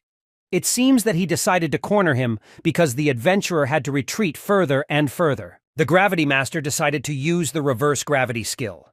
He flew high into the air, landing right above the Rift Boss. And then swinging his sword and dashing down, he managed to strike the Cursed Queen. He was standing on top of this beetle's body with a significant advantage. Mio couldn't believe that Ikomi managed to hit the boss from the rift. It seemed to her that this boy could see right through this queen. Satsuki also did not count on the strength of her partner. Even though she knew he was very strong, he managed to catch the level 80 boss off guard. The bug began to growl even more, but the moment the Gravity Master plunged his sword into its back, the monster roared in pain. The Cursed Queen began to fight and squirm in pain. Ichinoshi Ikoma bowed his head. Kagurazaka Mio had no idea how much he had longed for this meeting since the day she died in the previous temporal world. He remembered holding her dead body in his arms. He dreamed and thought out plans, how he could end this rift monster and take revenge. Therefore, gathering all his rage, he sped up with incredible force, jumped right over the beetle, and then he rushed down with mad speed and plunged his sword deep into the Cursed Queen's body. Splashes of blood and monster entrails flew around. The boy stepped on the exhausted body of the monster and asked what happened. That seemed to be all the level 80 boss was capable of. Satsuki, on the other hand, had a smoldering hope that her partner would be able to defeat the monster. Kagurazaka Mio was sure that he wouldn't succeed. She was ready to admit his incredible power. But due to the large difference in levels, his blows did not cause significant damage to the queen. He will most likely run out of mana before he kills her. But at this moment, the adventurer thought. She didn't understand why Ikoma ordered Satsuki to give her his mana. Kagurazaka Mio guessed. Maybe he wanted her to be able to fight him both. She could not understand his intention. But if he enters the fight again, it is not a fact that he will be able to survive after activating the skill. For Ichinoshi, it was an incredible feeling. He had waited so long for this moment to avenge the death of his friend. The thirst for battle raged in him. Confidently putting his sword forward, he invited the queen to share the excitement of the battle with him. The boss of the rift once again used the poisonous larva skill, and the magic began to concentrate in a much larger volume than before. The monster seemed to have evolved again. Kagurazaka Mio, watching the battle, could not understand what happened to the queen. Did she really recognize the threat in this adventurer, even though he was 30 levels below? The boy, overcome with rage, began to dodge all the attacks. It seemed that the poisonous maggot's skill was all the monster was capable of. Mio, angry, could not understand why the Gravity Master was called a fool. She asked why he did not retreat, because it was very dangerous. But the boy, using gravity skills, quickly moved around the battlefield. He remembered their fight 10 years ago like it was yesterday, and that gave him the edge. He froze as blood magic began to gather around him. He couldn't move so as not to hurt himself. It was a cursed queen's trap, but it did not frighten Iko. Using his gravity skill, he was able to jump high and get out of the trap. He landed on the ground and charged at the monster again, swinging his sword. Now the cursed queen was truly frightened. She tried to run away, feeling threatened. Mio still wasn't sure if this guy was really a B-rank adventurer. His strength seemed far greater than his rank. Gravity Master managed to damage the Rift Boss, but it still wasn't enough. Her stats were significantly reduced, but she was still very strong. Therefore, no matter how many blows he inflicts on her, she will still be able to restore her health with one skill. It only takes one precise strike to destroy her. Only Kagurazaka can handle this, Mio. And she was ready to join the battle. She got up from the ground and said that she had to go, or Ikoma would die. Satsuki tried to stop her as she had not recovered her mana yet, and was completely exhausted. She warned that going into battle would be Mio's last. Mio assured her that she had enough mana, and the sorceress should not worry about anything else. She explained that she has a unique skill of the Reaper class that allows her to use mana instead of health, squeezing as much power as possible until she runs out of mana. She now understood that Ikoma had specifically asked Satsuki to restore her mana so she could fight again, and she was sure that she would win this time. Mio headed for the arena, but suddenly her dead partner appeared in her thoughts again. She said that every time Mio relied on someone, they died. So is Mio sure this is the right decision? But the adventurer ignored her partner's voice. She asked for Momone's forgiveness, but she couldn't ignore the determination of a person who would risk her life for the sake of others. Kisaragi Satsuki also decided to join the battle. She threw Orb of Darkness at the bug, and Mio added her Crimson Blade skill with incredible power. Kagurazaka approached Ikuma and asked if he was aware of her Reaper-class quirks, and specifically asked his partner to transfer mana to her knowing this. The fight with the boss was boiling. Ikoma exclaimed that with his Skill Reaper's last wish, they would be able to defeat this cursed queen. Mio didn't want to upset him, but admitted that it wasn't like that. They won't be able to win, because she already tried to defeat the boss of the Rift with this skill, but only wasted mana. But Ikoma was confident in his abilities. He assured her that together they would defeat this monster in 5 seconds, and she just had to trust him. The Gravity Master immediately charged into battle with the Cursed Queen. Kagurazaka Mio considered his words absurd. 5 seconds is too little. She wanted to know his plan. However, she still decided to trust him and followed the adventurer. Suddenly, she saw a large clump of the enemy's powerful magic rushing straight at her. She began to worry, realizing that it was impossible to evade. This is the end. But suddenly, she felt someone touch her shoulder. It was a Gravity Master. He used his skills and was able to lift the girl high into the air with him. At such a height, they managed to avoid magic. Suddenly, the boy flipped in the air with Mio to fly over this boss magic. He also used the gravity reduction skill. Something exploded behind them. It was the Cursed Queen's magic. But they continued to climb higher and higher. Eventually, the adventurers touched the ceiling with their feet. Mio had never seen a skill use like this before. Suddenly, Ichinoshi Ikoma quickly flew down, leaving the girl on the ceiling. He said it was her turn. The Gravity Master charged straight at the Cursed Queen. The monster immediately put out a paw with a blade in defense. But suddenly the beetle could not move its limbs. They were bound by black magic. It was Satsuki who used the Shadow Path skill against the boss. The Gravity Master continued to fall. The blade didn't bother him.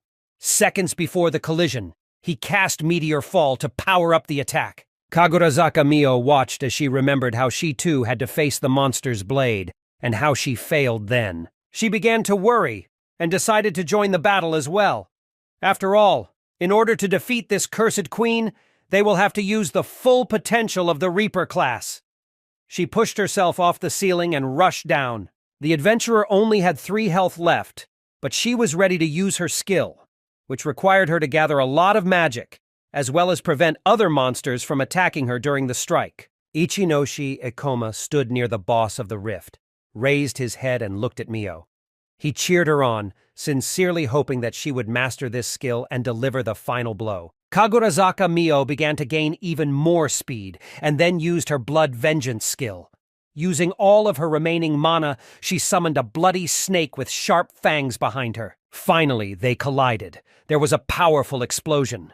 The adventurers managed to pierce the Cursed Queen's body with their sword. After this blow, Mio fell to the ground exhausted. She had no strength, tried to get up, but in vain. She used all her strength to defeat this cursed queen. She couldn't believe that they had finally managed to defeat this monster. But she knew that the cursed queen had one special trump card. She could pretend to be dead for a while. And at the moment when the adventurers relax their vigilance, she will sharply release her poisoned sting, capable of instantly killing the enemy. But only Kagurazaka Mio thought about it, how it really happened. As Ikoma helped his partner up from the ground, the Rift Boss released its venomous sting. It happened too suddenly, so they didn't expect it at all. But unexpectedly, the Master of Gravity appeared in front of the adventurer. He stood in front of her to block her from the blow. Ikoma had an idea how to deal with this. He had to redirect the trajectory of this stinger by reducing gravity.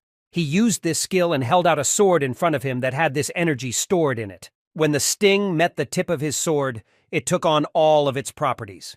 Its gravity decreased and the orb flew up, bypassing the adventurers and exploding behind them. The Rift Boss looked surprised that his most powerful skill hadn't worked. Ichinoshi Ikoma could feel the rage inside him. It was with this skill that this monster took Kagurazak's life Mio in the past timeline. Therefore, now he is ready to take revenge. He concentrated all his power in his hands, ran with the sword and swung it in front of the cursed queen. Mana began to concentrate in his sword.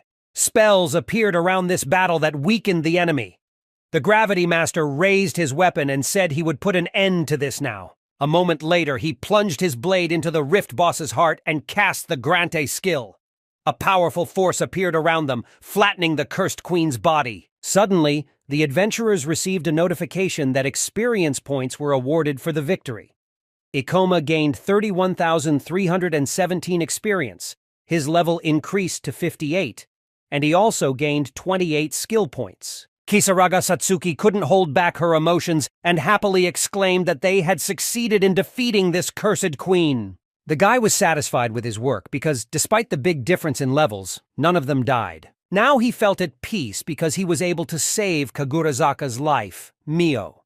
Her death in his past life had a profound effect on him, and it was because of this loss that he decided to become an adventurer of the highest rank. Mio looked down at her hands. She could not believe that she managed to survive. She wondered if she really deserved it. She was still punishing herself for the death of her partner. Looking at Ikoma, she saw the pale silhouette of her friend Momone next to him. She clutched her head, guilt racking her inside. She could not forgive herself for this act. She believed that it would be better to die together with Momone. Mio fell to the ground and started breathing heavily. Satsuki walked up to her and asked what happened, if she was okay. The adventurer got up and explained that everything was fine with her. But looking at Ikoma, she remembered something unpleasant and saw a familiar girl next to him, whom she did not like. Mio explained that she was now sure that this girl, Momone, must hate her because she had literally ruined her life. Kagurazaka Mio imagined how Momone, looking at her dead body, was upset that they could not meet. She begged to know when they could see each other again. Ikoma began to analyze the whole situation. Now he found the answer to why Mio always hated joining groups so much and was constantly risking her life. Even in the past timeline, she behaved the same way. Kagurazaka Mio now was no different from herself in her past life. She despises herself and is an adventurer trying to find a way to live alone. Ikoma interjected, echoing Mio's words that the pesky girl despised her. But he believed that if her partner really despised her, she would not have risked her life to save Mio. He admitted that he had heard about this situation and that Mio's friend had died as a result of clearing the rift. But the one thing he knew for sure was that she only managed to survive because she chose to protect her. Ikoma explained that it's easy to be self-flagellating, but offered to face the truth, because Mio survived for a reason. Satsuki asked Ikoma to stop talking about it because it might be too personal, and he didn't need to treat the girl's feelings so harshly. Mio remembered her school years. Together with Momone, they studied in the same class. One day, Momone approached Mio and asked if it was true that she was planning to drop out of school for adventuring. Mio answered the question with a question. Does Momone know that every year the number of faults only increases? It was because of these rift monsters that Mio lost her family and all her loved ones. She was paid assistance as a victim, but this money was not enough to enter the university. Therefore, she decided to drop out of school and become an adventurer. She was not going to enter the university because it made no sense, but adventurers did not need a higher education. Momone couldn't come to terms with breaking up with her best friend. She stated that she would also drop out of school then, and they would become adventurers together. Momone promised to always cover Mio's back. Kagurazaka Mio didn't expect to hear this at all, but in the end they became adventurers and worked as a team. One day they went to the rift. After going very deep, Momone asked Mio to stop because she thought it was time for them to go back. Mio, dissatisfied with the request, began to criticize and even insult her partner. She said that Momone was not cut out for this dangerous job and would go into the rift alone next time. Momone firmly grabbed her friend's hand and asked her not to speak like that. She begged Mio to remember that she is not alone in this world because she is with her. Momone begged to be allowed to be near her. After a brutal duel where Momone sacrificed herself for Mio, she passed out. Mio, frightened, carried her on her back, begging her partner to be patient a little longer because they almost got out. After these memories, the girl fell to the ground, convinced that without a doubt Momone hated her for her selfishness. Ikoma calmly explained that she could not know what the dead were thinking and that one should never think about it, even to preserve one's sanity. Momone risked her life to save Mio. But why does Mio continue to take risks, hating herself and seeking death? Ikoma believed that Momone would not want that at all. Kagurazaka thought that no one would be upset if she died in battle. But Ikoma was sure that Momone, her friend, wanted the best for her so much that she put her life on the line. Momone was actually worried if Mio was okay, if she was eating well, and if she had made any real friends. The dead friend asked not to worry because very soon they will be able to meet. Momone promised to look after her. Momone hugged Mio tightly. She said that it was too soon for her to die, so she begged Mio to live happily for both of them. A tear fell from her eye as she asked for it. Kagurazaka Mio also burst into tears, imagining this dialogue. But she needed to gather her thoughts and move on. Ikoma asked the girl if she really decided to act so recklessly just out of guilt in front of Momone. He explained that Momone always cared for her, putting Mio's life before her own. Therefore, if she does die, all Momone's efforts will be in vain. Ikoma got down on the ground and sat down next to the girl. He asked her to listen to his request and allow him to be her friend from that day forward. Mio said she needed time to think things over. The guy agreed with this. It wasn't bad for a start. The Gravity Master lifted the girl onto his back to carry her to the exit of this rift. She apologized, because she could not move at all due to her low health. But he explained that everything was normal and she should not worry. Kisaraga Satsuki watched this and began to think that Mio and Ikoma were actually in love with each other. This situation seemed very romantic to her. Satsuki meant. Ichinoshi Ikoma continued to reason. He understood that the higher his rank, the more dangerous the rifts became. After all, starting with rank A, it became almost impossible to go further without a support class. And he understood that the most dangerous monsters for him were not terrible creatures, but, for example, soldiers from the Chimera Fang who were supposed to come back for him. He urgently needed to find a person who could restore his health at a critical moment or obtain a rare item that would replenish him during use. This was the next goal he wanted to complete, so he needed to think of a new plan. Kagurazaka Mio felt something strange.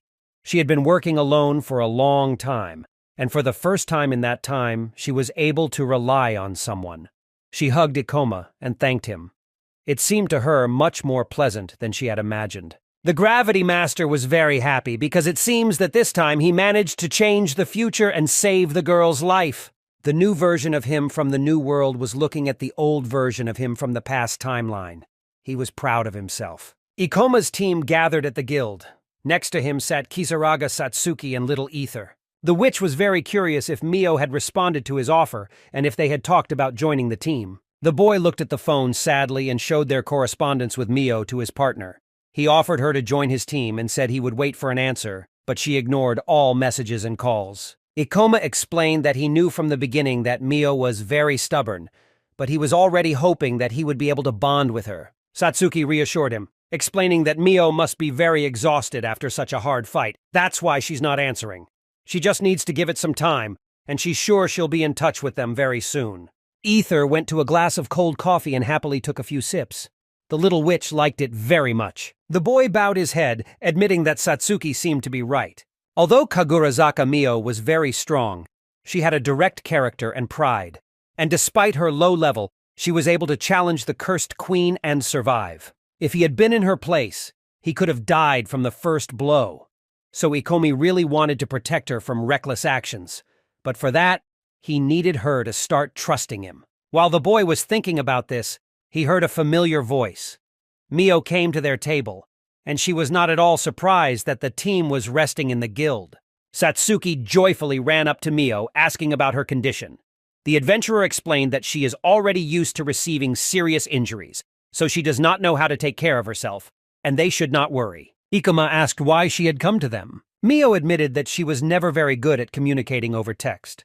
She recalled that Momone was also annoyed by her habit of not replying to messages. That is why she decided to come and talk in person. She really hoped to meet them in India because such issues should be discussed at a personal meeting.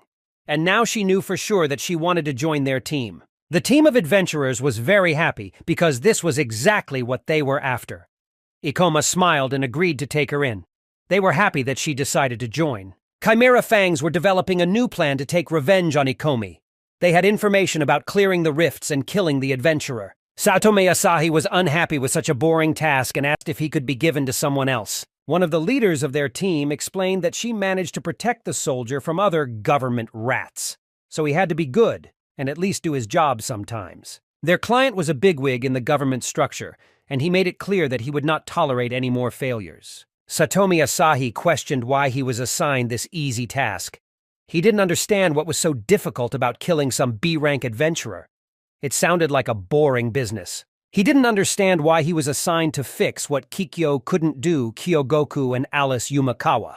If they couldn't kill the adventurers, they had to deal with it themselves. Kikyo was defensive at first, but the man believed he was right. After all, it was they who missed the adventurer and did not complete their task. Unlike them, this soldier had the best military training and fought alongside the heroes of this world. He was the strongest adventurer, but he hated all the righteous. He understood that the government was using the adventurers as cannon fodder in the battle against the Rift monsters, and they, in turn, were ready to go to death for the sake of their heroism. Alice Yumakawa agreed with these thoughts. She was also annoyed by the whole thing. The man explained that such heroes annoy him a lot. Therefore, he asked Kikyo to listen to him. If he and Elisa messed up, then he asked to stand aside and not interfere with him. In front of them lay a printed personal file of Ichinoshi Ikoma. A knife was stuck in his face in the photo. First, they needed to see what this guy was capable of, and then they would kill him. In the branch of the Guild of Adventurers, in the Department for Issuing Licenses, the registrar greeted Kisaraga Satsuki. From that day on, she could officially be proud of the B rank. The witch was over the moon with happiness. According to statistics, only 1% of adventurers in their country reached this level, and she gladly became part of this exclusive 1%. Ikoma also sincerely congratulated his partner.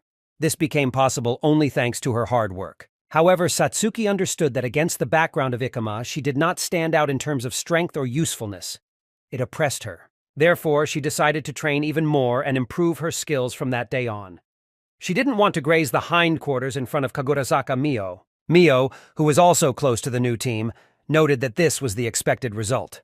Satsuki's level was far above that of an ordinary B-rank adventurer. The sorceress was level 48 when the average adventurer of that rank was only 40. However, Mio did not share Satsuki's joy. She believed that the promotion was only possible because of her, Mio's, service to the county. In her opinion, the promotion should have taken place only at the branch where Satsuki was registered. Satsuki agreed with Mio and said that she would try harder next time. Ikoma made a remark to Mio because she could congratulate Satsuki at such an important moment for her, because the girl really tried. The adventurer explained that she was just trying to be objective, because no one except her friends would tell her the truth. She asked to forget about this situation because she had something for her team. Mio invited her friends to follow her. Ikoma thought she wanted to give them something as an apology for not agreeing to join the group right away. Approaching her locker, Mio took something out of it.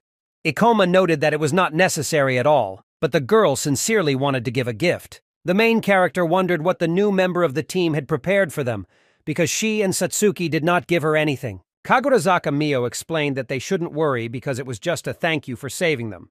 If it weren't for them, she would have died that day. The girl admitted that since Momone passed away, she did not try to get close to anyone. So I decided to change something. These words touched Satsuki. Mio hoped the team would enjoy her gift. It was an ordinary, but with a special meaning, a present. Satsuki began to change her opinion about Mio. At first, for some reason, she thought badly of her. But it seems, in fact, the girl turned out to be kind. Satsuki sincerely thanked Mio. Ikoma immediately began to analyze. Mio used a large box to store the gift. He suggested that perhaps she had decided to buy them a weapon or some equipment. But unexpectedly, the girl got an ordinary teddy bear in a beautiful package. It was very huge. Mio said that this is a toy of a well-known German brand, a limited series that was produced in honor of the company's 5th anniversary. Satsuki took a bear that was even bigger than her. The witch carefully listened to the description and completely changed her opinion about her new partner. It turned out that Mio was not at all what Satsuki imagined her to be. The girl thought that Mio was always serious, lonely, and pragmatic to the core. Ikoma froze. He didn't think it was an ordinary gift at all. He wondered how much this huge teddy bear cost. Satsuki thanked Mio again for the gift, but she had no idea how she was going to get this bear home. Suddenly, the group leader's phone vibrated. He saw an urgent message that a unique C-rank rift had opened in the Morima area. It was recommended to immediately go to the nearest shelter. The team was surprised because the new fault appeared so quickly. Recently, the number of faults has only increased, although it should have been the other way around. Kagurazaka Mio began to study the information.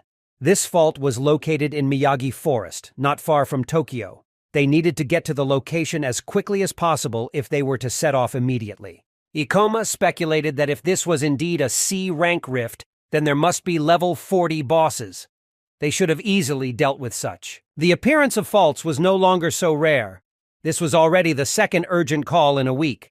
Most importantly, Ikoma did not understand why special departments did not start investigating this anomalous activity. But suddenly, Ikoma was shocked. A new urgent message appeared on his phone. It was information about a fault called Fairy Garden. Satsuki suspected that the partners seemed to know something about the rift.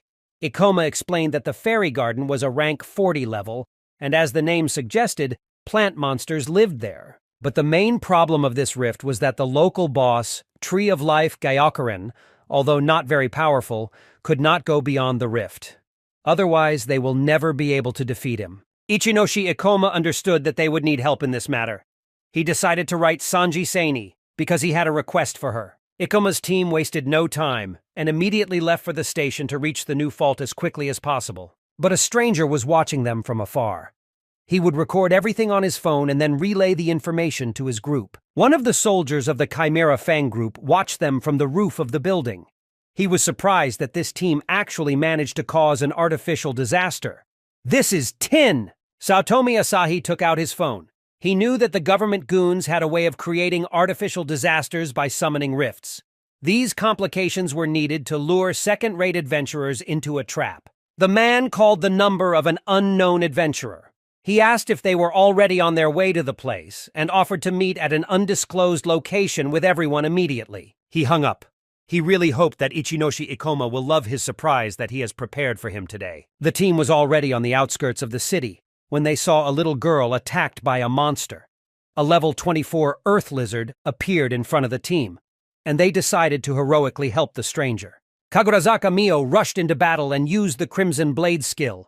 She delivered a powerful blow that dealt a significant amount of damage to the monster. Ichinoshi Ikoma also decided to join the battle and released the little witch Ether from the ring to help them. Ether stretched out her hands and used the skill Fire Wave. All their enemies began to burn alive. Kisaraga Satsuki stood aside, but also did important work.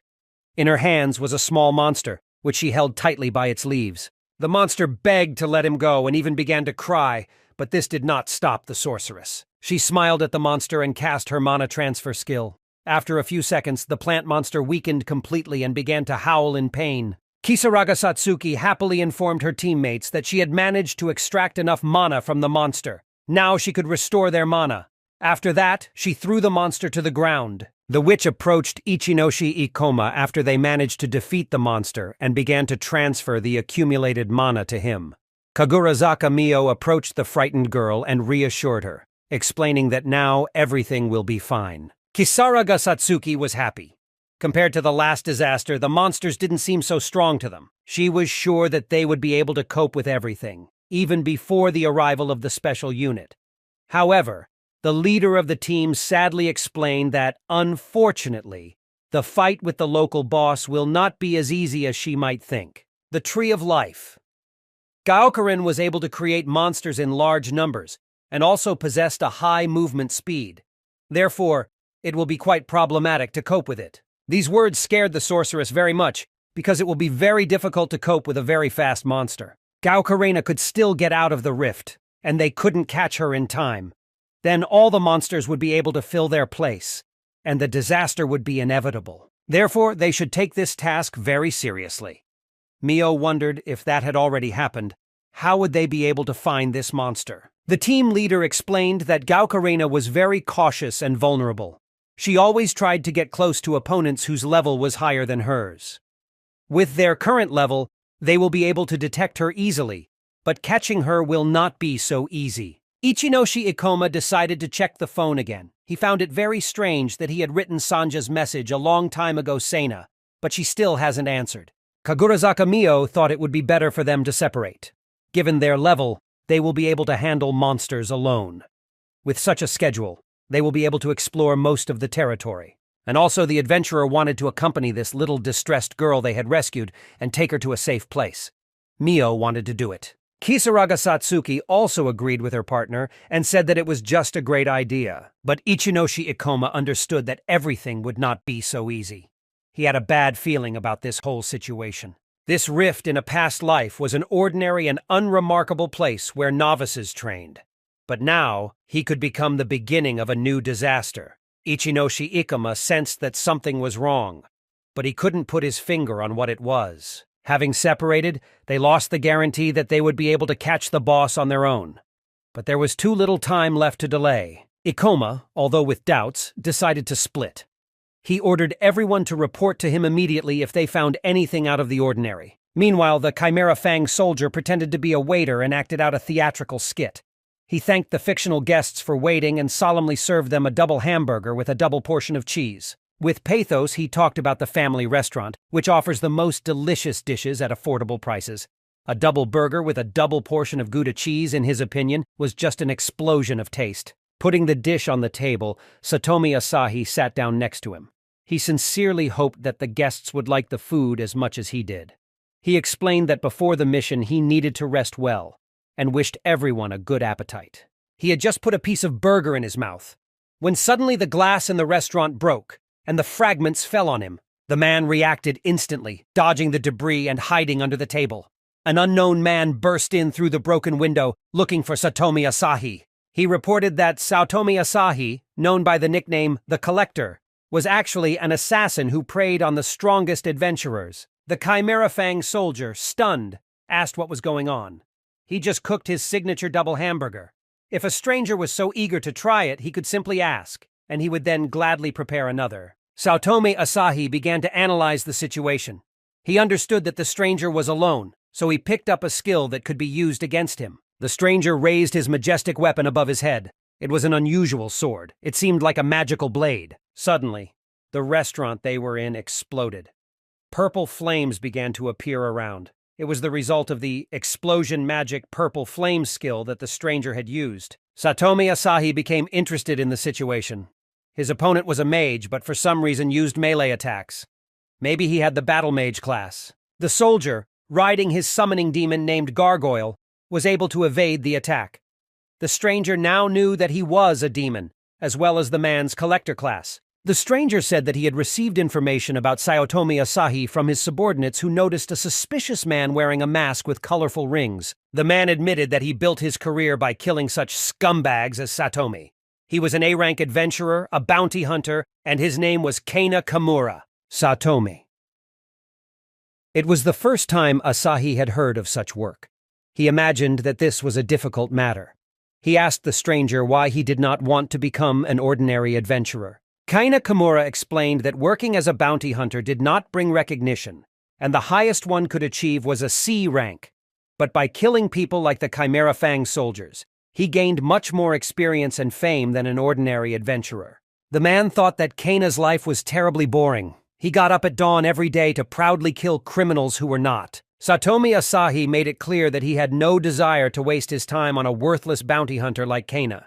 He suggested that he simply go away, promising to spare him if he disappeared from his sight. These words furiously angered Kana Kimura. He swung his magic sword, shouting that the soldier would never be able to escape him. Satomi Asahi understood that Kana would not be able to summon a familiar on the battlefield, as it would require too much mana.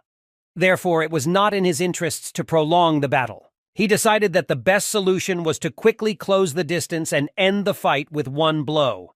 Asahi offered Kana to teach him an interesting trick. He called this trick surprise attack. Kana froze in place, and then suddenly felt something forcefully dig into his back. The hunter, having received a severe wound, fell to the ground. He couldn't believe that he was being attacked from behind, because it seemed impossible.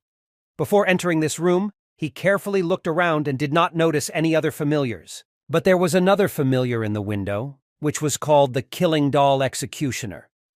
Satomi Asahi managed to summon her, because he knew from the beginning that Kana Kimura watches him. Satomi Asahi expected a similar blow from the battle mage. Due to his multi-class, he had high defense, so one hit couldn't kill him. Kana Kimura, pouring with blood, begged not to kill him. He was ready to pay any amount just to save his life. The soldier sitting on the gargoyle reminded Asahi of the horned demon. He warned that if Kana was too talkative, the gargoyle would smear him on the wall. The soldier did not understand why people were always trying to pay for their lives with money. At such moments he felt worthless and it annoyed him. Suddenly, Satomi felt a powerful explosion.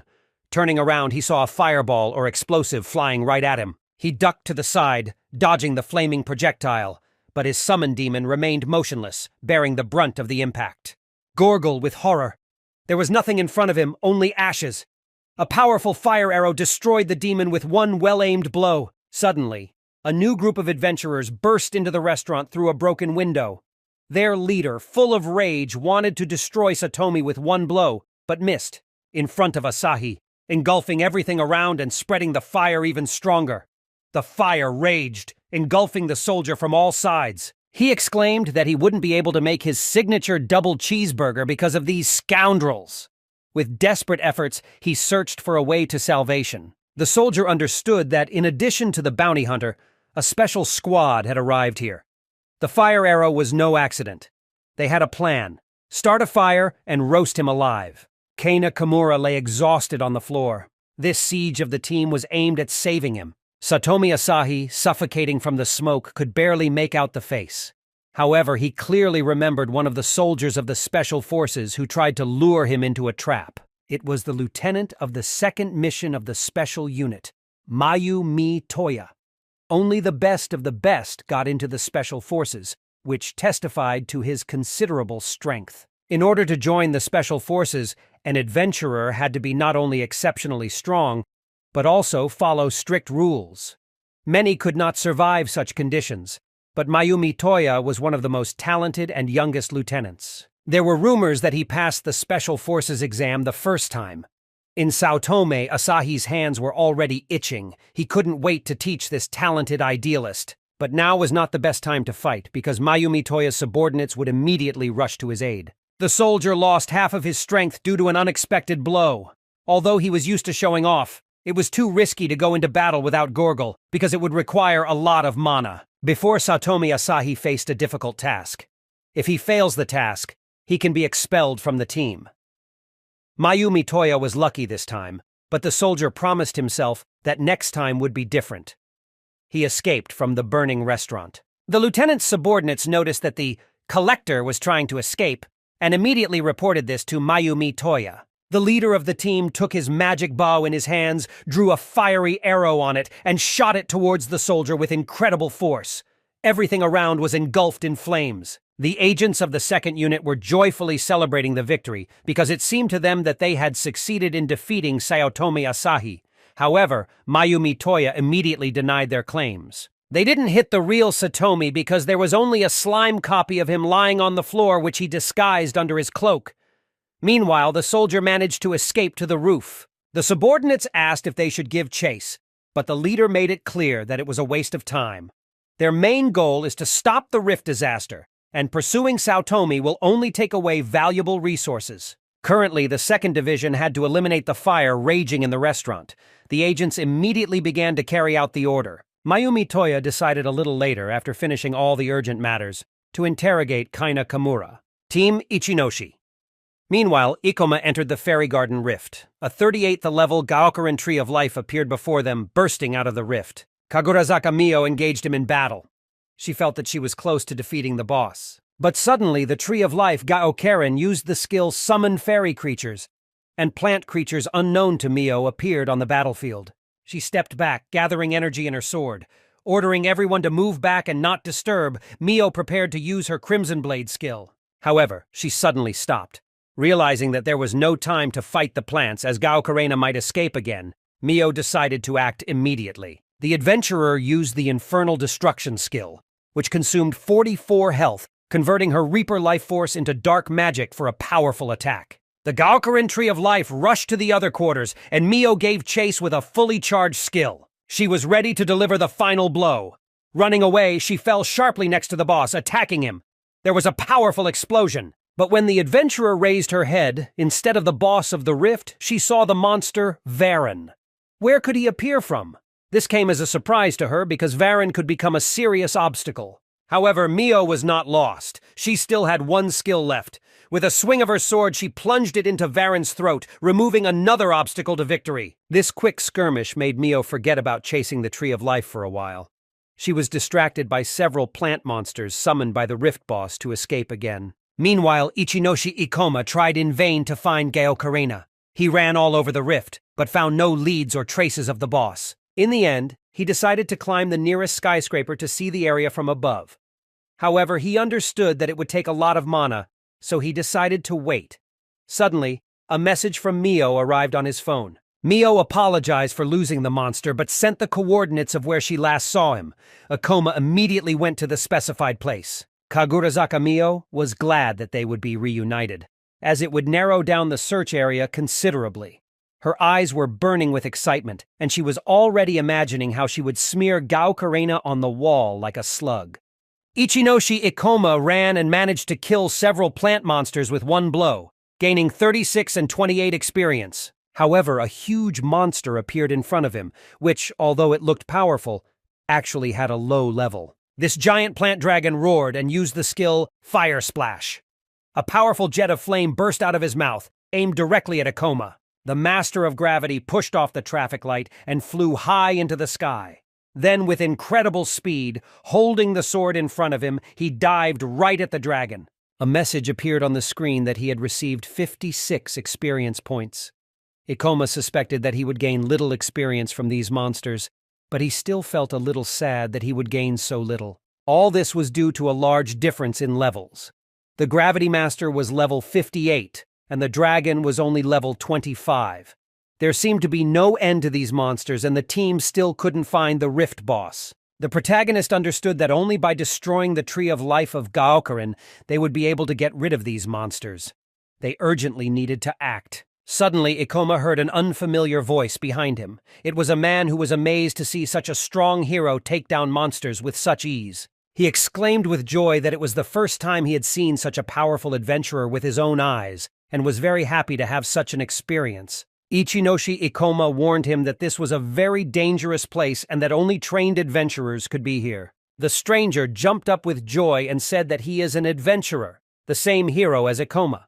He protected civilians from evil and abomination, and his main rule was to protect them. The Gravity Master thought this boy's behavior was strange, but explained that he only had an E rank, and his own was rural, making him not as strong and powerful in battle. The main character thought, upon reaching 10th level, an adventurer can independently choose a class. What class he gets depends on his initial characteristics and how he is able to distribute them. And among all these different classes, there was also the rural class. It could be obtained by spreading all the stat points evenly, but in the end, villagers don't have any special skills or abilities. Among adventurers, this class was considered the weakest of all.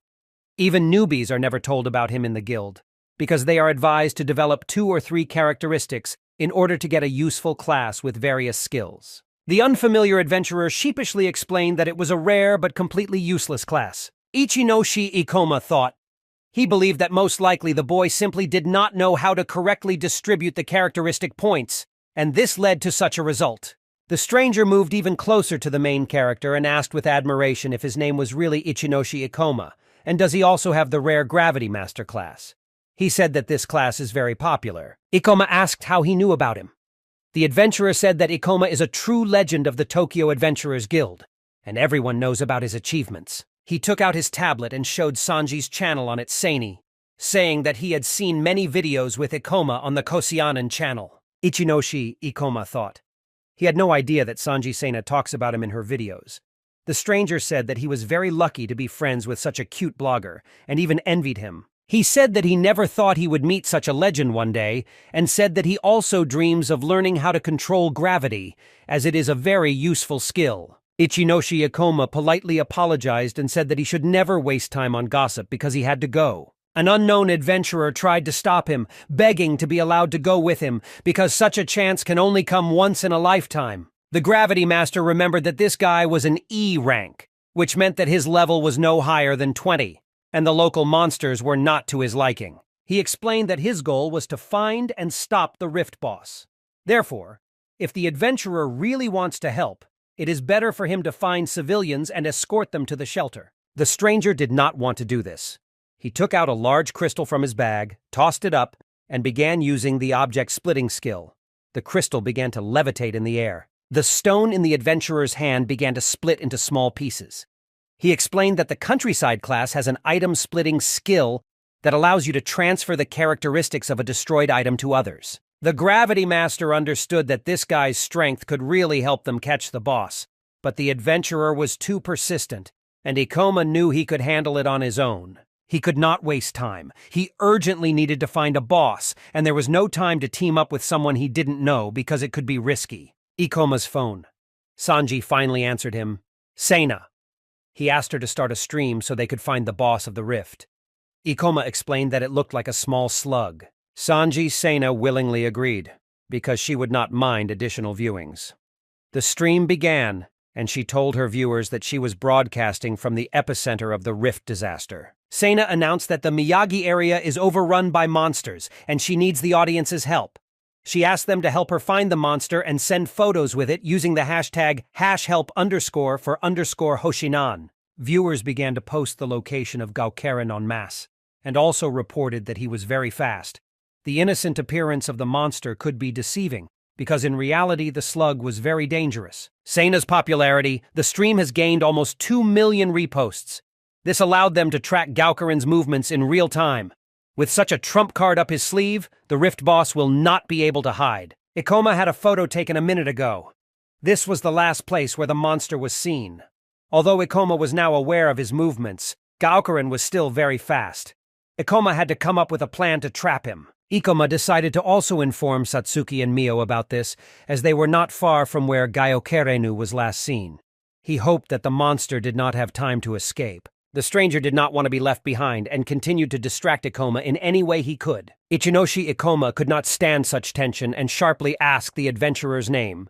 He happily replied that his name was Aki Vajima. Ikoma explained that right now he was going to go to where the boss was last, and still didn't think that Aki Vajima can safely follow him. But if the adventurer so wanted to join his team, then Ikoma allowed it. Aki Wajima was very happy and promised that he would do his best. The main character still managed to find the Tree of Life, Gaukerin. The boss moved very fast and Ikoma used all his skills to chase him. Ikoma reduced his gravity and started running even faster. He understood that at such a speed he would be able to catch up with the monster. But suddenly the Rift boss stopped. His actions were difficult to predict, and this time he used the skill Horror in the Realm. New plant monsters began to appear around Ikoma. Ichinoshi Ikoma urgently needed to do something so as not to let Gaukerin in and be distracted by other small monsters. He looked around and saw a wall in front of him.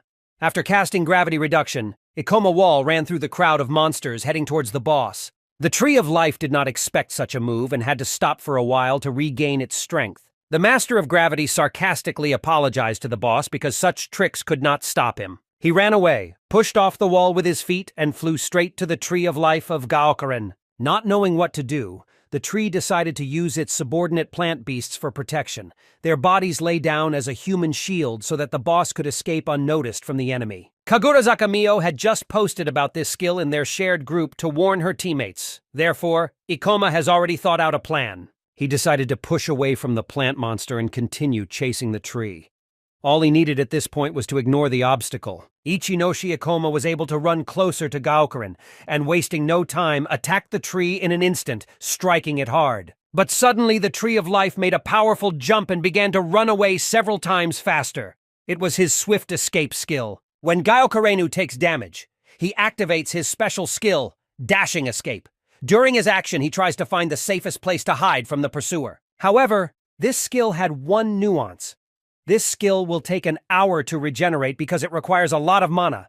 Therefore, the boss of the rift, even with the greatest desire, will not be able to escape from Aki Come On. The Tree of Life thought it had escaped and was satisfied with its work, so it began to run away again. But unexpectedly, it saw an adventurer in front of it, who was very scared, because it did not expect that the boss of the rift would appear right here. But then, Aki Vajima changed his mind.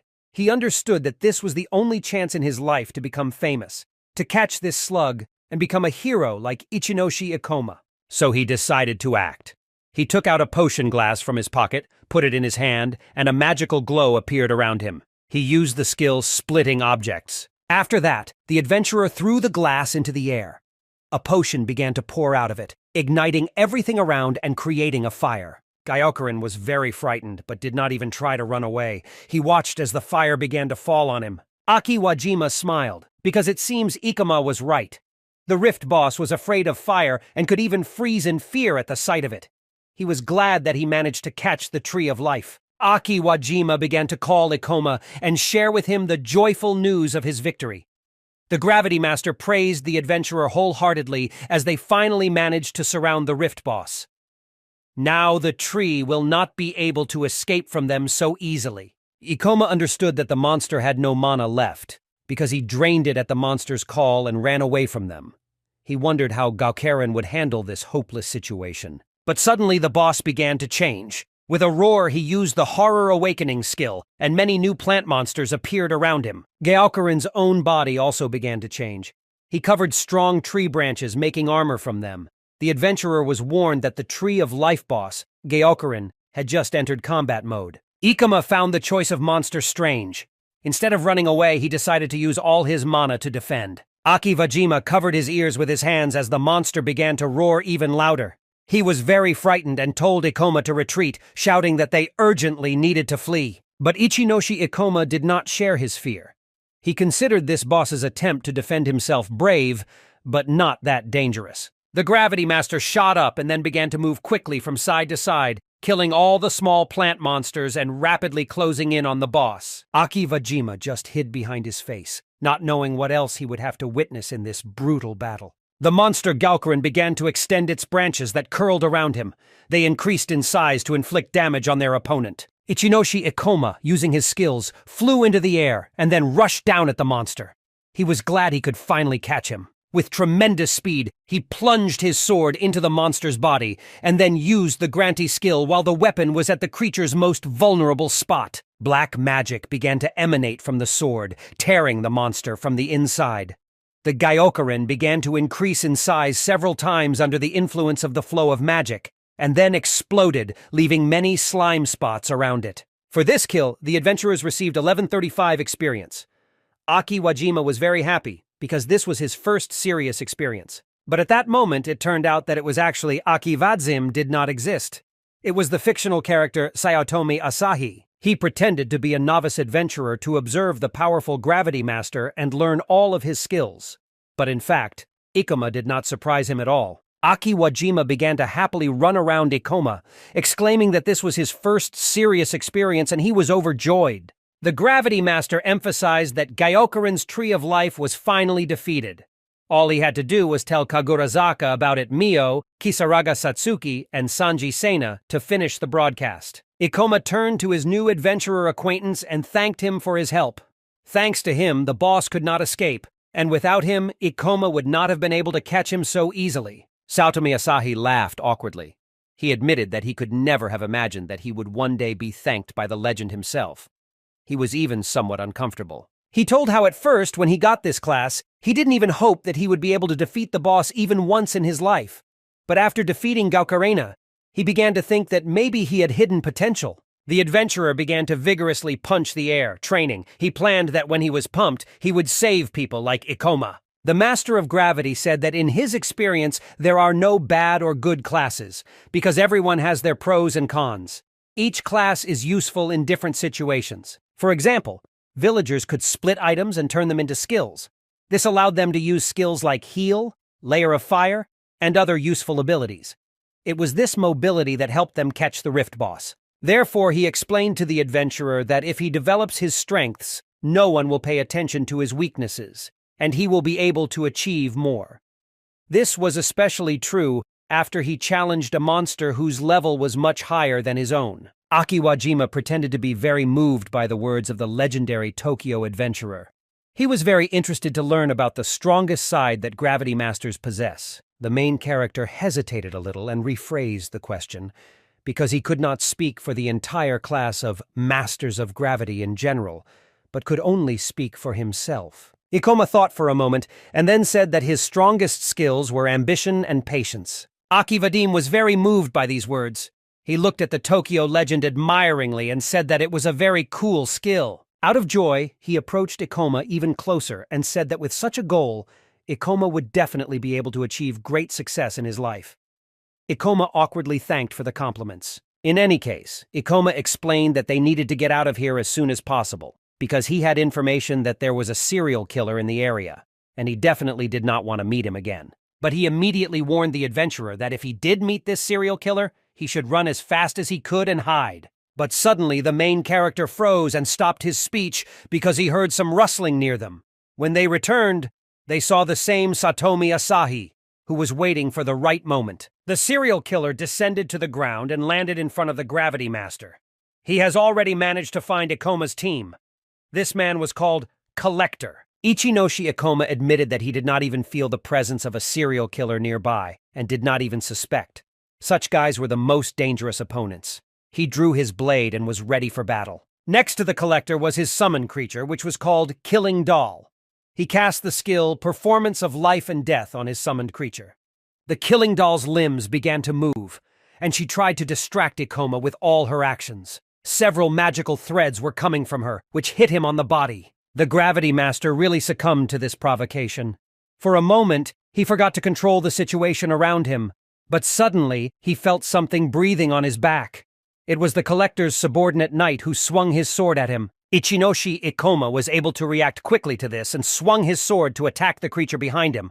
The creature's weapon fell to the floor. And turning around and examining the body behind him, he saw instead of a person a slime that repeated the figure of a person. Satomi Asahi finally came out of his hiding place.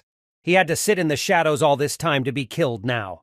His hands were itching to finish off Ichinose, to whom the serial killer was all this time under the guise of an innocent adventurer, Aki Vadim. And while Ichinoshi Ikoma did not suspect anything at all, he started running at him with a knife in his hands. The main character managed to react in time. He returned and engaged in a duel to the death with Aki Vajima. After a few seconds of confrontation, Ikoma kicked his opponent. Aki Vajima flew back a few meters. Aki Vajima rose from the ground. He admitted that the Gravity Master had quite the reaction for a loser like him. After all, if a real Aki attacked Ikoma, he would surely die. Ichinoshi Ikoma now realized that Aki was not in front of him all this time. Wajima and the real Collector, a serial killer of adventurers known as Satomi Asahi. Although the serial killer managed to pull off a surprise attack and get the Killing Doll to attack the Gravity Master by timing the moment and attacking him personally, he failed to cause any damage. Ikoma was able to dodge not only the Killing Doll's attack, but also the serial killer's attack. Such skills of the enemy only encouraged him, because this prey was very interesting. Satomi. With a mocking smile, Asahi asked the boy if he was scared, since he had been at arm's length with him since the beginning, and Ikoma didn't even suspect a thing. But Ichinoshi Ikoma admitted that he knew from the beginning who was hiding behind the mask of the adventurer Aki Vajima was a serial killer. The protagonist knew that Satomi Asahi was the most legendary of adventurers even in the past timeline. No one knew anything about him, not even his relatives, nor his face, nor his past. But even his class was hidden from everyone. However, the Ring of Wisdom can show the class of anyone the master points to. But unfortunately, it takes a lot of mana to use this Ring of Wisdom skill. But the countryside had a special skill that revealed Satomi's personality. Asahi is a stock skill that reduced the mana usage when activating items. Therefore, if he used this skill, he would not waste mana so easily. Satomi Asahi found this theory a bit far-fetched. After all, if Ikoma really told the truth, if he knew from the very beginning that a serial killer was hiding under the mask of an adventurer, then it is not clear why he agreed to team up with him, because then Satomi Asahi could easily kill him. The Gravity Master explained that first, he was able to come up with a great plan to capture the boss.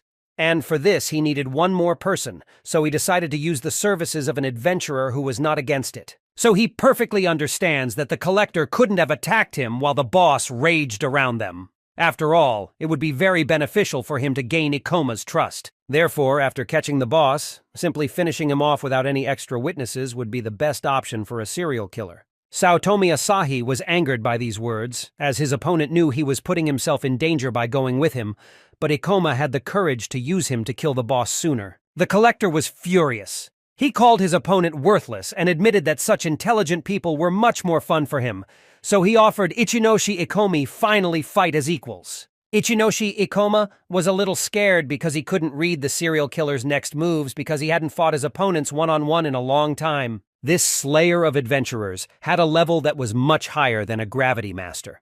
In addition, his physical abilities and combat experience were far superior to his own. In addition, the main character spent a lot of his strength in the battle with the Rift Boss, and spent his strength fighting back from the first attack. In such a situation, one-on-one, completely unaware of his skills, Ichinoshi Ikoma was completely powerless. That meant he needed to escape. He started to run, building up his speed. Saotome Asahi was furious. He started yelling at him and trying to stop him. Ichinoshi Ikoma understood that the Rift Boss was completely defeated, so his best option was to run into a crowded place to the other adventurers. That way he will have a chance to win. The Collector couldn't help but summon his summon creature Killing Doll and ordered it to attack Ichinoshi, to whom. But even to such a provocation, the Master of Gravity did not react at all. He continued to run with all his might and did not even turn around. The Killer Doll is a puppet that can kill with strings that cannot be seen at first glance. But the problem was that Ikoma couldn't see these threads, so he could dodge the attacks without even looking at them. The adventurer acted very professionally. The serial killer felt the thrill inside him. He considered his prey to be very intelligent, which made their fight even more interesting. He offered the adventurer a game of reprimand. But even after his close observation, he managed to lose sight of him and began to look around, trying to find him. He speculated that the Gravity Master might have been able to hide among the trees, but quickly dismissed the idea. His opponent wasn't stupid enough to hide in plain sight, so his second thought was that the adventurer was hiding somewhere very high on the roof. For a strong impact, he had to gain a high fall speed, which meant that he had to hit from above. And the opinion of the Collector was confirmed. He felt something fall behind him from above. It was indeed a Gravity Master who, gaining speed, used the skill Meteor Fall. And when the blow was about to happen, and Ikoma was close to the Collector, some unknown force stopped him. The sword passed through the Black Iron Hand and did not touch the enemy in any way. It was the Destruction Hand skill that was able to block the Gravity Master's attack. He went down to the ground. Now Saotome Asahi understood why his opponent had decided to run away. In the lane, the Collector had a significant advantage, but Ikoma managed to get them out into the open so that it would be easier for him to evade the attacks. Simply put, Ichinoshi Ikoma decided to give up his advantage to even the odds. However, the serial killer did not believe that this would help in any way because behind him were many of his summoned creatures. The adventurer saw 3 summoned creatures standing behind the Collector, but in reality, he could have summoned many more. Ikoma guessed that he must have spent all his skill points on item summoning. Most likely because of this, his summoned creatures became almost the same level as himself. Thus, Ichinoshi Ikoma competed against at least 4 strong opponents. He tried to follow everyone and stay alert. It was impossible to relax even for a second, because he faced several enemies at once. And looking at what a powerful master Satomi had become Asahi, Ikoma could not understand how he managed to learn how to summon as many as 3 creatures to the battlefield. The Collector felt great. He felt his superiority and was sure of victory. The fight seemed very interesting to him, so he was in a great mood. He remembered how before this incident, he had killed adventurers who treated people badly, and it seemed like a lot of fun to him. Some of the adventurers began to resent that the Collector was using a forbidden technique and that he had deliberately stabbed Ikoma in the neck. Satomi Asahi found it incredibly amusing. He liked to break these heroes and trample their talents into the dirt. He was ready to show Ichinose Ikoma how worthless he is. The Gravity Master asked if his opponent was sent here by Chimera Fang. He wanted to know if they had purposely created this fake disaster to trick him. The Collector was very surprised by the insight and cleverness of his opponent, but he decided not to show his surprise. To divert suspicion from himself, the non-murderer said that he did not understand at all what he was talking about because he simply hated being in debt to adventurers, and asked him not to take offense at his words. Suddenly, a Destruction Hand appeared behind the Gravity Master and began to chase him. He tried to dodge and run away from her. Saotome Asahi promised that if Ikoma succeeds in defeating him, then he is ready to tell him one secret. But first, Ikoma must win. The Collector decided to throw another weapon into the battle, a Killer Doll. Her threads began to attack Ikoma with incredible speed. Suddenly he felt several strong blows with the thread cut the stone into pieces. Ichinoshi Ikoma could not ignore this new threat. The summoned doll's attacks seemed to become much faster than before. He tried to understand why this happened. Ikoma knew that if he focused all his attention on the killer doll alone, he would not be able to win. He thought about how to survive. Saotome Asahi, excited by such an interesting opponent, decided to use all his skills and his entire arsenal against him. He had rarely met such strong adventurers. Suddenly, the Gravity Master felt a powerful force behind him, which threw him to the ground. He could not get up. Behind him appeared the fourth summoned monster, the terrible demon Gorgle. The serial killer smiled sinisterly, warning the adventurer not to expect a quick victory. He concentrated all his magical power in his hand and summoned the fifth monster, Cursed Jose. This beast roared with fury, and ominous purple magic erupted from its mouth. Ichinoshi Ikoma was genuinely impressed by the collector's abilities. Summoning 5 summoned creatures after such a grueling battle required an enormous amount of mana, so much so that it seemed almost impossible. Saotome Asahi possessed truly impressive strength. Ikoma admitted that Saotome Asahi is the strongest opponent he has ever faced, but thanks to this, the collector revealed all his cards. Now in Ichinose, Ikoma had a chance to overcome him, knowing about all his strengths. The adventurer understood that it was extremely dangerous to go into battle without knowing the capabilities of conscript creatures. Therefore, he had to understand their features as soon as possible before it was too late. Ichinoshi Ikoma began to retreat, planning to watch the battle from the sidelines. But suddenly behind him, he heard heavy breathing.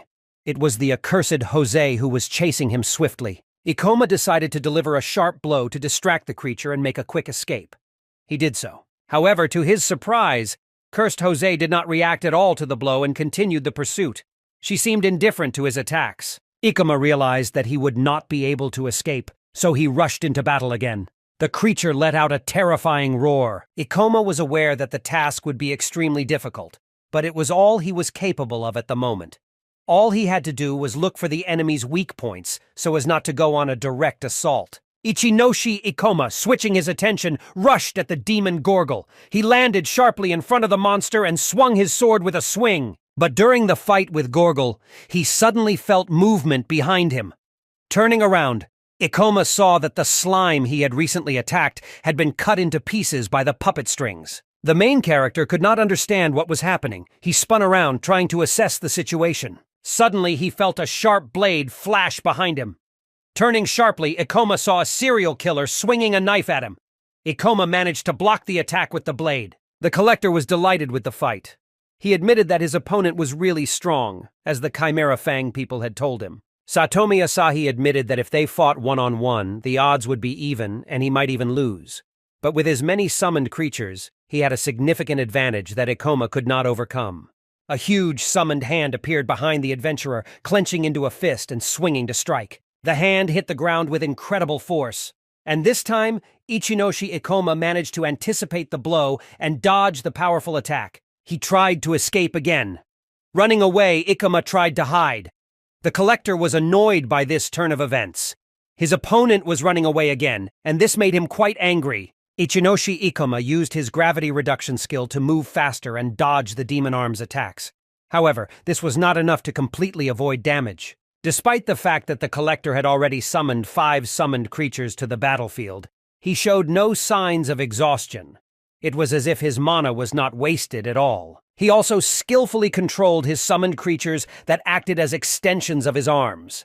Their coherence and clear coordination made them a formidable force. Saotome Asahi was a fanatic of fighting not to the death, but to the death. He developed a perfect tactic that made it almost impossible for even the most talented adventurer to match him. The Master of Gravity did not believe in invincible opponents.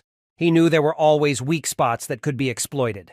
However, it was clear to him that the collector wanted to finish the fight as soon as possible. Saotome's expression, Asahi could tell he was enjoying this match and wanted it to last forever. Ichinoshi Ikoma threw a rock at Cursed Jose using gravity magic. However, this had no effect as the creature simply passed through him. After analyzing the situation, Ikoma realized that it was time to act. He gathered his strength, ran, and attacked Saotome decisively. Asahi. You could see excitement in the serial killer's eyes. He was glad that he would finally be able to fight Ichinoshi Ikoma on equal terms. However, the Gorgle demon suddenly appeared on Ikoma's path, completely blocking his path. The Gravity Master urgently needed to come up with something. The demon struck the ground with its mighty hands, causing it to crack under Ikoma's feet. But the master of gravity was no longer there. The demon looked around in surprise, looking for his opponent. "Head up, Ichinoshi!" Ikoma felt a strong blow to his face. The gravity master flew into the air and landed directly on the Gorgle demon's face with his feet. The summoned creature fell to the ground from the pain and impact. Ikoma landed at the nearest traffic light and surveyed the battlefield from a height. Saotome Asahi watched Ikoma's attacks with fascination. He admitted that the adventurer was really powerful and dodged the attack very skillfully. The collector even began to think that he was in love with this skill. However, he understood that Ikoma's new position gave him a significant advantage. Being high in the air, the adventurer could easily overpower the collector. After all, in the battle in the air, only 2 prize creatures could attack Ikoma. This meant that he now had a significant advantage. The Gravity Master raised his sword up and used the Gravidea skill. This skill increased gravity in the selected area. There was a large web behind Ikoma's back, so he chose it. Cursed Jose was near this area at that time. Suddenly, she began to be pulled into the web, and she could not do anything but scream in pain. The collector gritted his teeth as he realized it was a trap for the killing doll and cursed Jose. Now he understood why the boy was throwing a stone at damn Jose. Thus, he guessed that direct attacks on this creature did not work, because it easily missed them. The assassin knew that the strings of the killing doll could easily injure Jose's body, so it was very important to keep a close eye on her attacks. Saotome Asahi understood that in such a short time this boy had managed to understand all the weaknesses of his 2 strongest conscripts. It seemed incredible. The collector realized that he needed to temporarily retreat and restore the powers of the killing doll and Jose. Ichinoshi Ikoma, now confident of his superiority, imperceptibly approached the collector from behind. And so the power of the enemy could disappear in one fell swoop. Ikoma scored another victory, with 2 of the 5 creatures removed from play and the killing doll disoriented by a random attack on a companion. So, having found all the serial killer's main trump cards and exposed them, Ikoma was ready to begin a real one-on-one match. Saotome Asahi knew that his summoned creatures were extensions of the master's hands. Therefore, by relaxing and allowing 3 of his subordinates to attack at the same time, he made a fatal mistake. He understood that in order to defeat this master of gravity, he would have to rely not only on his subordinates, but also on himself. He was forced to fight one-on-one. All this time he thought that he would be able to quickly end this duel and deal with Ikoma. But now he realized that he himself could become a prey for Ikoma. Saotome finally understood why Kikyo was so worried about this fight. However, while the serial killer was lost in thought, an unfamiliar little creature appeared in front of his face. It was the little witch Ether, who was summoned by Ikoma. She flew back a little and then, concentrating the magic in her small hands, used the Sword of Zeus skill that could cut a human body in half. Saotome Asahi darted to the side and tried to dodge the attack.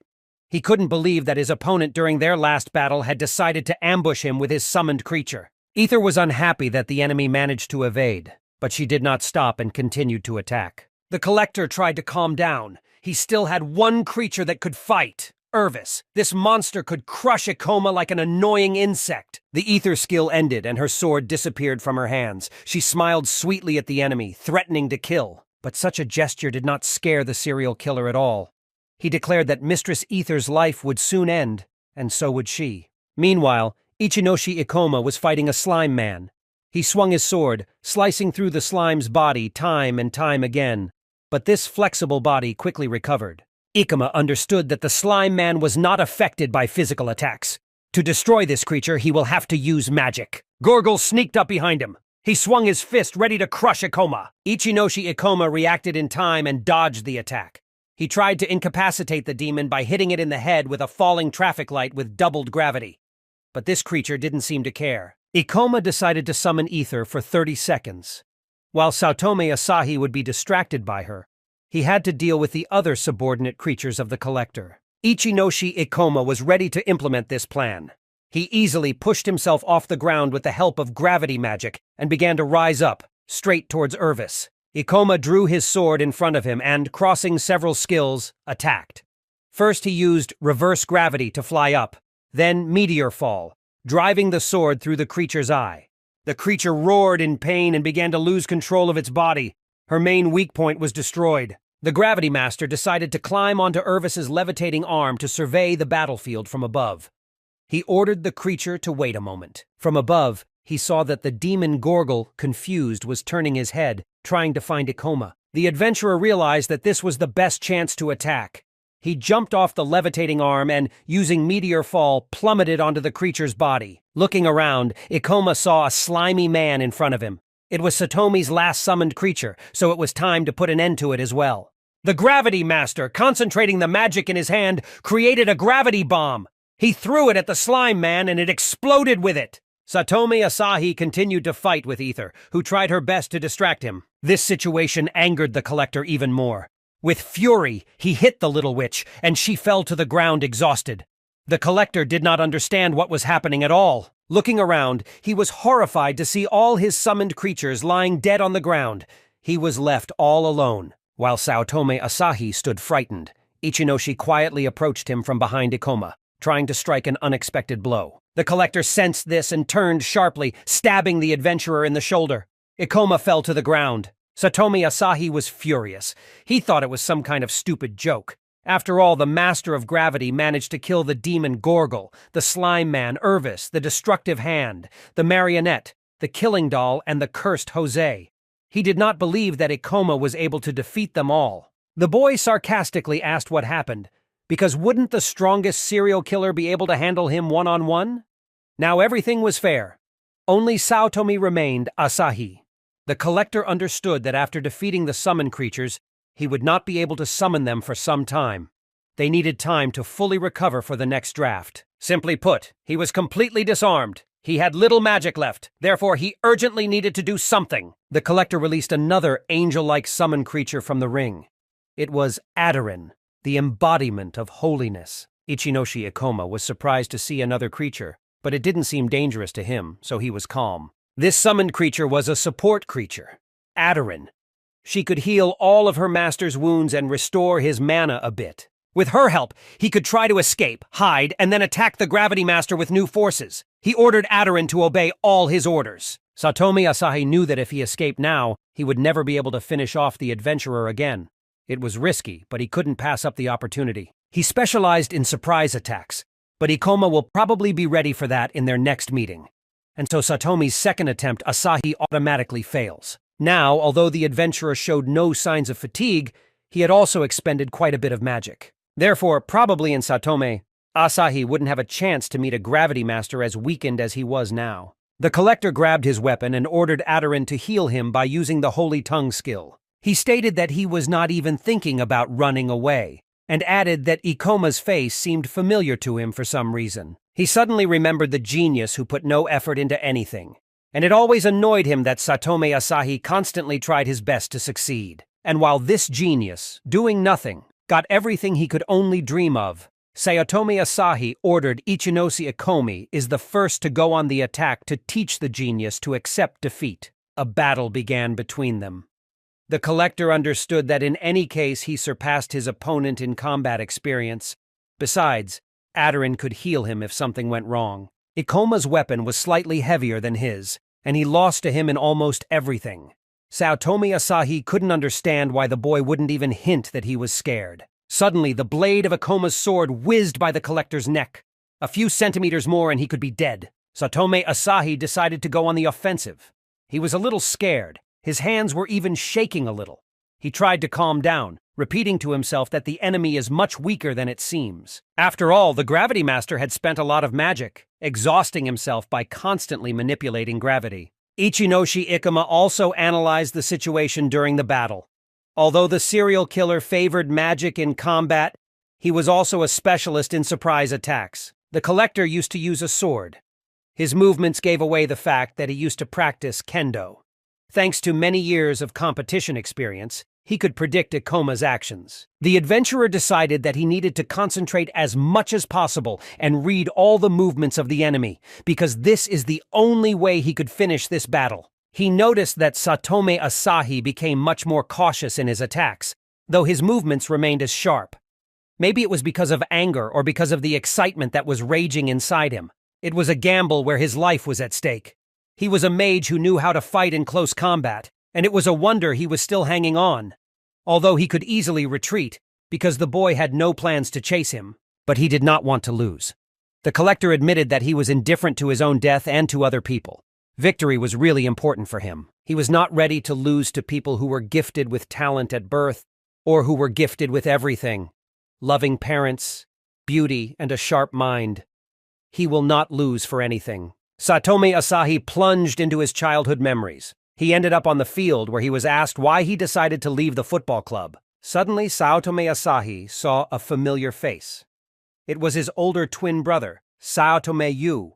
With a sad expression on his face, he said that he had planned to come to the competition to support him. Asahi silently rose from his seat and called his brother well done. He remembered his parents constantly praising Satomi Yu for the fact that he managed to take third place in the competition. Yamai's teacher also said that he had an excellent academic record. His mother said he was good at everything. Even next month was his birthday, and they were going to give him something special. Saotome Yu reminded his father that it was not only his birthday but also his twin brother Asahi's. Asahi blurts out that he doesn't care about his birthday and they can celebrate without him. After that, he ran out of the room. He understood that his brother was the most amazing boy he had ever known. Yu was smart beyond his years and capable of anything without putting in any effort. Asahi ran away from his family and pondered what to do. One day, a classmate approached him with a request.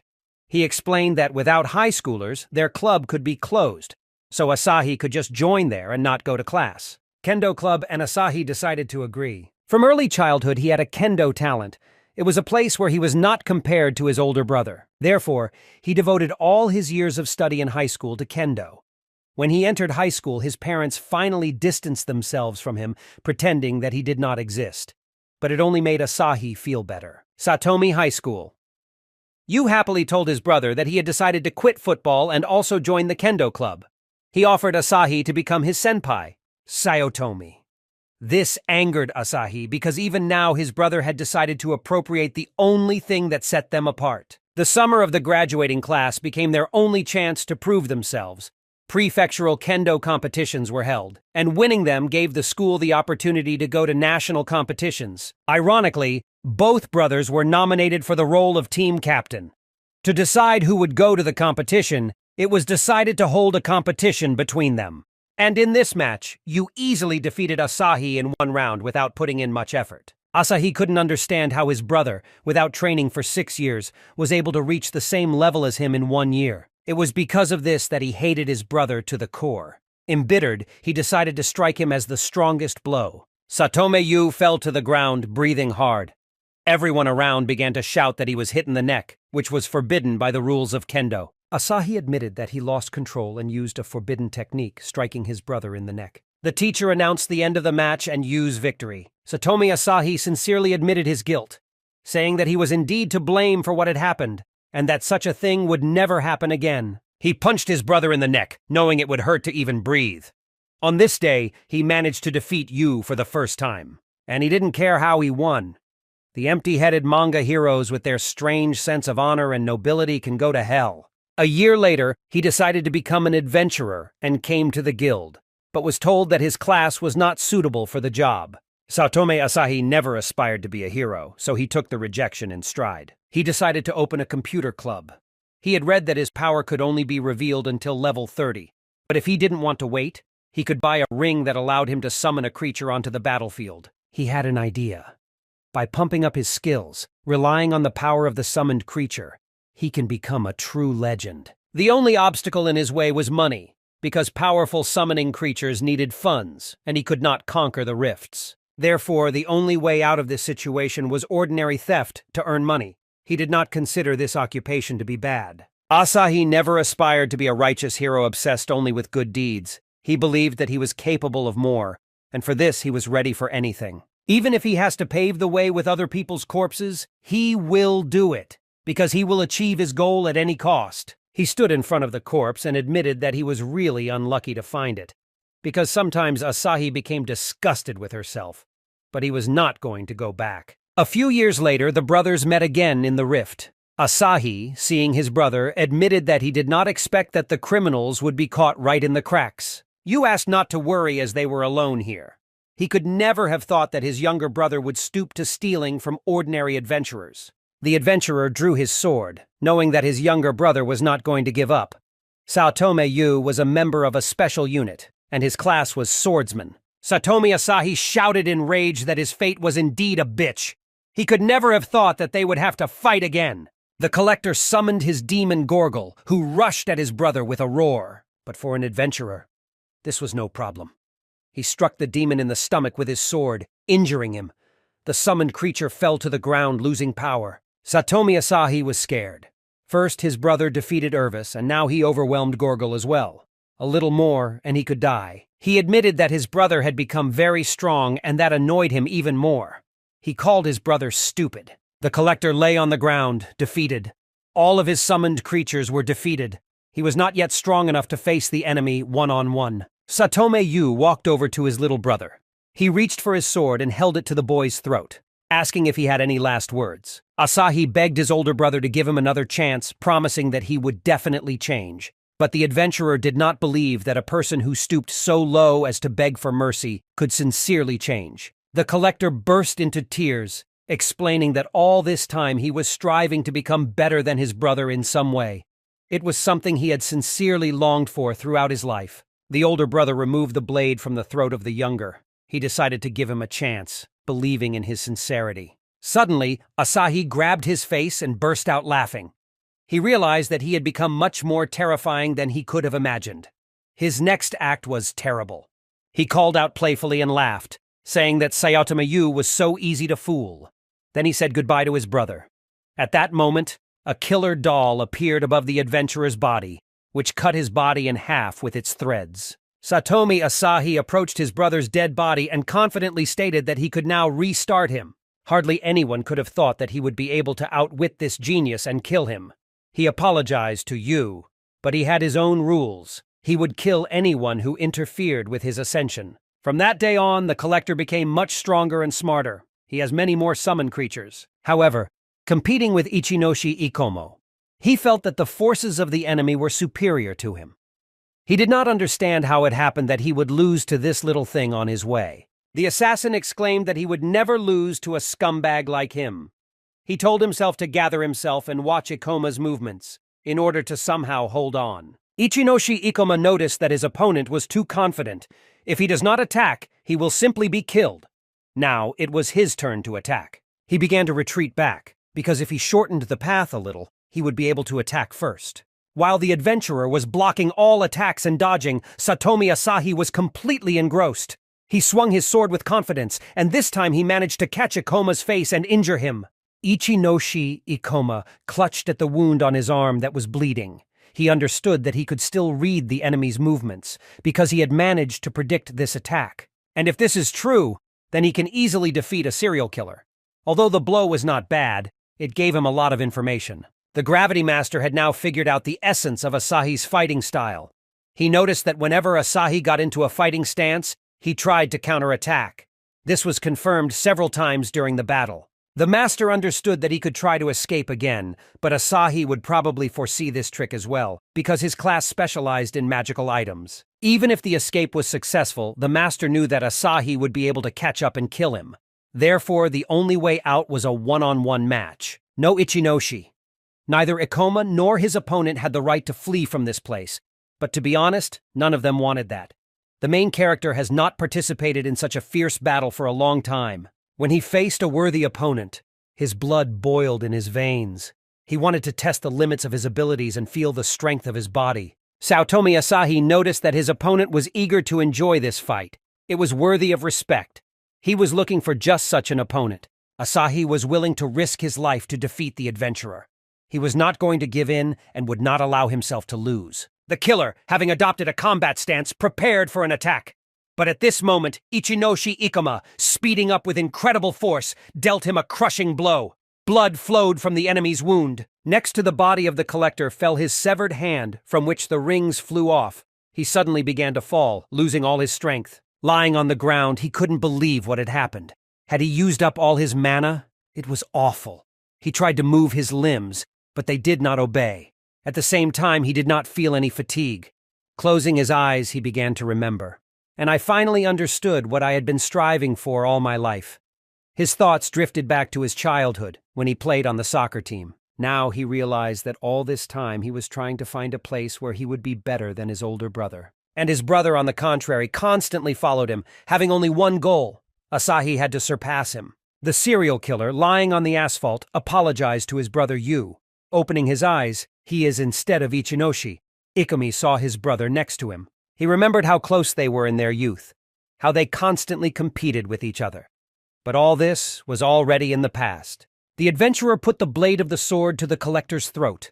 Ikuma reminded him of his promise in the event of defeat. He had to tell everything he knew about the Chimera Fang, and also reveal the secret of who was watching the Gravity Master. Amatsu Ruka had been watching the battle all this time. She couldn't believe that Satomi Asahi will be able to lose to someone someday. Using the camouflage skill, which made her invisible, merging with the weapon, she kept an eye on the battle all the time, and now she admitted that the boss of their team was right, asking her to look after Asahi from afar. But now she knew everything about Ikoma, his strengths and weaknesses.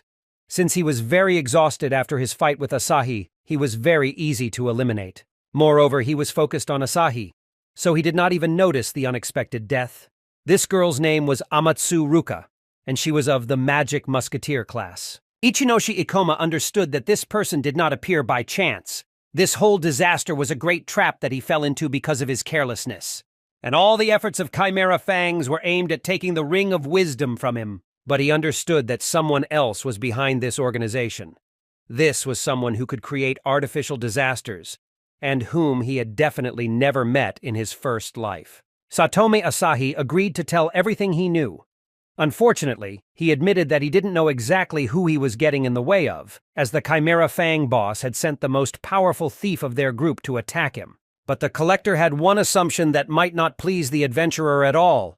He knew that this man he had disturbed was very vindictive. Therefore, if he did cross his path, this person will never leave him, although he thought that Ichinoshi Ikoma should have understood this himself. But the serial killer knew that this person was from the special unit. He was not an ordinary subordinate, but a big bump among them and had a high position. The Gravity Master remembered something. He had thought about it before. Thinking back to past timelines, the Ring of Wisdom was lost in a special unit research facility. It was lost by an organization that studied portal disasters. And if Satomi Asahi didn't lie, he could be in big trouble now. Because one of the highest ranks of the Chimera Fang special unit worked with political organizations in a past life. Therefore, all this began to become even more similar to the truth. Amatsu Ruka watched the whole conversation from above. They decided it was time to end this conversation while Satomi Asahi did not reveal anything superfluous. Ichinoshi Ikoma was a priority target for their organization, as well as their most serious obstacle. Amatsu Ruka took her firearm and fired a magic charge. The adventurer believed that everything the killer was telling him was nothing but empty conjecture. So he asked if he had any proof. The collector wanted to tell something, but suddenly he saw something shine behind the adventurer. He noticed his partner from the organization, which aimed at Ikoma. Suddenly finding strength in himself, Satomi Asahi rose from the ground and rushed towards Ikoma. The Gravity Master did not understand the collector's act. He assumed that perhaps Asahi wanted to escape, so he decided to confront him immediately. Sayotomi Asahi exposed himself to the adventurer and blocked him. Suddenly a loud shot rang out somewhere nearby. This bullet was flying in Ikoma, but at the last moment it hit Asahi's heart. The assassin fell to the floor and lay in a pool of his own blood, his wounds now even worse. Ikoma froze. He understood that a shot from a magical weapon had just rang out and was aimed at him, but he did not expect that his opponent would choose to block him with his body. Suddenly, as the collector rose from the ground, he began to laugh wearily and asked if Ikoma really wanted proof. If so, then he needs to find this old businesswoman and she will tell him everything. He pointed a finger at the person standing on the bridge.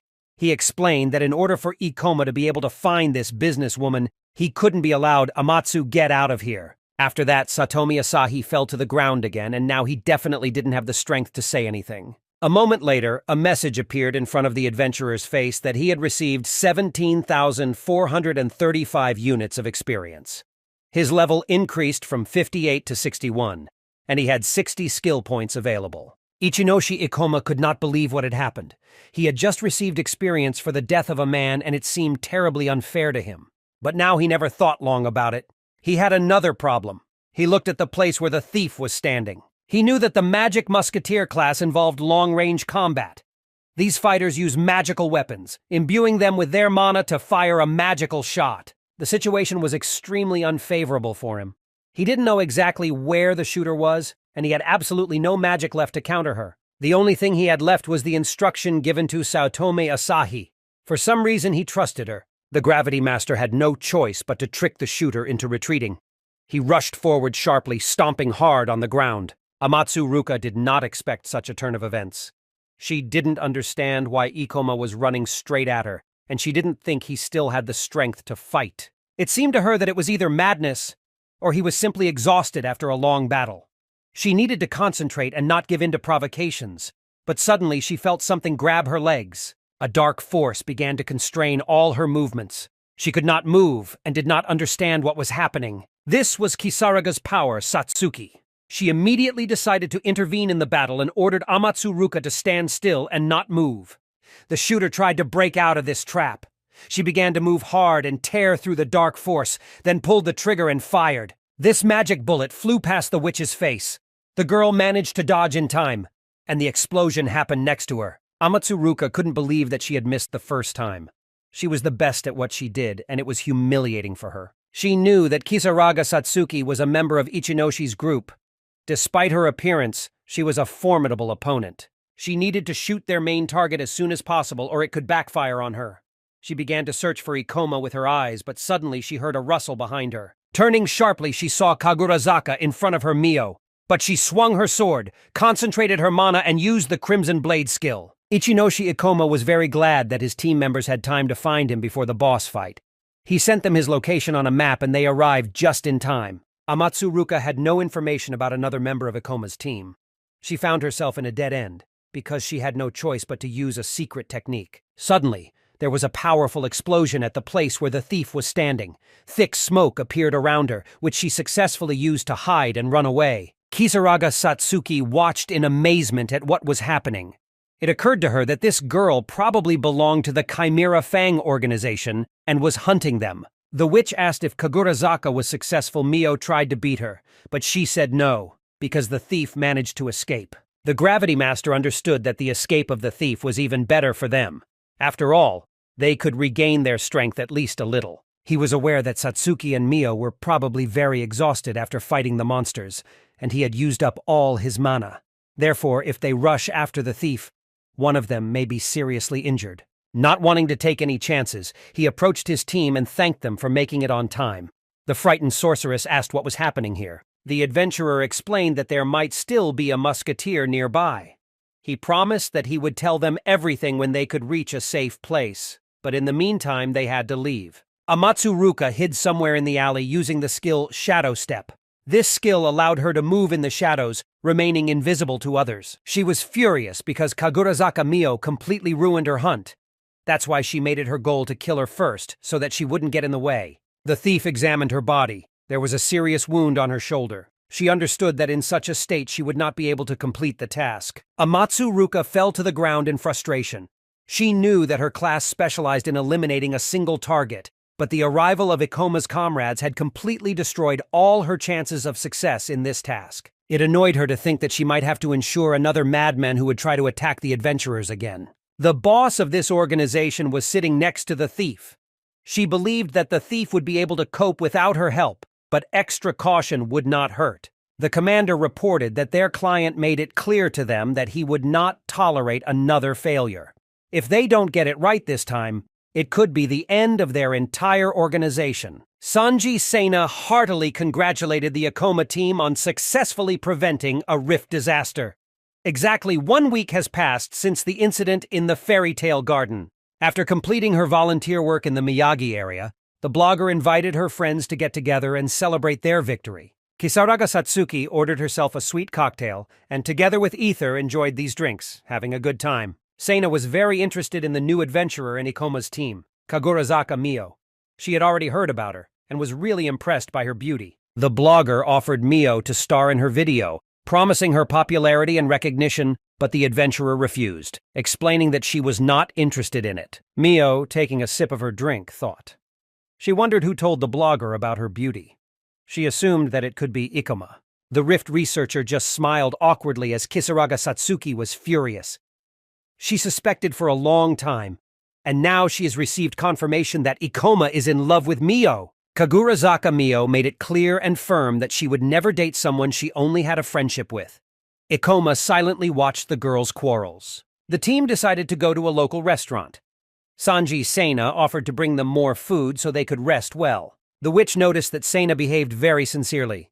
The guy explained that her generosity was probably due to a stream that got a lot of attention, and the guild gave her a separate reward as a token of appreciation. Satsuki thought it was unfair because of Ichinoshi's achievements. As a result, her popularity skyrocketed, and she earned a lot of money from it. The blogger talked about all the achievements of the Gravity Master. He was able to close 2 high-ranking rifts, defeat 2 particularly dangerous criminals in the rift, and also prevent 2 rift disasters. In addition, he became as famous an adventurer as Hoshian. Ichinoshi Ikoma did not expect so much attention to himself. He said that, to be honest, he did not ask to tell the public about all this. Although the words were rather harsh, the Gravity Master didn't mind if his popularity-seeking partner wanted it. He thought that Sena could help her with this, but she refused. Sanja's stream Sena. They managed not only to find the boss, but also to evacuate civilians from the Miyagi area. This further increased her popularity on the internet. The blogger admitted that she became a YouTuber to inspire people and talk about the dangers associated with fractures. Therefore, she was very happy that her stream made a significant contribution to saving many lives. A couple of days ago, Sena was jumping for joy because the subscriptions on her channel skyrocketed and the video views also increased significantly. Of course, she was also glad that she could get a lot of money for this. This was also one of the main reasons for her joy. The boy began to worry because Sanji Sena went somewhere for a long time, and they even began to look for her anxiously. But the girl joyfully appeared in front of them with a huge tray filled with various goodies. She explained that she wanted to collect as many sweets as possible for the celebration. Satsuki stared at the mountain of sweets in surprise. She wasn't sure they could eat it all. But Sena assured them that in her family such a portion is eaten in a minute, so they should not worry. The guy asked if, thanks to the new influx of subscribers, she had extra money for such a mountain of food. The blogger angrily replied that these subscribers can leave as easily as they came, and they don't understand anything. Therefore, while she has money, she would like to arrange for herself one day when she will not deny herself anything. And then she will be more careful with finances and take care of her family. Sena tried to defend her interests.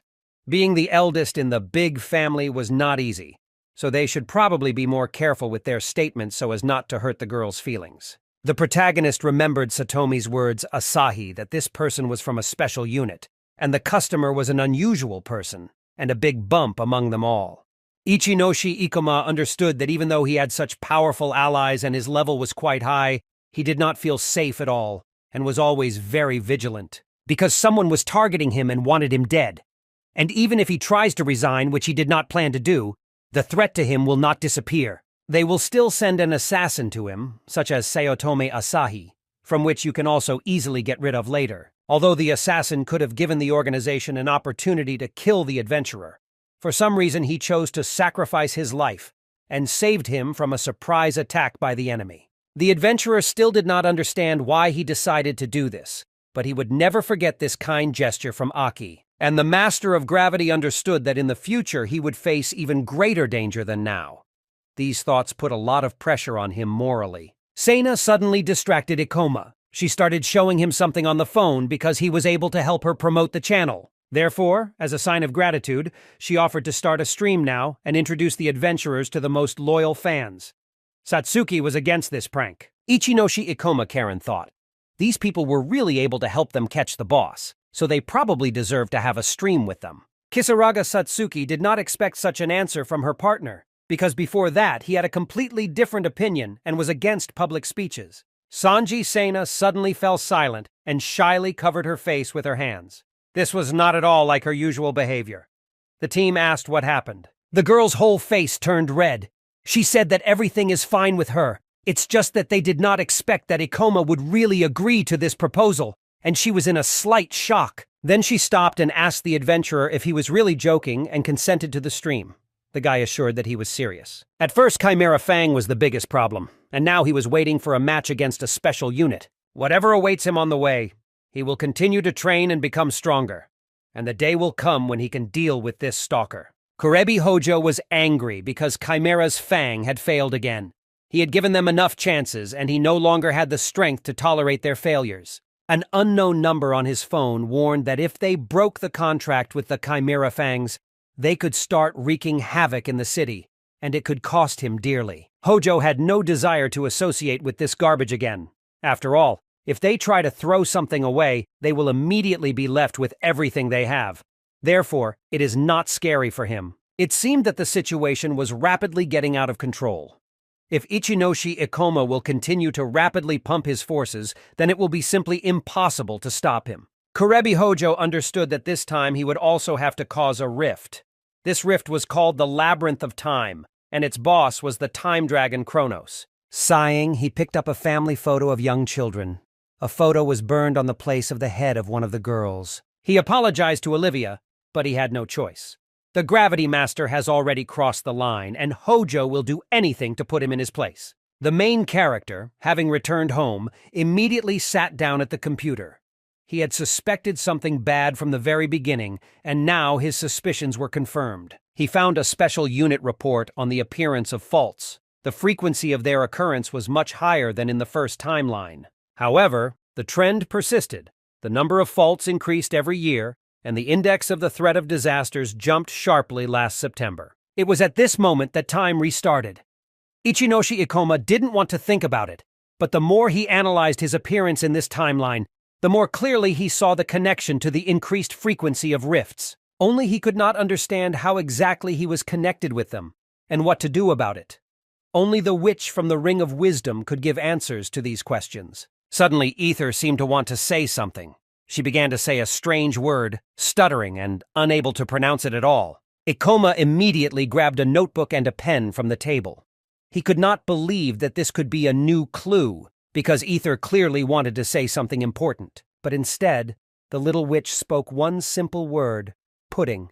She was just asking her master to feed her a delicious dessert. Ikoma rubbed his face in frustration. He understood that nothing special had happened. Still, he agreed to get the pudding from the fridge. In his notebook, all observations of the Ether were recorded. She recognized herself in the mirror, could talk about the weather, called Satsuki by name, and of course, loved pudding. The boy opened the refrigerator and reached for the pudding on the top shelf, but suddenly he heard Ether's voice behind him. She tried to string words together, and Ikoma immediately turned his attention to her. The witch said the word game and then convince God. She explained that this was the reason for this game. These words were very important. Ichinoshi Ikoma immediately froze. He began to combine these words into one sentence and to look for meaning in it. All this could become the main solution to the question of how faults appear. In the branch of the Guild of Adventurers in Moremi, the team was on the training ground. They trained their skills while Serid Zava watched them. Kisaraga Satsuki raised her weapon up and used the Orb of Darkness skill. This bullet flew straight into Ikoma, but he managed to sharply dodge the explosion. The leader of the team continued to run when suddenly Kagurazaka pounced on him, Mio. She swung her sword and tried to attack, but Ikoma jumped up and dodged. The Gravity Master continued to run on. Behind him appeared the black power of Satsuki. In the hand of black magic was a knife, and the sorceress controlled it. It was a Shadow Blade skill. The guy stopped abruptly and thought. He remembered that Satsuki had specifically sent him to Mio, knowing that he would back down. He suspected that Satsuki had set a trap. Ikoma turned sharply and slammed his sword in front of him with force. Kagurazaka Mio, who was standing behind him, did not expect such a blow and dropped the weapon on the ground. She had to bend down to pick it up. At the same moment, the black magic of Satsuki attacked Iko from behind, swinging a sword at him, but he confidently swung his sword and cut through all the black magic attacks. Kisaraga Satsuki gripped her weapon tightly. She understood that she needed to buy some time for Mio to raise her weapon. The most important thing is not to let the enemy get close. The sorceress raised her hand up, and a shadow wall appeared in front of Ikoma. It was one of her special skills. But Kisaraga Satsuki raised her head in surprise because her opponent jumped very high and managed to jump over this shadow wall. She did not expect that Ikoma could do such a thing. The Gravity Master Free fell from the height and landed next to his partner. She closed her eyes, frightened. But then he gently touched her forehead to calm her down. Ichinoshi Ikoma announced that the training was over for today. He noted that now his partner learned to assess the situation on the battlefield much faster, and Mio was able to work more harmoniously in the team. They achieved their goal. The witch was finally able to exhale and thanked her for the training with exhaustion. But she doubted her abilities a little, because although the team leader praised her, she did not feel any progress at all. She understood that it was necessary to react to events much faster in battle, as well as pay attention to the movements of opponents and use their moves against themselves. Kagurazaka Mio relied more on her brute strength. Such tactics and approaches suited them for defeating monsters, but against living people it was not so effective. Ikoma's knowledge and experience. His fighting skills were impressive, and she couldn't help but ask where he gained such a wealth of experience in fighting against humans. Mio sincerely thanked for these trainings, for the invaluable experience and for the constructive criticism that was given to her. However, she noted that lately they had been spending too much time competing with each other instead of fighting in the rifts. She wondered if Ichinoshi was afraid Ikoma repeated attack by those strange people. The Gravity Master explained that it was not only the fang of the Chimera that bothered him, but also that the rifts were appearing more and more frequently. Even though they were all already B-rank adventurers and possessed considerable strength, they needed more intensive training to grow further. Perhaps Ikoma really took Asahi's warnings too seriously. The deputy head of the guild, Serizawa, who was watching the fight, was delighted.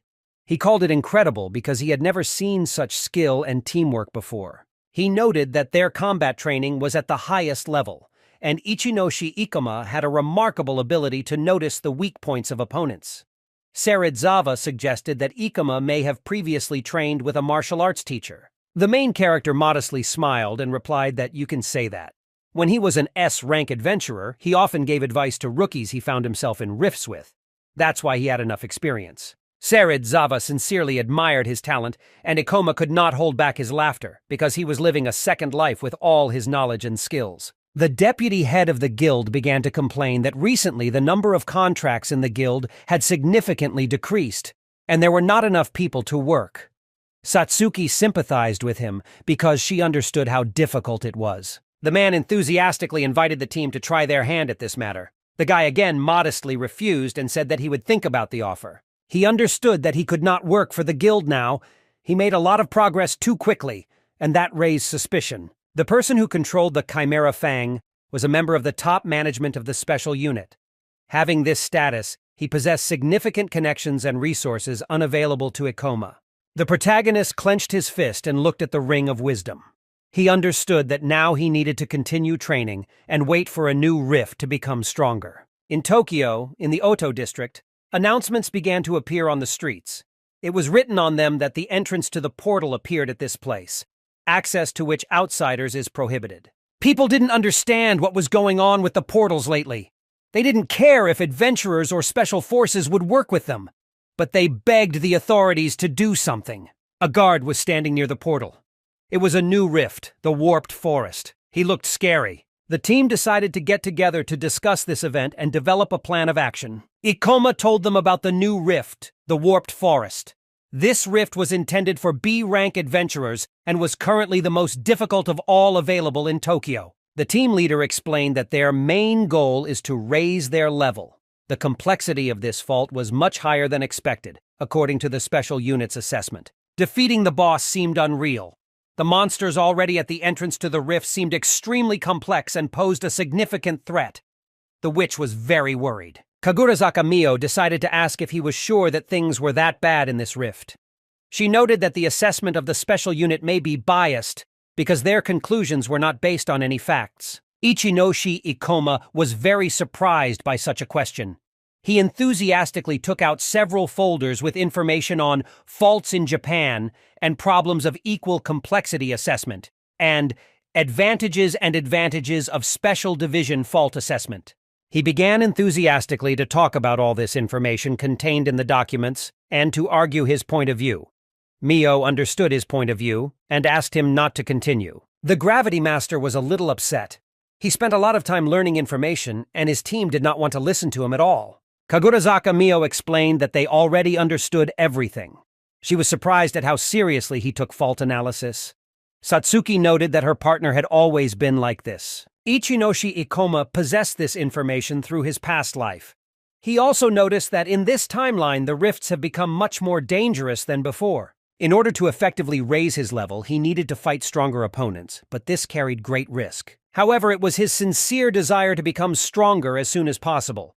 If his partners did not agree with his method, they could always refuse and go their own way. Kagurazaka Mio asked if he wanted to become stronger to be ready to face those strange mercenaries. Ikoma remained silent. The adventurer reminded that he actually saved her life, and now she is obliged to repay him by becoming much stronger. She was ready to accept this offer. Kisaraga Satsuki sheepishly admitted that Ichinoshi Ikoma also did a lot for her. She wanted to continue to have his back in the future, so she was also willing to continue on the same path with him. The team leader smiled and looked at his teammates. He thanked his comrades for their support. The team went to Auto Station. Ikoma did not give all the necessary information to the workers, and the sorceress looked around. She saw that the warped forest fault had appeared right in the middle of this area. It was very dangerous. So for this reason, the special unit evacuated all the civilians. After testifying, the adventurers confidently approached this portal. It burned in bright crimson colors and was terrifying. Ikoma took the first step closer to him and touched this magic with his fingers.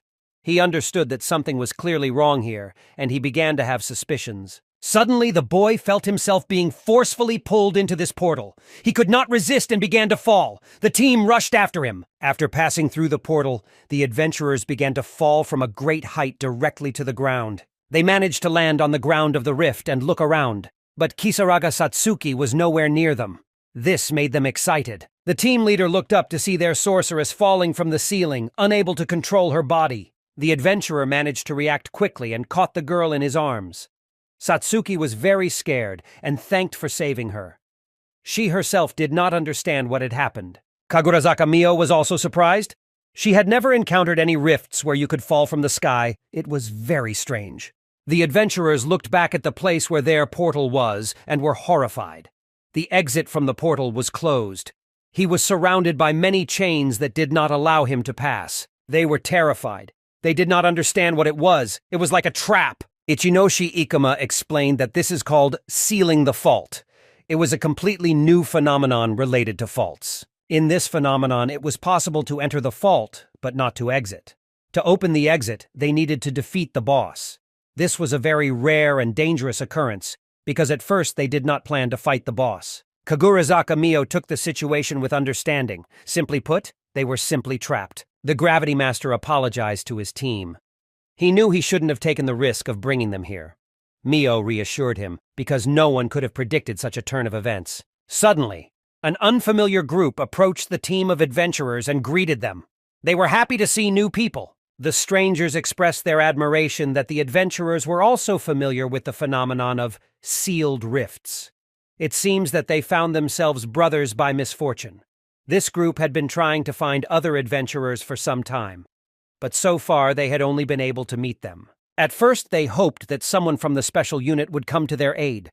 However, even the special unit did not have information about what was happening inside the fault, and had no way to find out. They asked if Ichinoshi Ikoma is the head of this group, and he confirmed it. The stranger introduced himself. His name was Jirakuchi Zen, and he sought to unite all the adventurers into a large team to kill the boss of the rift. They shook hands. Jirakuchi revealed that some people are self-confident and consider themselves leaders, but he was an A rank, so he decided to take on this responsibility. His class was Sage. It was a special class as it had mastery of both white and dark magic and specialized in both support and attack. However, his only drawback was weak defense. This shortcoming could be compensated for by teaming up with a warrior. In a past life, this class was considered one of the strongest and rarest among adventurers. Jirakuchi Zen admitted that he wished they would work together as a team to get out of here faster. He asked if they minded. This person was calm and collected, which was expected of an A-rank person. Thanks to his charisma, he already managed to win the trust and attention of other members of the group, so he did not arouse suspicion. Ichinoshi Ikoma nodded and agreed to this offer. He said he would be very happy to work with them together. He decided to introduce them to his team: Master of Gravity, Ikoma, Shaman, Satsuki, and Reaper, Mio. Everything was true, so they finally met, and there were as many as 6 people in Jirakuchi Zen's team. So including the 3 of them, there were now 9 of them. The leader of the team said that they would be very happy if they did agree to join them. Kisaraga Satsuki asked the leader what he thought, as she thought they were good people, and the leader also inspired trust. Ikoma remained silent. Zen picked up the phone. The sealing of the rift started 5 hours ago, which was not enough time for the Special Forces people to sound the alarm. The connection here also did not catch at all. It would take several days for a special unit to assemble the strength to clear a fault of this level. The adventurers of the team were furious. They were not prepared to wait that long because they had a limited supply of food and water with them. They were starting to get excited because they still hadn't met the local monsters, and the situation was getting even more dangerous than it already was. Kisaraga Satsuki also felt a wave of anxiety. She did not know what to do with them, because she only took dry rations with her, which would not last long. Ikoma turned to Jurakuchi Zen with a question.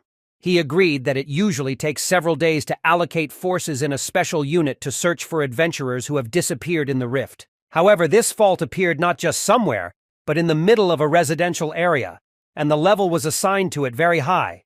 If you ignore the disappearance of the 9 adventurers, then the strength of the fault will only increase every day, which can lead to a new disaster. Special forces cannot ignore such a threat, so they will not have to wait for help for several days. Jurakuchi Zen slammed his fist against the wall in rage. He could not believe that someone would question his sobriety, because he had already analyzed the whole situation. But after a moment, the leader of the group apologized and smiled. He admitted that he allowed himself too much, because human lives were at stake. That's why he was a little on the platoon. He apologized for interrupting and suggested that they better think about what to do next, rather than arguing when they came to help. Ichinoshi Ikoma began to doubt. From the beginning, Jurakuchi Zena's demeanor seemed too calm to him, but now he noticed that something was wrong with the leader of the group, and it made him suspicious. Jurakuchi Zen tried to listen to the opinion of everyone present, but in the end he will act based on his own experience and what he thinks is right. As he already said, he did not just appoint himself as a leader. Among those present, he was the only A-rank adventurer. He pleaded with Ichinoshi Ikoma should stop arguing and bickering so they can finally stop this pointless debate. They all already had enough stress, so there was no point in quarrels here. Kisaraga Satsuki could not contain her indignation. After all, Ikoma also managed to defeat the boss of rank A and single-handedly defeat a criminal of the same rank.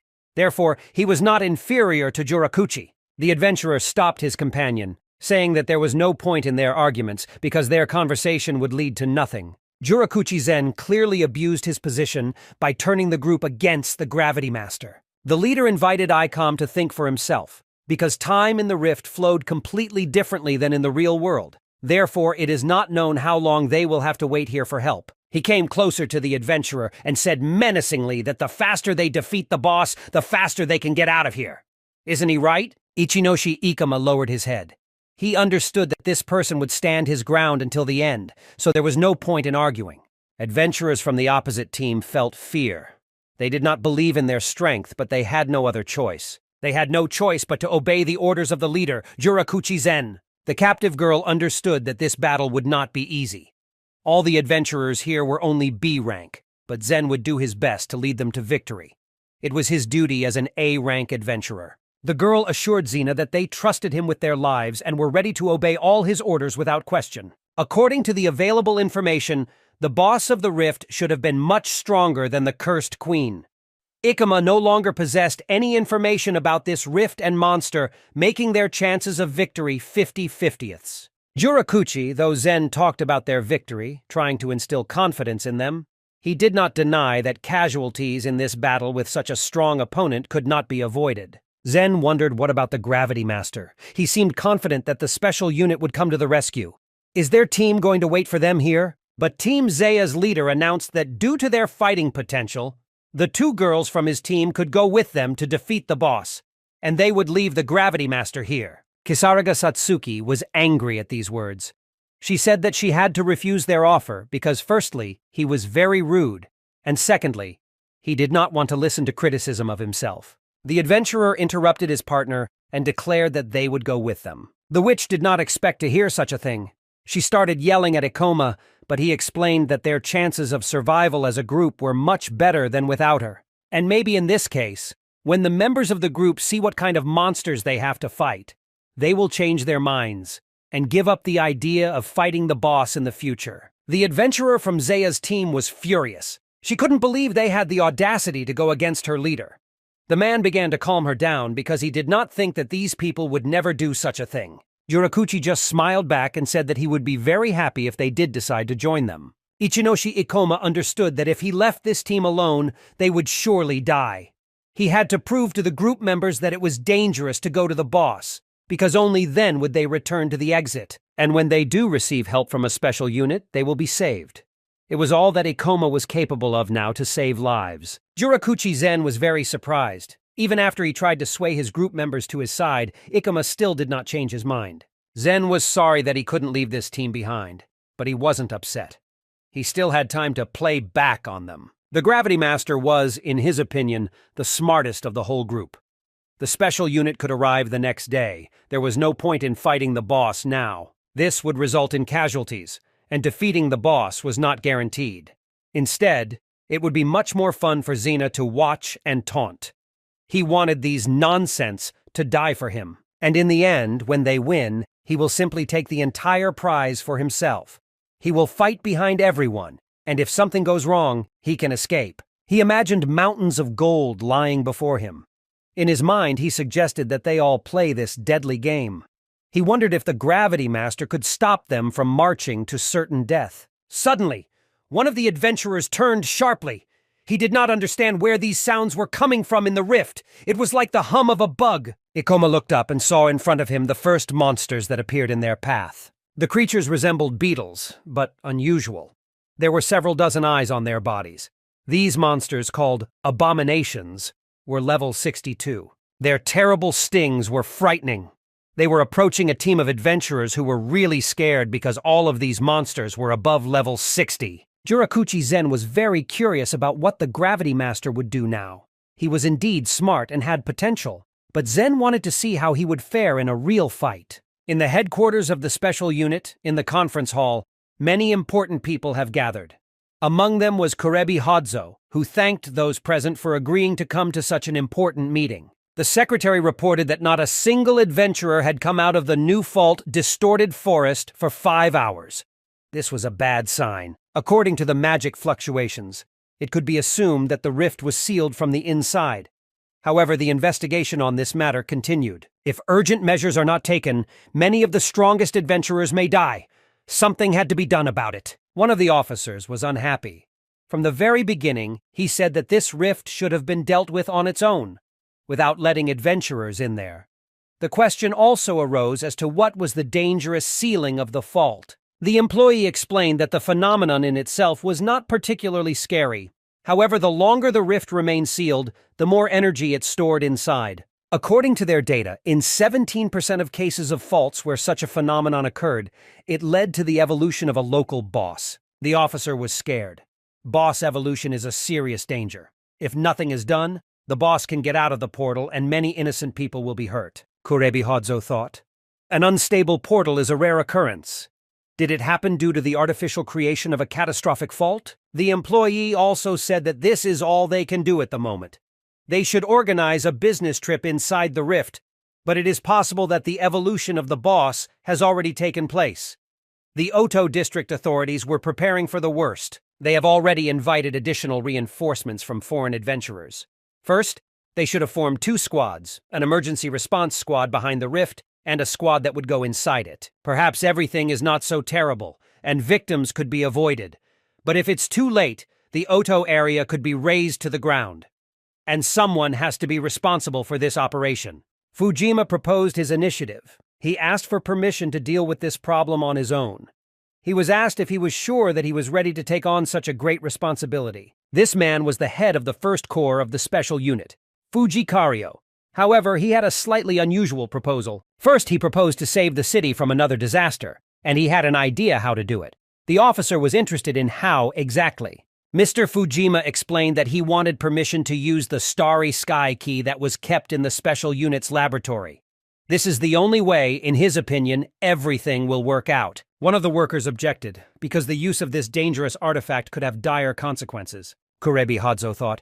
He recognized that Fujima's proposal was interesting and quite reasonable, so he gave his approval.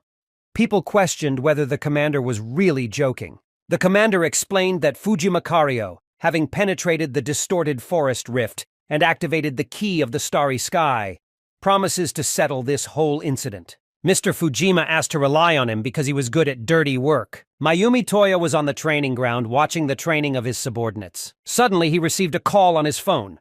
He asked what the purpose of Mr. Fujima's call was, because he had already begun to think that he hated contacting him. Mayumi Toya was a Special Forces agent from the 2nd Squad. Fujima Kario announced that he had a task to clear the rift in the Oto area, rank A again after the adventurers. He was ready to take personal responsibility for all the consequences. Therefore, Mayumi cannot worry. Take another strong fighter with her and go to the exit.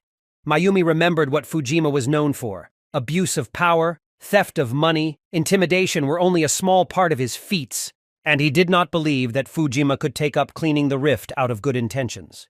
He wondered what he was up to. Mr. Fujima also did not forget to mention that this mission was top secret. Therefore, Mayumi did not recommend telling about her even to his team. The partner asked Mayumi, the one who called him.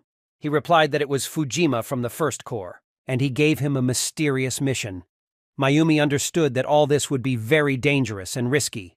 The adventurer advised him not to go there. Mayumi Toya explained that although he didn't like the man, Fujima was much higher than him, and he is obliged to carry out all his orders because the special unit is a structure with a rigid hierarchy.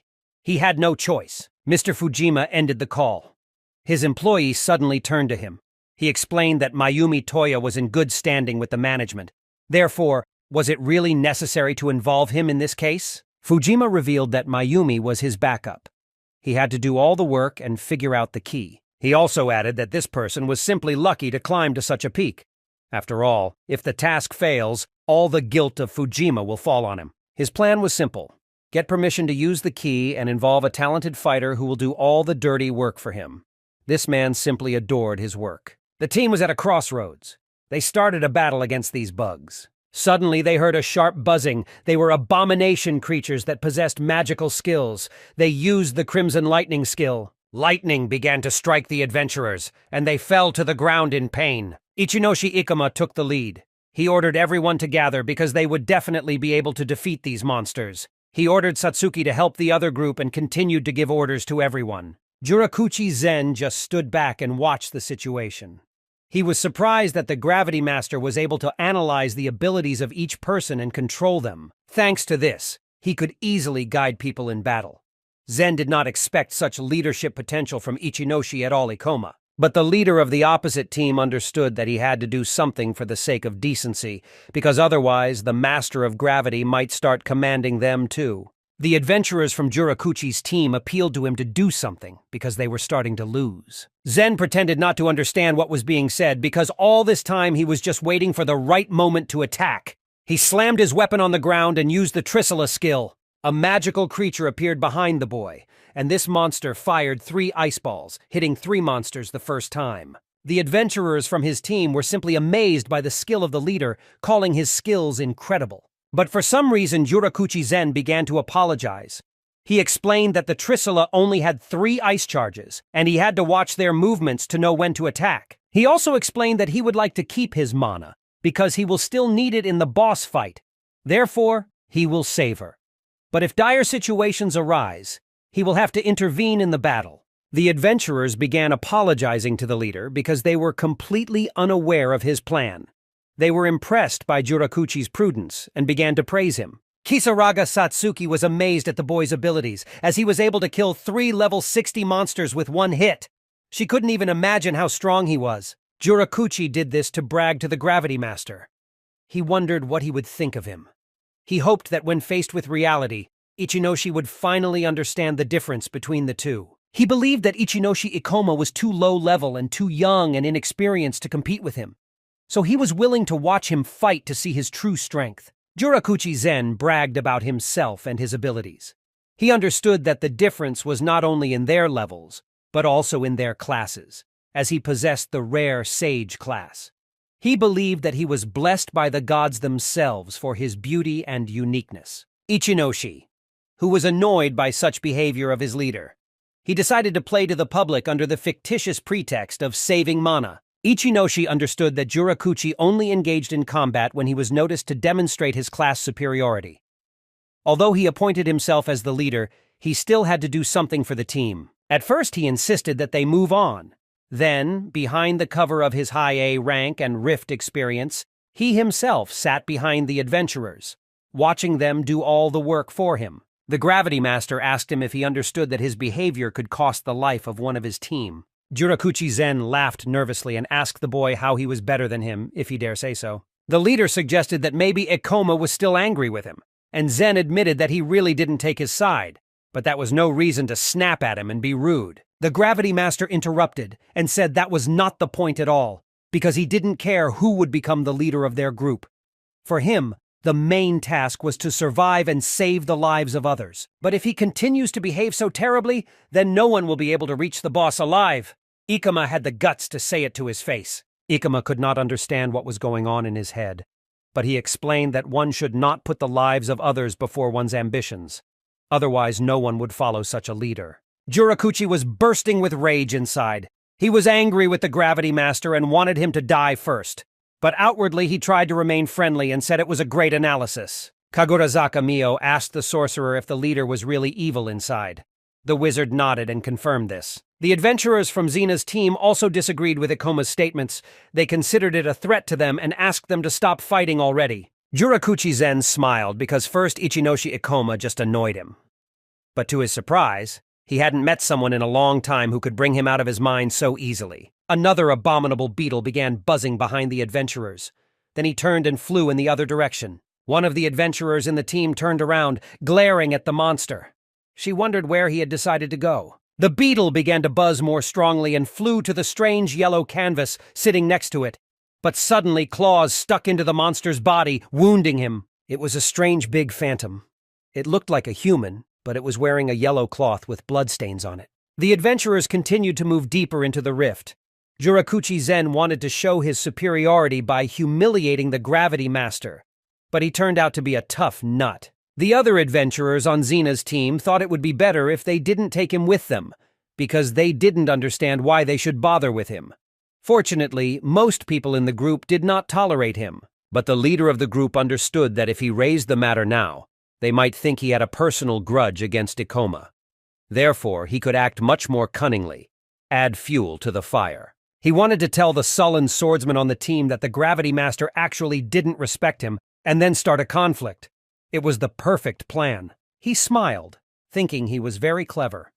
One of the adventurers behind began to lag behind the team, wondering where the strange beetle that broke out of the pack had gone. Ichinoshi Ikoma saw that the girl was starting to fall behind, so he asked her what she was thinking about. The adventurer jumped to the side in fright. It seemed to her that perhaps it is not necessary to contact Ikoma, because then the leader of the team might get angry with her and insult her. The Gravity Master explained that any little thing she could spot in the rift could save their lives.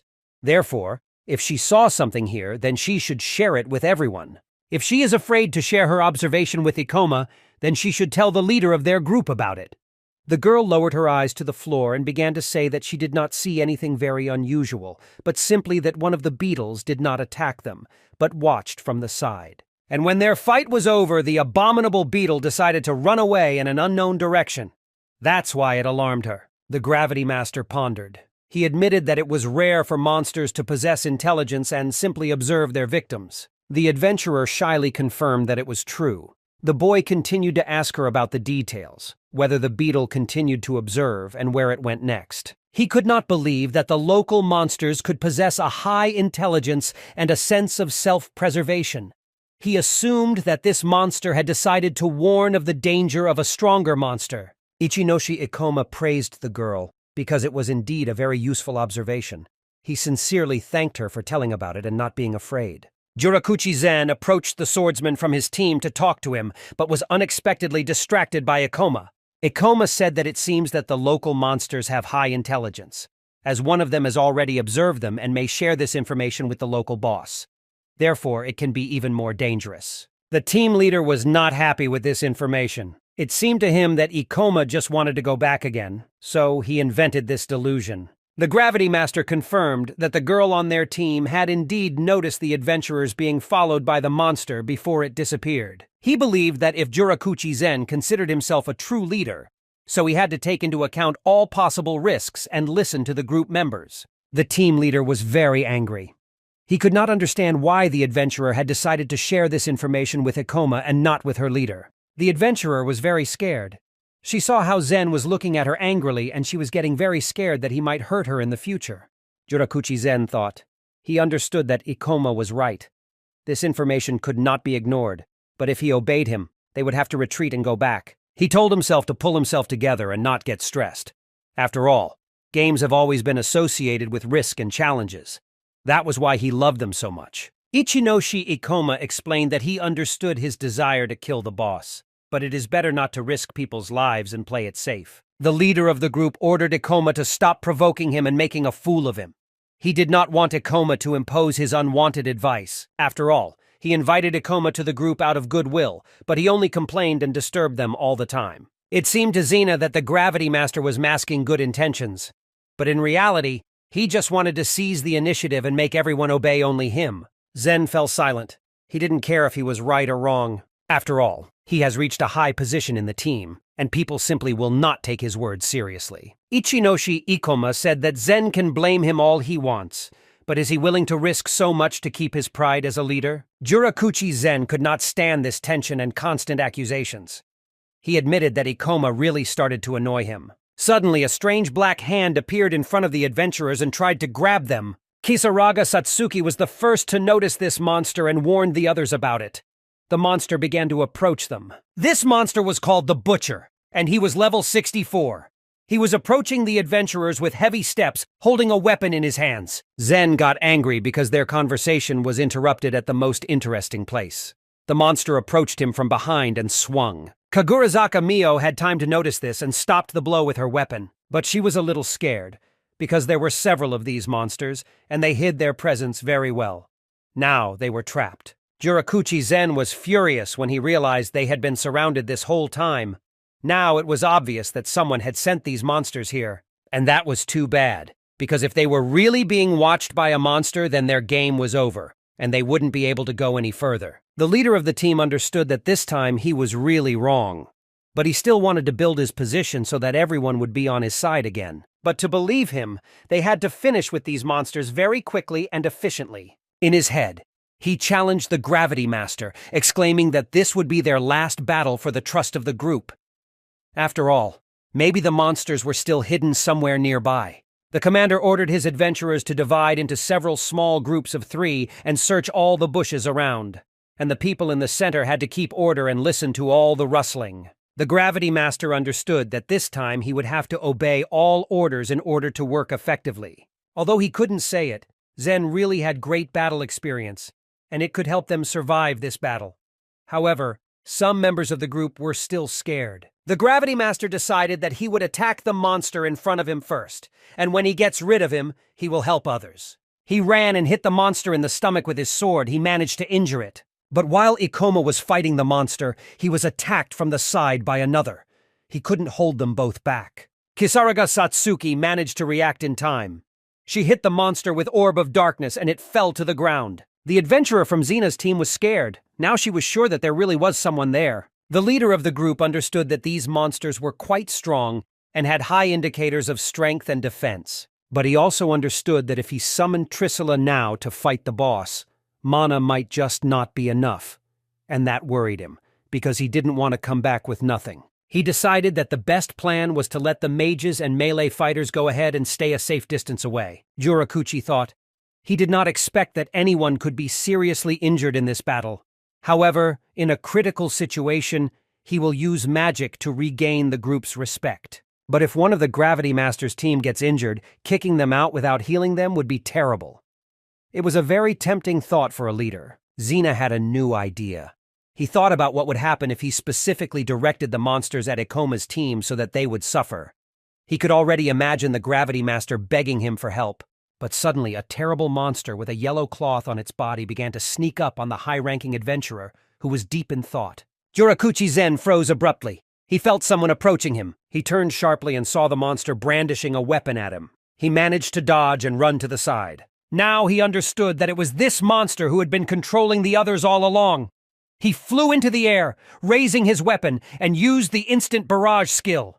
The magic hit the monster. The leader was furious. As his team distracted the other main fighters, their boss decided to attack him. He admitted that the monsters were indeed smart and had intelligence, but it was too early to rejoice, as the boss only wanted to scare him a little so that he would back off and give Xena a chance to get a safe distance away from him. Out of rage, the monster extended its very long, clawed arms and pounced on the adventurer. The leader tried to calm down. He told himself to just use a powerful spell because he could do it. He told himself not to be afraid and to concentrate. He raised his hand up and used the AIGI skill.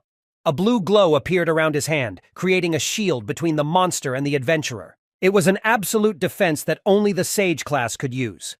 It was a costly skill that required a lot of mana, but it was impossible to break through. He decided that he would attack the monster under the shield.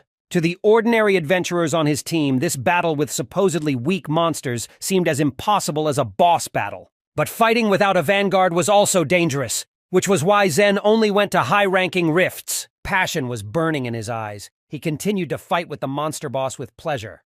He just wanted to have fun. But the monster also possessed many powerful skills. He used the skill Poisonous Mead. An object appeared in front of him, which he took in his hands. It was a poison that could be used to remove all magical effects from an enemy. The monster wanted to use this item. He threw this bottle of poison at a high-ranking adventurer. There was an explosion, and the poison spread across Xena's shield. Looking up, he saw that his shield had begun to crack and drip onto the ground. Now he was completely unprotected. This boss knew how to use items, develop tactics, correctly calculate forces, and possessed self-awareness. Zen had never met such an intelligent monster. As soon as Jurakuchi Zen was left defenseless as the monster hit him hard in the stomach, causing a deep wound, he fell to the ground and clutched at the place of impact. He thought it was all a stupid joke because this monster was not even a local boss, and he had never met anything like it. For him, any breach was just a fun pastime associated with excitement and challenges. He was a genius who always found a way out of any situation. He always had backup plans for the worst, but he couldn't understand how this could happen to him. This time there was no backup plan. Exhausted, he tried to crawl away from the monster, but his severe injury prevented him from doing so.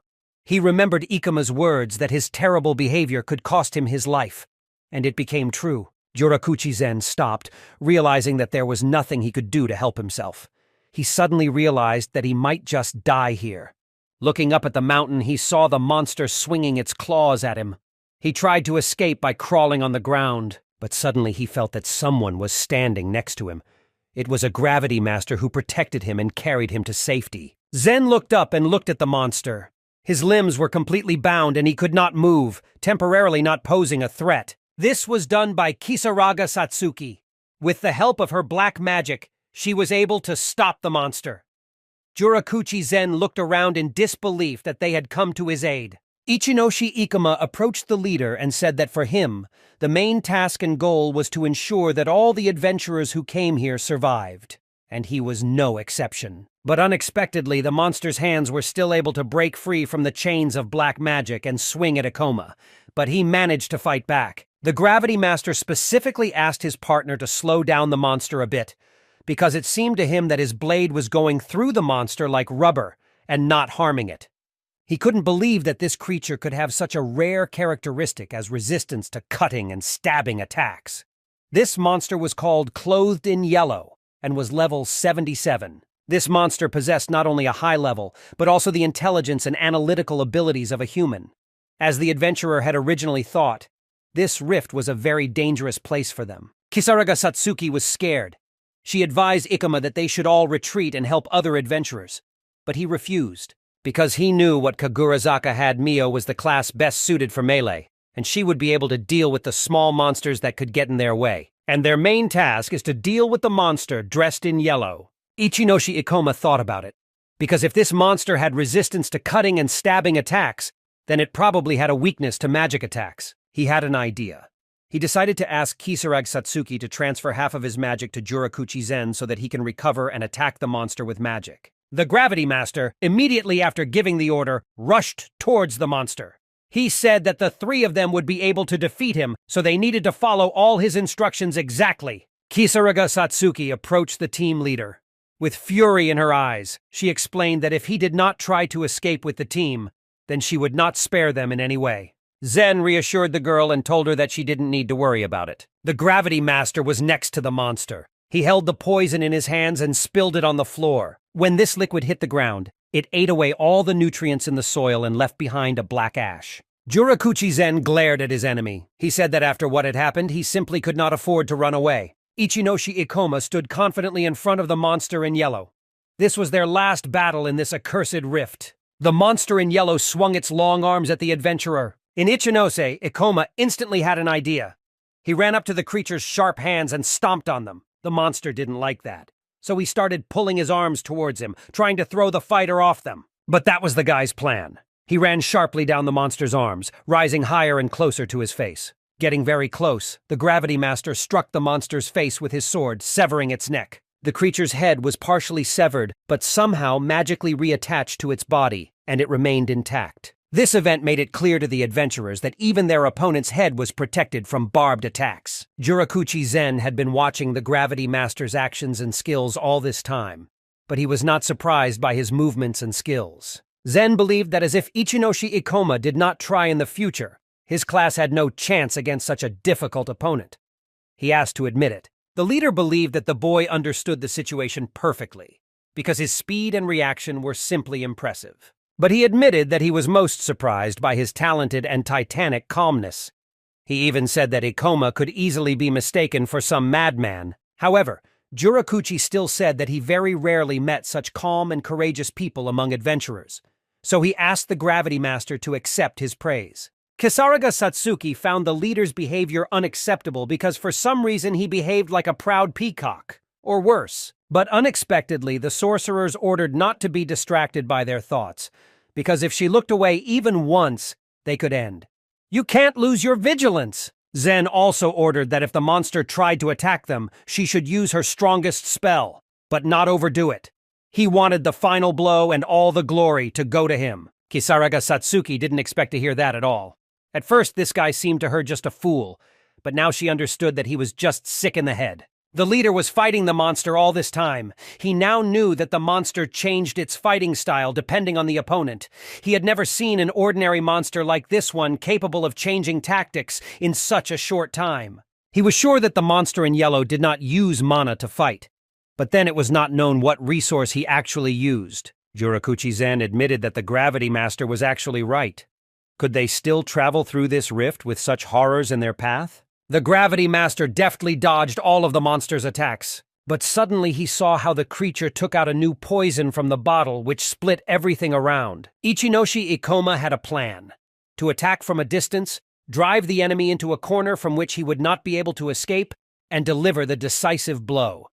This tactic was simple but effective. The monster in yellow raised the poison high above his head and then, spraying its dust on his hand, blew on him. It was a storm skill. Jurakuchi Zen could see that this battle was not easy for the monster, but he still held firm. As the creature dispersed the dust, it looked around for its opponent. But at this moment, in order not to get poisoned, the Gravity Master used the skill Reverse Gravity and hid in a tree. The monster couldn't find it, and suddenly the adventurer used the Meteor Fall skill, plummeting down and slicing through the creature's body. The creature in yellow froze and didn't move, immediately starting to regenerate. Ichinoshi Ikoma had guessed from the beginning that this would be the case, and the monster would remain alive, but he wanted to make sure. The sorceress was also not surprised, but the leader was impressed by the skill of the Master of Gravity, because he masterfully avoided the deadly poison and showed intelligence. It was hard for him to admit it, but the Gravity Master possessed an exceptional talent and could give him serious competition in the future. The monster raised its hands up and began to crack its fingers, preparing for the next attacks. Ikoma had seen a monster with intelligence also have a sense of pride and excitement in battle. The creature in yellow began to have even more bottles of poison appear around him. He held them in the air with magic and then started throwing them at the adventurers. Ikoma immediately retreated back, and 2 poisons fell next to him. The witch understood that she must intervene. Therefore, she raised her staff and used the Orb of Darkness skill, which she launched at the enemy. Satsuki asked the leader if he still couldn't move, but Jurakuchi Zen gruffly told her to keep pouring mana into him and not get distracted. He explained that if they moved even a little, the monster would notice them. He also asked not to make unnecessary movements. The girl was furious. Satsuki started yelling at Zen, explaining that she had already given him enough mana to keep fighting and help Ikomi. Jurakuchi Zen explained that he needed the strongest spell in his arsenal to kill this monster. The enemy was in confusion and they had a chance to catch him by surprise. He slammed his fist on the ground furiously because if there wasn't enough mana in his body, they might lose their last chance to win. He would be preparing spells in advance, but there was a chance it would help them. The monster in yellow folded his hands in front of him and began to recite his air slash spell. A strong, powerful gust of wind flew in the direction of the adventurers. The Gravity Master immediately pushed off the ground and flew up. At that moment, Ikoma used gravity to rise closer to the monster's face and kicked one of the poison bottles. It crashed right in front of his face. This pollen got into the eyes of the creature in yellow. He grabbed his face and started screaming in pain. Jurakuchi Zen finally caught this right moment. He raised his staff up and used the Trissula skill with maximum power. His summon monster appeared in front of him and fired several crystal charges at the monster, piercing his body right through. Kisaraga Satsuki carefully watched all the monster's movements and began to shout that the enemy was trying to escape. Jurakuchi Zen couldn't let that happen. He ordered his monster to use the Trident skill to deal even more damage. Crystal stones protruded from his body. The witch jumped up happily and said that thanks to Ikoma they managed to defeat the monster. Jurakuchi Zen broke into the conversation and stated that all this happened thanks to him and his magic. The creature's body was already very strong, but the spikes of the Trissula were much sharper and were able to pierce its body. Magic began to appear around the monster, which revolved around his body and restored him. The body of the creature in yellow has completely recovered. There was a sharp explosion in his place, and he began to approach the adventurers with incredible speed. Kisaraga Satsuki was very scared. She began to warn Ikoma about the unexpected attack. Ichinoshi Ikoma was ready for battle. He was glad that finally the enemy decided to attack him head-on. At that moment, when the monster landed at the place where the Gravity Master was, he was no longer there. The adventurer managed to jump very high. When the monster was directly below him, he swung his sword and used the Grante skill. He began to fall on the opponent's body, and energy began to gather at the end of his sword, which pushed the monster's body into the ground. The creature screamed in pain and began to die. Adventurers from the side watched the battle and were fascinated by this spectacle. The Gravity Master stood before the dead body of his opponent. After this kill, he gained 18 skill units, 22,200 experience points, and his level increased from 61 to 64. At that moment, Kagurazaka approached Ikoma Mio. Exhaling, she reported that she was able to deal with all the little monsters and everything was clean. The witch praised Mio and said that this was exactly what she expected from her. The girl coped perfectly without them. The adventurers decided to move to a safer place because they needed to restore their strength. Jurakuchi Zen sat on the ground and healed his wound by using the quick heal skill. A girl from his team asked if he was all right. The leader explained that he is fine and can stand up on his own. Jurakuchi said that if they had any more injuries from the team, he could heal them with his white magic. Ikoma replied that fortunately no one was seriously injured. The Gravity Master had been waiting for this conversation, as it was now clear that they needed to discuss a plan of action before going any further. Suddenly, one of the adventurers of Zena's team interrupted their conversation. He turned angrily to his leader, reproaching him that he had promised to protect them in a critical situation. But in reality, it turned out that they were only able to survive this fight because of Ichinoshi's strength, Ikoma.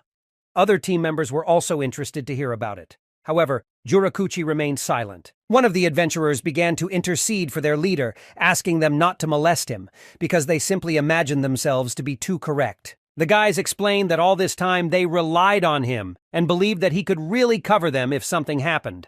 The other adventurer said that they were stupid because they should understand that it was Jurakuchi Zen's decision that allowed them to stay alive, so they should be grateful. In addition, they believed that only thanks to their leader they managed to defeat this monster, so if the other adventurers did not like something, then they could leave the group. And so it happened.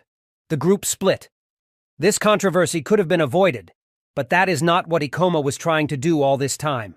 It seemed that these two people who sided with Jurakuchi Zen had been with him since the beginning, so they tried to protect him in front of everyone. The boy asked Suzuki whose side she was on, but she didn't give a clear answer, saying that she followed the majority opinion. This answer made him angry, because it seemed to him that the girl did not have an opinion of her own at all. Suzuki apologized and asked not to be angry anymore. When the adventurer got into the rift, She was seriously injured and frightened by the fact that she would not be able to get out. But fortunately, Jurakuchi came to her aid. Zen. He saved her by healing all her wounds. Therefore, despite the fact that someone speaks badly about him, she will always be on his side. Suddenly, the girl's confession was interrupted by her leader.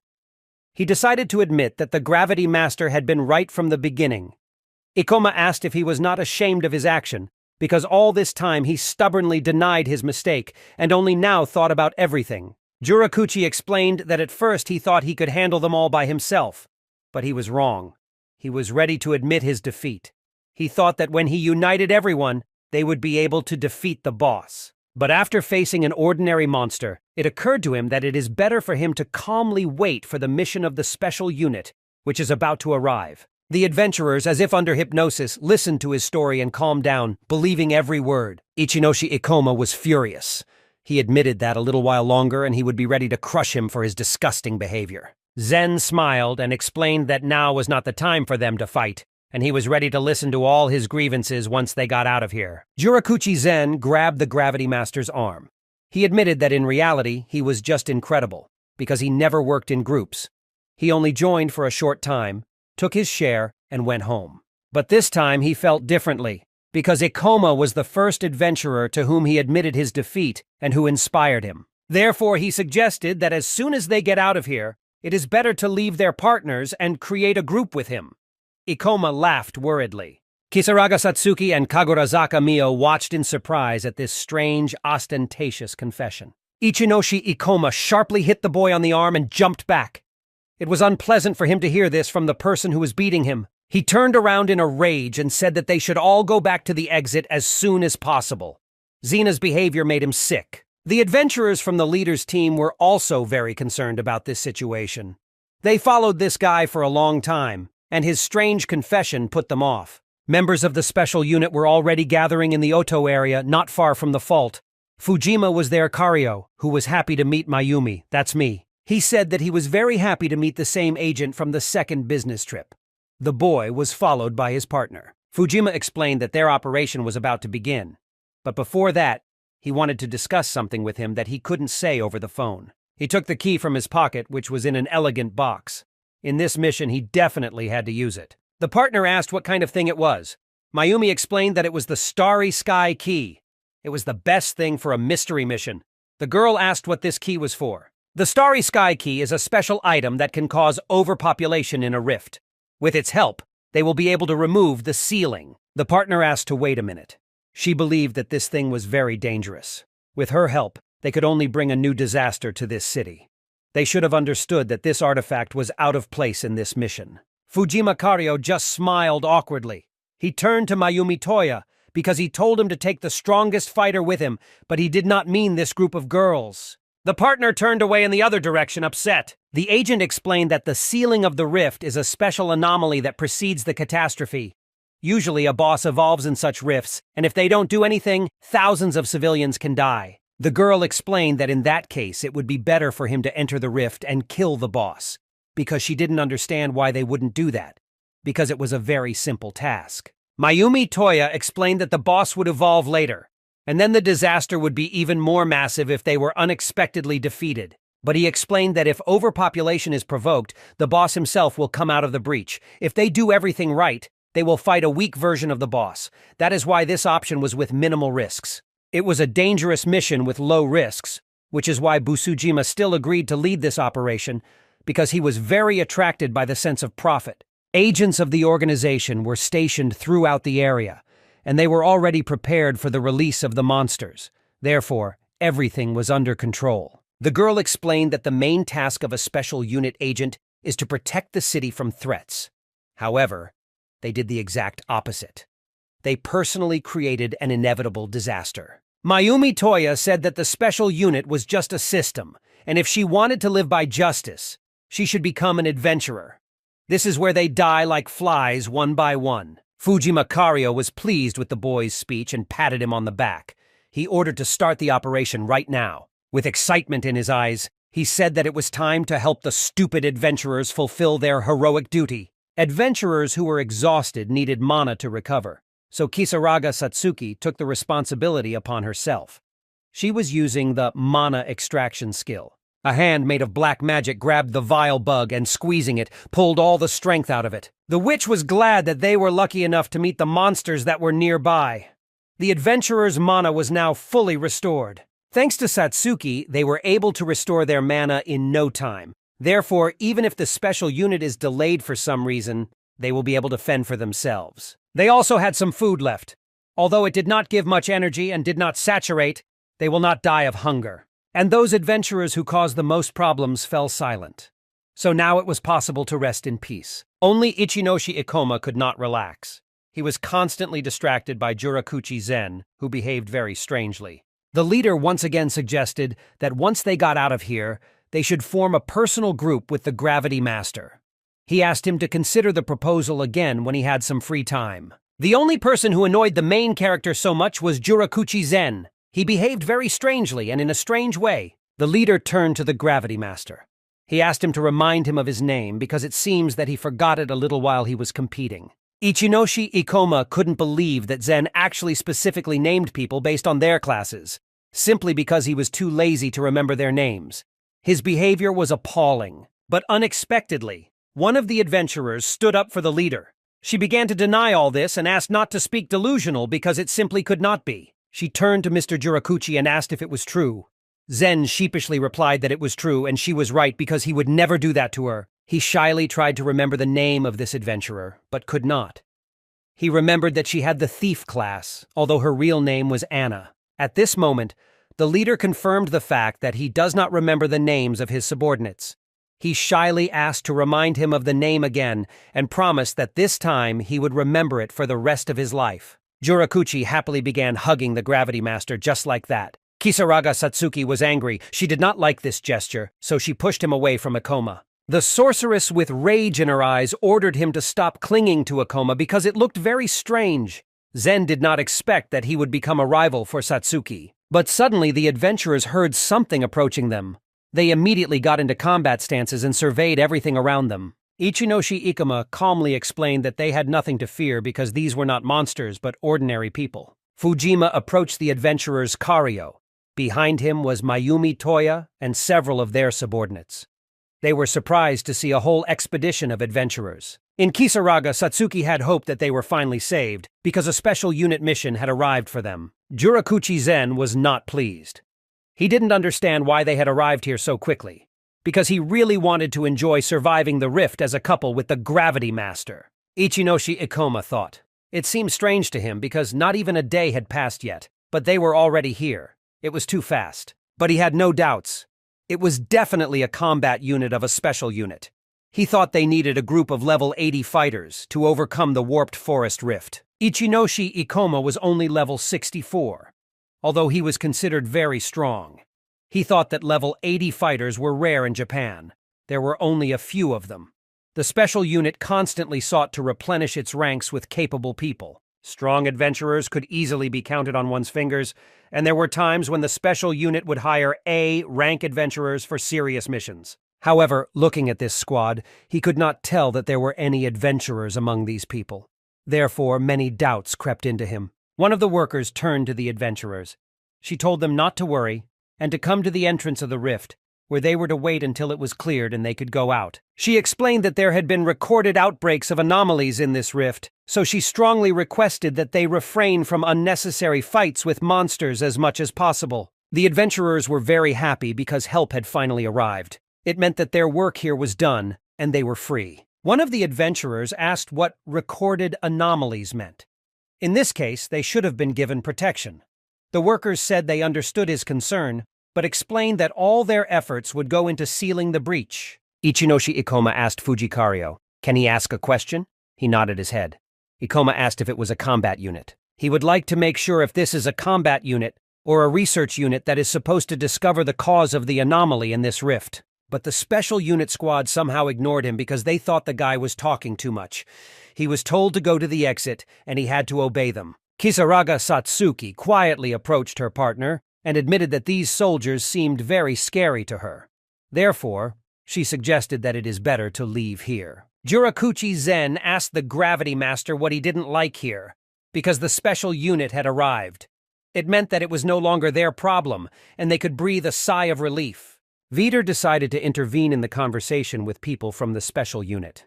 He apologized for Ikoma's behavior and explained that he was a little strange, so they would immediately go to the exit. Zen paid a lot of attention to Ikomi. He agreed to accompany him to the exit. The main character watched as the squad entered the depths of the rift, and something inside him told him that something was clearly wrong here. He couldn't understand why they refused to answer such a simple question. The girl continued to follow the squad and her leader, Mayumi, but she continued to be troubled by the disturbing thoughts that something bad might happen. She couldn't stand it and turned to the adventurers and started shouting at them. She asked them to listen to her. They should be careful and remember that this fault was unstable. Therefore, anything can happen. And as soon as the entrance to the rift opens, they must run with all their legs to save their lives. Satsuki was even more frightened by these warnings, because the fighters of the special unit seemed scary to her. And this green-haired girl, on the contrary, was very kind and worried about their safety. From now on, the main character definitely understood that something was wrong here. The fault was still poorly studied and indeed unstable. It was in the interest of the mission to deal with the anomaly as soon as possible. In such a situation, there was a high risk of failure, so sending the battle group forward without additional information was a very unwise decision. Information is of high value for the successful execution of the operation. But for some reason, they decided to send combat units and elites on the mission, didn't even hire additional A-rank adventurers, and refused to provide security for the adventurers. Also, one of their soldiers behaved very strangely, warned of danger and asked to immediately run with all legs when the entrance opened. And it was amazing. It is understood that once the boss of the rift is finished, they will be able to leave the rift in peace. But then, why did she decide to warn them about it? It definitely meant something. And if even after unlocking the exit it will be dangerous to be in the fault, then there was only one option for the development of events. Ikoma stopped abruptly and thought. Kagurazaka Mio saw her partner's strange behavior and asked if something happened. The Gravity Master approached Fujikario, spoke one word, the key to the starry sky. The man immediately stopped. He couldn't understand how this stranger could know the name of an artifact that was heavily classified. Fujima's reaction, it was now clear that they were up to something bad. They wanted to use this artifact inside the rift to cause an artificial disaster. Fujima Kario was very worried. He couldn't understand how Ikomi knew about the Starry Sky Key, because he had promised that no one would know what would happen on this mission. Therefore, the main question appeared before the man. Should he get rid of Ichinoshi? Who are you right now? The adventurer explained that based on his strange reaction, it can be understood that he really wants to use the Starry Sky Key. The witch approached her partner and asked what he was talking about. Starry Sky Key is an artifact that causes the rift to overpopulate. He was needed in order to remove the sealing. During sealing, the concentration of magical mechanisms increases, so monsters become even stronger and more aggressive. This can cause their evolution. He asked if he was right that the delegation had come here to remove the seal through overpopulation. The witch couldn't believe that a special unit wanted to specifically create a disaster in the rift.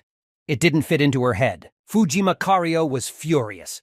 He could not understand how the adventurer was able to find out about this artifact and find it, because all this time it was completely classified. The escape of this valuable information was simply impossible, because the special unit is very closely monitoring it, and it is simply impossible for an ordinary adventurer to find out about this item. He knew that if he continued to deny it, Ikoma would press him even harder.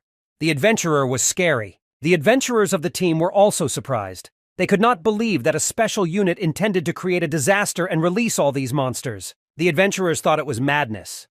It was a high-ranking rift where the strongest monsters lived. And here they wanted to organize overpopulation? They must understand what a danger it is for the city. They thought this idea was simply terrible.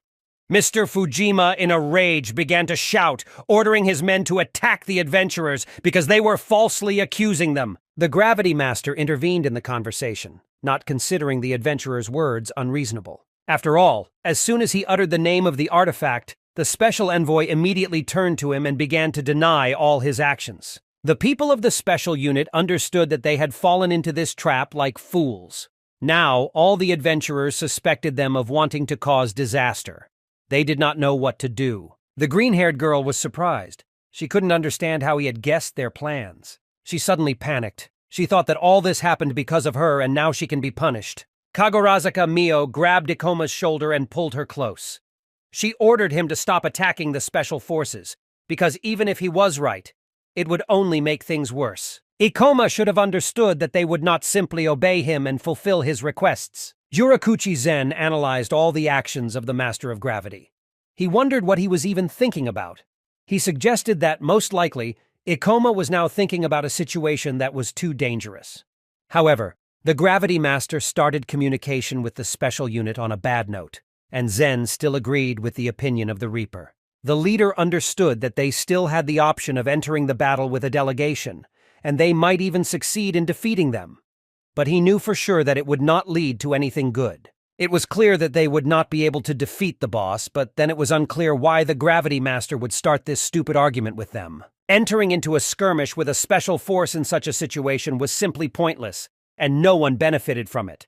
Therefore, it would be much better to just leave silently, without meddling in his business. Ichinoshi Ikoma had an offer for the special forces.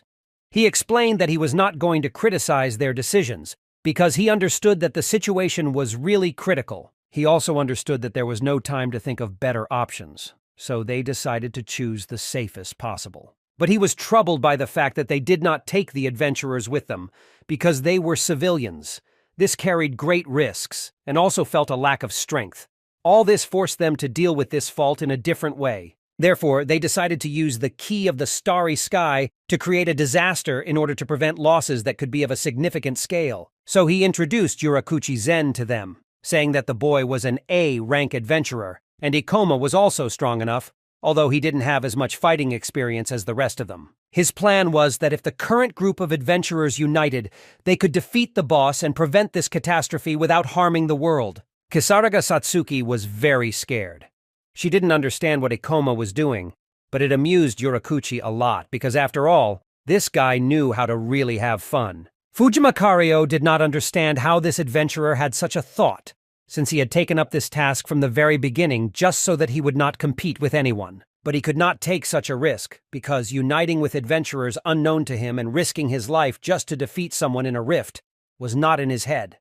He categorically refused. Kario began to laugh at the adventurers, believing that they were eternal romantics who only needed to arrange various kinds of competitions to feel like heroes. The man came closer to the adventurer and explained to him that the responsibility for millions of lives was placed on their shoulders, and he continued to think that the special forces came here to play heroes. Ichinoshi Ikoma explained that every person who repeatedly enters the rifts meets his death here, so they were not romantics and heroes. And when they still have a choice, they prefer to meet death already than to condemn those who have never been here to certain death. Adventurers listened to the words of the Master of Gravity with fascination. The main character understood that the special units tried to do what would be better for everyone, but they did not see how the mountains of corpses of people and monsters lie on ordinary streets in the most massive disaster. In the past life of Ichinoshi, Ikoma did not have time to arrive on time for the mission and save the city from disaster, but there was nothing they could do.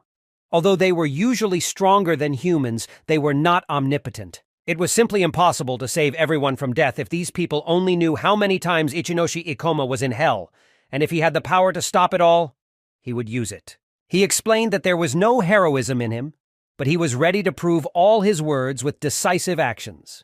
Fujima Kario grabbed the boy's clothes in a rage. He believed that adventurers always sing the same song.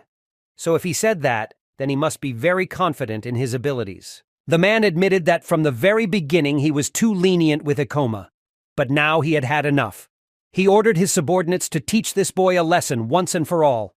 Kisaraga Satsuki screamed, begging everyone to stop, because now was not the time for fighting, and the city had to be saved. Mayumi Toya understood that they couldn't just leave this situation alone, so he decided to intervene and approached Mr. Fujima. The man chuckled and asked if Mr. Mayumi wanted to bother him now.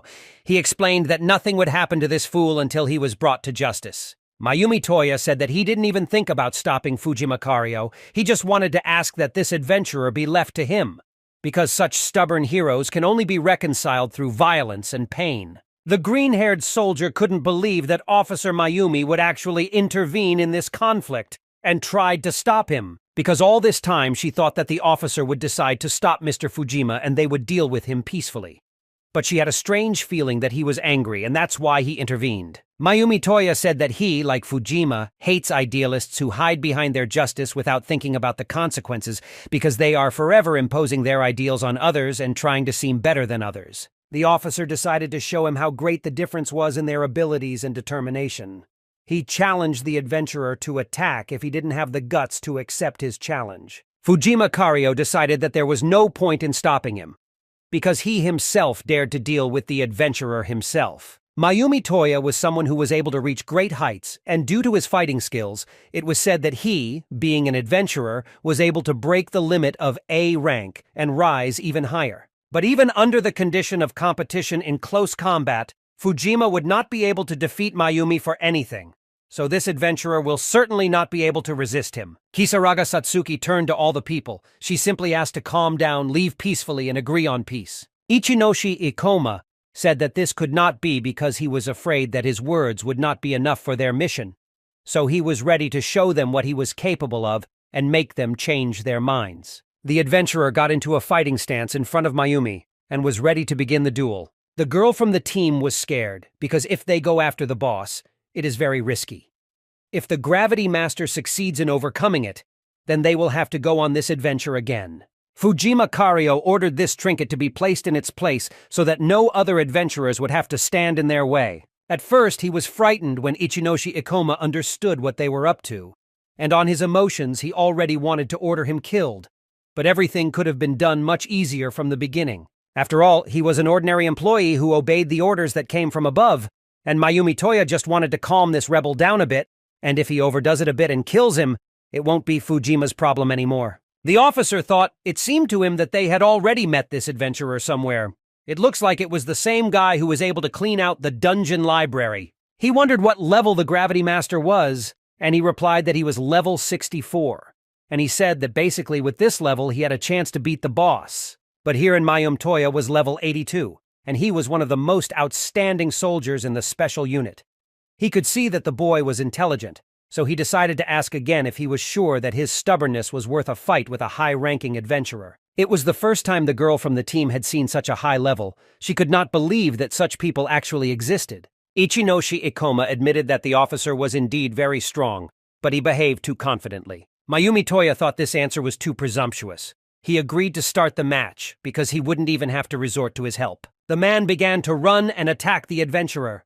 Kisaraga Satsuki was very surprised when she found out that Mayumi, who was an archer, decided to fight without a bow. The Gravity Master tried to fight back with his sword, but the officer was very fast and deftly dodged these attacks. He took out his pocket knife and said that fools like him could only be cured by the grave, and then stabbed him. Jurakuchi Zen watched the battle in fascination.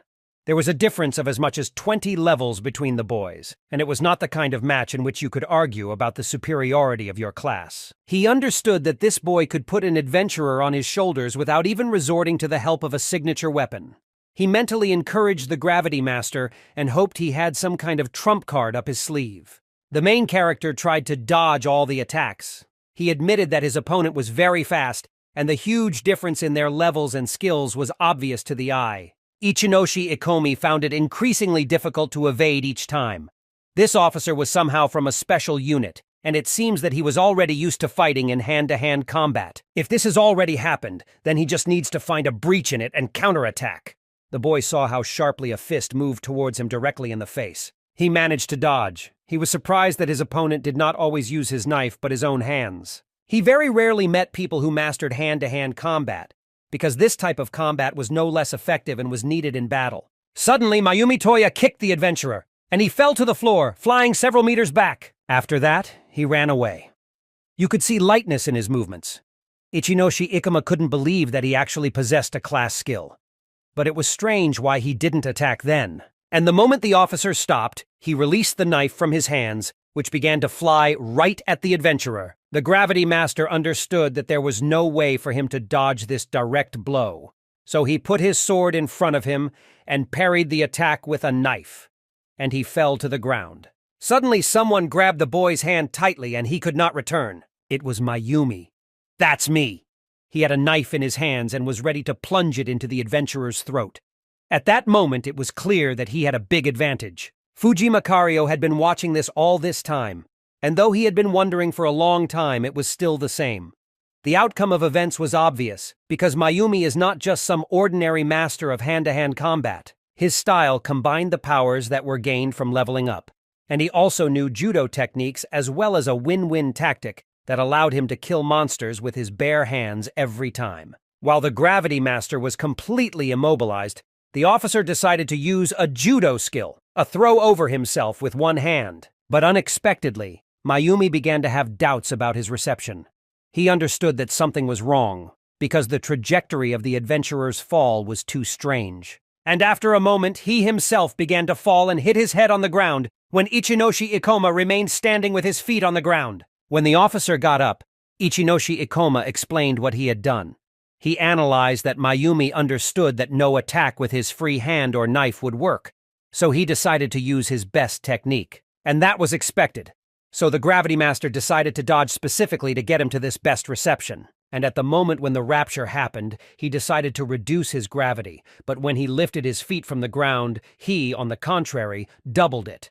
He asked the officer how he managed such a trick. Mayumi's partner couldn't believe that such a thing was possible, because it had never happened that an ordinary adventurer would be able to catch Officer Mayumi off guard. Now the man admitted that he had planned to beat the adventurer half to death from the beginning.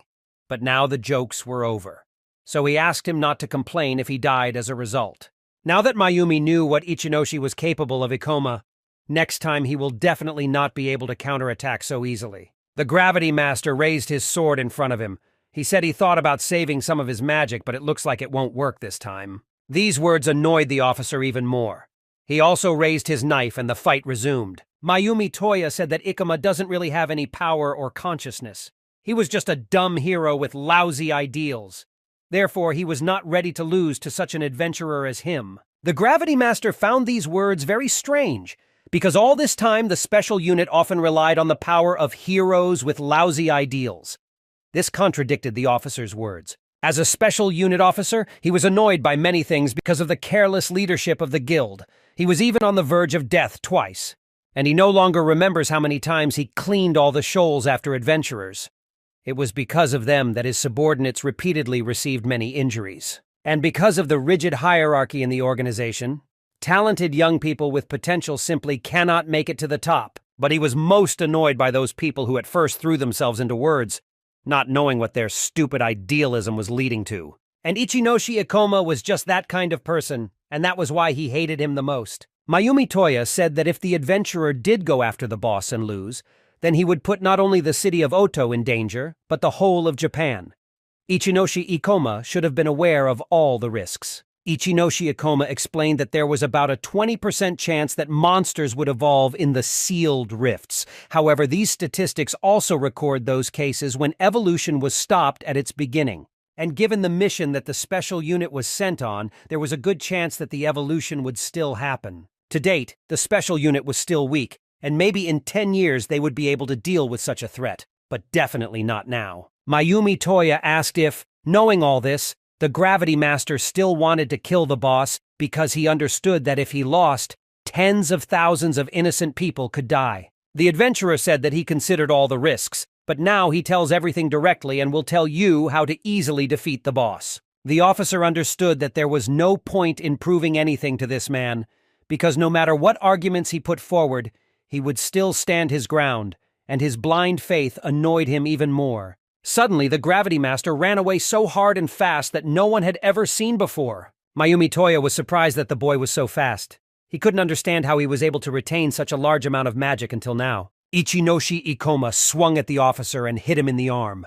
Suddenly, his knife fell from his hands and began to fall. And now, Mayumi Toya was finally able to understand why he had been annoying him so much all this time, because he was able to keep what he had given up at the beginning of his career. Mayumi 5 years ago, Toy was 25 years old, and he decided to give up a successful career as a police officer to come to work for them. He explained that there had just been a terrible disaster in Kanagawa last month, and he thought he might be able to help them somehow. But the leader asked him not to worry about it, because this work was done by adventurers, and their policy was only to support them and nothing else. And he should understand this. The guy said he understood everything, but still these people remained civilians. After the disaster in the rift, people realized that they had to fight back against the monsters and started forming groups. And when they acted rashly, all those who were not indifferent to human lives became adventurers. He believed in their good intentions, but as members of the special unit, they had to take control of such situations, because they helped people by saving them from monsters. And he wanted to remind that recruitment for the Adventurers Guild was still going on, and many people went to this job without having special physical and psychological training. The commander explained that due to disasters, many organizations, in addition to those related to faults, suffered not only large financial losses. Many small states lost their national framework because of the monsters that came out of the rifts, and they could not afford to deal with this alone. Because you can imagine what will happen if you simply stop recruiting adventurers for business trips. Chaos will arise. Mayumi Toya said that they could expand the ranks of the special unit with highly trained soldiers. But if they change this system, then it is necessary to go further because it takes time and money. In addition, clearing rifts from monsters will slow down a lot. Essentially, he wanted the unit to take full responsibility for the adventurers. It was an irrational waste of resources, because they will spend a lot of effort and time, the cleaning efficiency will drop, and even more disasters will appear. As a rule, special units are headed by the elite of society, and so that he finally understood, he said directly that he did not want to take on a business with great risks and little chance of success. It was so simple and so brilliant. The commander decided to give him advice for the future and asked him to be kind enough not to pester him with stupid questions, but rather to work for the benefit of their corporation, and not to be distracted because they needed such soldiers on business trips. 5 years have passed since then, and now life has become easier, but nothing has changed in this organization. And when they served only one ideal, he felt how something inside him broke and died. And he justified everything with the system, and then it became much easier for him. Ichinoshi Ikoma asked if he had succeeded in proving his strength to them now. Mayumi Toya said that he failed to do so because the future of the Ota district had long been at stake, and the Gravity Master had to risk his life to convince him. The worker was a little scared because he still decided to use his class weapon, and this meant that he was serious. 4,508 Fujikario told the officer to stop messing with him and finish him off. He told him to stop wasting his time. Mayumi Toya picked up his weapon and began to draw an arrow. He concentrated his mana into it to make a skill attack. And after a moment, several dozen arrows flew at the Gravity Master. The shooter acted very quickly, and he was also beaten like that all over the square. Ichinoshi Ikoma tried to dodge the attacks and run between the arrows, because every shot he fired was compared to a high-level spell. To completely dodge, he jumped into the air and landed next to Fujikario. The officer saw that his opponent reduced the gravity of his body and jumped forward. He had a thought. Does he want to try to attack him from behind? But then he realized that after all he was attacking from above. Ichinoshi raised his bow and aimed an arrow at his body. At this moment, all adventurers and even people from the unit froze. Little did they know what would happen next, and their fate would be decided in a moment. And finally the fighters did collide, but neither of them injured the other. Ikoma's sword passed near the officer's face and stopped there. Mayumi Toya smiled because now he didn't understand that considering their huge difference in level, Ichinoshi was ready to admit defeat. The man returned to his memories. He remembered his father running to the hospital, trying his best, but it seemed like that was the last time he saw his son's face. He apologized to him because all he did was work all the time, because the father didn't even have time to teach his son anything. He explained that the hostage was in danger, and he, without waiting for reinforcements, went after the criminal alone. As a result, the arrest was successful, but he was seriously injured. Little Mayumi Toya asked him not to say that because his father was able to teach him a lot, and he always looked up to him, and he wants to live his life like him. Most of all, the officer was annoyed by how Ichinoshi had come to terms with reality and could no longer adhere to his own unique ideals. He often thought what a fool he was. He asked what the Gravity Master's name was. He answered, Ichinoshi Ikoma. From now on, he agreed to act as Ichinoshi saw fit. Kisaraga Satsuki found what had happened incredible, as Ikoma was finally able to admit his defeat to the senior officer of the special unit.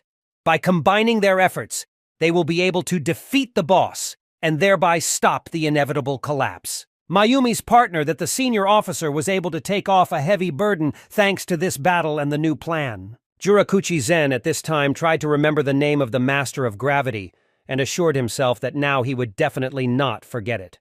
Fujima Kario was furious because Mayumi still went against him and teamed up with the adventurers to clean up the rift. It was very stupid, because permission to use the Key of the Starry Sky was given to them by one of the most important people in the guild. And besides, it was the most secret mission. Mayumi Toya decided to go on his own, and with his actions he went against the orders of the special unit, and this meant that he had to be killed.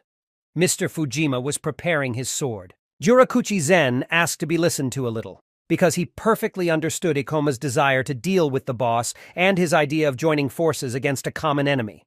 It all sounded very tempting, but he also asked not to forget the fact that this was solely his desire, and they, the adventurers, did not give their consent to it. And not everyone in the special unit shares their wishes. Ichinoshi Ikoma confirmed that everything was true. It was his personal opinion that he just wanted to voice, because just to overcome an enemy of this level, competent and complex teamwork was necessary. And without this, some members of the poetry delegation can serve as a wall of meat. He understood that it was scary for everyone to appear in such a situation. Therefore, he wanted to suggest that they split into two missions, Shock and Reserve. Because if the Shock mission unexpectedly fails, then the Reserve detachment can activate the Key of the Starry Sky at any moment, but he left the choice of the group to their discretion. Fujima Kario was furious. He asked the boy who gave him the right to make such important decisions. The commander said that now he had enough, and from now on Ikoma was not the main one here, because they were a special unit, and they would act according to the original plan, and he could not allow some adventurers to risk other people's lives. Ikoma asked if he was still afraid of the risks, because he had to remember that now their plan was practically identical, and if it failed, they would still be able to use the key. But he didn't like that the plan would change, even though the risks would remain the same. Mr. Fujima screamed in rage. Had he even considered the consequences? It was impossible to imagine that the adventurers were able to take command of a special unit and go after the boss of the rift. He should have been aware of the damage it would do to their reputation. It was an important secret mission that he was personally assigned, and they were discovered not only by the adventurers, but also by the soldier he took for the operation. But he also managed to lose to one of them. Therefore, if the top of the organization can find out about it, then the authority of their group will certainly come to an end. And if Mayumi Toya still thinks that there was room for weaklings like him in the special unit, then he was very wrong and a naive fool.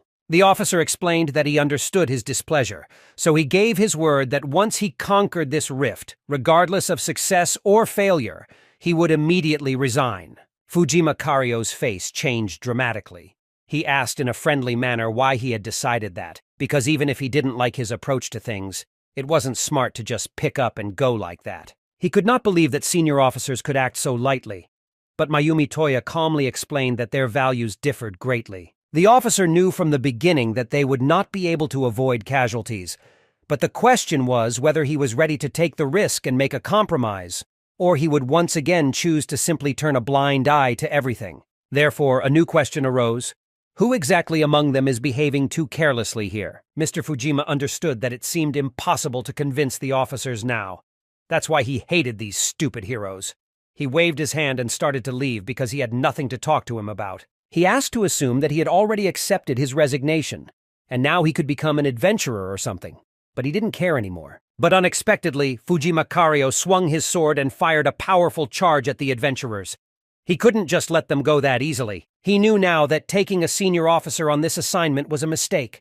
It was possible to take 2 people for insurance, because no more were needed to use the key. Therefore, now he was ready to beat him to death and be able to justify himself that he violated the order of his senior. Although Mayumi had a lot of experience compared to him, Fujima passed him by. In addition, at such a distance, he simply did not have time not to use his class weapon, and he would immediately get injured. Mr. Fujima used the hunting step skill. He couldn't let him get close and would close the distance as many times as it took. He swung his sword once more and used the tiger walk skill. It was a gladiator class skill, a technique that increased attack speed and power. Thanks to this skill, he will be able to fight with him on equal terms. He thought he could easily knock the weapon out of his hand and knock him to the ground. The man swung his sword and actually managed to knock the officer's weapon out of his hands. He believed that from now on he was completely helpless. But it wasn't like that.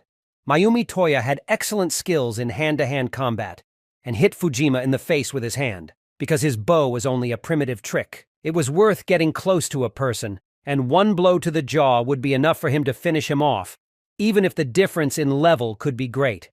But they were human and had the same flaws of the human body. For example, the commander had a weakness in his body, so Mayumi was able to easily pick him up and throw him over his back to the ground. Mayumi Toya clearly stated that he would never use a bow against an opponent as weak as Fujima.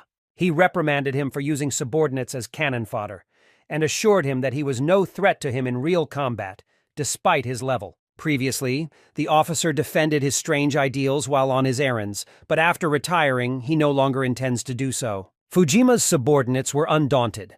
They could not understand how the shooter was able to defeat the host, who was a legendary gladiator in hand-to-hand combat. Mayumi asked if they would rise to his defense and also challenge the officer, but they refused. Ichinoshi Ikuma stood in front of the commander's body. Although he was not a very valuable combat unit, he would hardly agree to their plan. Therefore, they do not lose anything. Kisaraga Satsuki suggested that they pick up where they left off. She wanted to join the strike force. Mayumi's partner also raised her hand. She also wanted to join the strike force because her job as a special forces member is to protect the civilian world, and she is willing to do whatever it takes to do that. The officer explained that if she didn't go with them, the special unit would fall apart, and she knew it. However, not only the lives of people from the OTU district, but also the lives of all of Tokyo were at stake. She wanted to protect people and not think about how to carry out the order. She was against Mr. Fujima's plan from the very beginning. Mayumi Toya apologized to her because he didn't need to doubt her. One of the adventurers apologized, but she didn't think she would be able to help in any way in the battle, so she wanted to stay in the reserve unit and go to the exit. Jurakuchi Zen didn't know what to do. He was very scared and did not want to go anywhere. But he was only willing to join the battle squad when Ikuma started asking him to, because who was he to say no to the Gravity Master himself? Kisaraga Satsuki, restraining her anger, explained that no one invited him, but he wanted to go to the boss from the very beginning, despite other people's warnings. Jurakuchi started laughing and explained that he was just joking. He was ready to join the combat unit. Finally, a battle group was formed to fight the Rift boss. Ichinoshi Ikoma understood that the boss's probable level was 90, and he didn't know anything about him yet. The situation was completely different from their fight against the Cursed Queen, but they had no choice but to simply face the unknown face to face.